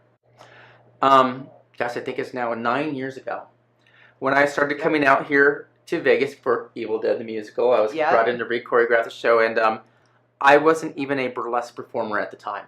Pistol Holiday did not exist. But you were a dancer. I was, but I think a lot of people don't even understand that even if you're a theater person or a dancer, it doesn't always mean burlesque. No, there's a whole other absolutely aspect not. of it. But Lily was teaching at the doesn't exist anymore, the Las Vegas School of Burlesque, run by Cha-Cha Valora. I love Cha-Cha. And was one of my first teachers. And of course I had an affinity for her because she was a dancer. She taught a very movement-oriented class. But yeah, I used to come in even during Evil Dead that once a month, and I would make sure I would go take class with Lily Starr and a lot of the other instructors, which included Buttercup and Aya Fontaine and Lulu Roxy. And so that's how I met Lily before I was Pistol Holiday. And she was there when I, again, started and here at us. So I'm always thankful. I wanted to bring on guests to the show or hear from my beginnings that I like to give back to the community in the ways, not in those ways that people are like, I'm giving back to the community. I hate that shit. I give back to the people who really helped me and did for me. And I knew that if I was ever going to produce live entertainment or live burlesque shows out here, that this was going to be my co-producer again. And that's where we're at on that. So welcome to the show, Lily. Thank you for being part of, the group that popped my cherry for the first show here. Well, I thought I'd bring a little bit of the pistol part of Pistol Lily to the show today. I did the cowboy with my friends today, but I had to be a little burlesque with the shoes. Yeah, absolutely. Well, so did I. You know me, no heels. I never wear heels. Right. But I was like, I gotta bring the Pistol Lily look. Absolutely. Here, so. Yeah, we've collaborated together. We do a Pistol Lily's vaudeville out here. We produce those two shows. Again, I wanted to discuss some of the things. Again, we're actually leaving from here today to go and scout a location for our Speakeasy show. And some of the things I wanted to touch about, Lily's been a guest here on social media networks on a few of the shows with Maria and different hosts here. And a lot of what I want to do with this show is give the people the plus and minuses of working in Las Vegas entertainment. And no, we've had some difficulty, not so much securing a venue. If we wanted to have a venue and doing it in a random bar, and nothing wrong with that, I'm a bar owner, I'm not putting bars down, we could do that. Right. Speakeasy, in particular, is a very kind of special event show. Yeah, you can't call it Speakeasy and have it anywhere. Have it anywhere. And we've had a couple of venues. The first venue was done at was at the Red Palms on the Las Vegas Strip, which I don't think exists anymore. And they kind of fell through because that whole mosaic where all that, they got demolished. Oh, really? Yeah, they're building new shit there. See, I don't pay It's prime real estate. Yeah, absolutely. And then we wanted to take it to a few other places that kind of fell through. That tends to happen a lot with a lot of venues, especially we're looking for it has to be a certain je ne sais quoi. Absolutely. For lack of better words for Speakeasy. And, absolutely. And I've even talked about it. If this doesn't work this time, it doesn't work. But it's one of those. Again, it's not to put down any of the other producers here in town. We're not here to do that. No. But this show needed something special. Absolutely. I can honestly see, I think we're the highest paying show. Yeah. Or at least on par. On par. Yeah. And we always have had a burlesque legend. Yep. Every single time with our Queer as Fuck and with Speakeasy. The difficulties of finding a venue. How has that been? At least share that. You cut your hair, girl. Looks good. A little bit. Damn. I got tired of the fuzzies. I get it. So no, I think what the problem is it's Vegas. Yeah. And this is like entertainment city, right? Yes. And there's just so much out there. So when we're looking for a special place, then there's also the possibility of rules, financials, and stuff that just don't really go hand in hand with what we're doing, laws. and laws, and it just makes it really difficult. A lot of times, like we found out, like to do what we do the way we do it, is basically you need to have a private event. Yes. And or it has to be like a closed venue where there's a ticket and a door. Yes. Where the general public aren't just there. Right, and I think some of it... With a liquor license. And some of it, too, is, again, we always wanted to make sure we paid a certain par for it. And even break even as producers. Sometimes you lose money. We've lost money on a show. We broke even. It's not as easy as people think it is. No. And especially you want to make sure... I also come from the perspective, I'm a venue owner in Texas as well, that you want to make the venue money too. I think I see a lot of this on social media. People are like, and the venue, we're doing this. You're like, you're not bringing them shit that they don't already have. You've got to make sure, from a good business perspective, that you're making them money as well. Yeah. And people don't realize that. Yep. Well, I just had this conversation with my husband. With what we want to pay your performers. Absolutely, because that really ups our budget. Absolutely. So the thing is I mean, we could pay them $50, but Yeah. we don't want to do that. No, and we're strippers. We're showing our stuff. We're going to pay more than that. I don't want to be paid $50. Exactly. And the thing is that like I was literally just having the conversation with my husband, is the concept of, we don't really have the power, because in this town, if we don't do a show there, somebody else will bring something in. So you can't go into a venue and say, no, we need this. No, we want this. Absolutely. Because they're going to look at you and go, yeah, right. Right. Don't let the door hit you. Because everybody's a producer in town. I don't think people know what that is sometimes. It may not work out great, but somebody else will come in. Yeah. It could end up not being as good as it would have been. It could be better than what we might have done. But very often those places don't still care. close because they don't make their money back. Again, and producers, again, it's one of those things that's not just a crapshoot. You need to bring something that's going to make the bar money. And there's got to be a business sense behind it. Everyone claims business sense. And I have a big pet peeve of that. I do. We've had these conversations. And again, to go with the concept where I've been talking with each of our guests, do we ever have heated conversations? Oh, heck yes. Fuck yeah, we do. Yep.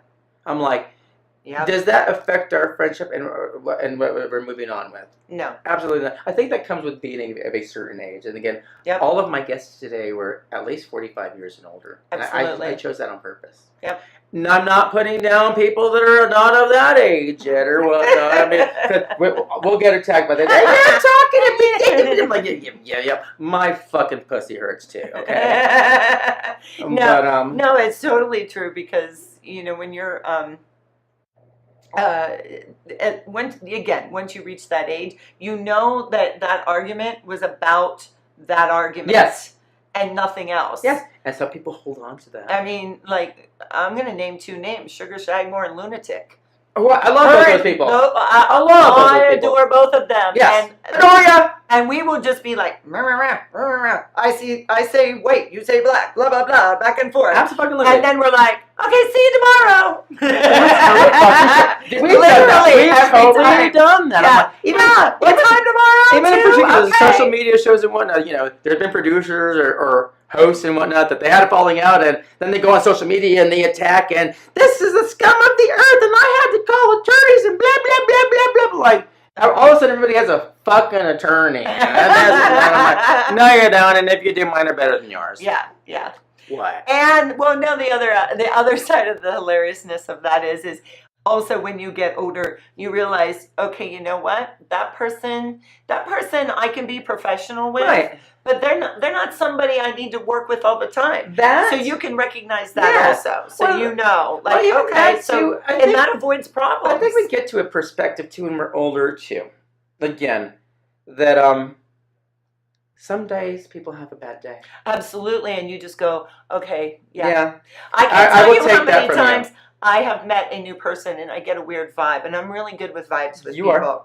Okay, I'll test that. I'll get a weird vibe from someone, and then, I don't know, months later, whatever, I'll run into somebody else who I know is closer with them, and I'll let them know. I'll go, when I was around them, I got this really weird vibe. Right. We were at the blah, blah, blah. And generally that person will go, oh, yeah, well, they just wrecked their car that day. Or something that I had no idea. I'd never met them exactly. before. Again. And I go, okay, that explains it. I didn't harbor ill will against them or anything the whole time, but now I know. In the last 2 years, I've dealt with a lot of personal stuff, dealing with a partner whose health wasn't in the best thing, and we're in a much better spot now, but it took a lot of fucking work to get there. Yeah.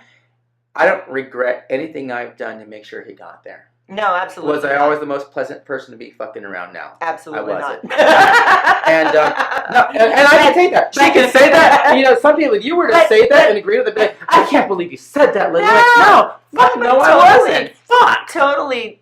But like, I literally was like, yeah, he's in a place. Yeah, I mean, again, and that was my thing. I don't regret any. Again, I had employees I fired this year because in my bar at home, it happens. And I don't regret that. They were doing what I needed them to be done. And my perspective on that was, I'm like, if you're making me have to work harder on shit, I don't hire you to make my job harder. Right. Then you're not going to work out. I've gotten better about not exploding about it. I got better like, well, I can talk about this. Or not even that great. This isn't working out. Yeah. And if we continue, then it will get to that. So I avoid that. Again, does that mean I don't have my moments of, I've had that even with people in the burlesque community, even recently, even locally here. And it's like, hey, but then you drop it. I go, hey, you pissed me off. I pissed you off. We move on. Yeah, exactly. Have we ever pissed each other off? Yes. Do I love you? Absolutely. Do you love me? Yeah, absolutely. Do we move on? We're like, all right, yeah. Yep. And again, we could be on, and we're on the phone for hours at a time. She's a chatter, I'm a chatter. Yeah. Even like I said, even though the stuff, I'm gonna hit the elephant in the room. Right now with GLCC and all this, there's been a lot of turmoil and trauma, and people feel tribal, like they got to take a side. I had the guests on earlier, Bones and Gabby. It's been very controversial to move and whatnot. We're both part of the original generation of GLCC. You've been my mentors that started, not in GLCC, but here in Vegas, but you were a mentor in that became protege. Mm-hmm. I kind of followed that kind of footsteps. Manager. Stage manager and all that. I've been was a mentor under the original creator of GLCC, Gabriella Mays. I love the winner. I don't always see eye to eye with her either. I love her. Yeah. I love her. Me too. Sometimes I'm like, bitch, you're crazy. I love you. And I say it to her. We have those kind of candid conversations, as I know you do with her. Absolutely. Girl, Gabby, you fucking crazy bitch. I love you. I love you, but god damn it. But then we're like, okay, we move on. See, my perspective is usually like, and this is with anybody, absolutely, especially anybody I care about, is as hot-headed as I can get when I get passionate about it. It's usually because I'm passionate about something. Or our feelings get and hurt. I'm very We're human sensitive, beings. which people don't realize We can because get I our have feelings. this whole Yeah, me outside. too. But we get our feelings. We're allowed to get our feelings hurt and verbalized. But when my feelings are hurt. But when I'm talking with like Gabriella, good friend, any I love other her. I love other her. good friend, She's but a I'm legend. saying like I freaking love her. For me, it was an honor to be chosen by her. Actually, absolutely. And actually, all the legends that I'm close with, which is a number of them, I'm like this with all of them, where I'm just like, and that's going to take me to our next thing when you're talking about that. Well, you know what? I know you're really upset, but maybe it was really just this, right? And it's just a way of like, you know, there's like getting somebody out of the intensity of being upset. And people do that to me. Absolutely. One of the best people is Molly Boom Boom. Well, you know what? And Ivy Ferry. You know what? Ivy Ferry, love her. Maybe love her. Or maybe we could just look at it this way. And usually I'm in a mood. I'm like, I ain't looking at it any other way. No, wait. No, I've never experienced that with you ever. But no, but like, that's the thing. Exactly. But that's the thing. And that's, you know, of course. And this is the thing I love about Gabriella Mays. Her and I are so much alike. That's what's hilarious. Is literally so much alike. And we've talked about this, where we're just like, I want to be mad right now. Right. And then like 10 minutes later, we're like, yeah, you're probably right. Yeah. You mean like human beings? Yeah. I wanted to touch that. I'm going to go a little bit longer with Lily, about 5 more minutes on that. And I wanted to touch that because you have a perspective with our burlesque legends that a lot of the burlesque community doesn't have. And I wanted to touch that because, again, you had a very close relationship with Gabriella, with Marinka.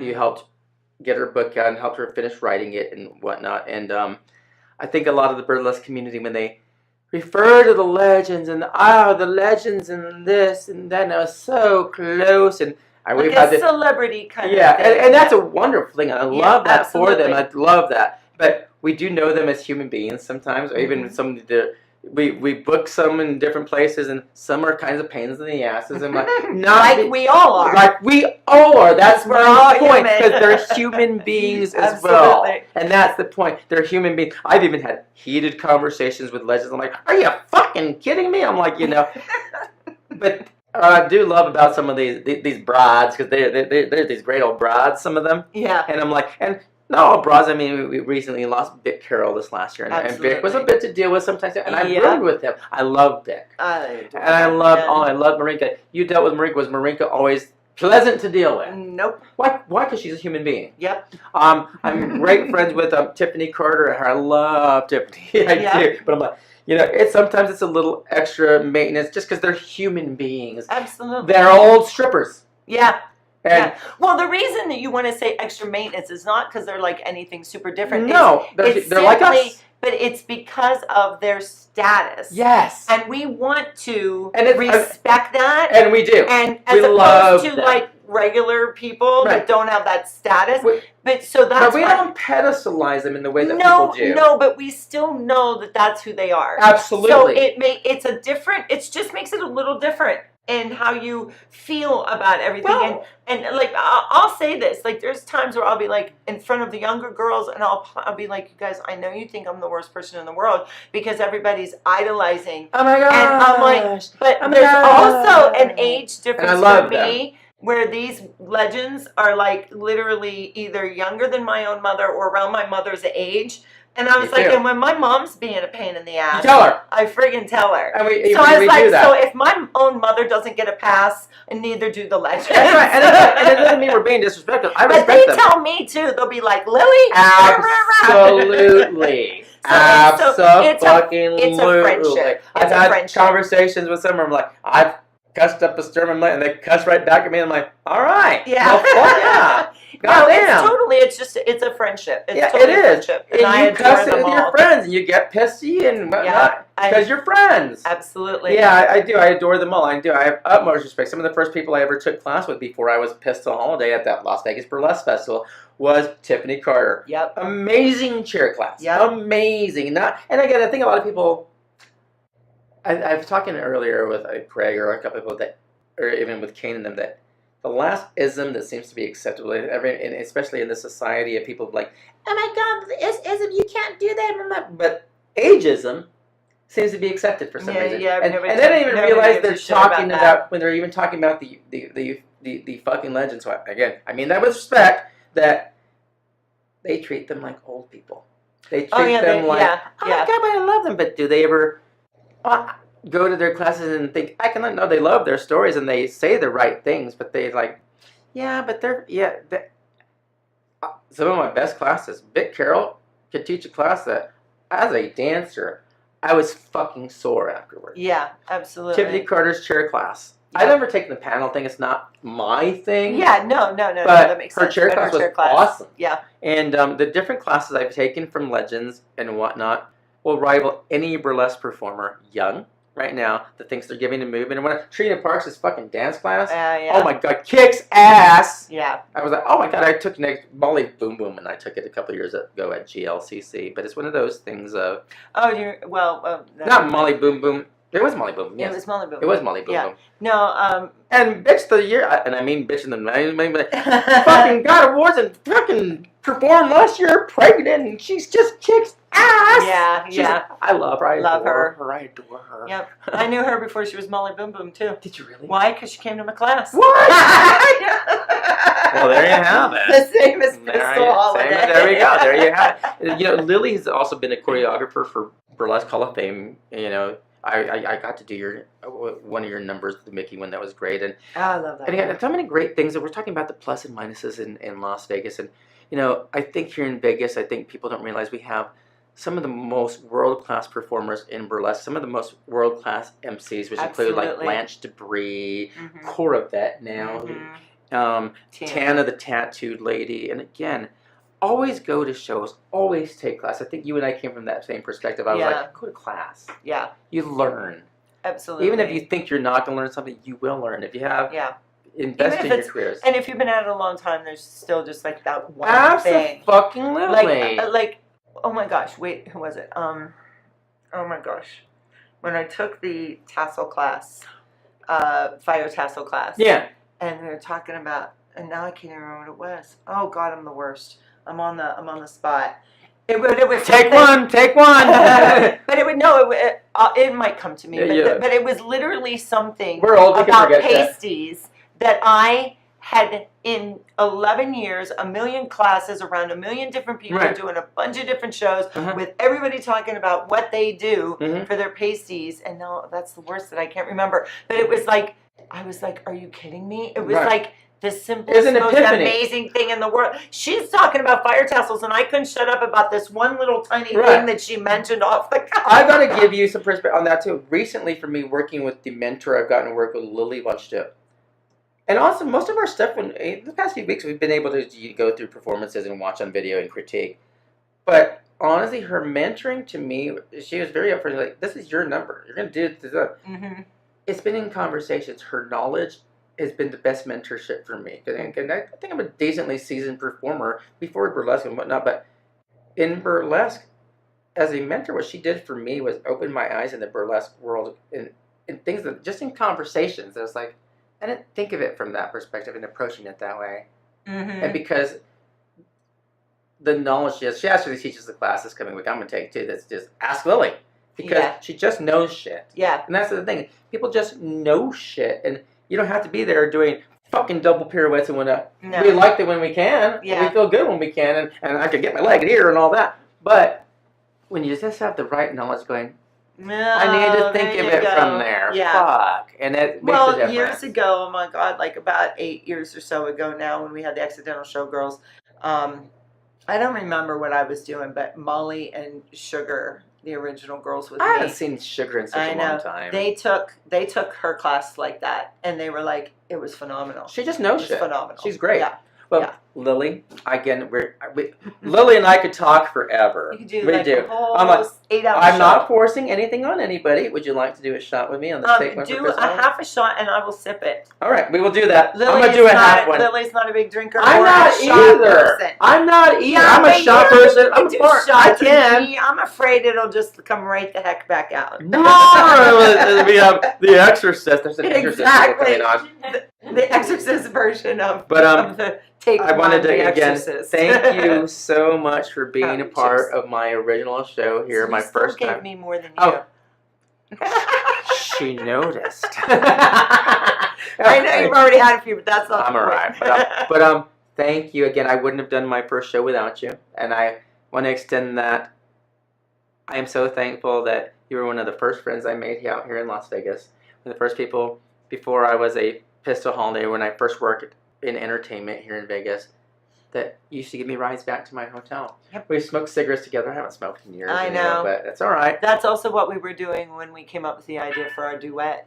I were remember having that. a We were having cigarettes at the Sondheim show at the Onyx Theater. Yep. Again, I missed that little theater. Again, it was through the Herds, Katie and Troy Hurd at that time. It was a fun show. Which now they have Majestic. Yes, Majestic Awesome. Theater. I heard. I've seen some really good stuff there. Yeah. And I'm like, well, And let's it's always cheers. a good time. It always is. Cheers to everybody here. Thank you. Thank you for joining us here on Take One with Ronnie Lloyd Nanos. And till the next time we see you on this special occasion show, take one with me. Have a great time and go out there, entertain, and be awesome. Have a great day.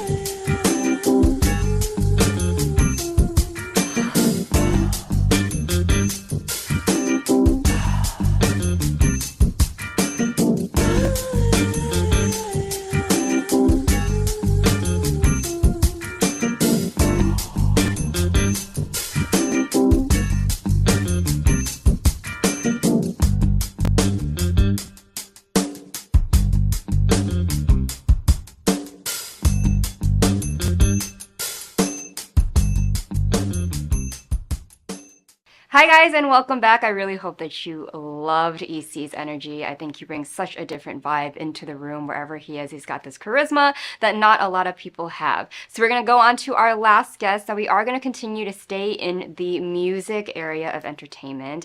Now she writes all her original songs. She's traveled so many places and plays the guitar. She's an amazing vocalist. So I want to please welcome Pamela Jean.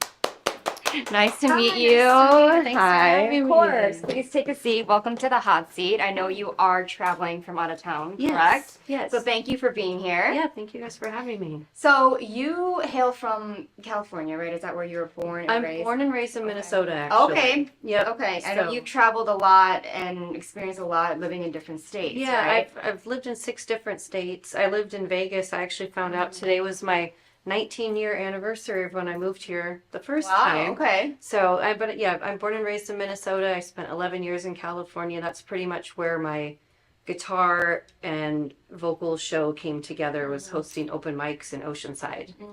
So when did you really first want to become a musician, a vocalist? When I was like 4. Okay. But I had this terrible stage fright, and I was like in choir class. I had to go sing into a tape recorder in the back room because I didn't even want to sing in front of my choir teacher or the class. So it took me till I was 18 to sing in front of anybody. So what really inspired you to start picking up an instrument and pick up a microphone and start Well, singing? we took like 6 years of piano as kids. Okay. So I had everybody in my family is musical. Everybody's either played the piano, played a guitar, they sing. My parents still sing in a church choir. Like everyone in my family has some sort of musical background, either listening to like records with my grandparents, or my other grandma, she would sing and play organ. And so we started with piano, and then vocals was just something that I always wanted to do it. And I'd lip sync at every talent show. Like I would do Paula Abdul songs into a fake microphone. And when I was in elementary school, and I always wanted to sing, I just couldn't get over the fear of it until I was older. Right. And so your genre of songwriting, I would say, is country. Country, yeah. Okay. Country, pop country, rock country, I guess. Yeah. So how did you go about being inspired by that type of music? I know a lot of your songs are written about your life, you know, a lot Yes. of experiences, and a lot of them are really strong, I would say, country ballads. I listened to some Thank of your you, music. thank you. It's really good. I know you also produce your music videos, right? I do. I co-produce them. Okay. So I have different producers that I work with, but I come to them with an entire storyboard, and I write out everything of what I would like to do and how we'd like to do it, and then we just kind of co-collaborate ideas from there. Yeah, so country, did that naturally come to you? Or were you No, inspired by an artist? I was like, when we were kids, I hated country. Like, because that's what my parents listened to country. If you guys are watching, sorry, I'm throwing you under the bus right now. But all they listened to was country. And it was like, I was like very defiant. I was like, I don't want to listen to country. I just want to listen to classic rock. And it like, I grew up in the 80s. So any 80s hair band was my favorite. And I wanted to be a rock star. That's all I wanted to do when I grew up, was to be a rock star. And we went to a Garth Brooks concert when I was 10. And I was like, I didn't even want to go. I'm like, country? I don't want to watch country. Well, if you've ever been to a Garth Brooks concert, I don't care how much you don't like country, you will be a country fan. Yeah. He's like flying from the ceiling. And after we watched his concert, I was like, okay, I love country music. Yeah, and I mean, it comes naturally to you now. And that's what my voice sounds. Yeah, And it my voice is very, I mean, I can rock things out, Right. but I don't have the power to keep going that hard with rock for more than a few songs per set, you know, so my voice just is naturally country. So as much as I'd love to do more rock, this is where, you know, my vocal range and power and everything is at. Yeah. And so I am going to bring up, I know on your website you had mentioned one of the songs that you had written. Yeah. And it actually was inspired by your best friend who ended up, unfortunately, passing. Yes. Correct? Was Yes. that your first single that you... That was one of the very first songs I ever wrote. I wrote that song when I was 22. It's called Falling. And I don't know if you saw the video for it or not yet. But yeah, it's a powerful song. It was when I was like in my early 20s, I was really bad into drugs. And I wrote the song when I was coming down off coke. And I was up all night long, and I wrote all these pages in a notebook and just wrote and wrote and wrote till the sun came up. And that song just happened to be in this, huge, like, words of songs and stuff. And it just came out. Yeah. But then about 10 years later, my best childhood friend died of an accidental drug overdose. And it was very sad, and it was very, like, one of those very powerful moments in life to realize that, like, drugs are not fun. Drugs are not just like, oh, let's go have a nice little party, because if you mix the wrong thing, you could just die instantly at any age. And I think back of all the things I used to do back in my 20s, and, like, I'm just grateful to even be alive, honestly. Yeah, and that's not the only thing that's also inspired your music. Like, I know you are a survivor of abuse, Yes. correct? And Yeah. that also kind of shapes a lot of your music, Yes. right? Yeah, I spent almost 3 years in a domestic violent relationship, and the only reason I stayed was because I fell in love with this guy's daughter. She attached herself to me the third day we were hanging out, and she was like the child I never had, and her mother was in and out of jail and prison, so I would take her to see her mom every week. We would write her mom letters, we'd send pictures. Like, I was there for this girl, and I wanted to stay there with her no matter what, but it got to the point where it was just so bad. I had turned crazy. Like, I was throwing things around my house. Like, when somebody pushes you around the house and puts you down enough times, you snap. Right. And to anybody watching this, I will tell you, you can be, I was like the most peaceful, burn sage, put spiders back outside, like, just zenned out person on the planet. And it doesn't matter how zenned out you are. If you are in a relationship like that, you will get pushed to the brink of insanity, and you will do things that you'll never think you're going to do, to defend yourself and to stand up for things. And, it got really scary, and I had to go. Yeah. So, I'm here for you. Thank you for being so Yeah. vulnerable with that Yeah, with of me. course. Is that something that you feel that you get a lot of people coming to you about now that you're really open about it, and with the music? I do, because everything I do is kind of like, it's a pedal to the metal mission is what I call it. And it's been 6.5 years since I fled my abuser. I had already broke up with this guy. So this wasn't like I was trying to leave somebody. I had already broke up. I was living on my own, renting a bedroom out, and I was still in this town so I could help raise my stepdaughter. I was still picking her up from school and helping her do homework, and she'd come over and I'd drop her back off with her dad. And I thought that, normal grown-ups do this all the time. So I thought this was going to be how it would be. And just one day I went to drop her off, and he said, "You'll never get to see her again unless you come back to me."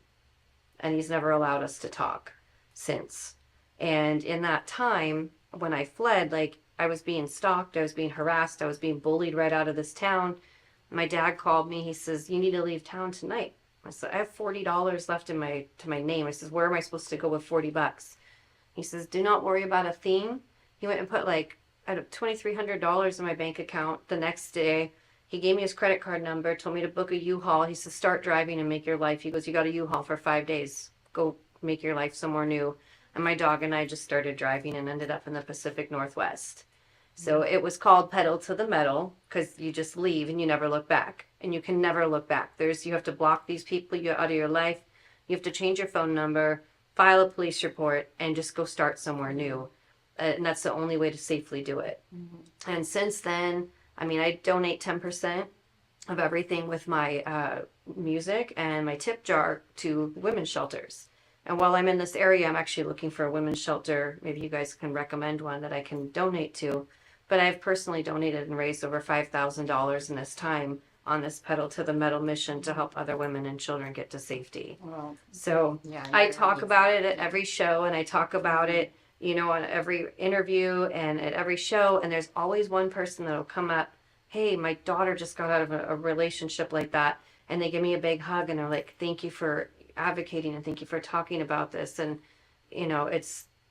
if people watch how I'm doing in life, that should be inspiration enough to Right. know that once you get rid of that negativity in your life, everything just opens, all the doors open up for you, and you just have this clear path in life. And you have the courage to speak and be the voice. Yes. There are a lot of people that don't, and it's not to blame them, but Yeah. not everyone has that courage in order to be in the spotlight like that, in order Yeah. to talk about those things for others that cannot. There's a organization called Stop the Silence that I work with back in Spokane, and I donate my show to them several times throughout the year to help them with their benefits and stuff. And it's the lady who started it. It was her sister that died at the hands of her abuser, and so they called it Stop the Silence because nobody knew how bad it was. And so not everybody makes it out alive. It's 1 in 3 women. It's 1 in 4 men. I don't just advocate for women, but I am a woman, so everything I do is with women's shelters. But I do also recognize men get abused just as easily and just almost as much as women. You know, they just have a little bit more of a physical advantage over us. I mean, women are dying all the time at the hands of their abusers because we just aren't physically strong enough to fight off a man that's twice our size. Right. So you are touring right now, right, Yes. with your music. And so with your music and with touring, what legacy do you want to leave behind, and where do you want to end up with your career as a musician? Well, with the touring, like it's like a paid vacation basically. I get to come and go to places that I love to be and make these road journeys with my one-eyed dog, and we have a blast. But in the course of this having a fun time and going and seeing all these places I love to be, I want the legacy to be that I was that person that maybe reached one person at a show that didn't have the courage to leave, that saw me, saw my life, saw what I'm doing, and says, wow, like I could live my dreams too if I got out of this relationship. And I want the legacy to be attached to that I'm a domestic violence awareness survivor and a huge advocate for it, to let others know. I want to give people inspiration to understand that they can live their dream life and they can live in safety and they don't have to live in fear. And that's what I would like to always be known for through my touring and music. Of course. And so where is your next show? So that My all next audience- show, the 19th and 20th, I'm at Boulder Dam Brewing in Boulder City from 7 to 10. And then Monday the 22nd, I'm at Rustic Inn in Henderson from 2 to 4. It's kind of like a midday happy hour show. Carmen, the beautiful Carmen, is going to be your bartender that day. So those are my last 3. Well, no, and then I'm at the Boathouse on the 27th out at Lake Mead from 6 to 8. Okay, so a lot of like Southeast, you're gonna go performing a lot down there. I feel like, but that your music would fit there perfectly. Vegas, So I couldn't get booked in Vegas. I tried. I've tried 3 different times, and nobody will. no. They don't want original music, and they don't want solo artists. It's very hard to book Vegas. So They like like one of want a these tribute. times. But I feel like where you're going really is a good demographic for you. It to is. be a house name down Yes. there. So every time you come to Vegas, you can still have some places that will welcome you in. Yeah, I played at the Dillinger and Vegas Valley Winery and then Desert Sands RV Park so far, and just very welcoming crowds. They love the music. You know, I do a lot. I do everything from Johnny Cash to Lady Gaga for covers, and then about 45 minutes of my original music. That's amazing. So they get to sing along with songs they know, Yeah, and hear then some new hear some- stuff. Yeah. So this question I ask all of my guests, it Yeah. kind of sums up them as a whole, and I love hearing their answer because it really just describes them in like one sentence, Yeah. everything that we just learned about you. So is there a philosophy that you live by? I've never been asked that question. I live your dreams. I've been posting a lot about it lately because I'm a huge dreamer, huge daydreamer, and I just put a 10-step program on my Facebook page on how to live your dream life. Basically, 1, you have to have a dream. You have to make sure you're not living someone else's dream. I think that gets a lot of people get caught up in living. They get together with a partner and say this partner wants to go live in California, but you want to live in New York. Right. Eventually you have to say, like, am I going to sacrifice my dream to live in New York because my partner wants to live in California? And then you have to just kind of, you have to decide where your path is. Exactly. And I have been like strategically going on my path for quite some time now, and it's like when you go on your path and you're following your dreams, and you got to keep finding ways to make them work. And it's not easy. Like, I've been a self-employed artist for almost a year and a half now, and it is challenging. Like, while I'm here right now, I'm messaging all these venues back in Spokane, so I have money to go home to. Exactly. And then while I'm up there playing shows, I've been messaging Vegas so I could set up this little tour. Yeah. And It's a hustle. It's a a total hustle. I mean, I'll lay in bed for 2 hours a morning, and people think I'm just lounging in bed. I'm like, No, and you're working on your emails, you're DMing, you're researching Some stuff, people yeah. work from home. I work from bed because it's comfortable. Hey, you and know, as long as you're yeah, present on there, I'm right? snuggled up with my dog, and I'm like, what place is going to hire me next? You know, Right, but that's good. A lot of people don't have that will and that courage and also Yeah. that maturity to do things for yourself instead of other people. It's you know? very you have to be very self-motivated to stay self-employed, and I have 3 small businesses. So I do photography, and I have a jewelry line that goes with my music, because at my shows I have my little merch table with my handmade jewelry up there. So if I'm not booking shows, like I always make sure my shows are booked first, because that's where the money comes in to pay my bills. And then at night, there's certain nights I'll sit down at the table from 5 until almost midnight making jewelry, and my eyes are falling shut. Right. And I'm like, my boyfriend will look at me, he goes, honey, it's time for you to stop. And I'm like, just one more, I'm almost done with this necklace. And I'm sitting there with the pliers and these reading glasses on and a headlamp, and I'm like, okay, you can't see straight anymore. It's time to go to bed. So did you make what you're wearing? I noticed your guitar earrings. Not these. These those, were a but those gift are very from you. a friend of mine. Okay. Yes, I got these for my birthday from my friend Yeah, Sarah a it's couple very years you. ago. But I did make the fairy necklace. And the bracelet as well? And the It bracelet, goes yeah. along Yeah, with so I it, do I do a lot of stuff with rocks and gems. Okay. So yeah, it's amazing. Is there anywhere I was people looking can at your purchase? necklace, too. Oh, I yes, was it's like- almost, you know, Yeah, up I the was alley like, I of could the make stones, something. and yeah, you know, for us glam girls. Out Yeah, there, you know? yeah, and the jewelry line is called Rockstar Jewelry. Okay. And it actually, I started it, I had a hysterectomy about a year and a half ago. That's how I became self-employed. Because I had to take 6 weeks off to recover, and I was always been in the bartending or server industry. And they were like, you're not going to be able to do anything physical for 6 weeks. And I was like, whatever. I thought the doctors and the surgeons were crazy, because I'm a very strong, motivated person. I figured I'd be hiking. I figured I'd be back to work. Yeah. Oh, no. Like, Right. I had stage 4 endometriosis that they found. So I had 2 major operations done at the same time. And my energy level skyrocketed. Like, I've been sleeping on average 10 to 12 hours a day for many years, and taking naps, and I couldn't figure out. I thought it was just because I'm in my 40s. I was like, well, I'm just old now, whatever. I guess I'm just tired all the time. Endometriosis is no joke, and it had my body weighted down so heavy that all I wanted to do was sleep. So after the surgery, I was waking up at like 7 in the morning. I had all day free. I had no job because I couldn't physically work, and I was like, how am I going to pay my bills? Like, I can't even pick up my guitar. So I had some rocks and some hemp string and some beads at my little cabin I was living in. And I just started wire wrapping some rocks from the river, and I was able to sit and make jewelry while I was recovering. And yeah, Rockstar Jewelry, my boyfriend Jeremiah actually came up with the name, because he goes, everybody wants their own little piece of being a rock star. And I was like, this is a great name. So I say, well, like on my Etsy page, it says, you know, Rockstar Jewelry made for you by a rock star. And Period. Yeah. So we can order. So please let the Oh, yeah. audience know where they can find you on social media, and also where they can connect with you on supporting your small business and stuff like that. So if you go to PamelaJeanUnlimited.com, that's my official website. There's links to everything on there. If you're looking for me on YouTube, TikTok, Instagram, or Facebook, Pamela Jean Unlimited. And then if you are looking for me on Etsy, it's Pamela Jean Unlimited on Etsy as well. And then if you want to find me on Spotify, just to download or put me in your playlist, Pamela Jean, Jean, and you can find everything there.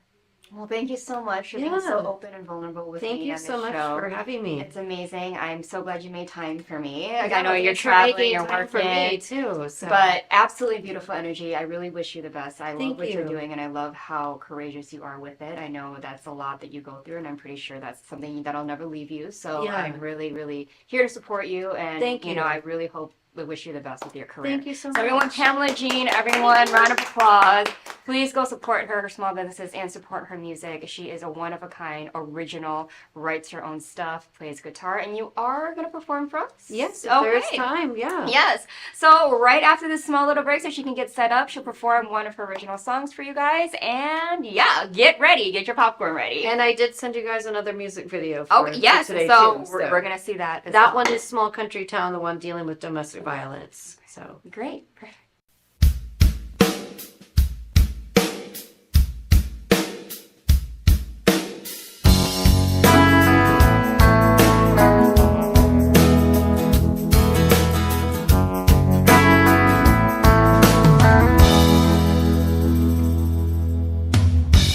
Thought forever was in the palm of your hand.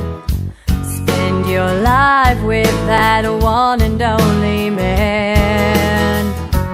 Wanted everything I believed you to have. Dream forever was in the palm of your hand.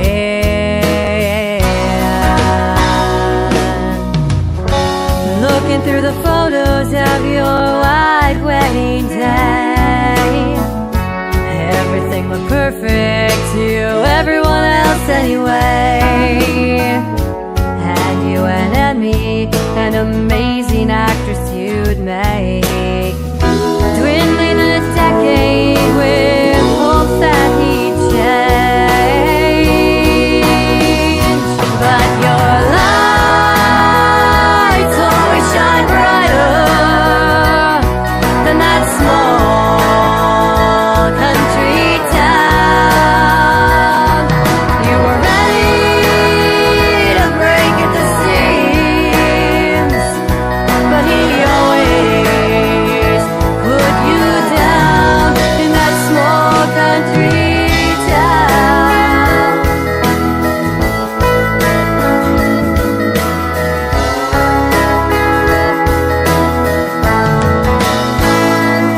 You followed him to the woods in your camouflage. I had fancy dinner, VIP at the Mirage. Thought you were happy, she doesn't need what I need. So different, but from the same genes. Yeah, your lights always shine brighter than that small country town. You were ready to break at the seams, but he always put you down in that small country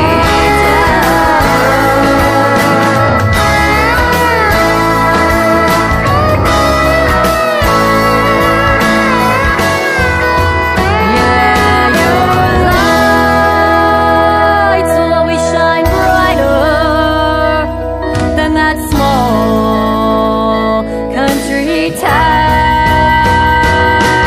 You were ready to break at the seams, but he always put you down in that small country town. Yeah, that small country town. Small country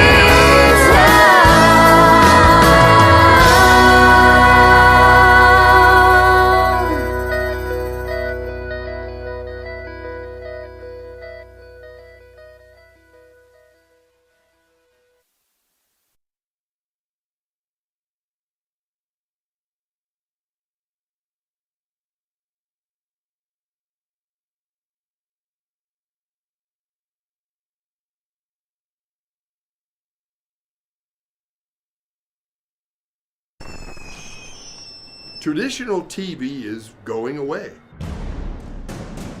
Hollywood is starting to fade. People are demanding real stories from real people. Our voices are now being heard in our own way. Podcasts, Facebook, Twitter, YouTube, and TikTok Live are becoming the norm. Internet TV has now reached the highest demand in human history. Social media shows is now the new media of the century.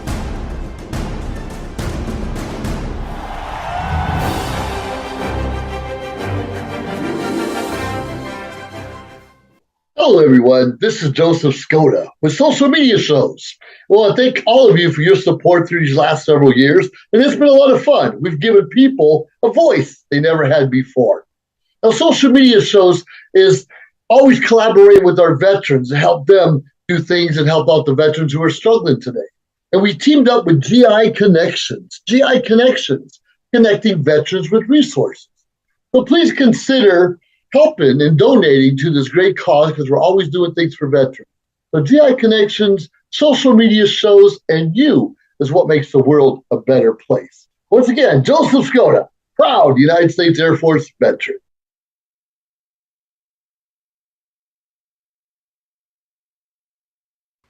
Hey everyone, I'm Pamela Jean. Thank you so much, Priscilla, for having me today on the hot seat. This is my song, Falling, that I was talking about earlier in the interview for you.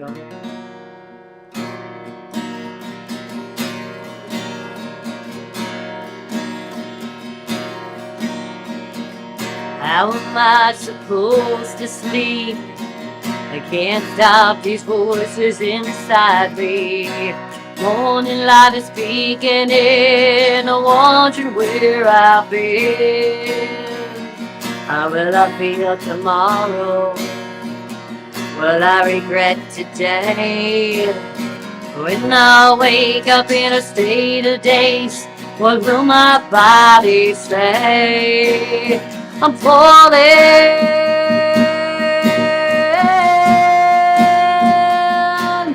about to lose control.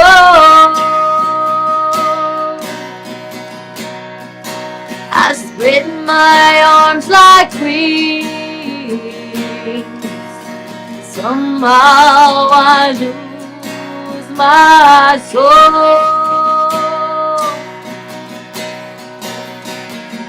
Living in misery, there is no peace for me. Nothing seems to settle down, looking through a tainted crowd. Striving to revive me, wish I could be set free. The light is shining down on me, and nobody knows I'm falling,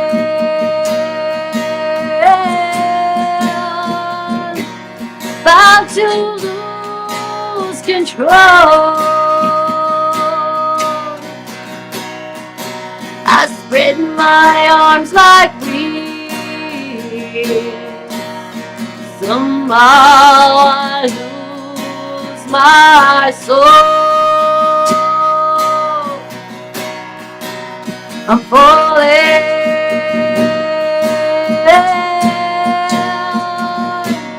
deep into a dream. The ground is coming close, but nothing's what it seems. Nothing's what it seems.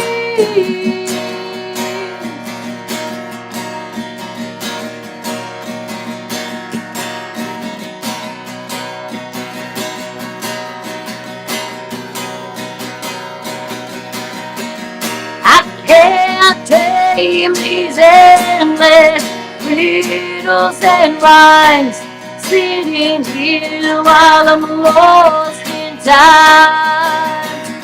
But now I realize this isn't a game. I'm drowning in my awakening, falling.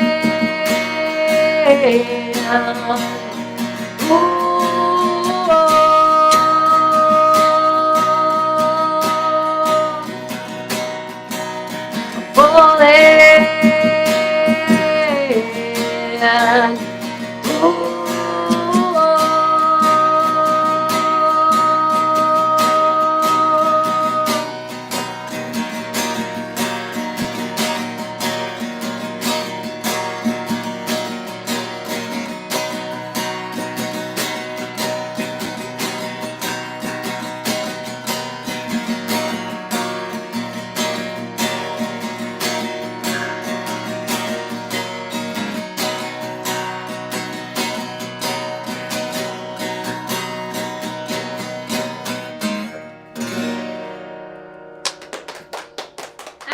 to Pamela Jean. So make sure to follow her on all her social media and support her small business, her jewelry business. It is beautiful. She has a great thing going on for her. So everyone, one more last time for Pamela Jean. Thank you so much. And I will see you after the break for my closing notes.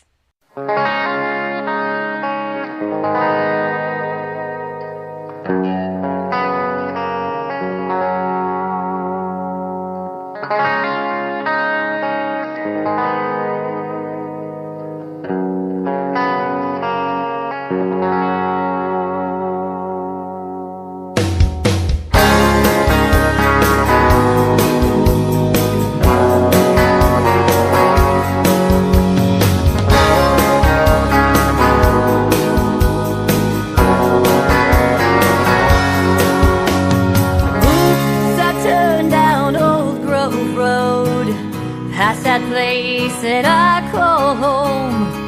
Late at night you think of me again, telling me the front door's open.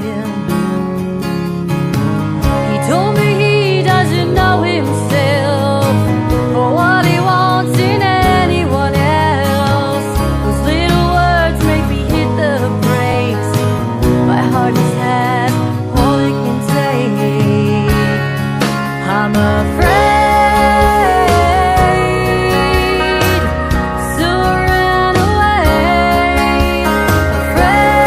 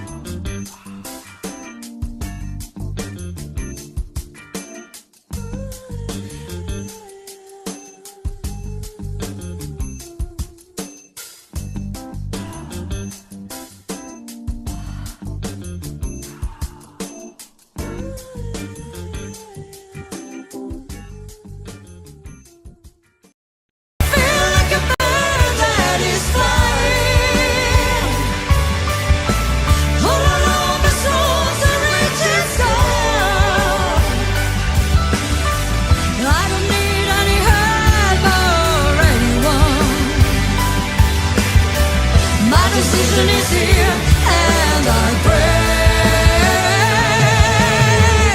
for every moment in my life to get the love that I want. I believe I deserve much more. Hello everybody, welcome to Las Vegas Live with Nelia Ross. Every Saturday morning at noon and from Monday to Friday at 6 p.m. on socialmediashows.com and on my personal website, neliaross.com, we are bringing you the biggest and brightest stars from world-renowned entertainers to magicians, dancers, conductors, movie directors, actors, comedians, and so much more. But now let's start with the two special amazing guests today. Today we have two special amazing guests. The first guest is the son of the golden boy of song, Roy Hamilton, and has committed himself to preserving the legacy of this legendary father. Like his father, he was born to sing. He can sing all genres of music like rhythm and blues, jazz, soul, rock and roll, pop, contemporary gospel, and so on. Blessed with a drive and ambition that is ingrained within all stars, as well as the melodic, soaring tenor voice left to him by his father, he fills those big shows with ease. He has been performing all over the States, from Atlantic City to Las Vegas. He has recorded an album with original songs that you are going to listen later. His father and him were both inducted into the Alter Global Hall of Fame and into the Las Vegas Entertainment Hall of Fame. The second guest is an amazing woman, president and CEO of Artensias Management Inc. and the Roy Hamilton School of Voice that she formed to manage her husband. She worked with Kelly and produced many hit records for other artists. With her own, as well as her husband's and son's vision in hand, she uses her years of management experience and skills to organize the daily operations of all their companies. She produces and promotes all of her husband's shows and his appearances. She is his personal stylist, manages his social media and all of this, his correspondences. She is an amazing wife, mom, and manager, and I thought that it could be really interesting interviewing this wonderful couple. Let's find out more about them. Ladies and gentlemen, let's welcome Roy Hamilton Jr. and Maria Hamilton.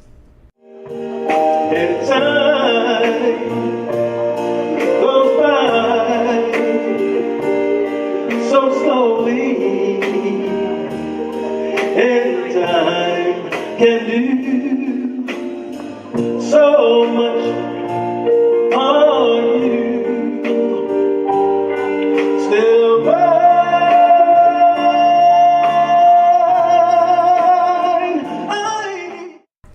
Hello, Roy. Hello, Maria. And thank you for accepting my invite to be here today.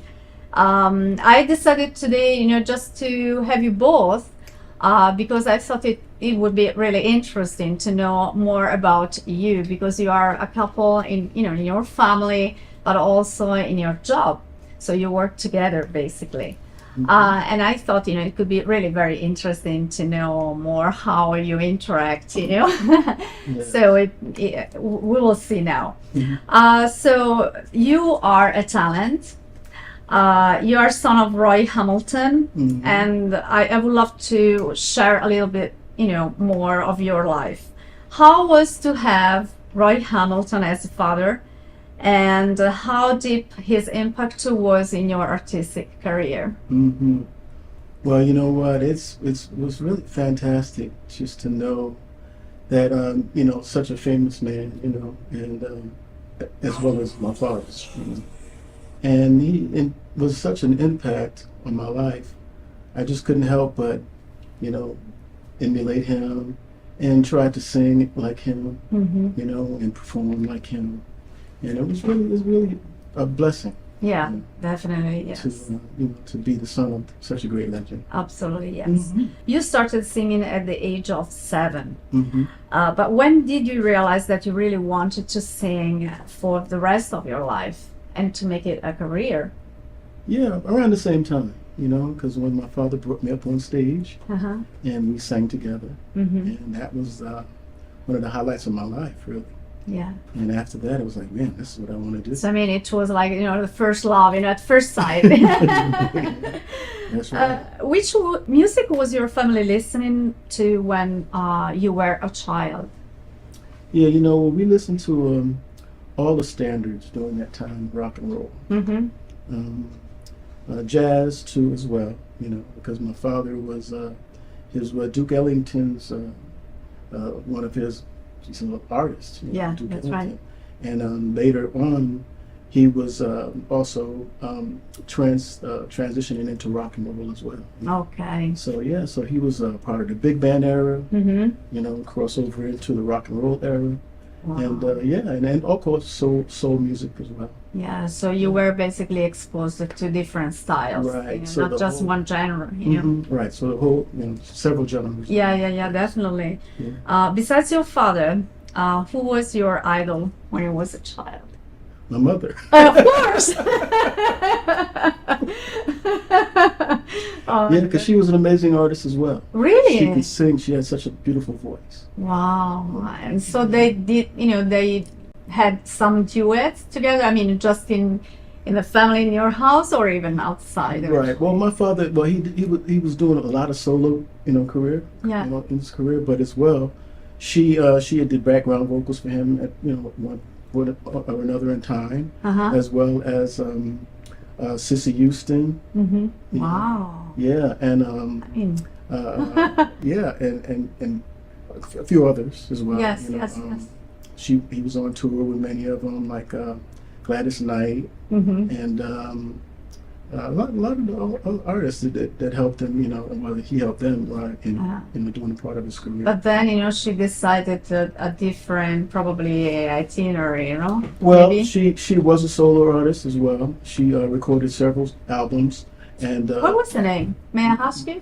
Myrna Hamilton. Okay. Wow. Okay, so she recorded myself and her, Mhm. and my brother Ray recorded our first album in tribute to my dad Mhm. in 1976. So we were like the first mother and sons, you know, singing. Oh, I want to listen to it. I mean, I And have to. she sang called "The Way We Were." The Way We So- Were, oh, I love it. On the I mean, album. It yeah, was yeah, yeah, amazing, yeah.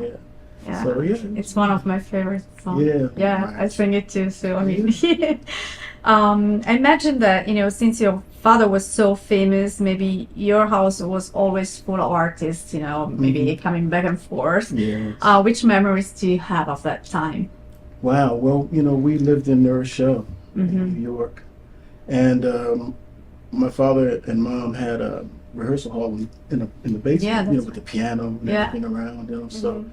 So all the artists used to come over, like you know, and you know, sing down in the basement and That's everything, right. you know what I mean, and write songs, stuff Uh-huh. like that, you know. Yeah. And yeah, I've met a lot of people. Like one time, I answered the door, and it was Quincy Jones. Wow. Oh my God. So you know, it was such a blessing to be able to meet a lot of the artists. Because when I was little, we went to James Brown's house, Uh-huh. and we met. You know, I met Oh James my Brown, God. and you know, and I was very interested in you know, the staircase, because it Yeah, was a yeah, spiral yeah, staircase, and being a little kid, you know. That's right. And I climbed up the stairs, got on the banister, and slid down. Oh my, so beautiful. But yeah, he's You know, another one of when my I, favorites. you know, when I listen, you know, to this story, I mean, I come from Italy, Mhm. so to us, all these people were legends, and they are still Mhm. legends, of Yes, course. right. So first of all, you know, it's just an honor, you know, to me to have you here because you are representing them, Yes.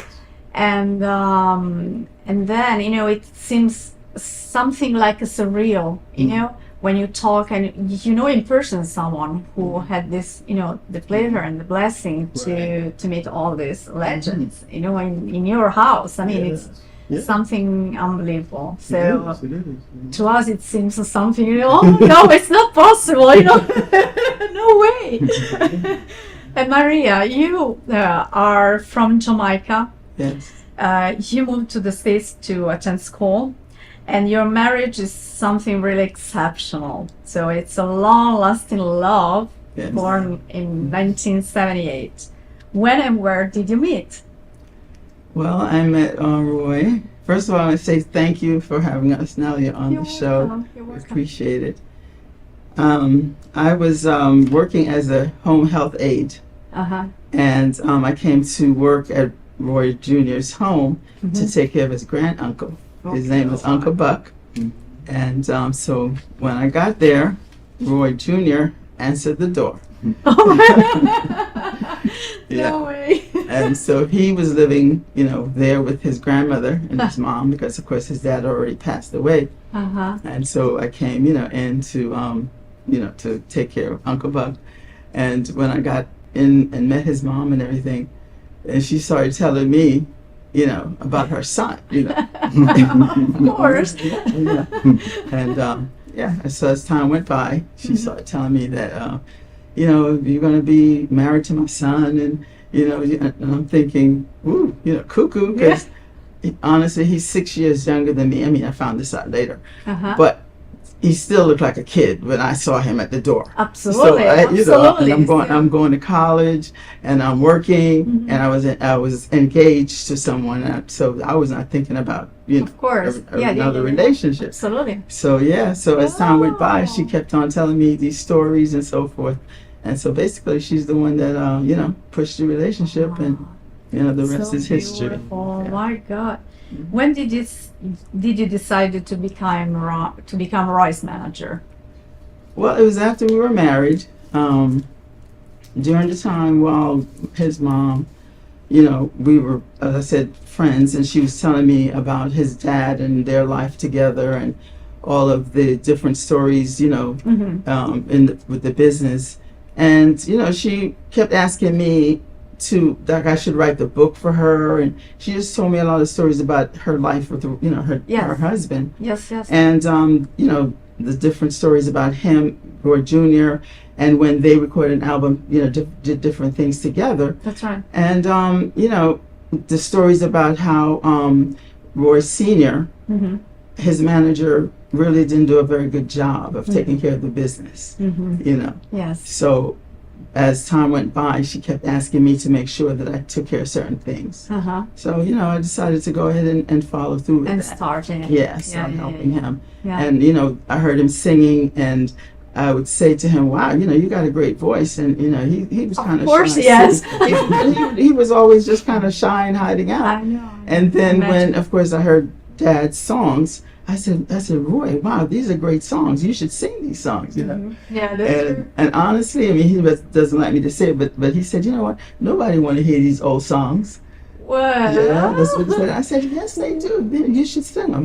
So I It's started that encouraging people want him. to. Yep. People want Yeah. to. Absolutely, yes. Encourage him to sing them. And one of the things that I like most of you both, it's that you are so humble. You're really so humble, and it's not easy, and very well, in our field to find humble people. So I am blessed to have you on my pathway. So We're blessed to have you here with you. Yeah. To think right, about you us. moved from Atlantic City to Las Vegas. When did you decide to make this change, and mainly for what reason? So I think I think it was like 2006, Mhm. because we went to LA first, Yeah. and we visited, Yeah. because our son, Roy III, which is a record producer, Mhm. and he got a deal with Capitol Records. Mhm. So the whole family, we all Of moved. course. Mhm. Of And course. we went on You out had there to. and everything naturally. And then later it was when we were there for about 3 years. Mhm. And then we decided to come here to Vegas. Mhm. It's like Atlantic City, but just so much bigger, so Definitely, much more yes. opportunities. I said, wow, this is great. So we can do some shows here, Yeah, so And- for and- you, it yeah, wasn't set it up. such, so big difference, because you were already used in Atlantic City. So, Right. but just the environment that it was bigger. So like 18 years later, here we Yeah, are. yeah. So you have just mentioned your son, that, he signed for Capitol Records. Mhm. And I know that you have 3 children. You're so proud of them. Yeah. Are they, all 3 of them are in the entertainment industry? Or, Yes. All of three of All them? three, yes. Wow, and what do they do? Yeah, so Basically. my oldest is Roy the Third. Yeah. He is a record producer and the Songwriter, record producer. Mhm. Yeah, and he's also Grammy nominated Wow. as well. And Congratulations. yeah, and he has a record company Mhm. out of Canada. It's called Mhm. Singers Company. Oh, wow. You know, and he writes and produces and mentors a lot of the upcoming artists Uh-huh. as well. And our second oldest son is Thomas. Uh-huh. He is a playwright, Uh-huh. and he also helps us with all our multimedia and our website. Uh-huh. And yeah, he also writes songs as well. Uh-huh. And you know, he produces music for a few of his artists as well. He's a graphic artist as well. He does all about flyers Yeah. as well, and yeah. So he's maintains prepared the all website. this. Mhm. Yeah. And our Technical youngest is thing. Raphael Uh-huh. Alexander. He's also a record producer, Songwriter. He's written songs for Britney Spears as well as Joe, Mm-hmm. the artist Joe. Yeah. Yeah, R. Kelly. R. Kelly as well. And actually, he and my son produced the last R. Kelly hit song. Wow. It's called number one. Carrie Hilson. Yeah, Carrie Hilson. Yes. And R. Kelly. Yeah. Yes, yes. Oh my God. So you are all talented, right? Yeah, so we're really proud of our Unbelievable. kids as well. You know, because it's hard to find, you know, in a family, in the same family, when you have already a talent, you know, usually, you know, father, mother, or whoever, you know, then that your sons, you know, just follow, you know, that path. You know, usually they do something completely different, you know, because, you know, it's hard to have, you know, like kids that have your same passion of yours and, you know, the same talent. Right. But in your case, I mean, it's something exceptional, really. And Well, we encouraged them to do it. yes. As they were growing up, you know, we used to just drag them along. Mhm. When we were going on any road trips in the car, they would be in the back seat, and that's all they listened to, what we were listening to, Yeah, which was that's Roy right. Hamilton's music. Yeah, it's what I do You know, with my that's right. kids. So Yes, it's, And we told them, you have to know who you are, where you came from, That's you know, right. and that's your legacy there. That's your inheritance. So you need to know. And when we would be at home, you know, and people would come over, we'd pull them out of the bed. Come on, sing something, you know, for the people. So we kind of, you know, taught them, who, you know, their legacy and so forth. And then when they grew up, it was up to them if they didn't want to continue. Uh-huh. They did. They wanted to, so did. it was a blessing. Yeah. Wow, beautiful, beautiful. Maria, you succeeded in having you interviewed him by BBC in a documentary about Elvis Presley called The Rebirth of the King. Yeah. Reflecting on the major influence your dad, the Golden Boy, had on Elvis' musical career. Can you talk more about this, please? You first and then you. Well, you know, Elvis is, it's been documented that he's a big fan of Roy Hamilton's. Mhm. And, you know, over time, we have been in contact with many fans from overseas, England and so forth. And a company, a production company, contacted me and said that they were doing a documentary and wanted to know if I could have Roy Jr. speak, you know, in That's the right, documentary. In reference to that, you know, the relationship between Elvis and Roy Hamilton. Yes. So I was able to secure that deal, and we had that happen, and it came into Vegas and filmed, you know, his portion. Yeah. And yeah, so he's Yeah. So is it possible to watch it? Yeah, I mean, it's on- it's actually, it's- yeah, it's on I mean, YouTube. okay. It's on YouTube. Yeah, so that we can run it, you know, Yeah, and, you it's know, on YouTube. our audience can Yes. see it. Yes. on YouTube. Wedding bells ring, got windows screaming, wiggling, wiggling. Baby, won't you hold me, squeeze me tight. Baby, won't you hold me, squeeze me tight. Been waiting for you, baby, ever since that night. Hey, you're so fine. You sent me also a picture with Roy Hamilton and Liberace. Yes. And we met, I think, the first time at the Liberace event, you know, last year. Right. I think it was one of the first times that we first- met. yeah. Can you tell me more about the relationship between these two amazing artists? Well, that was, I think that Liberace was a fan of Roy Hamilton as well. And that particular picture was taken at the Moulin Rouge because Liberace came to see Roy Hamilton was performing at the Moulin Rouge. And that's why we were sitting down. Oh, that's why they are That's together. Liberace came to see him. So beautiful. Roy, you have been inducted, as well as your father, in the Alter Global Hall of Fame. Correct me if I tell something wrong or I don't pronounce it perfectly. And into the Las Vegas Entertainment Hall of Fame. While your father was inducted also into the Georgia Music Hall of Fame, into the Hit Parade Hall of Fame, and Reflections in Black Museum Hall of Fame. How important is for you to keeping alive his legacy? Yes. Well, it is very important because, Dad was such a great artist and such a great performer. And he inspired so many people, down through the years. He's recorded so many songs. And if you look it up, you can see how many songs, how many things he's covered, how many things, and how much he helped so many artists too. That's true. So because of my dad, maybe if it wasn't for my dad, then, maybe Elvis wouldn't have been as great. Or maybe the Righteous Brothers, because the Righteous Brothers also was influenced by my dad. So, okay. So Elvis, the Righteous Brothers, Sam Cooke, those, Jackie Wilson, and all those. Dad was all of them. So he inspired all of them as well. That's true. So it's very important to keep that legacy alive and to let people know that he was responsible for many, making so many songs famous, like Unchained Melody. Oh, Unchained Melody. I mean, You Never Walk Alone was his first song, right? And that one also inspired a lot of artists as well. And Jerry and the Pacemakers, actually re-recorded it at my father's version of it, took it back to England. Yes. And we recorded that song, and now it's the song that they use. Anthem. The anthem that they use at the football. It's called, Wow. So that was some of the highlights of a dad's career. And so we tried, like I said, we want to keep the legacy alive and let people know that he deserved to be in the rock. Yes. As well as so Absolutely. I mean, I believe so. I mean, I think he really deserved it. So.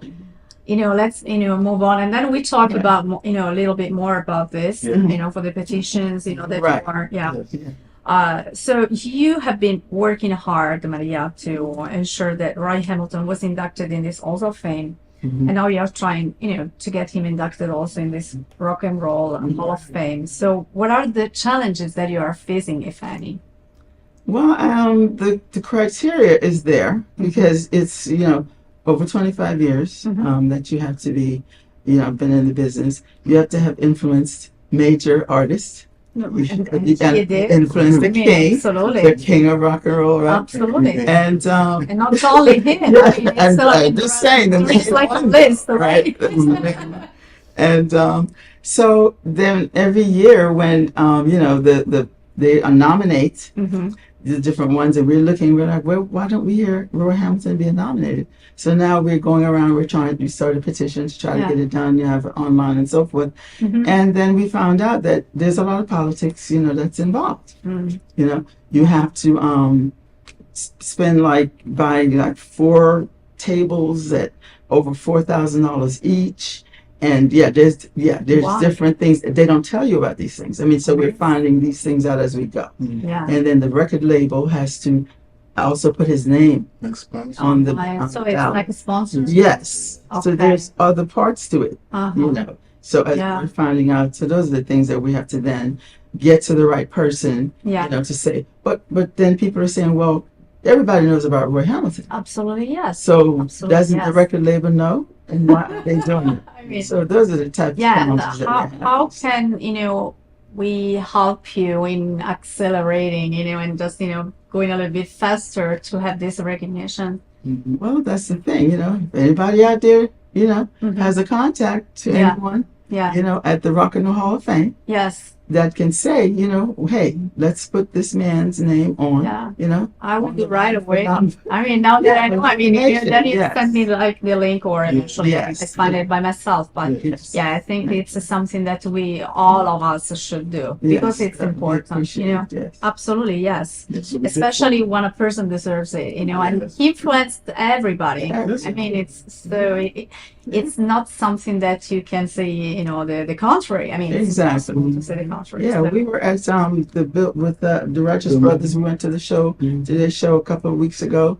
as their guests, and Bill said it from the stage. Mhm. You know, he says one of our favorite singers, Roy Hamilton. Yeah. You know, influenced us to do this song, Unchained Melody, and me and my brother, and so other songs.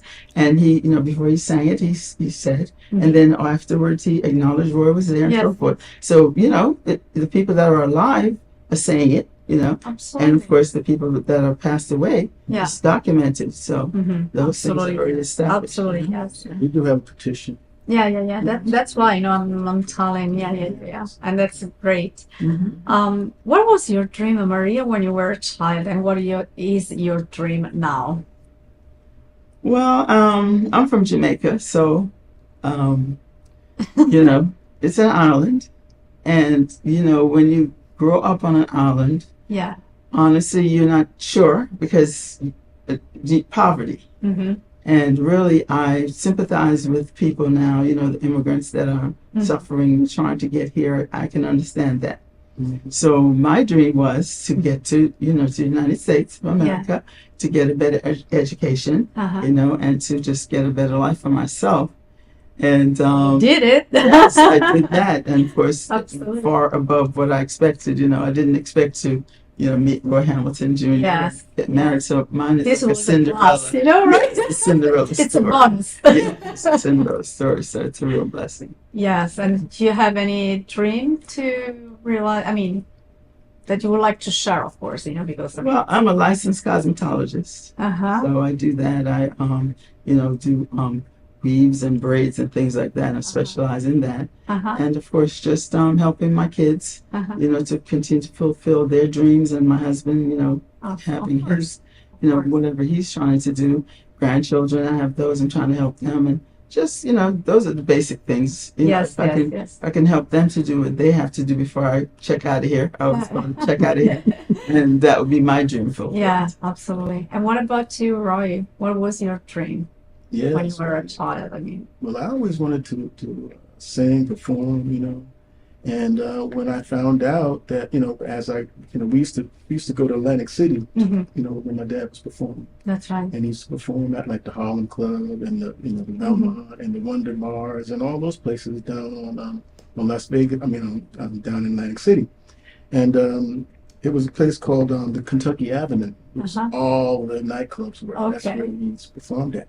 So I wanted to be, you know, There. yeah. So later after we, I began my career. I Yes. said, well, Maria suggested that we go to Atlantic City. Mhm. I was like, okay, so let's go. We moved to Atlantic City, and that's where we really started. You know, Yeah. and I wanted to be part of that. You know, and then actually I started doing talent shows and That's right. things like that. Yeah. Yeah, and it blossomed into they wanted to try to keep the Harlem Club, you know, as a museum, Mhm. That's right. you know, like the Apollo Theater.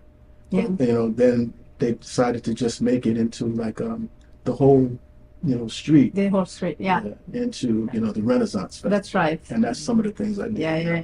You know, we did jazz on the boardwalk. And we Uh-huh. did, you know, a lot of things. Absolutely. like that, you know. Absolutely. And then, you know, of course, Las Vegas. We got here. It's Of like, oh, course. I mean, this, yeah. you know, the glitz, the glamour, you know, Absolutely. life is all. So that's when we decided, it's okay, well, let's launch here. Yeah. And we did the big band show, you know. Yes. Hamilton, the legacy continues, and we continue to do things like that. Absolutely. You know, to keep the legacy. You're an active performer, so I mean, you're doing so many things. I try to be. And do you have any particular dream that you would like still to realize? Yes, I still, that dream is still alive, you know. Mhm. You know, keeping the legacy alive, singing and performing. That's all I ever wanted to do. Yeah, that's true.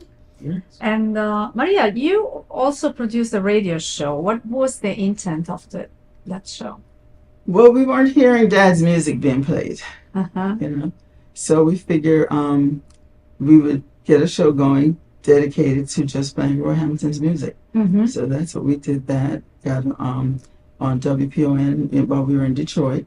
Yeah. I got an hour on the radio called Roy Hamilton Remembered. Uh-huh. And, you know, I had a DJ that was helping me to host it. And we just had an hour of Roy Hamilton's music. People could call in and request. And it was, you know, worldwide because it went over the web. Yes. And then I got Junior to come in and started co-hosting with me. And, yeah, it really went well. And once we got back to, we got here, a friend of ours, he had a station, Gary Cron, out of California, Mhm. and he came and asked us, you know, Yes, to yes, yes. You know, produce it for his station as well. And Wow. we did that, yeah. Wow, beautiful. I have a picture of you guys with the producer Jon Stewart. Mhm. How important is the relationship you have with him? Well, John is a great guy. You know who he is. You know, Yeah, I know. I mean, Legends in concert. yes. And, you know, we were just presenting an idea Mhm. to him that we have called Sons of Legends, Mhm. which, you know, it's we just launched a show in June 15th. Okay. It was a tribute to the dads, Mhm. Roy Hamilton Jr. Yeah. We had Elvis Presley Jr. Mm-hmm. and Benedito King, which is Benny King's son. That's right. And we were presenting that idea. Yeah. Because, you know, there are a lot of performers who are doing tributes, Yeah. you know, to different entertainers, and they're excellent, which is great. But for sons that are actually carrying on the legacy of In the their legacy, dads, yes. that's a special show. So Absolutely, we did yes. that and presented it. He Yes, came to the show. yes, yes. I saw it. That's too. what that Yeah. was. We're hoping, you know, that to be able for him to get something going Mhm. with that for us. Yeah, well, it's interesting, and I think he will be really very interested. Yes. I have another picture where you are handling an award, but I didn't figure out what award was it because you know it was nothing specified, so I don't know. Yeah, Okay. Yeah. Maybe it was got the mother. maybe yeah, because I know that you know you were. Yeah, you received an award, Yeah. like, you know, as an Outstanding mother of the year. of the year, yeah. Yeah. Yes, in June. How important was for you? Well, it was huge and very unexpected. Yeah. So I was really, you know, touched by that because, you know, everything I do for my family, that's from my heart. Mhm. You know, it's just comes That's what natural. you feel. That's what I feel. That's what I do it for, Absolutely. you know. Yeah. So I was just really, you know, honored and moved that the organizers called me, you know, and said that they were, you know, nominating me for that award. Yeah. So I was And just really honored. how important is for you family? Because you have a big family, you know, children, grandchildren, And great grand. and yeah, Great well, I mean, it's amazing, and you are still so young, if I may say. So, how important is it for you both? Well, it's extremely important. I was so happy that you know, she got some recognition as well because you know she has done so much for Yeah. me as well as the kids, and you know, and she's a very dedicated, you know, person. Yeah, You know, yeah, I was that's very why happy at that she- the very beginning when I started introducing her, like, you know, an amazing wife, mom, manager. Manager. She does everything. you Yes, know? we've been married for 44 She's the years. rock of the family, right? 44 years. 44 Yes. So we were talking about, you know, the recent sold out that you had. It was in June, right? At Silver Sevens. What other projects do you have? Oh, we have a lot of projects going on. I'm working on a documentary about Roy Hamilton's life, Mm-hmm. and working to get that done. And I'm also the general manager for my son's company in Canada, Mm-hmm. the Singers Company. Mm-hmm. So, you know, we're Yeah. doing some back and forth with that. Yes, yes. And, you know, just trying, as I said, to try to get that show going where we do more of this, you know, Sons of Legends. Yes. You know, Yeah, yeah, carrying on the legacy. Yeah. You have recently recorded, some original songs, so where we can listen to your amazing voice for these beautiful songs. Because I mean, we will run something, of course, but I would like you to promote a little bit. You can find a lot of my songs on Spotify and Apple Music. All the music platforms you can find Roy Hamilton Jr. Junior, yes, that's right. Platform. It's and I recorded several original songs that my dad like Don't Let Go, which was actually featured on Beyonce's album. Recently, she did a snippet of my dad singing Don't Let Go. Oh. And of course, little did we know that was going to happen. But before that, I had already recorded that song and put it out. Unbelievable. And of course, I have a lot of stuff on YouTube where you can find me singing Dad's music, like Unchained Melody, which is one of my favorite songs. Of course. And so, like I said, in and around Las Vegas, and, just continuing to keep that legacy. That's right. That's right. And, to represent Dad in a positive light, Absolutely. Absolutely. You have such a beautiful picture also, you go with so many golden records, and I said, oh my God, And what is your advice as an artist that you can give to the upcoming talent? Well, there's a lot of challenges, in trying to, continue to develop and hone your craft, and don't give up, because like I said, I mean, nothing happens overnight, and if this is so, sometimes it could be a one-hit wonder, but then, longevity is really what you're after. So could just continue to work, and work hard and do what it is that you need to do, and be patient. It takes a lot of patience. Oh, definitely. Yes, I know something about that. I know. So, like I said, you just keep going, just don't stop, and, and try to find that energy, the gift, from above. If you believe, yes. believe. Yes. That higher power, that God is going to bring it to you and continue to lead you and guide you too. That's right. All right. And Maria, as a manager, what is your advice? Well, don't let other people define you, because they're always, the word calls them the naysayers. And you can't try to be like other people. You have to find your own voice. That's and be comfortable with yourself. So you find your own style of dressing, your own style of presenting, the way you sing and your moves and things like that. Don't try to imitate other people. Absolutely. Be yourself. Be yourself. That's it. And you don't have to worry about who likes it, who doesn't like it. You have to like it. When you look in the mirror, that's right. You have to like yourself. That's right. Yeah, it's the most important thing. Absolutely. It's the personality. That's right. That you have to probably work more on your personality. That's right. Yes. And that's it. That's true. That's true. Because each of us, is so different. We're all individual, unique. Absolutely. God made us all unique and individual. Absolutely. And that's all you have to work on. Yeah, I totally agree. So we are at the end of our interview. I thank you so very much for accepting my invite once again. Oh, yeah. Thank you for having us. I really hope to have you again for just updating on the things, how they are going and they're moving forward. So thank you so much again for being here at Las Vegas Live with Nelia Ross. And now just a little break, and then we come back here with our special segment Bella Italia. See you soon. Your love is like a shadow on me all of the time. All the time. I don't know what to do. I'm always in the dark. You're living in a bother. Can I give it a spark? I really need you tonight. Forever's gonna start tonight. Forever's gonna start tonight. For every moment in my life.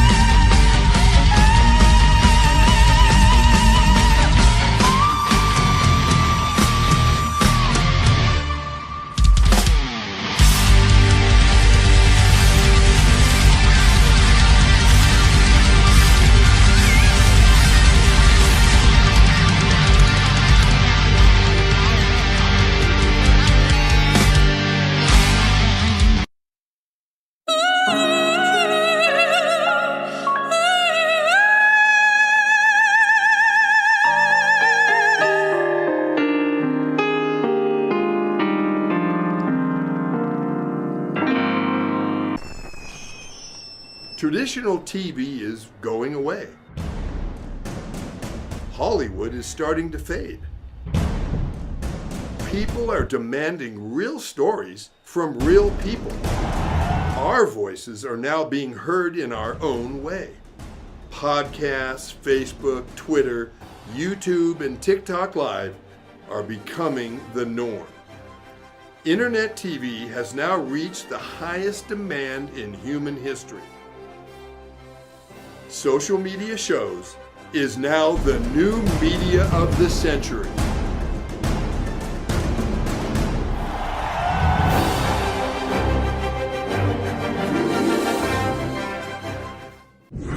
And welcome to the next exciting episode of Arena War.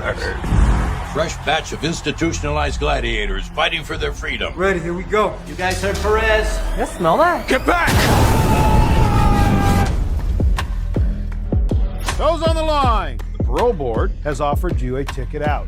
Win Arena Wars, win your freedom. 7 arenas with 7 of the most vicious killers the world has seen in the last decade. You make it out alive, you get to go home.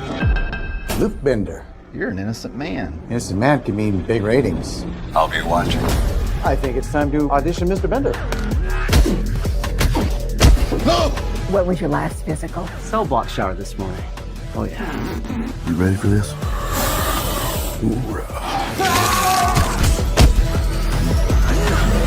Impressive showing out there tonight. You're the new fan favorite. Are you with me?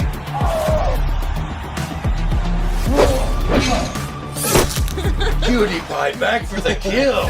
If you want to live through this, we have to work together. I'm watching you. Smile for the camera, thug life. Wow! It's showtime! We have to finish this. Come on!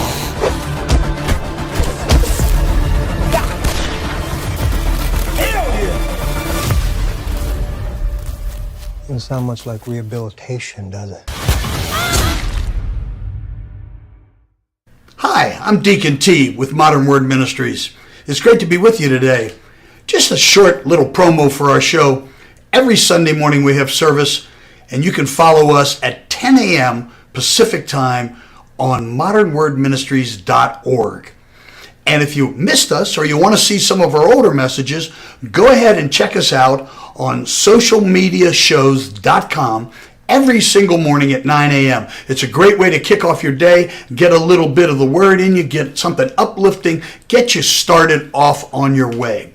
You know, if you're looking for prayer or you need some help, reach out to us. If you go to our website, again, that's modernwordministries.org, you can interact with me via telephone, via DM, text message, whatever you want. I'll get right back to you. So if you need prayer, you need help, you just need somebody to talk to, Modern Word Ministries is here for you. We are your church in the community. So until you see you next time, be blessed, everybody. Bye-bye. Buongiorno a questo giorno che si sveglia oggi con me. Buongiorno al latte dal caffè. Hello, dear friends, and welcome back to Las Vegas Live with Nelia Ross.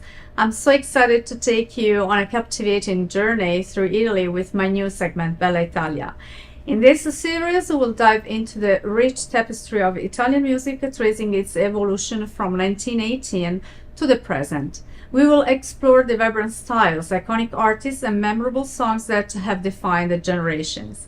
Along the way, I will share performances of some of the most beloved Italian songs from various decades to give you a delightful taste of our rich cultural heritage.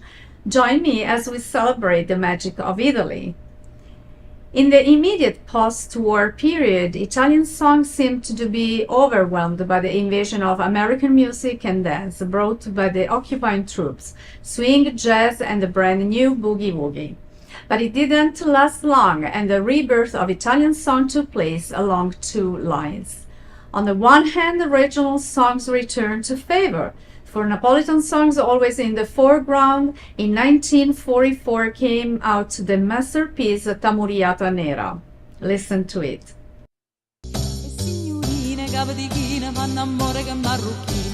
Marrucchine se volte nell'ansia, signorine che panza annanza. American Express, dammo dollaro e va che press. Si muove una police, mi tammana roba is. Ieri sera a Piazza Grande lo stomaco mio era vacante. Se non era po' contrabbando, ma già stavo Camposanto. E leva da pistuda, oh mia, leva da pistuda. E pisti paghi mamma, e leva da pistuda, signorine Napoli. In 1945, another Napolitan song had a huge success. Dove sta Zazà? Era la festa di San Gennaro, l'anno presto, grande e buona, banderella in processione, chi se può dimenticare? C'era una banda di vignanari, centinaia di bancarelle, di torrone e di nocilla che facevano incantare. Come allora, quel mio vai, ritornò per quella via, ritornò, pure sei, sempre in cerca di Zazà.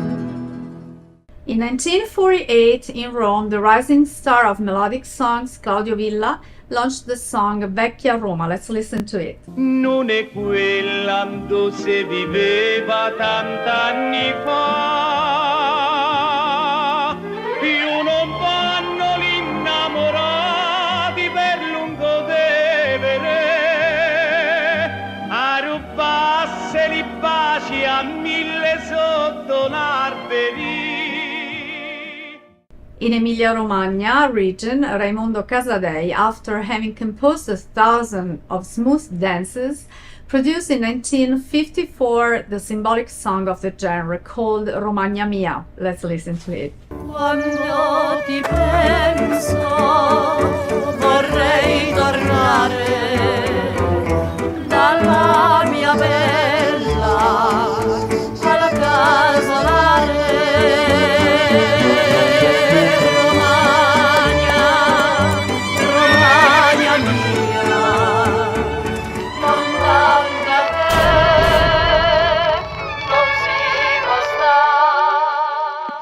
On the other hand, the traditional melodic song Italian style was reaffirmed in its nostalgic, sentimental tone and in its cheerful tone, both with the revival of pre-war songs, which had become almost impossible to find due to the shortage of records occurred during the war, and with new songs. In 1947, Eulalia Torricelli and Cantando con le lacrime agli occhi. In 1948, the song Amore baciami.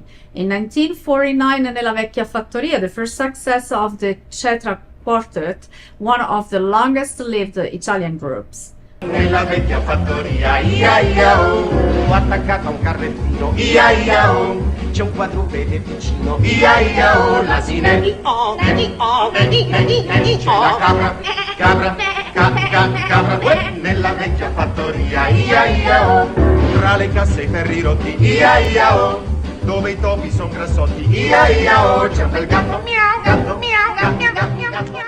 Lovers of novelties had to turn abroad, the more redefined to French songs, which had become fashionable in 1947 with names like Yves Montand, Juliette Gréco, Edith Piaf. With her worldwide success of that year, La Vie en Rose, let's listen to it. Quand il me prend dans ses bras, qu'il me parle tout bas, je vois la vie en rose. Il me dit des mots d'amour, des mots de tous les jours, et ça me fait quelque chose. The wider public to Latin American rhythms such as rumba, samba, bajon, and songs like Bésame Mucho and Amado Mio, the famous Rita Hayworth's very sensual interpretation in the 1947 film Gilda. My one endeavor, my love, my darling, will be to hold you and hold you tight. Amado mio, love me forever and let forever begin. But the prevailing atmosphere in Italy was very different. The entire decade that began in 1948 saw the triumph of musical restoration under the banner of the melodic love song, almost always tear-jerking, and largely inspired by traditional values such as the homeland, traditions, the mother. New performers came to the fore, such as Nilla Pizzi, Claudio Villa, and Luciano Taglioli, but also Carlo Boni, the Fasano duo, Gino Latilla, Teddy Reno. The place of consecration of those protagonists and those songs was the Sanremo Festival, born in 1951, won by Nilla Pizzi with Grazie dei Fiori. Let's listen to it. Tanti fiori in questo giorno lieto ricevuto, rose, rose, ma le più belle le hai mandate tu. However, thanks to the fact that it was broadcast on the radio and then on TV, the Sanremo Festival soon became the most important showcase of Italian song in its national popular version, for years steeped in rhetoric and good feelings. Typical are the winning songs in 1953, Vola Colomba, sung by Nilla Pizzi. Le sere m'addormento triste e nei miei sogni piango invoco te. Pure il viveggio di sogno pensa alle pene sofferte, piange e nasconde il viso fra le From 1953, the song Vecchio Scarpone became so popular. camminare ancora.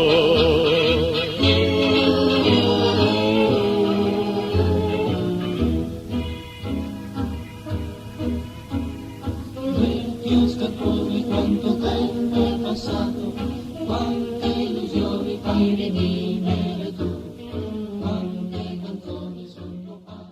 And in 1954, such a beautiful song like Tutte le mamme. E gli anni passano, i bimbi crescono, le mamme imbiancano, ma non sfiorirà la loro beltà.